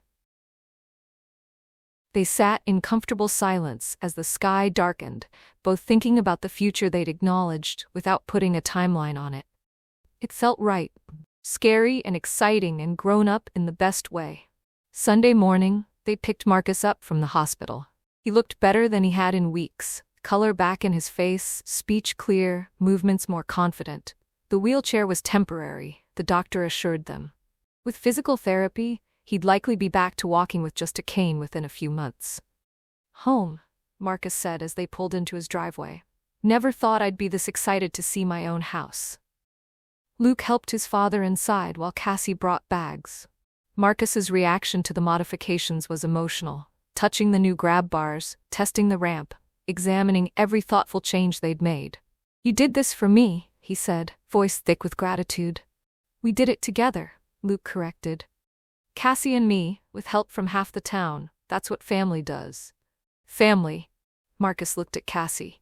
"Yes, that's what you are now, family." They got Marcus settled, made sure he had everything he needed, and were preparing to leave when the doorbell rang. Luke answered to find James Monroe standing on the porch holding a casserole and looking nervous. "I heard Marcus was coming home today," James said. "Thought I'd bring food, and, if you're willing, I'd like to visit. Just for a bit, to talk." Luke glanced at his father. Marcus hesitated only briefly before nodding. "Come in, James." Cassie and Luke excused themselves to the kitchen, giving the two men privacy but staying close enough to intervene if needed. Through the doorway they could see James and Marcus in the living room, James in the armchair, Marcus in his wheelchair, both looking anywhere except at each other. "This is awkward," James said finally. "Extremely awkward. Marcus agreed. But necessary, I think. I've apologized already, at the big confrontation when everything came out, but I need to apologize again, just you and me, for what I did to you, for what I cost you. I know, and I told you then, I forgave you years ago. But why? James's voice carried genuine confusion. How could you forgive something that cost you so much? Marcus was quiet for a long moment, because holding on to anger was destroying me, not you. You were already destroyed by your own choices. The anger was eating me from the inside, making me bitter and hard. So I chose to let it go. Not because you deserved forgiveness, but because I deserved peace. James struggled for words. That's remarkably generous. It's remarkably Christian, actually, though I didn't always see it that way. Marcus shifted in his wheelchair. For years after everything happened, I was furious. At you for framing me, at the town for believing you, at God for allowing it. But slowly I realized something. Your sin didn't have to define my life. I could choose, actively choose, not to let what you did determine who I became. I don't know if I could do that. Make that choice. You did, though. When Patricia left, when she abandoned you with your addiction and took herself out of the equation, you could have spent the rest of your life bitter. But you got sober, found faith, became a pastor, built a life helping other addicts. Marcus leaned forward slightly. You chose redemption over resentment. We're not so different, you and I. James was crying openly now. I stole 20 years from you, yes, and I gave them freely. That's grace, James. Undeserved, freely given, impossibly costly. The same grace God extended to both of us. In the kitchen, Cassie felt tears streaming down her face. Luke wrapped his arm around her, and they stood watching two broken men build a bridge across decades of pain. Do you remember, Marcus said, his tone shifting to something lighter, that job we did on the Henderson barn? Summer of 2003? The one where you fell through the roof? James laughed through his tears. I didn't fall through. I stepped on a weak board. Broad, there's a difference. You fell 10 feet into a pile of hay, which broke my fall. Perfectly safe. Your wife was ready to kill me for letting you on that roof. James shook his head at the memory. We laughed about it for months afterward. Those were good times, Marcus said softly. Before everything fell apart, we were good together, you and I. Good partners, good friends. I ruined it. You did.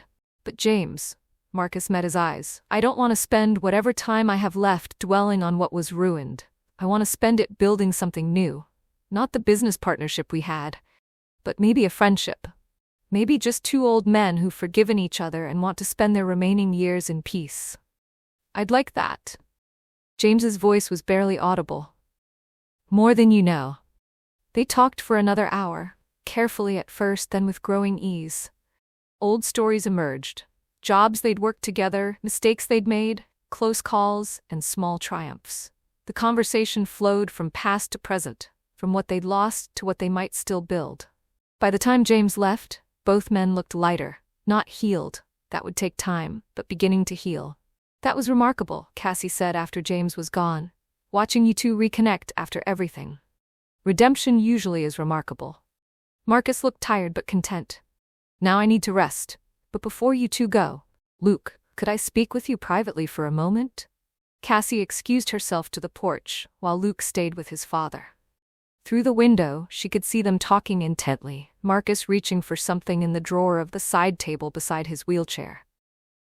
5 minutes later, Luke emerged looking dazed. His hand closed around something.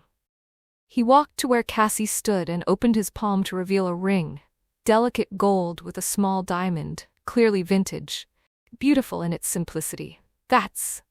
Cassie's breath caught.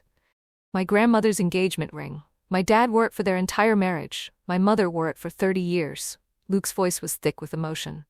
Dad just gave it to me, said for when you're ready, and son, you're ready. Are you? Cassie asked. Ready? Getting there. Not today, not this week, but soon. Luke slipped the ring into his pocket carefully. When the moment is right, when we both feel it. This ring has already been part of one beautiful marriage. I want it to be part of ours too. Ours, Cassie tested the word, feeling how it fit. I like the sound of that. Me too. They drove back to Ruth's house as the sun set, both quiet but comfortable. Cassie thought about Marcus and James. two men who had every reason to remain enemies but chose friendship instead. About forgiveness that cost everything but gave back peace. About redemption that was possible even when it shouldn't be. And she thought about the ring in Luke's pocket, carried with care, waiting for the right moment. Not yet, but soon, when they were both ready, when it felt less like moving on from their pasts and more like stepping into their future. That evening, Cassie wrote in Ruth's journal, "Today I watched two men build a bridge across 20 years of betrayal and pain. Dad and Marcus, talking like old friends, sharing memories from before everything fell apart. Marcus gave Luke his grandmother's engagement ring. For when you're ready, and son, you're ready. Luke and I talked about marriage. Not planning it, just acknowledging we both see it in our future. Eventually, when we're ready. When it feels right, instead of scary. I used to think love was about certainty, knowing exactly where you stood, having all the answers, controlling the outcome. But I'm learning love is actually about trust. Trusting someone enough to say, I don't have it all figured out yet, but I want to figure it out with you. Trusting the process instead of demanding the destination. Luke said he wants to build our marriage on a solid foundation instead of just intense feelings. He approaches us the same way he approaches his restoration work, with patience, respect for what exists, commitment to doing it right, even when shortcuts tempt. I'm not ready to get engaged yet. Still processing too much with Dad and Mom and all the family complications. But I will be ready, soon, when the timing is right and we're both standing on solid ground. For now, I'm content to be exactly where we are, dating, building, learning each other. Knowing that forever is coming, without needing to rush toward it. That's growth. That's faith. That's learning to trust the process instead of controlling every step. Marcus told Dad that redemption is about choosing who you become, despite what's been done to you. I think about that a lot. All the things that have happened, the betrayals, the losses, the revelations, they don't have to define me. I get to choose who I become, and I'm choosing someone who loves deeply. Forgives slowly, trusts carefully, and builds intentionally. Someone who doesn't rush toward forever, but doesn't run from it either. Someone who's learning what grace actually means. Cassie closed the journal and looked at the small house that had become home. Soon Marcus's ring would become hers. Soon she'd be planning a wedding instead of just imagining one. Soon, eventually, would become now. But for tonight, she was content with soon, with the promise of it. With the certainty that when the moment came, they'd both be ready. And that was enough. Chapter 27. Thanksgiving morning dawned cold and bright, the kind of perfect November day that belonged on greeting cards. Cassie woke early, nerves already thrumming, and found Luke in her kitchen making coffee. Couldn't sleep either? She asked. Figured I'd come keep you company while you stress cooked. Luke handed her a mug. Ready for today? No, but I don't think anyone's ever ready for their first holiday with their estranged father, their boyfriend's father who was wrongly accused by said estranged father, and their best friend who invited herself because someone needs to keep you people from getting too serious. You forgot my father's physical therapist. She's joining for dessert. Of course she is. Why not invite the entire town while we're at it? Cassie took a long drink of coffee. At least Mom isn't coming. That would make this complete chaos. Patricia had wanted to fly in for Thanksgiving, but Cassie had gently suggested they wait until Christmas. Too much too soon, she'd explained. Patricia had understood, disappointed but gracious. They'd been talking daily for 2 weeks now, building something that felt fragile and precious. Meeting in person could wait another month. By 11 a.m., Luke's house was full of people and food. Tessa had arrived first with 3 pies and a story about the cat who'd eaten her entire stick of butter that morning. Marcus came next, wheeling himself in with surprising confidence, his speech nearly back to normal.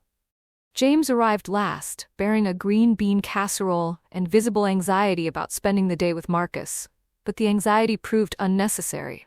The two men fell into easy conversation almost immediately, talking about the church renovation and Marcus's physical therapy and whether the Bears had any hope this season.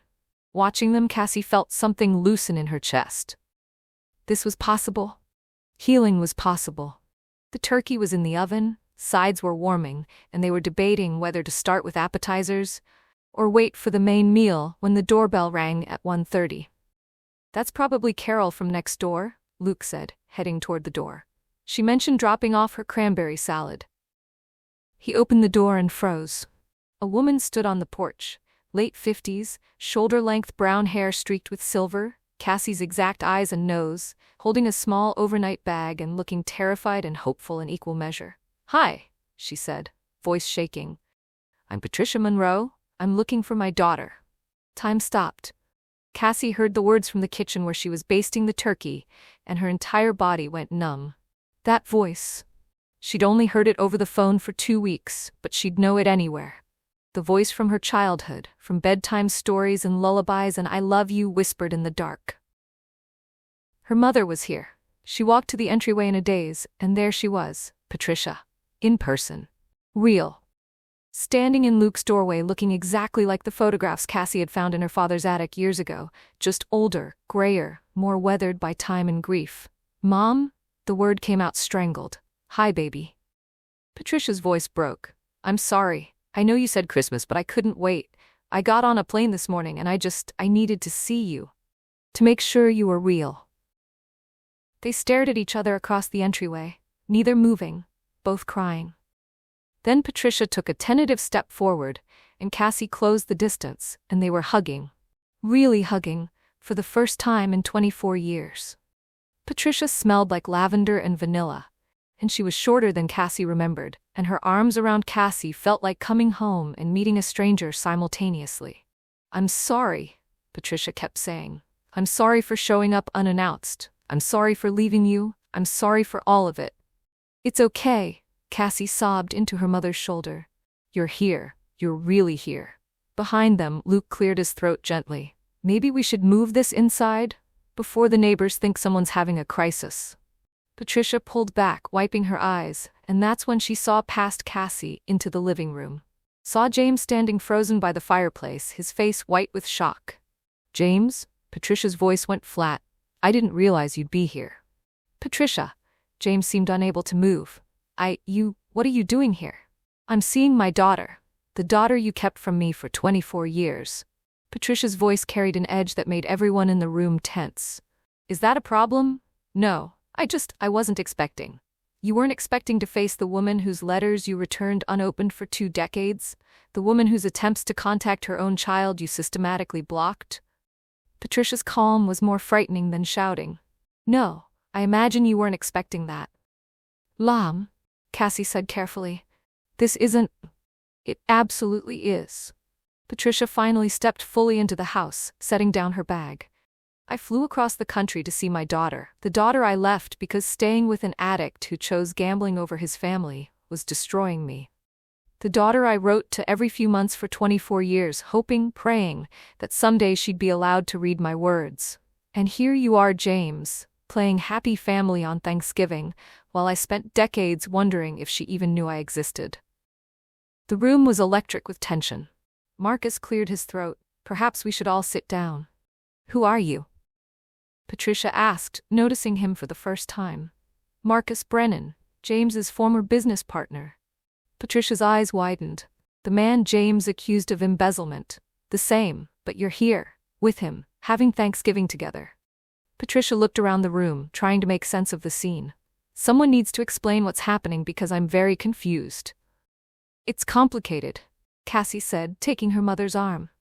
"Very complicated. Maybe you should sit down." Over the next hour they unpacked 20 years of secrets. James's gambling and embezzlement, his framing of Marcus's choice to take the blame to protect 12-year-old Cassie, the letters James returned unopened, the recent revelations that had led to this awkward but healing Thanksgiving gathering. Patricia listened to it all, her expression shifting from confusion to horror to fury. "You let me think I was the villain," she said to James when the story was complete. "All these years I carried the guilt of leaving Cassie with her father, and you were an addict and a thief and a liar who destroyed his best friend's life. I know. No, you don't know. You have no idea what it's been like." Patricia stood, pacing. "I left to save myself. I gave you chances, James, so many chances to get help, to choose us over the gambling. And when you didn't, I left because staying meant watching you destroy all of us. I don't dispute that. But I couldn't take Cassie. My lawyer said I had no grounds for custody, you weren't physically abusive, and I couldn't prove the gambling was dangerous to her. So I left her with you, believing you loved her enough to get help. Believing that losing me would be your wake-up call. Patricia's voice rose. And instead of getting help, you embezzled money, framed your best friend, and returned my letters unopened, so Cassie would never know I was trying to reach her. How dare you? How dare you cost her a mother and make me look like the monster who abandoned her? I was wrong, James said quietly. About all of it. I've apologized, I've taken responsibility. You've apologized to everyone except me. You've made peace with Marcus, with Cassie, but I'm still the woman who walked away, still the villain in your version of events. That's not true. Isn't it? Patricia turned to Cassie. What did your father tell you about why I left? Cassie felt trapped. He said you left because you didn't love us anymore. The words hit Patricia like a physical blow. She turned to James with fury in her eyes. You told our daughter I stopped loving her? That I just walked away because I didn't care? I was protecting her. From what? From knowing the truth about you? You weren't protecting her, you were protecting yourself. Patricia's control finally shattered. I loved her more than anything. I wrote her letters for 24 years. I drove past our old house, hoping to see her. I kept a picture of her on my dresser even though looking at it killed me. And you told her I didn't love her? From the kitchen, a smoke alarm began to wail. The turkey. Tessa jumped up and ran to the kitchen. It's burning. Everyone scrambled, the confrontation interrupted by domestic crisis. The turkey was indeed burning, or at least smoking heavily, the skin charred black on top. Tessa pulled it from the oven, while Luke opened windows, and Cassie fanned the smoke alarm with a dish towel. In the chaos, the tension broke. Marcus started laughing. Actually laughing. Deep belly laughs that seemed completely inappropriate until they weren't. Then Tessa was laughing, and Luke, and finally Cassie, all of them standing in a smoke-filled kitchen, staring at a ruined turkey, while Patricia and James glared at each other from the living room. Well, Marcus said, wiping his eyes. That's one way to diffuse an argument. We have sides, Luke pointed out. Lots of sides. We don't need turkey. We absolutely need turkey. It's Thanksgiving. Tessa pulled out her phone. Betty's diner is open until 2. I'll call and see if they have any prepared turkeys left. While Tessa negotiated turkey acquisition, Cassie returned to the living room where her parents stood on opposite sides of the room like boxers in their corners. This isn't how I wanted today to go, Cassie said to both of them. I wanted one normal holiday with people I care about. Instead, we're burning turkeys and relitigating decades-old betrayals. I'm sorry, Patricia said immediately. I shouldn't have come unannounced. I shouldn't have confronted your father on a day that was supposed to be about gratitude and family. But you're not wrong about what he did. Cassie looked at James. Dad, you need to apologize to Mom. Not for leaving, not for the gambling, but specifically for telling me she didn't love me. That was cruel. James's face crumpled. Patricia, I'm sorry. I was angry and hurt, and I wanted you to be the villain so I didn't have to be. So I told Cassie things that weren't true, things that made you look heartless when you were just trying to survive. Thank you, Patricia said quietly. That's all I needed to hear. But I need you to understand something. James continued. I've spent 20 years working on myself, getting sober, finding faith, becoming a pastor who helps other addicts. I'm not the man you left. I'm not even the man who returned your letters unopened. I've changed. I believe you. I can see it. Patricia's voice softened. But change doesn't erase what happened. Doesn't give Cassie back the years she spent thinking I abandoned her. Doesn't give me back the years I spent wondering if she was okay. I know, and I'll spend the rest of my life trying to make that right.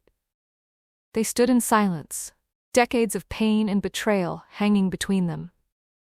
Then Marcus spoke from his wheelchair. If I may offer some perspective.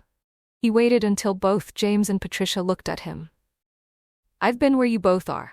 James destroyed my life with his lies, but I chose forgiveness because holding on to anger was destroying me more than his betrayal ever had. Patricia, you have every right to your fury. But consider James can't give you back 24 years. He can only work to make the future different from the past. Is that enough? I don't know, Patricia admitted. I honestly don't know. That's fair, James said. But maybe today, just for today, we could put aside the anger and the accusations. We could eat a probably mediocre diner turkey and be grateful that Cassie has both her parents in her life now. However imperfectly, however belatedly, she has us both. That counts for something.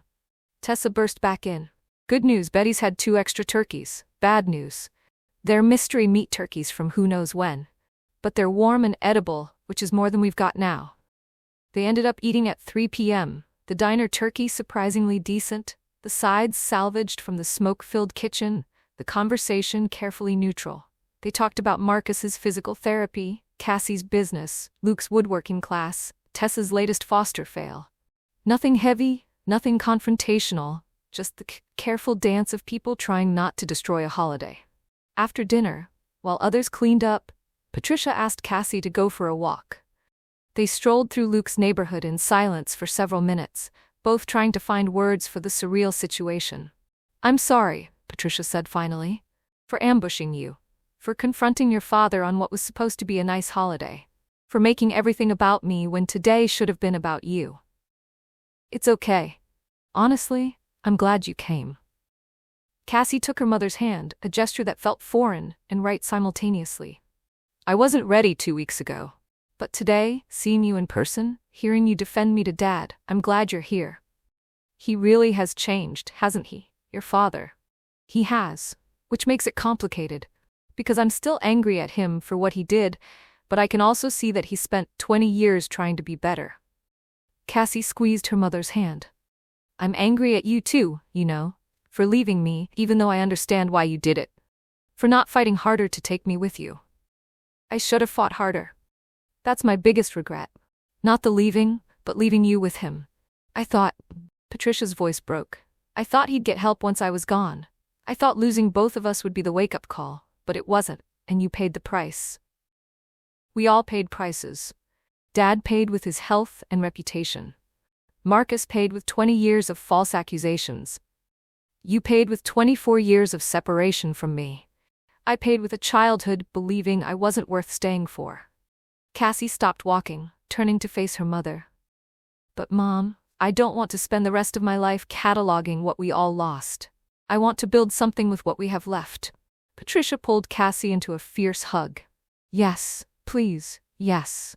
They walked back to Luke's house as the sun set, planning Patricia's extended visit through the weekend, talking about Christmas and whether Patricia would come back, gently building the scaffolding of a relationship that would take years to fully construct. Inside they found the others in the living room, Marcus teaching James chess moves while Luke and Tessa did dishes and argued about whether pumpkin pie was superior to pecan pie. This, Patricia said softly, looking at the scene, this is what I hoped for. Not perfect, not uncomplicated, but real. Family, however messy.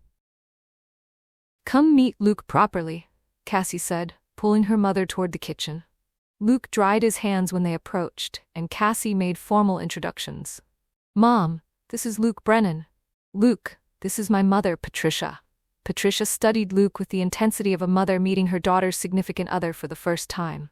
So you're the man my daughter's in love with. Yes, ma'am. And I'm in love with her too, if that matters. It matters enormously. Patricia smiled, the first genuine smile Cassie had seen from her all day. You're good for her. I can see it in how she looks at you, how she stands beside you, instead of behind you. You make her brave. She makes me brave too, Luke said simply. Patricia pulled Luke into an unexpected hug.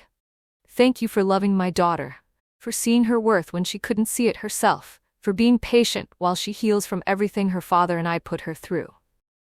It's not patience when you want to be there, Luke replied. That evening, after everyone had left, and Patricia was settled in Luke's guest room, Cassie found Luke on his back porch. Come here, he said, pulling her into his arms. You've had the longest day. Cassie collapsed against him, finally allowing herself to feel the full weight of what had happened. My mother showed up unannounced. She confronted my father. We burned the turkey. Both my parents were in the same room for the first time in 24 years. I'm exhausted and overwhelmed and I don't know what I'm feeling. That's okay. You don't have to know yet. She likes you. My mom. She approves. I got that impression when she hugged me and thanked me for loving you. Luke kissed the top of Cassie's head. For what it's worth, I like her too. She's fierce and protective and clearly loves you desperately. Those are good qualities in a mother-in-law. Mother-in-law. Is that what she's going to be? Eventually, when we're both ready. When the timing is right. Luke turned Cassie to face him. But yeah, your mom, my dad, your dad, probably Bertie and Tessa and half of Havens Creek. They're all going to be part of our wedding someday. Our weird, complicated, beautiful family. Cassie felt tears building again. Happy tears this time. I have both my parents in my life. For the first time since I was 8 years old, I have both my parents. It's messy and complicated and nothing like I imagined, but Luke, I have them both. I know, honey. I know. She cried in his arms while he held her. This man who'd walked into her life through a broken toilet and stayed through every revelation, every crisis, every complicated family drama, who'd loved her through the healing instead of waiting for her to be healed. Thank you, she whispered. For today, for every day, for being exactly what I needed when I needed it. Always. Luke promised. For all the messy, complicated, beautiful days ahead. They stood together on the porch as night fell. The house behind them full of impossible family, the future ahead of them unknown but no longer frightening. Cassie had both her parents now. Had Luke and Marcus and Tessa and a whole town that had adopted her as one of their own. She had everything she'd lost and things she never knew to hope for. And tomorrow, she'd wake up and start building on all of it. Imperfectly, messily, but with love and grace and the certain knowledge that broken things really could be made whole. But tonight, she just let herself be held. Chapter 28. The Tuesday after Thanksgiving dawned clear and cold, the kind of morning that made Havens Creek look like a postcard. Cassie was at her desk above Anderson's Hardware, reviewing supplier contracts, when she heard unfamiliar footsteps on the stairs, too quick, too confident, the expensive click of leather soles that had never walked these worn wooden boards before. She looked up as the door opened, and her entire world tilted sideways. Derek Montgomery stood in her doorway wearing a charcoal suit that probably cost more than her monthly rent. His dark hair perfectly styled, a Rolex catching the winter light. Behind him through the window she could see a midnight blue Tesla parked on Main Street, drawing stares from everyone passing by. Hello, Cassandra. The sound of her full name in his voice, smooth, practiced, like he'd rehearsed this moment, made her stomach clench. She hadn't heard that voice in a long time, not since the day she'd walked out of their shared apartment with 2 suitcases and a broken heart. Derek. She stood slowly, instinctively putting her desk between them. What are you doing here? Looking for you. He stepped inside, closing the door behind him with a soft click that felt somehow threatening. His eyes swept over her small office, the mismatched furniture, the sample books stacked on filing cabinets, the string lights she'd hung to make the space feel less stark. She could see him cataloging it all, measuring it against some invisible standard. Took me a while to track you down, Havens Creek, Illinois. He said it like he was tasting something unfamiliar. I have to admit, it wasn't what I expected. I didn't exactly leave a forwarding address. Cassie crossed her arms, fighting to keep her voice steady. How did you find me? Your LinkedIn profile, very entrepreneurial, by the way, starting your own marketing consultancy. He moved closer to her desk, picking up one of her business cards. Monroe Marketing Consultancy, nice branding. His lips curved into something that wasn't quite a smile. Starting fresh with the family name? It's my name. The words came out steadier than she felt. What do you want, Derek? Instead of answering, he gestured to the chair across from her desk. May I? She wanted to say no, wanted to tell him to leave and never come back. But curiosity, and something else, something that felt like watching a car accident unfold, made her nod. Derek sat with the same controlled grace he'd always had, crossing one leg over the other, completely at ease despite being in a space so obviously foreign to him. I've been doing a lot of thinking since you left, Cassandra. A lot of soul-searching. Really? She didn't make it a question. I was offered a partnership at Whitmore & Associates 3 months ago. He paused, clearly expecting her to be impressed. When she said nothing, he continued. It's one of the top financial firms in Chicago. 7-figure annual compensation, stock options, the works. Everything I've been working toward my entire career. Congratulations. Cassie sat back down, keeping her expression neutral. I'm sure Jenna is thrilled. Something flickered across his face. Regret, maybe, or calculation. Jenna and I broke up months ago. It's been over for a while now. The words hung in the air between them. Cassie felt nothing. No satisfaction, no vindication, just a distant curiosity about why he thought she'd care. I'm sorry to hear that, she said, and meant it in the vague way you mean anything polite that costs you nothing. Don't be. Derek leaned forward, his elbows on his knees, adopting what she recognized as his sincere posture. She'd seen him use it in pitch meetings, when he needed to convince clients he truly understood their needs. Breaking up with Jenna was the best decision I've made in years, because it forced me to really examine what I want, who I want. Cassie's hands tightened on the arms of her chair. Derek. I've been in therapy, he said quickly, pulling out his phone and scrolling through what looked like a calendar app. Twice a week for 8 months. Dr. Patricia Kendrick. She's one of the top relationship therapists in Chicago. I can give you her number if you want to verify. The absurdity of it almost made her laugh. Derek, who'd once called therapy self-indulgent navel-gazing, offering to provide references for his personal growth, like it was a job interview. I don't need to verify anything, she said. What I need is for you to tell me why you're here. Derek set his phone on her desk, screen up, and she could see it was open to a contacts list with a single entry highlighted, Cassandra Marie Monroe. I realize now that letting you go was the biggest mistake of my life. His voice dropped to that intimate register he used to use in their apartment, late at night when the city was quiet. You were everything I needed, Cassandra. Smart, beautiful, ambitious. You understood me. You pushed me to be better. And I threw it all away because I was too stupid and selfish to see what I had. Cassie stared at him, searching for some sign that this was real, that the man who'd betrayed her so casually had actually changed. But all she saw was the same Derek, polished, strategic, saying exactly what he thought she wanted to hear. That's a lovely speech, she said carefully. But it doesn't explain why you drove 3 hours to deliver it in person. Because I want you back. He said it simply, like it was obvious. I want us to try again, to do it right this time. The laugh escaped before she could stop it. Sharp and disbelieving. You can't be serious. I've never been more serious about anything. Derek reached into his jacket and pulled out a slim folder, sliding it across her desk. I know I hurt you. I know I have a lot to make up for, so I'm prepared to show you, concretely, that I've changed. Cassie opened the folder with shaking hands. Inside were financial documents, spreadsheets, what looked like a business proposal. Her name was on every page. This is a detailed plan for expanding your marketing consultancy, Derek explained, his voice shifting into presentation mode. With proper investment and strategic networking, you could be running one of the premier boutique marketing firms in Chicago within 2 years. I've already spoken to several contacts at major corporations who would be interested in bringing you on as a consultant. She flipped through the pages, seeing numbers that made her dizzy. Projected revenue, growth curves, profit margins. It was impressive, professional, exactly the kind of thing Derek excelled at. I'm prepared to invest $100,000 as seed capital, he continued. That would cover opening a proper office in the Loop, hiring a team, client acquisition, the works. I've also outlined a partnership structure that would protect your creative control while giving you access to my business network. Cassie looked up from the documents, her head spinning.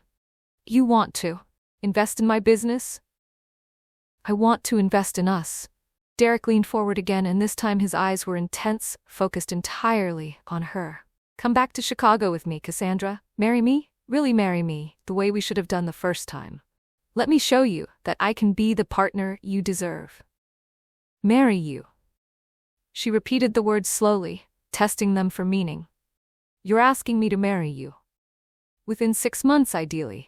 That would give us time to plan properly for you to transition your business. He pulled out another document. She saw the letterhead of a prestigious law firm. This is a prenuptial agreement that protects both of us financially while ensuring you maintain full ownership of your business. I'm not trying to control you, Cassandra. I'm trying to build something real with you." Cassie set the papers down, her hands trembling. "Derek, I don't know what to say." "Say you'll think about it." His voice softened, and for a moment she caught a glimpse of the man she'd fallen in love with years ago. Charming, persuasive, making her feel like she was the center of his universe. "I know this is a lot to take in. I know I hurt you badly and that trust doesn't come back overnight, but I'm not the same person I was 3 years ago. I've worked hard to understand why I sabotaged what we had, and I'm ready to do better." He stood, straightening his suit jacket with practiced ease. From his pocket he pulled out a small box, not a ring box, she realized with relief, but something else. He set it on top of the folder. "This is the key to my apartment in Chicago," he said. "The one we were supposed to move into together before I ruined everything. I never rented it out. I couldn't. It was supposed to be ours." Cassie stared at the key, a dull silver thing that somehow felt heavy with implication. "Think about it," Derek said again. "Really think about what I'm offering. Not just the money, though God knows that could transform your business, but the life we could build together. Partnership, success, everything you've worked so hard for. You're brilliant, Cassandra, but you're wasting your potential in a town like this." He gestured vaguely toward the window, toward Main Street and Anderson's Hardware and everything that made up Havens Creek. "You deserve more than this." Something sharp twisted in Cassie's chest at the dismissal in his voice. The casual way he reduced everything she'd built here to something small and forgettable. "I have a life here," she said quietly. "A business, friends, a community that will still be here if things don't work out," Derek interrupted smoothly. "I'm not asking you to burn bridges, Cassandra. I'm asking you to take a chance on something bigger. On us." He moved toward the door, then paused with his hand on the knob. "Take a week to think about it. I'll be staying at the Magnolia Inn, apparently the only place to stay around here that doesn't involve NASCAR memorabilia and taxidermied deer." A slight smile played at his lips, inviting her to share the joke. "Call me when you've made your decision. Either way, I respect whatever you choose, but I really hope you'll give us another chance." Then he was gone, his footsteps echoing down the stairs, leaving Cassie alone with a folder full of promises and a key to a life she'd thought she'd left behind forever. She sat frozen at her desk, staring at the documents Derek had left behind. Her phone buzzed, a text from Eleanor. "Everything okay? Saw a fancy car parked outside. Is that a client?" Cassie didn't answer. Instead, she picked up the key Derek had left, turning it over in her palm.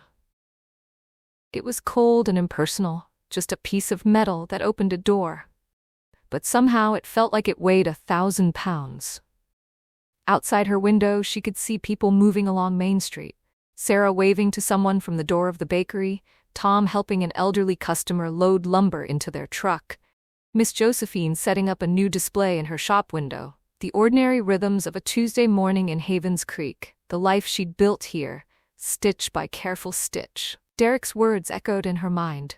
"You're wasting your potential, was she?" The question wormed its way into her thoughts, uninvited and unwelcome.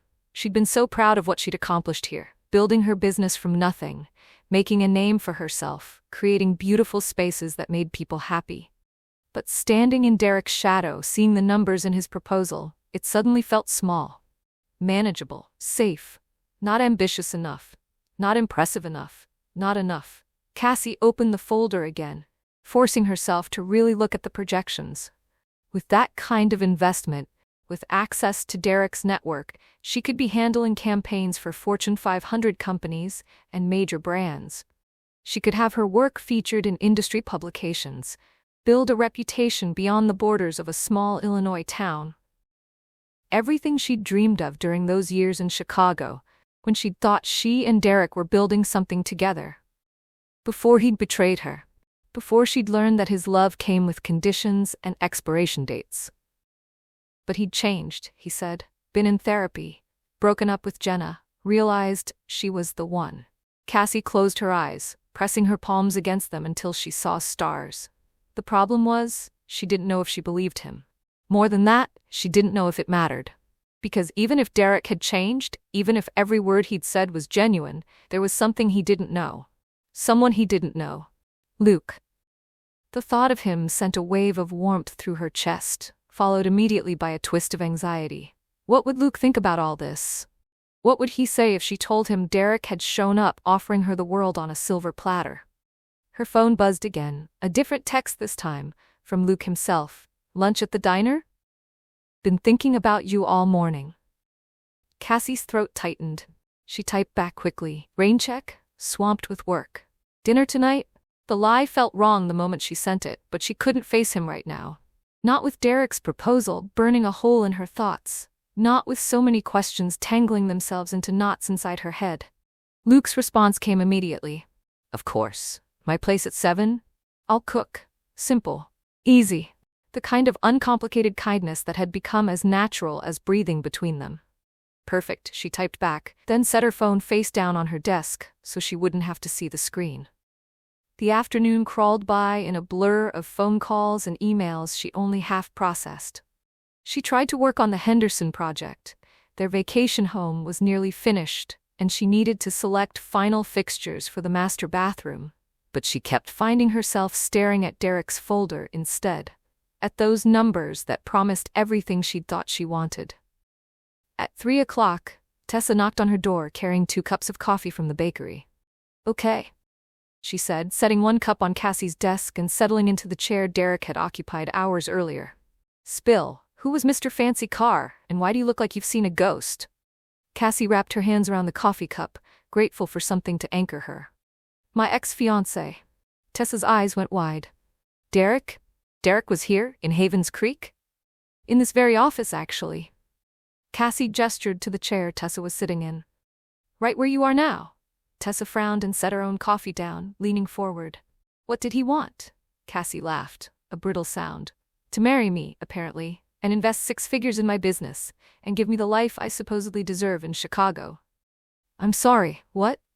Tessa's voice climbed an octave. He just showed up and proposed, after everything he did? He broke up with Jenna a few months ago, been in therapy ever since, realizing I was the one all along. Cassie pushed the folder across the desk. He even brought a business plan. Tessa flipped through the documents, her expression shifting from shock to skepticism to something that looked almost impressed despite itself. These numbers are, wow. This is actually legitimate. I know. And he wants you to move back to Chicago. Within 6 months, with a wedding ring and a corner office. Tessa set the folder down, studying Cassie's face. So what did you tell him? That I needed time to think about it. Cassie took a long drink of coffee, buying herself a moment. He gave me a week to decide. A week? Tessa shook her head slowly. Generous of him. Something in her tone made Cassie look up sharply. You think I should say no? I think, Tessa paused, choosing her words carefully. I think Derek showing up here in an expensive suit, throwing money at you, and expecting you to uproot your entire life with a week's notice, tells me everything I need to know about whether he's actually changed. He's been in therapy, Cassie said, then immediately felt stupid for defending him. So have lots of people who are still terrible. Tessa's voice was gentle but firm. Cass, I'm not saying don't consider it. That's a lot of money, and God knows your business could use the investment. But I am saying think very carefully about what you'd be giving up, and who you'd be giving it up for. Luke. She meant Luke, though she was too tactful to say his name. Does Luke know? Tessa asked, confirming Cassie's suspicion. Not yet. I'm seeing him tonight. That'll be fun. Tessa winced sympathetically. Listen, I don't want to tell you what to do. You're smart enough to figure this out on your own. But just remember why you left Chicago in the first place. Remember what it felt like to be with someone who made you feel like you weren't enough, exactly as you were. After Tessa left, Cassie sat alone in her office as the winter afternoon darkened into evening. Below her, she could hear Tom closing up the hardware store, the familiar sounds of locks clicking and lights switching off. Soon Main Street would be quiet, the shops dark except for their holiday displays, the town settling into its evening rhythms. This was her life now. This town, these people, this small but growing business she'd built with her own hands. It wasn't glamorous, wasn't impressive by Chicago standards, but it was hers. Except Derek was offering her more. So much more. Cassie finally forced herself to leave her office at 6:30, knowing she couldn't put off seeing Luke any longer. As she walked to her car, she noticed people watching her, from shop windows, from the sidewalk, whispering to each other behind their hands. Word had spread. Of course it had. In a town like Havens Creek, a Tesla parked on Main Street was news, and Derek's expensive suit had probably been described in detail to everyone within a 5-mile radius. She could imagine the rumors already forming, the questions people would be asking. That's her ex-fiancé. Wonder what he wanted. You think she'll go back to him? What about Luke? What about Luke? The thought followed her all the way to his house, a refrain she couldn't escape. She pulled into his driveway at exactly 7 o'clock, seeing warm light spilling from the windows, smoke rising from the chimney. Everything about the scene was welcoming, comfortable, home. Luke opened the door before she could knock, his smile bright and genuine, but it faltered slightly when he saw her face. "Hey," he said softly. "Everything okay?" "Fine," Cassie lied, stepping inside. The house smelled amazing, garlic and herbs, something Italian simmering on the stove. "Something smells incredible. Chicken piccata, my mom's recipe." He helped her out of her coat, his hands lingering on her shoulders for a moment. "I thought we could use a nice dinner." Before you hear about Derek and panic, Cassie thought, but didn't say. Instead, she followed him into the kitchen, accepting the glass of wine he poured for her, trying to act normal even though her entire world had tilted on its axis that morning. They made small talk while Luke finished cooking. Safe topics like the weather, Sarah's plans for the bakery's Christmas display, whether the Hendersons would be pleased with their finished vacation home. Cassie heard herself responding, laughing in the right places. But it all felt distant, like she was watching herself from somewhere far away. Luke plated their food with care, and they sat at his dining room table, the one she'd helped him refinish months ago, before they were more than friends, before everything got complicated. He raised his glass of sparkling cider in a toast. "To Tuesday dinners," he said. "And to you, for being the best part of my days." Cassie clinked her glass against his. She should tell him now. She should put down her glass and explain what happened, let him know about Derek's visit before he heard it from someone else. But the words stuck in her throat, trapped behind a wall of fear and confusion. They ate dinner, making easy conversation, and for a little while, Cassie could almost pretend everything was normal. That Derek hadn't shown up with his expensive suit and his folder full of promises. That she wasn't sitting here wondering if she was throwing away her future by choosing this quiet life over the one she'd always thought she wanted. But then, Luke's phone buzzed on the counter. He glanced at it, his expression shifting in a way that made Cassie's stomach drop. "It's Tom," Luke said, his voice carefully neutral. He picked up the phone, reading the text. In the silence, Cassie could hear the clock ticking on the wall, each second stretching into eternity.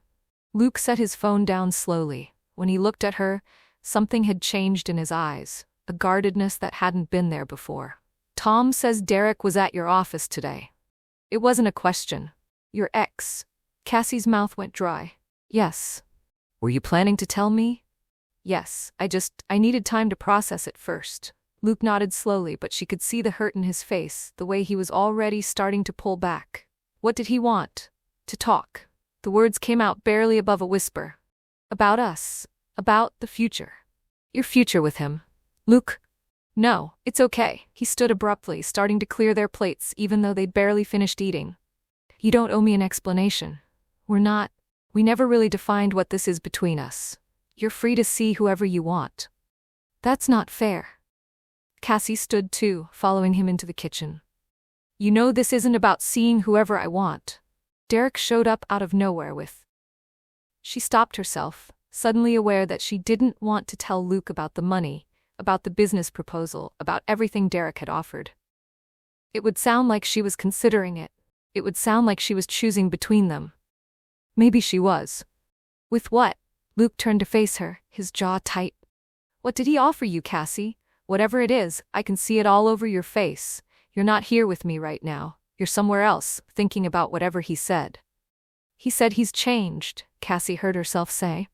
That he's been in therapy, that he wants another chance. Luke's laugh was bitter. Of course he does.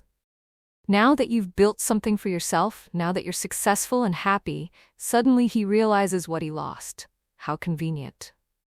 That's not fair, Cassie said again, but the words sounded weak even to her own ears. What's not fair is you sitting here at my table, eating dinner I cooked for you, while you're clearly considering going back to the man who cheated on you and broke your heart. Luke's voice was rising now, anger and hurt bleeding through his usual calm. What's not fair is me falling in love with you while you're still hung up on someone who treated you like you were disposable. I'm not hung up on him, Cassie protested. I'm just thinking about it, Luke finished. Yeah, I can see that. They stared at each other across the kitchen, the space between them suddenly feeling vast and unbridgeable. Cassie wanted to close the distance, to take his hand and tell him that Derek didn't matter, that what they had was real and important and enough. But the words wouldn't come, trapped behind the confusion and doubt that had been building since the moment Derek walked into her office. I think I should go, she said finally. Luke didn't argue. He just nodded, his face carefully blank in a way that hurt worse than anger would have. Yeah, probably for the best. Cassie grabbed her coat, her hands shaking as she pulled it on. At the door she turned back, wanting to say something, anything that would fix this. But Luke had already turned away, his shoulders tense, staring out the kitchen window at nothing. She drove home through the dark streets of Havens Creek, past the houses with their warm windows and Christmas lights, past the town square with its decorated gazebo, past all the markers of the life she'd built here. When she pulled into her driveway, she sat in her car for a long moment, staring at her little house. Inside, she sat on her couch, Derek's folder on the coffee table in front of her. She opened it again, forcing herself to really look at the numbers, the projections, the detailed plan for a future that looked nothing like the life she'd been building here. 1 week to decide. 7 days to choose between the security of what she knew, the town she'd grown to love, the friends who'd become family, the man who looked at her like she hung the moon, and the promise of something bigger, something that might finally prove she was as successful and ambitious and worthy as she'd always wanted to be. Her phone buzzed. A text from Luke. I'm sorry for how I reacted. You deserve time to figure this out. I just hope you know that whatever you choose, you're already enough. You've always been enough. Cassie read the message 3 times, tears blurring her vision. Then she set her phone aside and picked up Derek's key, turning it over and over in her palm until the metal grew warm from her touch. Outside, Havens Creek settled into its quiet Tuesday night, and Cassie sat alone in her living room, holding a key to a life she'd left behind, wondering if sometimes the right choice was the one that looked most like going backward. Chapter 29. The days after her fight with Luke felt like walking through fog. Cassie went through the motions, meeting with clients, ordering fixtures, returning emails, but her mind was elsewhere, circling the same questions like a bird trapped in a room, beating its wings against invisible walls. She hadn't answered Derek's texts.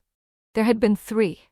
One the morning after his visit, asking if she'd had time to review the proposal, another the following evening suggesting they have dinner to discuss details, and a third that simply said, thinking of you. She hadn't told anyone about the texts except Tessa, who'd taken one look at Cassie's face Thursday morning and said, You're overthinking this, before Cassie had even opened her mouth. I'm not, Cassie had protested. You absolutely are. Derek shows up offering you money and a fantasy, and now you're questioning everything you've built here. That's overthinking. But it wasn't just overthinking. It was Luke's face when he'd said, if you really loved me, you wouldn't need to think about it.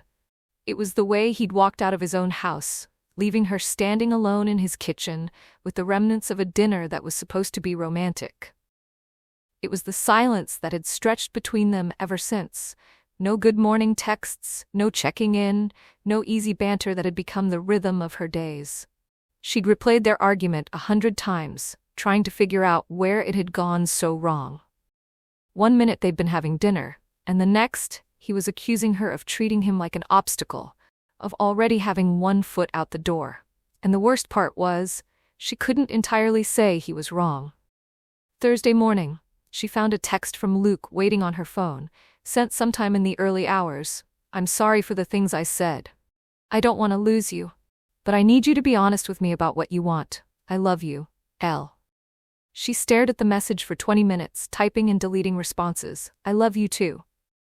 I'm sorry. I don't know what I want. I'm scared. Please don't give up on me." In the end, she sent nothing, because what could she say that wouldn't be a lie or a half-truth? She didn't know what she wanted. That was the problem. Thursday afternoon, she saw Luke's truck parked outside the hardware store, while she was walking to the post office. She crossed to the other side of the street, her heart hammering, and hated herself for the cowardice. Friday brought more silence. No texts from Luke, no calls, just the growing weight of everything unsaid between them, pressing down on her chest until she could barely breathe. She threw herself into work, finalizing details on the Henderson project, starting preliminary sketches for the Miller renovation. But everywhere she went in Havens Creek, she could feel people watching her, whispering. The town had seen Derek's Tesla, had heard about his visit, and now they were watching the fallout between her and Luke with a mixture of concern and fascination. Miss Josephine had tried to engage her in conversation at the post office, her eyes bright with poorly concealed curiosity. "Such a fancy car that young man was driving. Old friend of yours?" "Something like that," Cassie had mumbled, grabbing her mail and fleeing before the interrogation could continue. She avoided the places she knew Luke would be: the diner at lunchtime, the hardware store in the afternoons, the town square in the evenings where they used to walk together. It should have been easy. Havens Creek was small, but not so small that two people couldn't avoid each other if they tried. Except she couldn't avoid the reminders. Every corner held a memory. The bench where they'd had their first real conversation, the coffee shop where he'd told her about his grandmother, the gazebo where they'd danced at the fall festival. The entire town had become a map of what she was losing. Friday evening, she sat alone in her office long after Tom had closed up the hardware store below.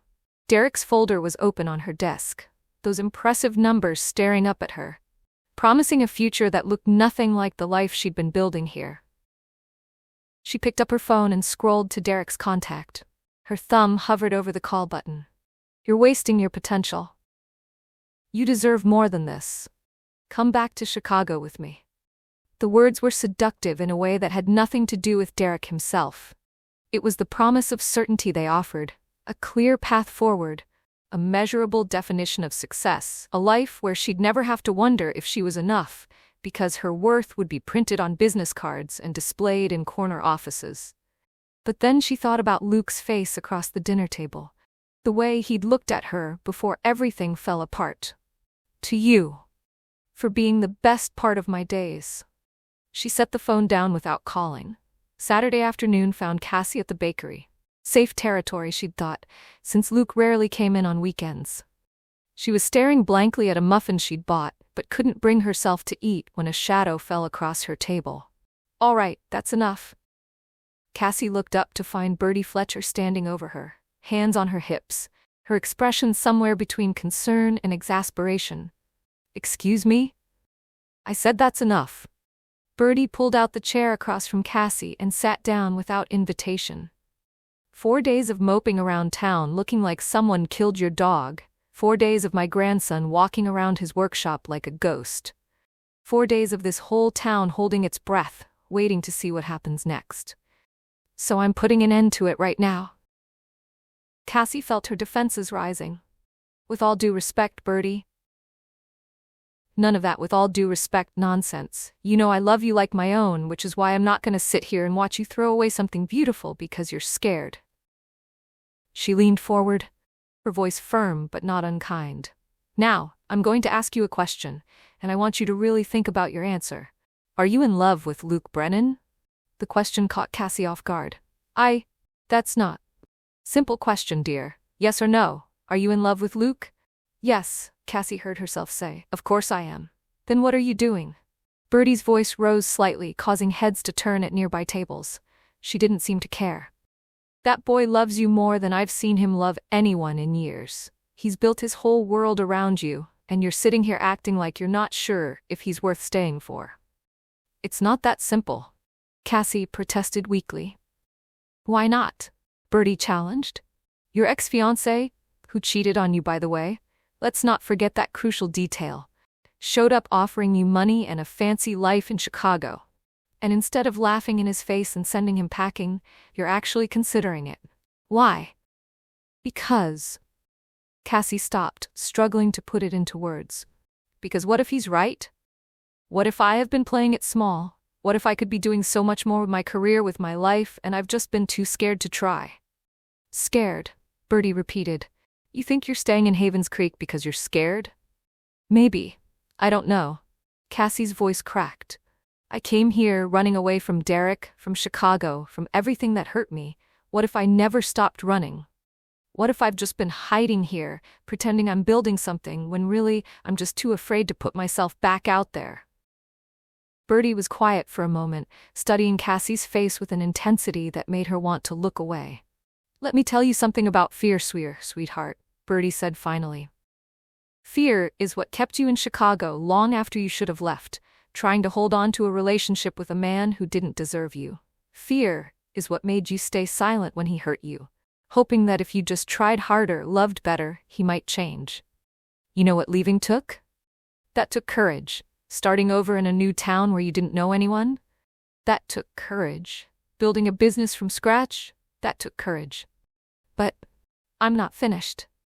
Bertie's voice was gentle but firm.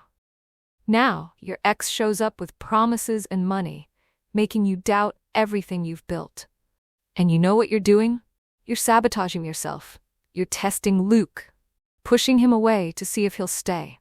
You're questioning your business, your choices, your whole life here, because if you can convince yourself it was all just fear and running away, then it won't hurt as much when you leave. The words hit like a slap. Cassie opened her mouth to protest but found she couldn't. Because Bertie was right. God help her.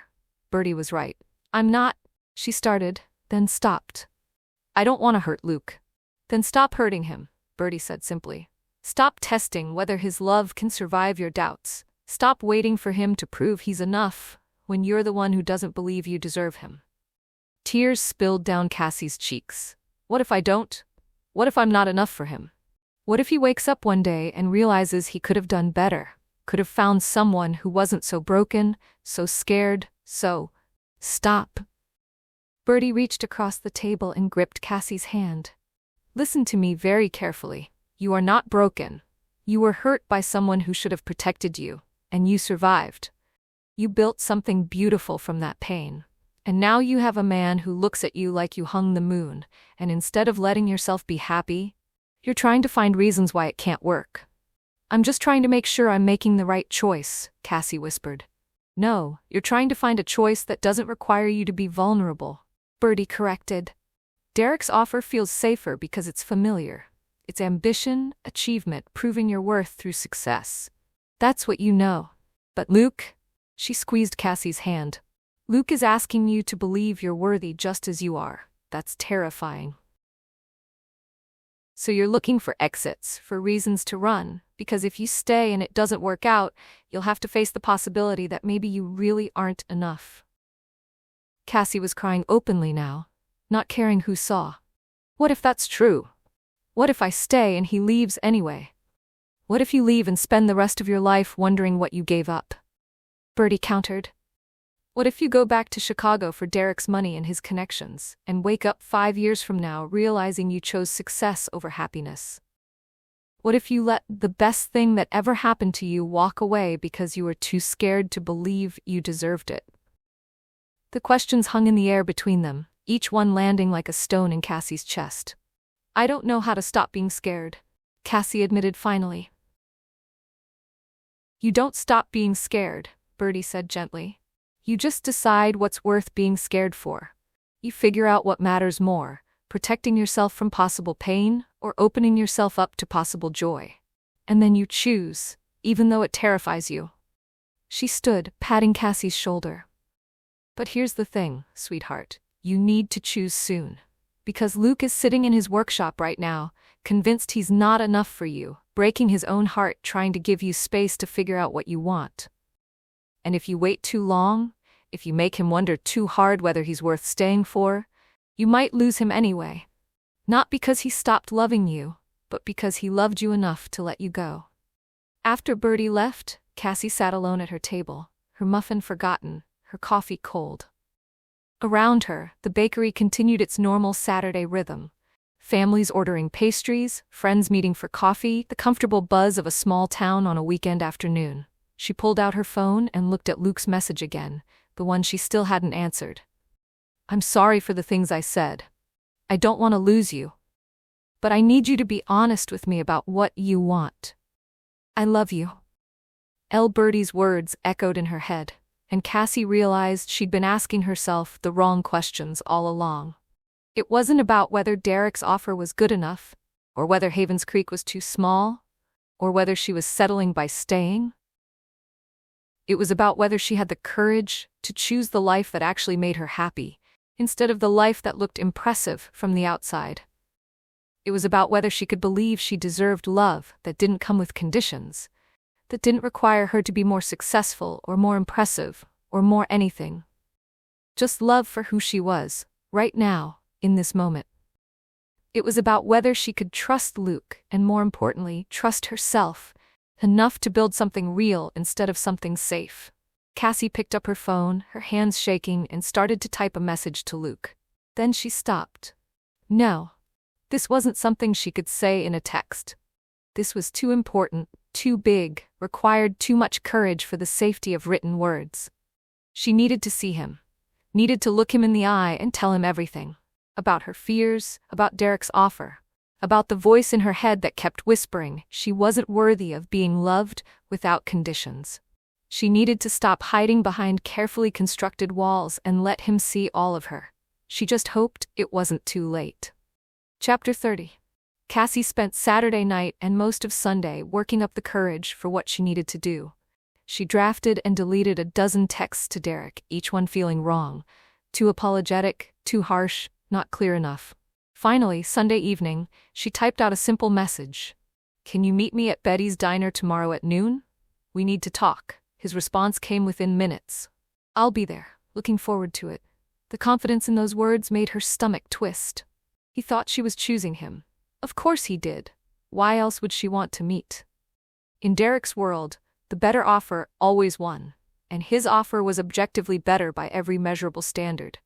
Except the ones that actually mattered. She barely slept Sunday night. She kept reaching for her phone to text Luke, to tell him what she was planning, but stopped herself each time. This was something she needed to do alone. Not because Luke wasn't part of the decision, he was the entire decision, but because she needed to face Derek without anyone else there. She needed to prove to herself that she could choose her own path without needing someone to hold her hand. Monday morning dawned gray and cold, a sharp contrast to the clarity Cassie felt building in her chest. She dressed carefully, not to impress Derek, but to armor herself. Professional slacks, a soft blue sweater. Luke had once said brought out her eyes, her hair pulled back in a simple ponytail. She looked like herself. That felt important. By the time she walked down Main Street at 11:30, word had apparently spread that something was happening. Cassie wasn't sure how people knew. Maybe someone had seen Derek's Tesla still parked at the Magnolia Inn. Maybe it was just the town's uncanny ability to sense when drama was brewing. Either way, she felt eyes on her from every shop window, every doorway. Tessa caught her arm outside the bakery. "You okay?" "I will be," Cassie said. "After I do this." "You're sure about what you're going to say?" "I've never been more sure of anything." Tessa squeezed her hand. "That's my girl. Whatever happens, I'm proud of you." Cassie arrived at Betty's Diner 15 minutes early, sliding into a booth near the window. Betty herself brought over a cup of coffee without being asked, setting it down with a knowing look. "Big day," Betty said simply. "You could say that."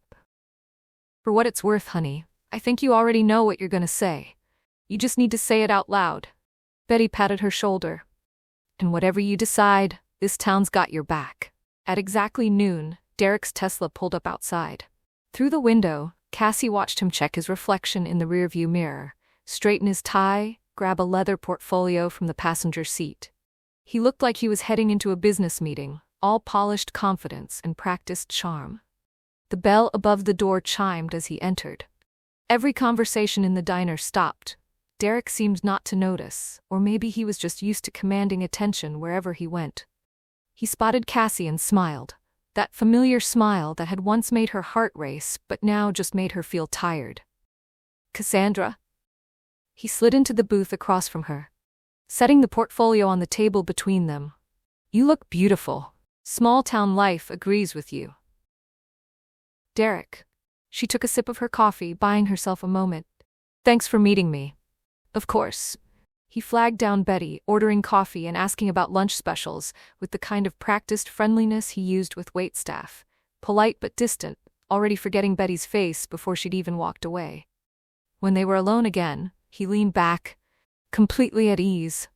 "So, I'm guessing you've had time to think about my proposal?" "I have." Cassie wrapped both hands around her coffee cup. "That's why I wanted to meet, to give you my answer in person." "I appreciate that." Derek's smile widened. "I know this is a big decision. I brought some additional materials, revised projections based on some conversations I had with contacts in Chicago. The opportunities are even better than I initially thought." He started to open the portfolio. "Derek, stop." Cassie put her hand on the folder, preventing him from opening it. "I'm not going to Chicago." His hand stilled. "What?" "I'm not accepting your offer, any of it. I'm staying in Havens Creek." For a long moment, Derek just stared at her. Then he laughed. A short, disbelieving sound. "Cassandra, I don't think you understand what you'd be turning down, the investment alone." "I understand perfectly." Cassie kept her voice steady. "You're offering me $100,000, connections to major corporations, the chance to build a high-profile marketing consultancy in Chicago. It's an incredibly generous offer." "Then why?" "Because it comes with strings attached," she said gently. "You're not just investing in my business, Derek. You're investing in a version of me that you think I should be. A version that fits into your life, that makes you look good, that can be your power couple wife at corporate events." "That's not..." He stopped, clearly trying to recalibrate. "Cassandra, I'm offering you a partnership. Real partnership, not like before. I've changed. I told you I've been in therapy." "I believe you," Cassie said, and was surprised to find she meant it. "I believe you've been working on yourself. I believe you've been thinking about what you want and trying to become a better version of yourself." "That's good, Derek. That's growth, and I'm genuinely glad for you." "Then what's the problem?" "The problem is that your growth has nothing to do with me." She leaned forward, needing him to really hear this. "You said you realized I was the one after things ended with Jenna. But Derek, you don't actually know who I am anymore. You're in love with the memory of who I was 3 years ago, or maybe with the idea of who you think I could become with your backing. But you don't know the woman I am now. So tell me." He reached across the table, trying to take her hand. She pulled back gently. "Let me get to know you again. That's what I'm asking for. A chance to start over, to do it right this time." "I don't want to start over with you," Cassie said, and felt something unlock in her chest as she spoke the words. "What we had is over. It's been over since the day I found out about Jenna. And that's okay. We wanted different things. We hurt each other, and we both moved on. You moved on to Jenna, and now you're trying to move on to whoever you think I should be. I moved on to building a life that actually makes me happy." Derek's jaw tightened. "In a town of 3,000 people, where you do marketing for families who can barely afford your fees?" The dismissiveness in his voice sparked anger in Cassie's chest, but she kept her voice calm. "Yes, in a town where I know my clients by name, where I'm part of a community that actually cares about each other, where success isn't measured by how much money you make but by how much you contribute. This town took me in when I had nothing. These people gave me a chance when I was broken and scared and didn't know how to start over. They've become my family." "And what about Luke?" Derek's voice turned cold. "The contractor? Is he part of this small-town fantasy too?" "Luke is the best thing that's ever happened to me," Cassie said firmly. "He sees me, really sees me, and loves me anyway. He doesn't need me to be more successful or more impressive or more anything. He loves me exactly as I am, right now in this moment. Do you have any idea how rare that is? How precious? I could love you like that, Derek said, but even he didn't seem to believe it. No, you couldn't, because you don't know how. Cassie's voice was gentle but firm. Derek, you see people in terms of what they can do for you, how they can enhance your life, your image, your success. That's not love. That's acquisition. And I spent 3 years trying to be valuable enough for you to choose me over everything else. I'm done performing for someone else's approval. Derek sat back, his expression shifting through several emotions: disbelief, frustration, something that might have been hurt. So you're choosing him over me? I'm choosing the life God has led me to, Cassie corrected gently. I'm choosing the path that's brought me healing, the community that's become my family, the man who loves me the way I believe God intended love to be, patient, kind, not self-seeking. Luke is a huge part of that, yes, but this decision isn't just about picking between two men. It's about finally understanding what really matters. And you think you'll be happy here? Derek gestured vaguely toward the window, toward Main Street and the whole town beyond. Doing small projects in a small town with a small life? Yes, Cassie said simply. I do. Because happiness isn't about the size of your life, Derek. It's about whether you're living it for the right reasons, with the right people. I spent years chasing the kind of success you're offering. Impressive titles, big clients, a life that looked good from the outside, and I was miserable. She paused, choosing her next words carefully. Here, I've found something different. Purpose, community, faith. Love that doesn't ask me to perform or prove my worth. That's not a small life, that's the life I was always meant to have. Derek was quiet for a long moment, his fingers drumming on the portfolio. Cassie could see him trying different angles, different arguments, looking for the approach that would change her mind. It was so familiar. This was how he'd always been, treating every conversation like a negotiation, every relationship like a deal to be closed. I really have changed, he said finally, and for the first time, his voice held no calculation. Just something raw and honest. I know I hurt you terribly. I know I took you for granted and made choices that were selfish and cruel. But Cassandra, I've spent 8 months trying to understand why I did that, trying to become someone worthy of a second chance. Doesn't that count for anything? It counts for everything, Cassie said gently. Derek, I hope you find someone who can appreciate the work you've done, who can build a life with you that makes you both happy. You deserve that, but it's not going to be me. We're not right for each other. Maybe we never were. We were good together once, he said quietly. We were young together, Cassie corrected. We built something that worked for a while until it didn't. And that's okay. Not every relationship is meant to last forever. Now, some of them are just meant to teach us what we need, so we can find what we're really looking for. Derek finally looked down at the portfolio, at all those projections and plans and promises. Then he pushed it across the table toward Cassie. Keep it, he said. Even if you're not coming to Chicago, even if we're not, you should have it. Use the projections to find other investors, or just to see what's possible. You really are talented, Cassandra. You deserve to build something big. I am building something big, Cassie said. It just doesn't look the way you think it should. Derek stood, leaving cash on the table for coffee he hadn't drunk. At the door, he turned back. I hope he knows how lucky he is. Luke, I hope he appreciates what he has. He does, Cassie said. And I appreciate what I have too. That's the difference. The bell chimed as Derek left, and through the window, Cassie watched him walk to his Tesla without looking back. He climbed in, sat for a moment staring straight ahead, then started the engine and pulled away. The midnight blue car looked absurdly out of place on Main Street, a fragment of her old life that no longer fit. He waited until he'd turned the corner and disappeared before she let out a long, shaky breath. It was done. She'd actually done it. The diner stayed quiet for a beat. Then Betty appeared with a fresh cup of coffee and a slice of pecan pie Cassie hadn't ordered. On the house, Betty said, her smile warm. You just did something brave, honey. You earned some pie. Thanks, Betty. Cassie took a bite, the sweetness grounding her. Around her, conversation slowly resumed, though she could feel everyone studiously not looking at her while being absolutely aware of every move she made. She didn't mind. Let them watch. Let them talk. She had nothing to hide anymore. Cassie finished her pie, left money on the table despite Betty's protests, and walked out into the gray December afternoon. The air was cold and crisp, carrying the smell of wood smoke and approaching snow. Main Street stretched before her, familiar and beloved, the hardware store where she'd first seen Luke, the bakery where Bertie had fed her cinnamon rolls and hope, the church steeple rising in the distance, her town, her home, her choice. She pulled out her phone and typed a message to Luke. "Can I come see you? I have something to tell you." The response came almost immediately. "I'm at the workshop." Doors open. Cassie's hands trembled as she walked across town. The workshop sat at the edge of downtown, a converted warehouse with big windows and the constant smell of sawdust and wood oil. She'd been here dozens of times, watching Luke work, bringing him lunch, sitting quietly while he shaped raw wood into something beautiful.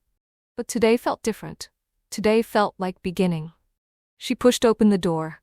The bell chimed, and Luke turned from his workbench, a tool in his hand. When he saw her, his entire body went still. Hope and fear warred across his face, wanting to believe but afraid to let himself. "Hi," Cassie said softly. "Hi." Luke set down his tool carefully, wiping his hands on his jeans. "How did it go? With Derek?" "I told him no." The words came out steady and sure. "I'm not going to Chicago. I'm not taking his money. I'm not marrying him. I'm staying here." Luke's breath left him in a rush. "Cassie. Wait, please let me say this." She moved closer, needing him to see her face, to hear the truth in her voice. "I'm so sorry for the last few days. For pulling away, for not immediately shutting Derek down, for making you doubt my commitment to us. You were right. I was testing you. I was scared that I wasn't enough, so I was trying to see if you'd stay even when I gave you reasons to leave. That wasn't fair to you." "I'm sorry too," Luke said quickly. "I should have trusted you. Should have believed that what we have is strong enough to survive someone else making you an offer. I let my fear control me. Fear of losing you, fear of not being enough compared to what Derek could give you." "You are enough," Cassie said fiercely. "Luke, you're more than enough. You're everything. I was just too scared to believe I deserved you." "Why?" His voice was gentle, genuinely confused. "Cassie, you're incredible. You're smart and talented and kind and beautiful." "And broken," she interrupted. "I felt broken. Derek cheated on me with my best friend, and it shattered something inside me. Made me believe that if I couldn't keep my own fiancé faithful, maybe there was something fundamentally wrong with me. So when you looked at me like I was perfect, like I hung the moon, part of me kept waiting for you to see the truth. To see all the ways I was damaged and decide I wasn't worth the effort." Luke crossed the space between them in 3 strides, taking her face in his hands. "Listen to me. You are not broken. You were hurt by someone who should have protected you, and you survived. You built something beautiful from that pain. And you're not damaged. You're real. You have scars, yeah, we all do. But those scars don't make you less worthy of love. They make you human." Tears spilled down Cassie's cheeks. "I was so scared that if I let myself love you completely, if I let myself believe this could work, you'd leave. So I kept looking for exits, for reasons why it wouldn't work out, because if I could control when it ended, maybe it wouldn't hurt as much. But I'm not leaving," Luke said firmly. "I'm not Derek. I'm not going to wake up one day and decide you're not enough. You are exactly what I want, Cassie. Every day, every moment, exactly as you are." "I know that now," she whispered. "Or I'm learning to believe it. Derek showing up, making his offer, it forced me to really look at what I want. And what I want is this. This town, this life, you. Not because it's safe or easy, but because it's real. Because when I picture my future, when I imagine being genuinely happy, it's here, with you." Luke kissed her then, deep and sure, and Cassie felt the last of her walls crumble. All the fear, all the doubt, all the voices whispering that she wasn't enough, they quieted in the face of this simple truth. She was loved. Completely, unconditionally, exactly as she was. When they finally broke apart, both of them were crying. "I love you," Cassie said. "I should have said it days ago, instead of pulling away. I love you, Luke. I choose you. I choose us." "I love you too." Luke pressed his forehead against hers. I've loved you since the day you walked into Anderson's Hardware looking lost and determined, and so beautiful it hurt to look at you." Cassie laughed through her tears. "I was a mess that day." "You were perfect," Luke corrected. "You've been perfect every day since, even the hard days, even the days when you were scared and pushing me away. I just needed you to see it too." They stood there in the sawdust-covered workshop, holding each other as the gray afternoon light filtered through the windows. Outside, Havens Creek continued its quiet rhythms, cars passing on the street, people going about their Monday errands, life moving forward the way it always did. But for Cassie, everything had changed. Or maybe nothing had changed. Maybe she'd just finally let herself see what had been true all along. She belonged here. With Luke, with this community, with the life she'd built from the broken pieces of her old one. Not because it was safe or easy, but because it was right, because it was hers.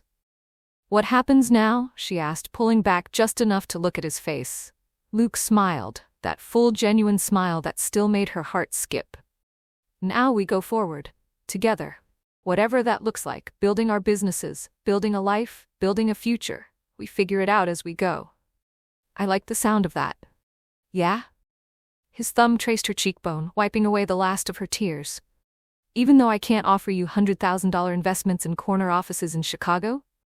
"Especially because of that," Cassie said. "I don't want investments in corner offices. I want sawdust and Sunday dinners and someone who looks at me the way you do. I want to wake up every morning knowing I'm exactly where I'm supposed to be." "Then that's what you'll have," Luke promised. "For as long as you want it, for as long as you want me." "Forever," Cassie said, and meant it. "I want you forever." Luke's smile widened, something bright and hopeful breaking across his face. "Forever sounds just about right." He kissed her again, softer this time, a promise instead of a declaration. And Cassie kissed him back, letting herself believe, finally, fully, that she deserved this. That love didn't have to be earned or performed or proven. That sometimes the bravest thing you could do was simply let yourself be loved. Outside, the first snowflakes of December began to fall, dusting Main Street in white. Inside the workshop, surrounded by the smell of sawdust and the warmth of Luke's arms, Cassie felt something settle into place in her chest. Peace. That's what it was. After months of running, of hiding, of being afraid, peace. She was home. Chapter 31. 2 weeks passed after Cassie rejected Derek and reconciled with Luke. 2 weeks of ordinary happiness that felt extraordinary after everything they'd been through. They fell back into their rhythm easily, maybe even more easily than before. Tuesday dinners at Luke's place, Sunday mornings at church, stolen coffee dates between client meetings and workshop hours. But something had shifted between them. A new depth that came from having weathered a storm together. They talked more openly now, about fears and hopes and the future they were building. The walls Cassie had constructed so carefully were finally, fully down. The first snow of December came on a Thursday, blanketing Havens Creek in white and making the whole town look like a Christmas card.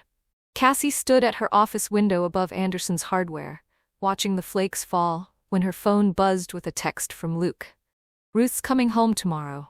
Bertie's planning a welcome dinner Saturday night. You in?" Cassie smiled. Wouldn't miss it. She'd been wondering when Ruth would return. They'd talked on the phone regularly throughout her time in Oregon, and Ruth had seemed genuinely delighted by updates about Cassie's growing business, her deepening relationship with Luke, her gradual integration into Havens Creek life. But there had been something in Ruth's voice lately, an eagerness, maybe, or anticipation, that made Cassie think she was ready to come home. Friday afternoon, Cassie was hanging garland along the porch railing of Ruth's house. Her house now, technically, though it still felt strange to think of it that way, when a familiar sedan pulled into the driveway. "Ruth?" Cassie dropped the garland and ran down the steps, pulling the older woman into a hug before she'd even fully emerged from the car. "You're back." "Hello, dear." Ruth's laugh was warm and familiar, her embrace solid. When they pulled apart, Cassie studied her face, noting the healthy glow in her cheeks, the brightness in her eyes, the complete absence of the exhaustion that should have marked months of caring for a seriously ill family member. "You look amazing," Cassie said. "How's your sister?" Something flickered across Ruth's face, too quick to identify. She's doing much better. The whole family is well. Now, let me look at you. Ruth held Cassie at arm's length, examining her with grandmotherly scrutiny. You're glowing. Happiness agrees with you. I am happy, Cassie admitted. Happier than I've been in, maybe ever. And Luke? Things are good between you two? Things are wonderful.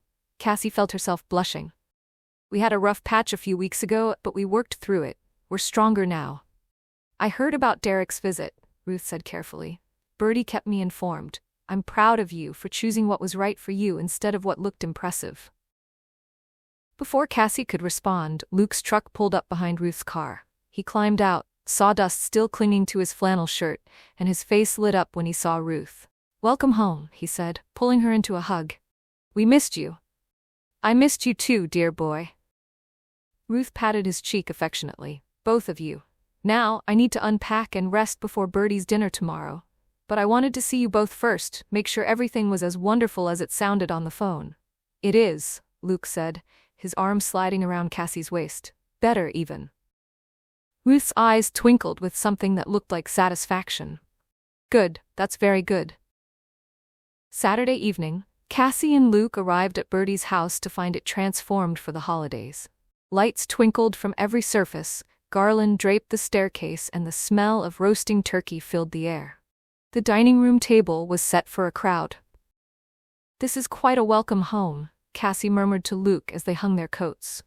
Bertie doesn't do anything halfway, Luke replied, but there was something in his voice, a tension she couldn't quite place. Everything okay? Fine. He kissed her forehead. Just glad Ruth's back. The guest list was larger than Cassie had expected. Tom and Marcus, Sarah from the bakery, Tessa, now visibly pregnant, and her husband, and James, who'd driven down from Michigan for the occasion. Even Pastor Mike had stopped by, though he couldn't stay for dinner. Quite the gathering, Cassie said to Bertie as she helped carry dishes to the table. Ruth's been gone a long time, Bertie said. She deserves a proper homecoming. But something in Bertie's tone made Cassie pause. There was an undercurrent of anticipation, nervousness. She couldn't quite identify it, but it made her uneasy. Dinner was delicious, and conversation flowed easily. Stories about Ruth's time in Oregon, updates on everyone's lives, laughter and warmth, and the comfortable noise of family gathered together. Cassie found herself relaxing into it, letting go of the vague unease she'd felt earlier.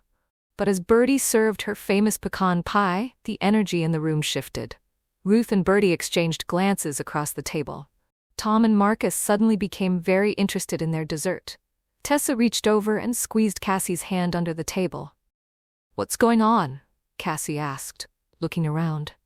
Why does everyone look so serious? Ruth set down her fork, her expression a mixture of guilt and resolve.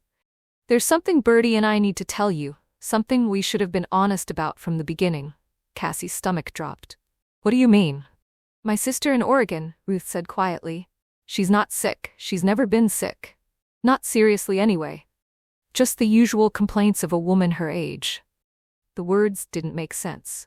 Cassie stared at Ruth, waiting for clarification, for the punchline, for something that would explain what she was hearing. I don't understand, she said finally. If your sister wasn't sick, why did you leave? Because we needed you here, Bertie said firmly. You and Luke, we needed you to find each other. Luke's hand found Cassie's under the table, gripping tight. His face had gone pale. What are you saying? Cassie's voice came out barely above a whisper. Ruth took a deep breath. About 6 months before I left for Oregon, Bertie and I started praying together. Bertie had been watching Luke struggle with his grief, and your father had told me how lost you were after everything with Derek. We felt called, I suppose, to do something about it. Called, Cassie repeated flatly. I know how it sounds, Bertie said. But Cassie, when I prayed about you, I felt this clear direction. Bring her here, she belongs here. And every time I prayed about Luke, Ruth added, I felt the same thing. He needs someone who understands loss, someone who's learning to hope again. Cassie pulled her hand away from Luke's, standing abruptly. Her chair scraped against the floor. So you manufactured the whole thing? The house sitting, the emergency in Oregon? It was all a setup? We created an opportunity, Ruth said gently. I called your father, suggested Havens Creek might be good for you. He mentioned it to you. You chose to come. Because I thought I was helping. Because I thought your sister was dying. Cassie's voice rose, anger flooding through her. You lied to me. Both of you. You manipulated me into uprooting my entire life, based on a fabrication. We opened a door, Bertie said firmly. You walked through it. Everything that happened after, your business, your friendships, your relationship with Luke, that was all you. We didn't force any of that. That's not the point. Cassie looked around the table at everyone who'd become family, all of them watching her with varying degrees of guilt and sympathy. Did everyone know about this? Tom figured it out a few months in, Ruth admitted. Marcus too. I asked them to stay quiet. Of course you did. Cassie laughed bitterly. Because why would anyone think I deserved to know the truth about my own life? Cassie. Luke stood, reaching for her. Please, did you know? She turned on him, suddenly needing to hear it from his lips. Did you know any of this? No. His voice was raw. I swear to you I had no idea, not until right now. She searched his face and saw only shock and hurt, the same emotions churning through her own chest. Whatever this was, Luke was as blindsided as she was. I need air, she said, and walked out of the dining room before anyone could stop her. The cold December night hit her like a slap as she pushed through Bertie's front door. She made it to the porch railing before the tears came, hot and angry, blurring the Christmas lights that decorated every house on the street. She heard the door open behind her, felt Luke's presence before he spoke. I'm so sorry, he said quietly. I had no idea they'd done this. I know. Cassie wiped her eyes with the back of her hand. I could see it on your face. You were as shocked as I was. I'm furious with them, Luke said, and she could hear the truth of it in his voice. Ruth, Bertie, they had no right to manipulate us like that, to play with our lives like we were pieces on a chessboard. They thought they were helping, Cassie said, and hated how reasonable she sounded. That's the worst part. They genuinely believed they were doing the right thing. Does that make it okay? No. She turned to face him. But it makes it complicated. Because Luke, they were right. About us, about what we needed. I hate that they lied, but I can't hate where the lie brought me. Luke moved closer, his hands finding her waist. Where did it bring you? To you. The words came out simple and true. To this town, this life, this everything. I was so lost when I came here, Luke, so broken, and Havens Creek put me back together. You put me back together. You did that yourself, Luke said softly. All we did was give you space to heal. Space that was manufactured by two scheming women. Luke laughed. I'm still angry, Cassie said. I don't know how long I'll be angry, but I also know that I can't regret coming here. I can't regret you. Then maybe that's enough for now. Luke cupped her face in his hands. We can be angry and grateful at the same time. We can acknowledge that they crossed a line while also acknowledging that we're glad they did. It's messy and complicated and very, very human. When did you get so wise? I had a good teacher. He kissed her forehead. Come back inside, it's freezing out here, and I think Ruth and Bertie have more they want to say. Cassie took a deep breath. The cold air sharpened her lungs. Okay, but if they try to justify themselves one more time, I might throw pie at them. Noted. They walked back into Bertie's house, hand in hand. The dining room had gone quiet, everyone frozen in awkward anticipation. Ruth's eyes were red-rimmed, and even Bertie looked shaken. I'm still angry, Cassie said without preamble. I don't know when I'll stop being angry. You lied to me, both of you, and that's not something I can just forgive because it worked out. We understand, Ruth said quietly. But... Cassie took a breath. I also can't pretend I'm sorry I came here. I can't pretend I wish things had been different. Because if they had been different, I wouldn't have Luke. I wouldn't have any of you. And that matters more than my anger. We never meant to hurt you, Bertie said. We only wanted... I know what you wanted. Cassie held up a hand. And I'm not ready to hear justifications right now.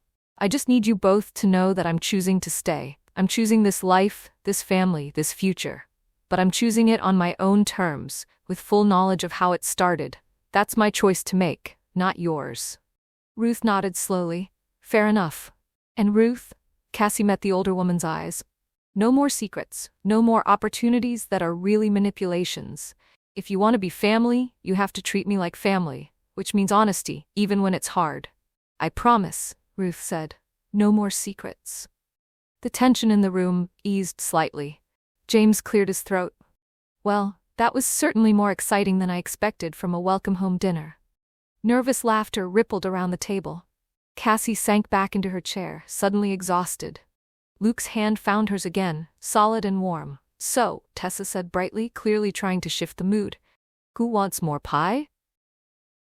The week leading up to Christmas passed in a strange blend of normalcy and processing. Cassie found herself oscillating between anger at Ruth and Bertie's manipulation and gratitude for where it had led her. She talked to Tessa about it over decaf coffee, cried about it in Luke's arms one night, even prayed about it, something she wouldn't have done a year ago. Slowly, the anger faded into something more like acceptance. The lie had been wrong, but the love that grew from it was real. That had to count for something. Christmas Eve dawned clear and cold. Cassie spent the afternoon at Luke's house, helping him finish decorating the tree they'd cut together from Tom's property.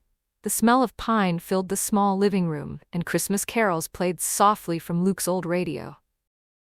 I have something for you, Luke said as they hung the last ornament. I was going to wait until tonight after the service, but I can't. Luke, Christmas isn't until tomorrow. This isn't a Christmas present. He took her hand and led her to his workshop at the back of the house. It's something I've been working on for a while, since before Derek showed up actually. I wanted to give it to you when the time was right, and I think tonight is right. The workshop smelled of sawdust and wood oil, familiar scents that had come to mean home to Cassie. But tonight, a large object sat in the center of the space, covered with a canvas drop cloth. What is it? Cassie asked. See for yourself. She pulled back the cloth and gasped. It was a hope chest. The most beautiful one she'd ever seen. Cedar. The wood glowing warm and rich even in the workshop's dim lighting. The craftsmanship was extraordinary. Dovetail joints so precise they looked like art, the lid perfectly balanced, every surface sanded smooth as silk. But it was the carving on top that made her breath catch. 2 sets of initials, CM and LB, intertwined with delicate flowers and vines. Between them, a date, March 15th. The day they'd met. Luke, she whispered. This is incredible. Open it. Cassie lifted the lid carefully, the hinges moving with perfect silence. Inside, spread across the cedar bottom, were papers, architectural drawings, she realized. Floor plans and elevations and perspective sketches. A house. Luke had designed a house. It's 20 acres outside town, Luke said, his voice nervous. Property that's been in my family for years. I've been working on these plans since I realized I couldn't imagine my future without you in it. Cassie lifted the drawings with trembling hands. Every detail showed how carefully he'd been paying attention. Big windows for natural light, an open floor plan, a studio space with north-facing windows for her work, a wraparound porch because she'd once mentioned how much she loved sitting outside in the evenings. You designed this for me? Her voice broke. For us. Luke moved to stand beside her. For the life I hope we can build together. He took a shaky breath. I know this is fast. I know we've only been together for a few months. But Cassie, I've never been more sure of anything in my life. He reached into his pocket and pulled out a small velvet box. Cassie's heart stopped. This was my grandmother's, Luke said, opening the box to reveal a ring. Simple and elegant, a sapphire surrounded by small diamonds. She left it to me years ago, told me to save it for someone who made me believe in forever. He looked at her with eyes full of love and hope and just a little fear. That's you, Cassie. You're my forever. He dropped to one knee right there in the sawdust, his jeans dusty, his flannel shirt rumpled, looking more nervous than she'd ever seen him. Cassandra Monroe, he said, and his voice shook, but his eyes were steady on hers. I love you. I love your strength and your kindness and the way you see beauty in everything. I love how you've rebuilt your life with such courage, how you've let this town into your heart, how you've let me into your heart. I know we started with a lie, 2 meddling grandmothers who thought they knew better than everyone else, but what we've built since then? That's real. That's ours. He took a breath. Will you marry me? Yes. The word was out before he finished asking, joy bursting through her chest like sunrise. Yes, Luke. 1,000 times yes.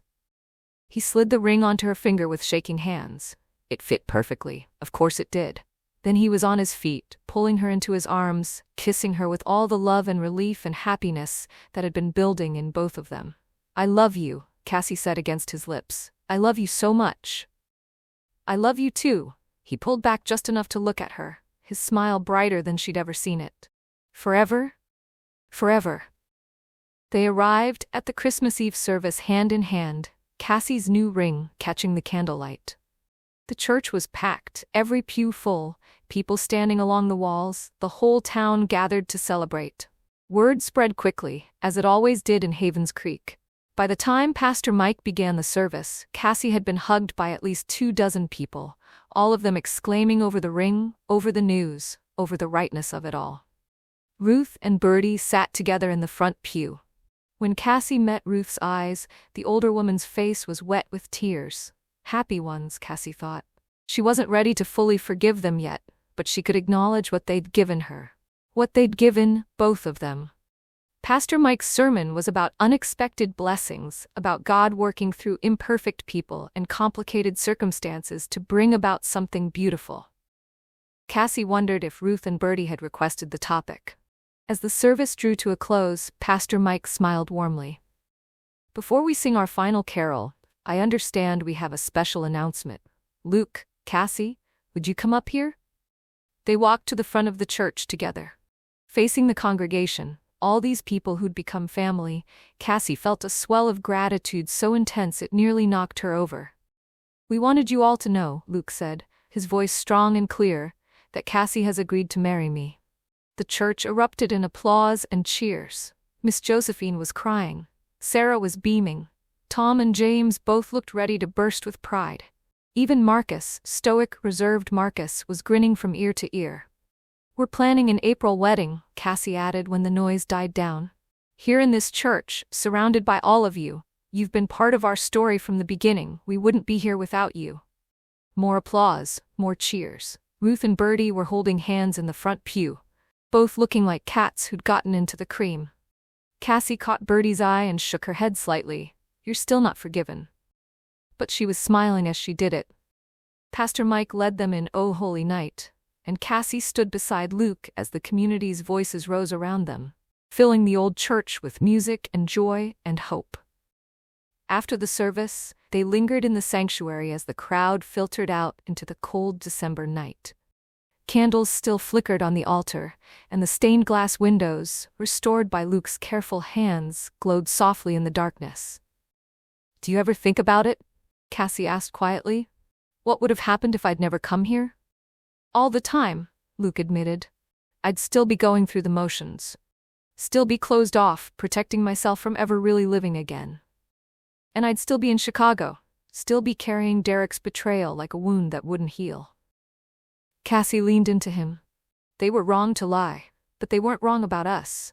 "No," Luke agreed, "they weren't wrong about us." He kissed her there in the candlelit church, soft and sweet and full of promise. Outside, Havens Creek was settling into its Christmas Eve quiet, lights twinkling from windows, families gathered around trees, the whole town wrapped in peace. In 4 months, Cassie and Luke would stand in this same church and promise forever to each other. But standing here now, wrapped in his arms, wearing his grandmother's ring, she felt like forever had already begun. "Merry Christmas, Cassie," Luke whispered. "Merry Christmas, Luke." She held him close, grateful beyond words for scheming grandmothers and small towns and second chances. "Thank you for choosing me. Thank you for staying." The candles burned down slowly as they stood together in the quiet church, 2 people who'd found their way home to each other. Whatever came next, the wedding, the house, the life they'd build together, they'd face it side by side. That was the miracle, Cassie thought. Not the manipulation that brought them together, but the love they'd chosen to create. The choice they made every single day to be honest, to be vulnerable, to be each other's home. That was what mattered. That was everything. Epilogue. April 20th. The morning of her wedding, Cassie woke to sunlight streaming through the windows of Ruth's house, her house now, and the sound of birds singing in the dogwood tree outside. For a moment, she lay still, letting the reality wash over her. Today, she was marrying Luke Brennan. A year ago, she'd been living in Chicago, engaged to the wrong man, working a job that was slowly crushing her soul. She'd thought she knew what her life would look like: corner offices and corporate ladders, and a marriage built on image rather than intimacy. She'd thought that was what success meant. Now she knew better. Tessa arrived at 8 with coffee and pastries from Bertie's bakery, her pregnant belly leading the way. "Big day," she said, settling onto Cassie's bed with a groan. "How are you feeling?" "Terrified," Cassie admitted. "Excited, happy, like I might cry at any moment." "That's about right for a wedding day." Tessa squeezed her hand. "You ready for this?" Cassie thought about Luke, his steady presence, his gentle humor, the way he looked at her like she was the most precious thing in the world. She thought about the life they were building together, the house taking shape on his family's land, the future stretching out before them, full of possibility. "I've never been more ready for anything," she said. By noon, the house was full of women. Patricia had flown in from Seattle 3 days earlier and immediately taken charge of logistics with the efficiency of someone who'd coordinated major events her entire career. Sarah had arrived with the wedding cake, 3 tiers of vanilla buttercream with fresh flowers cascading down the sides. Bertie and Ruth moved through the chaos with serene confidence, occasionally exchanging satisfied looks that made Cassie roll her eyes. "Still taking credit, I see," she said to Bertie as the older woman helped zip up her dress. "Always," Bertie replied without a trace of shame. "Though I'll admit, you two did most of the work yourselves. We just opened the door. You lied and manipulated." "Semantics." Bertie patted her shoulder. "Now hold still, this zipper is tricky." Cassie's dress was simple but elegant: ivory lace over silk, cap sleeves, a fitted bodice flowing into a soft A-line skirt. Nothing like the elaborate gown she'd planned to wear for Derek, with its beading and cathedral train. This dress was understated, timeless, unmistakably her. "You look beautiful," Ruth said softly, appearing in the doorway. Her eyes were bright with tears. "Absolutely beautiful." "Thank you." Cassie turned to face the woman who'd started all of this with a lie and a prayer. "Ruth, I want you to know, I've forgiven you. Fully. I understand why you did what you did, even if I don't entirely approve of the method." "I know, dear." Ruth crossed the room and took Cassie's hands. "And I want you to know that I've never regretted it. Not for one moment. Seeing you and Luke together, seeing how happy you make each other, that's worth any amount of anger you might have felt." "You're impossible," Cassie said, but she was smiling. "I prefer determined." Ruth kissed her cheek. "Now, your fathers are waiting downstairs. It's time." The church looked like something from a dream. White ribbons adorned every pew, flowers spilled from every surface, and afternoon sunlight poured through the stained glass windows Luke had so carefully restored, painting the sanctuary in colors of gold and rose and blue. The entire town had turned out, every seat filled, people standing along the walls, the air humming with anticipation and joy. Cassie stood in the vestibule with James on one side and Marcus on the other. Both men wore dark suits and nervous smiles, united in their love for the children they'd raised and the family they'd unexpectedly become. "Ready?" James asked. "More than ready," Cassie replied. The doors opened. The first notes of Pachelbel's canon filled the air, and Cassie stepped forward into her future. She saw faces she loved on every side: Miss Josephine dabbing her eyes with a handkerchief, Betty from the diner beaming from the 3rd row, Tom standing proud at the front as Luke's best man. She saw Tessa in her place as matron of honor, one hand resting on her belly, tears already streaming down her face. But mostly, she saw Luke. He stood at the altar in a charcoal suit, his hair freshly cut but already slightly disheveled, his eyes fixed on her with an expression of such pure love and wonder that it nearly stopped her heart. She watched him press his hand to his chest, watched his lips form her name, even though she couldn't hear it over the music. "This," she thought. "This is what I was waiting for. This is what I almost missed." James and Marcus walked her down the aisle slowly, savoring the moment. When they reached the altar, Pastor Mike smiled warmly. "Who gives this woman to be married?" "We do," James and Marcus said together. They each kissed Cassie's cheek, then placed her hands in Luke's before taking their seats. James beside Patricia, Marcus beside Tom. 2 fathers, 2 families, joined together by love and grace and the courage to start over. "Dearly beloved," Pastor Mike began, We are gathered here today to witness the union of Luke William Brennan and Cassandra Marie Monroe in holy matrimony. The ceremony passed in a blur of emotion. Cassie heard the words about love and commitment, about choosing each other every day, about building a life together on a foundation of faith and trust. She heard Luke's vows, promises to love her, honor her, stand beside her through whatever came, and felt tears sliding down her cheeks. Then it was her turn. "Luke," she said, her voice steady despite the tears. "A year ago I came to Havens Creek, broken and afraid. I didn't believe I deserved love. I didn't believe I could trust anyone with my heart again. And then I met you." She squeezed his hands. "You showed me that broken doesn't mean finished, that the past doesn't have to define the future, that it's possible to find something beautiful in the most unexpected places." She took a breath. "I promise to love you, not just when it's easy, but when it's hard. Not just when I'm certain, but when I'm afraid. I promise to choose you every single day, to build a life with you that's built on honesty and grace and the kind of love that doesn't ask us to be perfect. Just real, just us." Luke's eyes were wet. "I love you," he whispered. "I love you too." Pastor Mike pronounced them husband and wife, and Luke kissed her as the church erupted in cheers. When they turned to face the congregation, their community, their family, their home, Cassie felt a joy so complete it seemed impossible that her heart could contain it. They walked back down the aisle hand in hand, rice and flower petals showering down around them, laughter and congratulations following them into the spring afternoon. Outside the church, Havens Creek sparkled in the April sunshine, dogwoods in bloom, azaleas bursting with color, the whole town dressed in its Sunday best. "We did it," Luke said, pulling her close. "We're actually married." "We're actually married," Cassie repeated, and laughed at the wonder of it.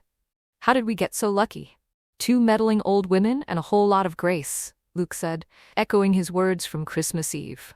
Cassie looked back at the church, where Ruth and Bertie were emerging arm in arm, both of them looking thoroughly pleased with themselves. She shook her head, but she was smiling.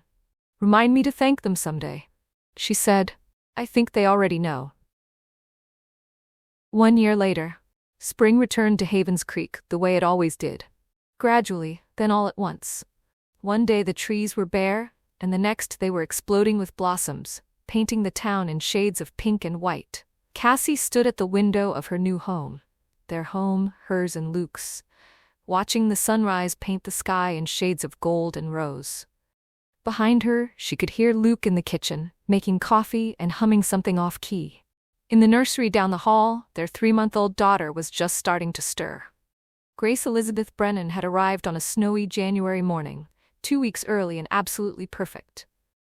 She had Luke's dark hair and Cassie's eyes, and a temperament that alternated between serene contentment and fierce determination. "She gets that from you," Luke liked to say. And Cassie couldn't argue. The house had been finished just in time. They'd moved in 3 weeks before Grace was born, boxes still unpacked, paint still drying in the nursery. But it was everything Luke had promised. Big windows that flooded the rooms with light, an open floor plan that let them see the trees from the kitchen, a studio space for Cassie's design work with north-facing windows, and a wraparound porch where they sat every evening watching the sunset. "Coffee's ready," Luke called, "and I think someone's asking for her mama." Cassie walked to the nursery, where Grace was indeed awake, her small fists waving in the air, her face scrunched in that expression that meant she was about 30 seconds from demanding breakfast. Cassie lifted her daughter, breathing in the sweet baby smell, feeling the familiar rush of love that still caught her off guard sometimes. "Good morning, sweet girl," she murmured. "Ready to start the day?" They had a routine now, the 3 of them. Morning feedings and coffee on the porch. Luke heading to his workshop while Cassie worked from her home studio, Grace napping in the portable bassinet beside her desk. Afternoons at the bakery or the hardware store, introducing their daughter to the community that had become family. Evenings together, cooking dinner, giving Grace her bath, reading to her from books she was far too young to understand. It was ordinary. It was everything. Monroe Marketing Consultancy had grown beyond Cassie's wildest expectations. She had 20 regular clients now, ranging from local businesses to companies in neighboring counties who'd heard about her work. Last month, she'd been featured in a regional business magazine, Small Town Success, how one woman built a thriving business in rural Illinois. Derek had texted congratulations. She'd replied with a polite thank you and felt nothing but peace. Luke's woodworking classes had expanded too. He taught 3 sessions a week now, and there was a waiting list. He'd started selling his custom furniture online, and orders came in from all over the country. But his favorite projects were still the ones he made for their home. A rocking chair for the nursery, a hope chest for Grace, a dining table where their family would gather for years to come. At 10 o'clock, they loaded Grace into the car and drove to town for the church's anniversary celebration. It had been 2 years since the restoration was completed, and Pastor Mike had organized a special service to commemorate it. The sanctuary was packed when they arrived, every pew filled with familiar faces, the air buzzing with conversation and laughter. Ruth and Bertie were holding court near the entrance, cooing over babies and catching up on gossip. James had driven down from Michigan and was deep in conversation with Marcus about some theological debate they'd been having for months. Tom was helping Sarah set up refreshments in the fellowship hall. Tessa was there too, chatting animatedly with Sarah and sneaking treats to Buster, who had somehow become the unofficial church mascot over the past year. "Look at this," Luke said softly, his arm around Cassie as they surveyed the room. "Look at what we have." Cassie looked. She saw the community that had taken her in when she was broken and lost. She saw the friends who had become family. She saw Ruth and Bertie who had lied and manipulated and somehow, against all odds, gotten it exactly right. She saw home. "I know," she said. "I see it every day." Pastor Mike's sermon was about restoration, not just of buildings but of lives. He talked about how God takes broken things and makes them whole, how the cracks and scars become part of the beauty rather than diminishing it. He talked about second chances and unexpected grace and the courage it takes to start over. Cassie held Grace close and thought about her own restoration. A year and a half ago, she'd been shattered by Derek's betrayal, by her own doubts, by the fear that she would never be enough. She'd come to Havens Creek expecting nothing more than a place to hide while she figured out her next move. Instead, she'd found everything. After the service, they gathered on the church lawn for a potluck lunch. Cassie sat on a blanket with Grace while Luke fetched plates of food. Around them, the town moved in its familiar rhythms. Children running and laughing, elderly couples walking arm in arm, teenagers sneaking off to text on their phones. Bertie appeared beside her, lowering herself onto the blanket with a groan. "Getting too old for sitting on the ground," she muttered. "But I wanted to see my great-granddaughter." "She's not actually your great-granddaughter," Cassie pointed out. "Details." Bertie reached out to stroke Grace's cheek. "She's family. That's what matters." Cassie watched the older woman with her daughter, and smiled. Yes, Bertie and Ruth had lied. Yes, they'd manipulated circumstances to bring Cassie to Havens Creek. But they'd done it out of love. Misguided, presumptuous, boundary-crossing love, but love nonetheless. And they'd been right. That was the thing Cassie could never quite get past. They'd looked at 2 broken people and seen the possibility of something beautiful. They'd had faith when Cassie had none.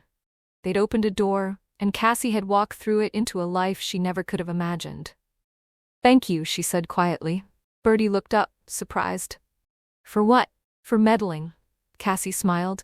"For being so sure you knew what I needed that you were willing to lie about it.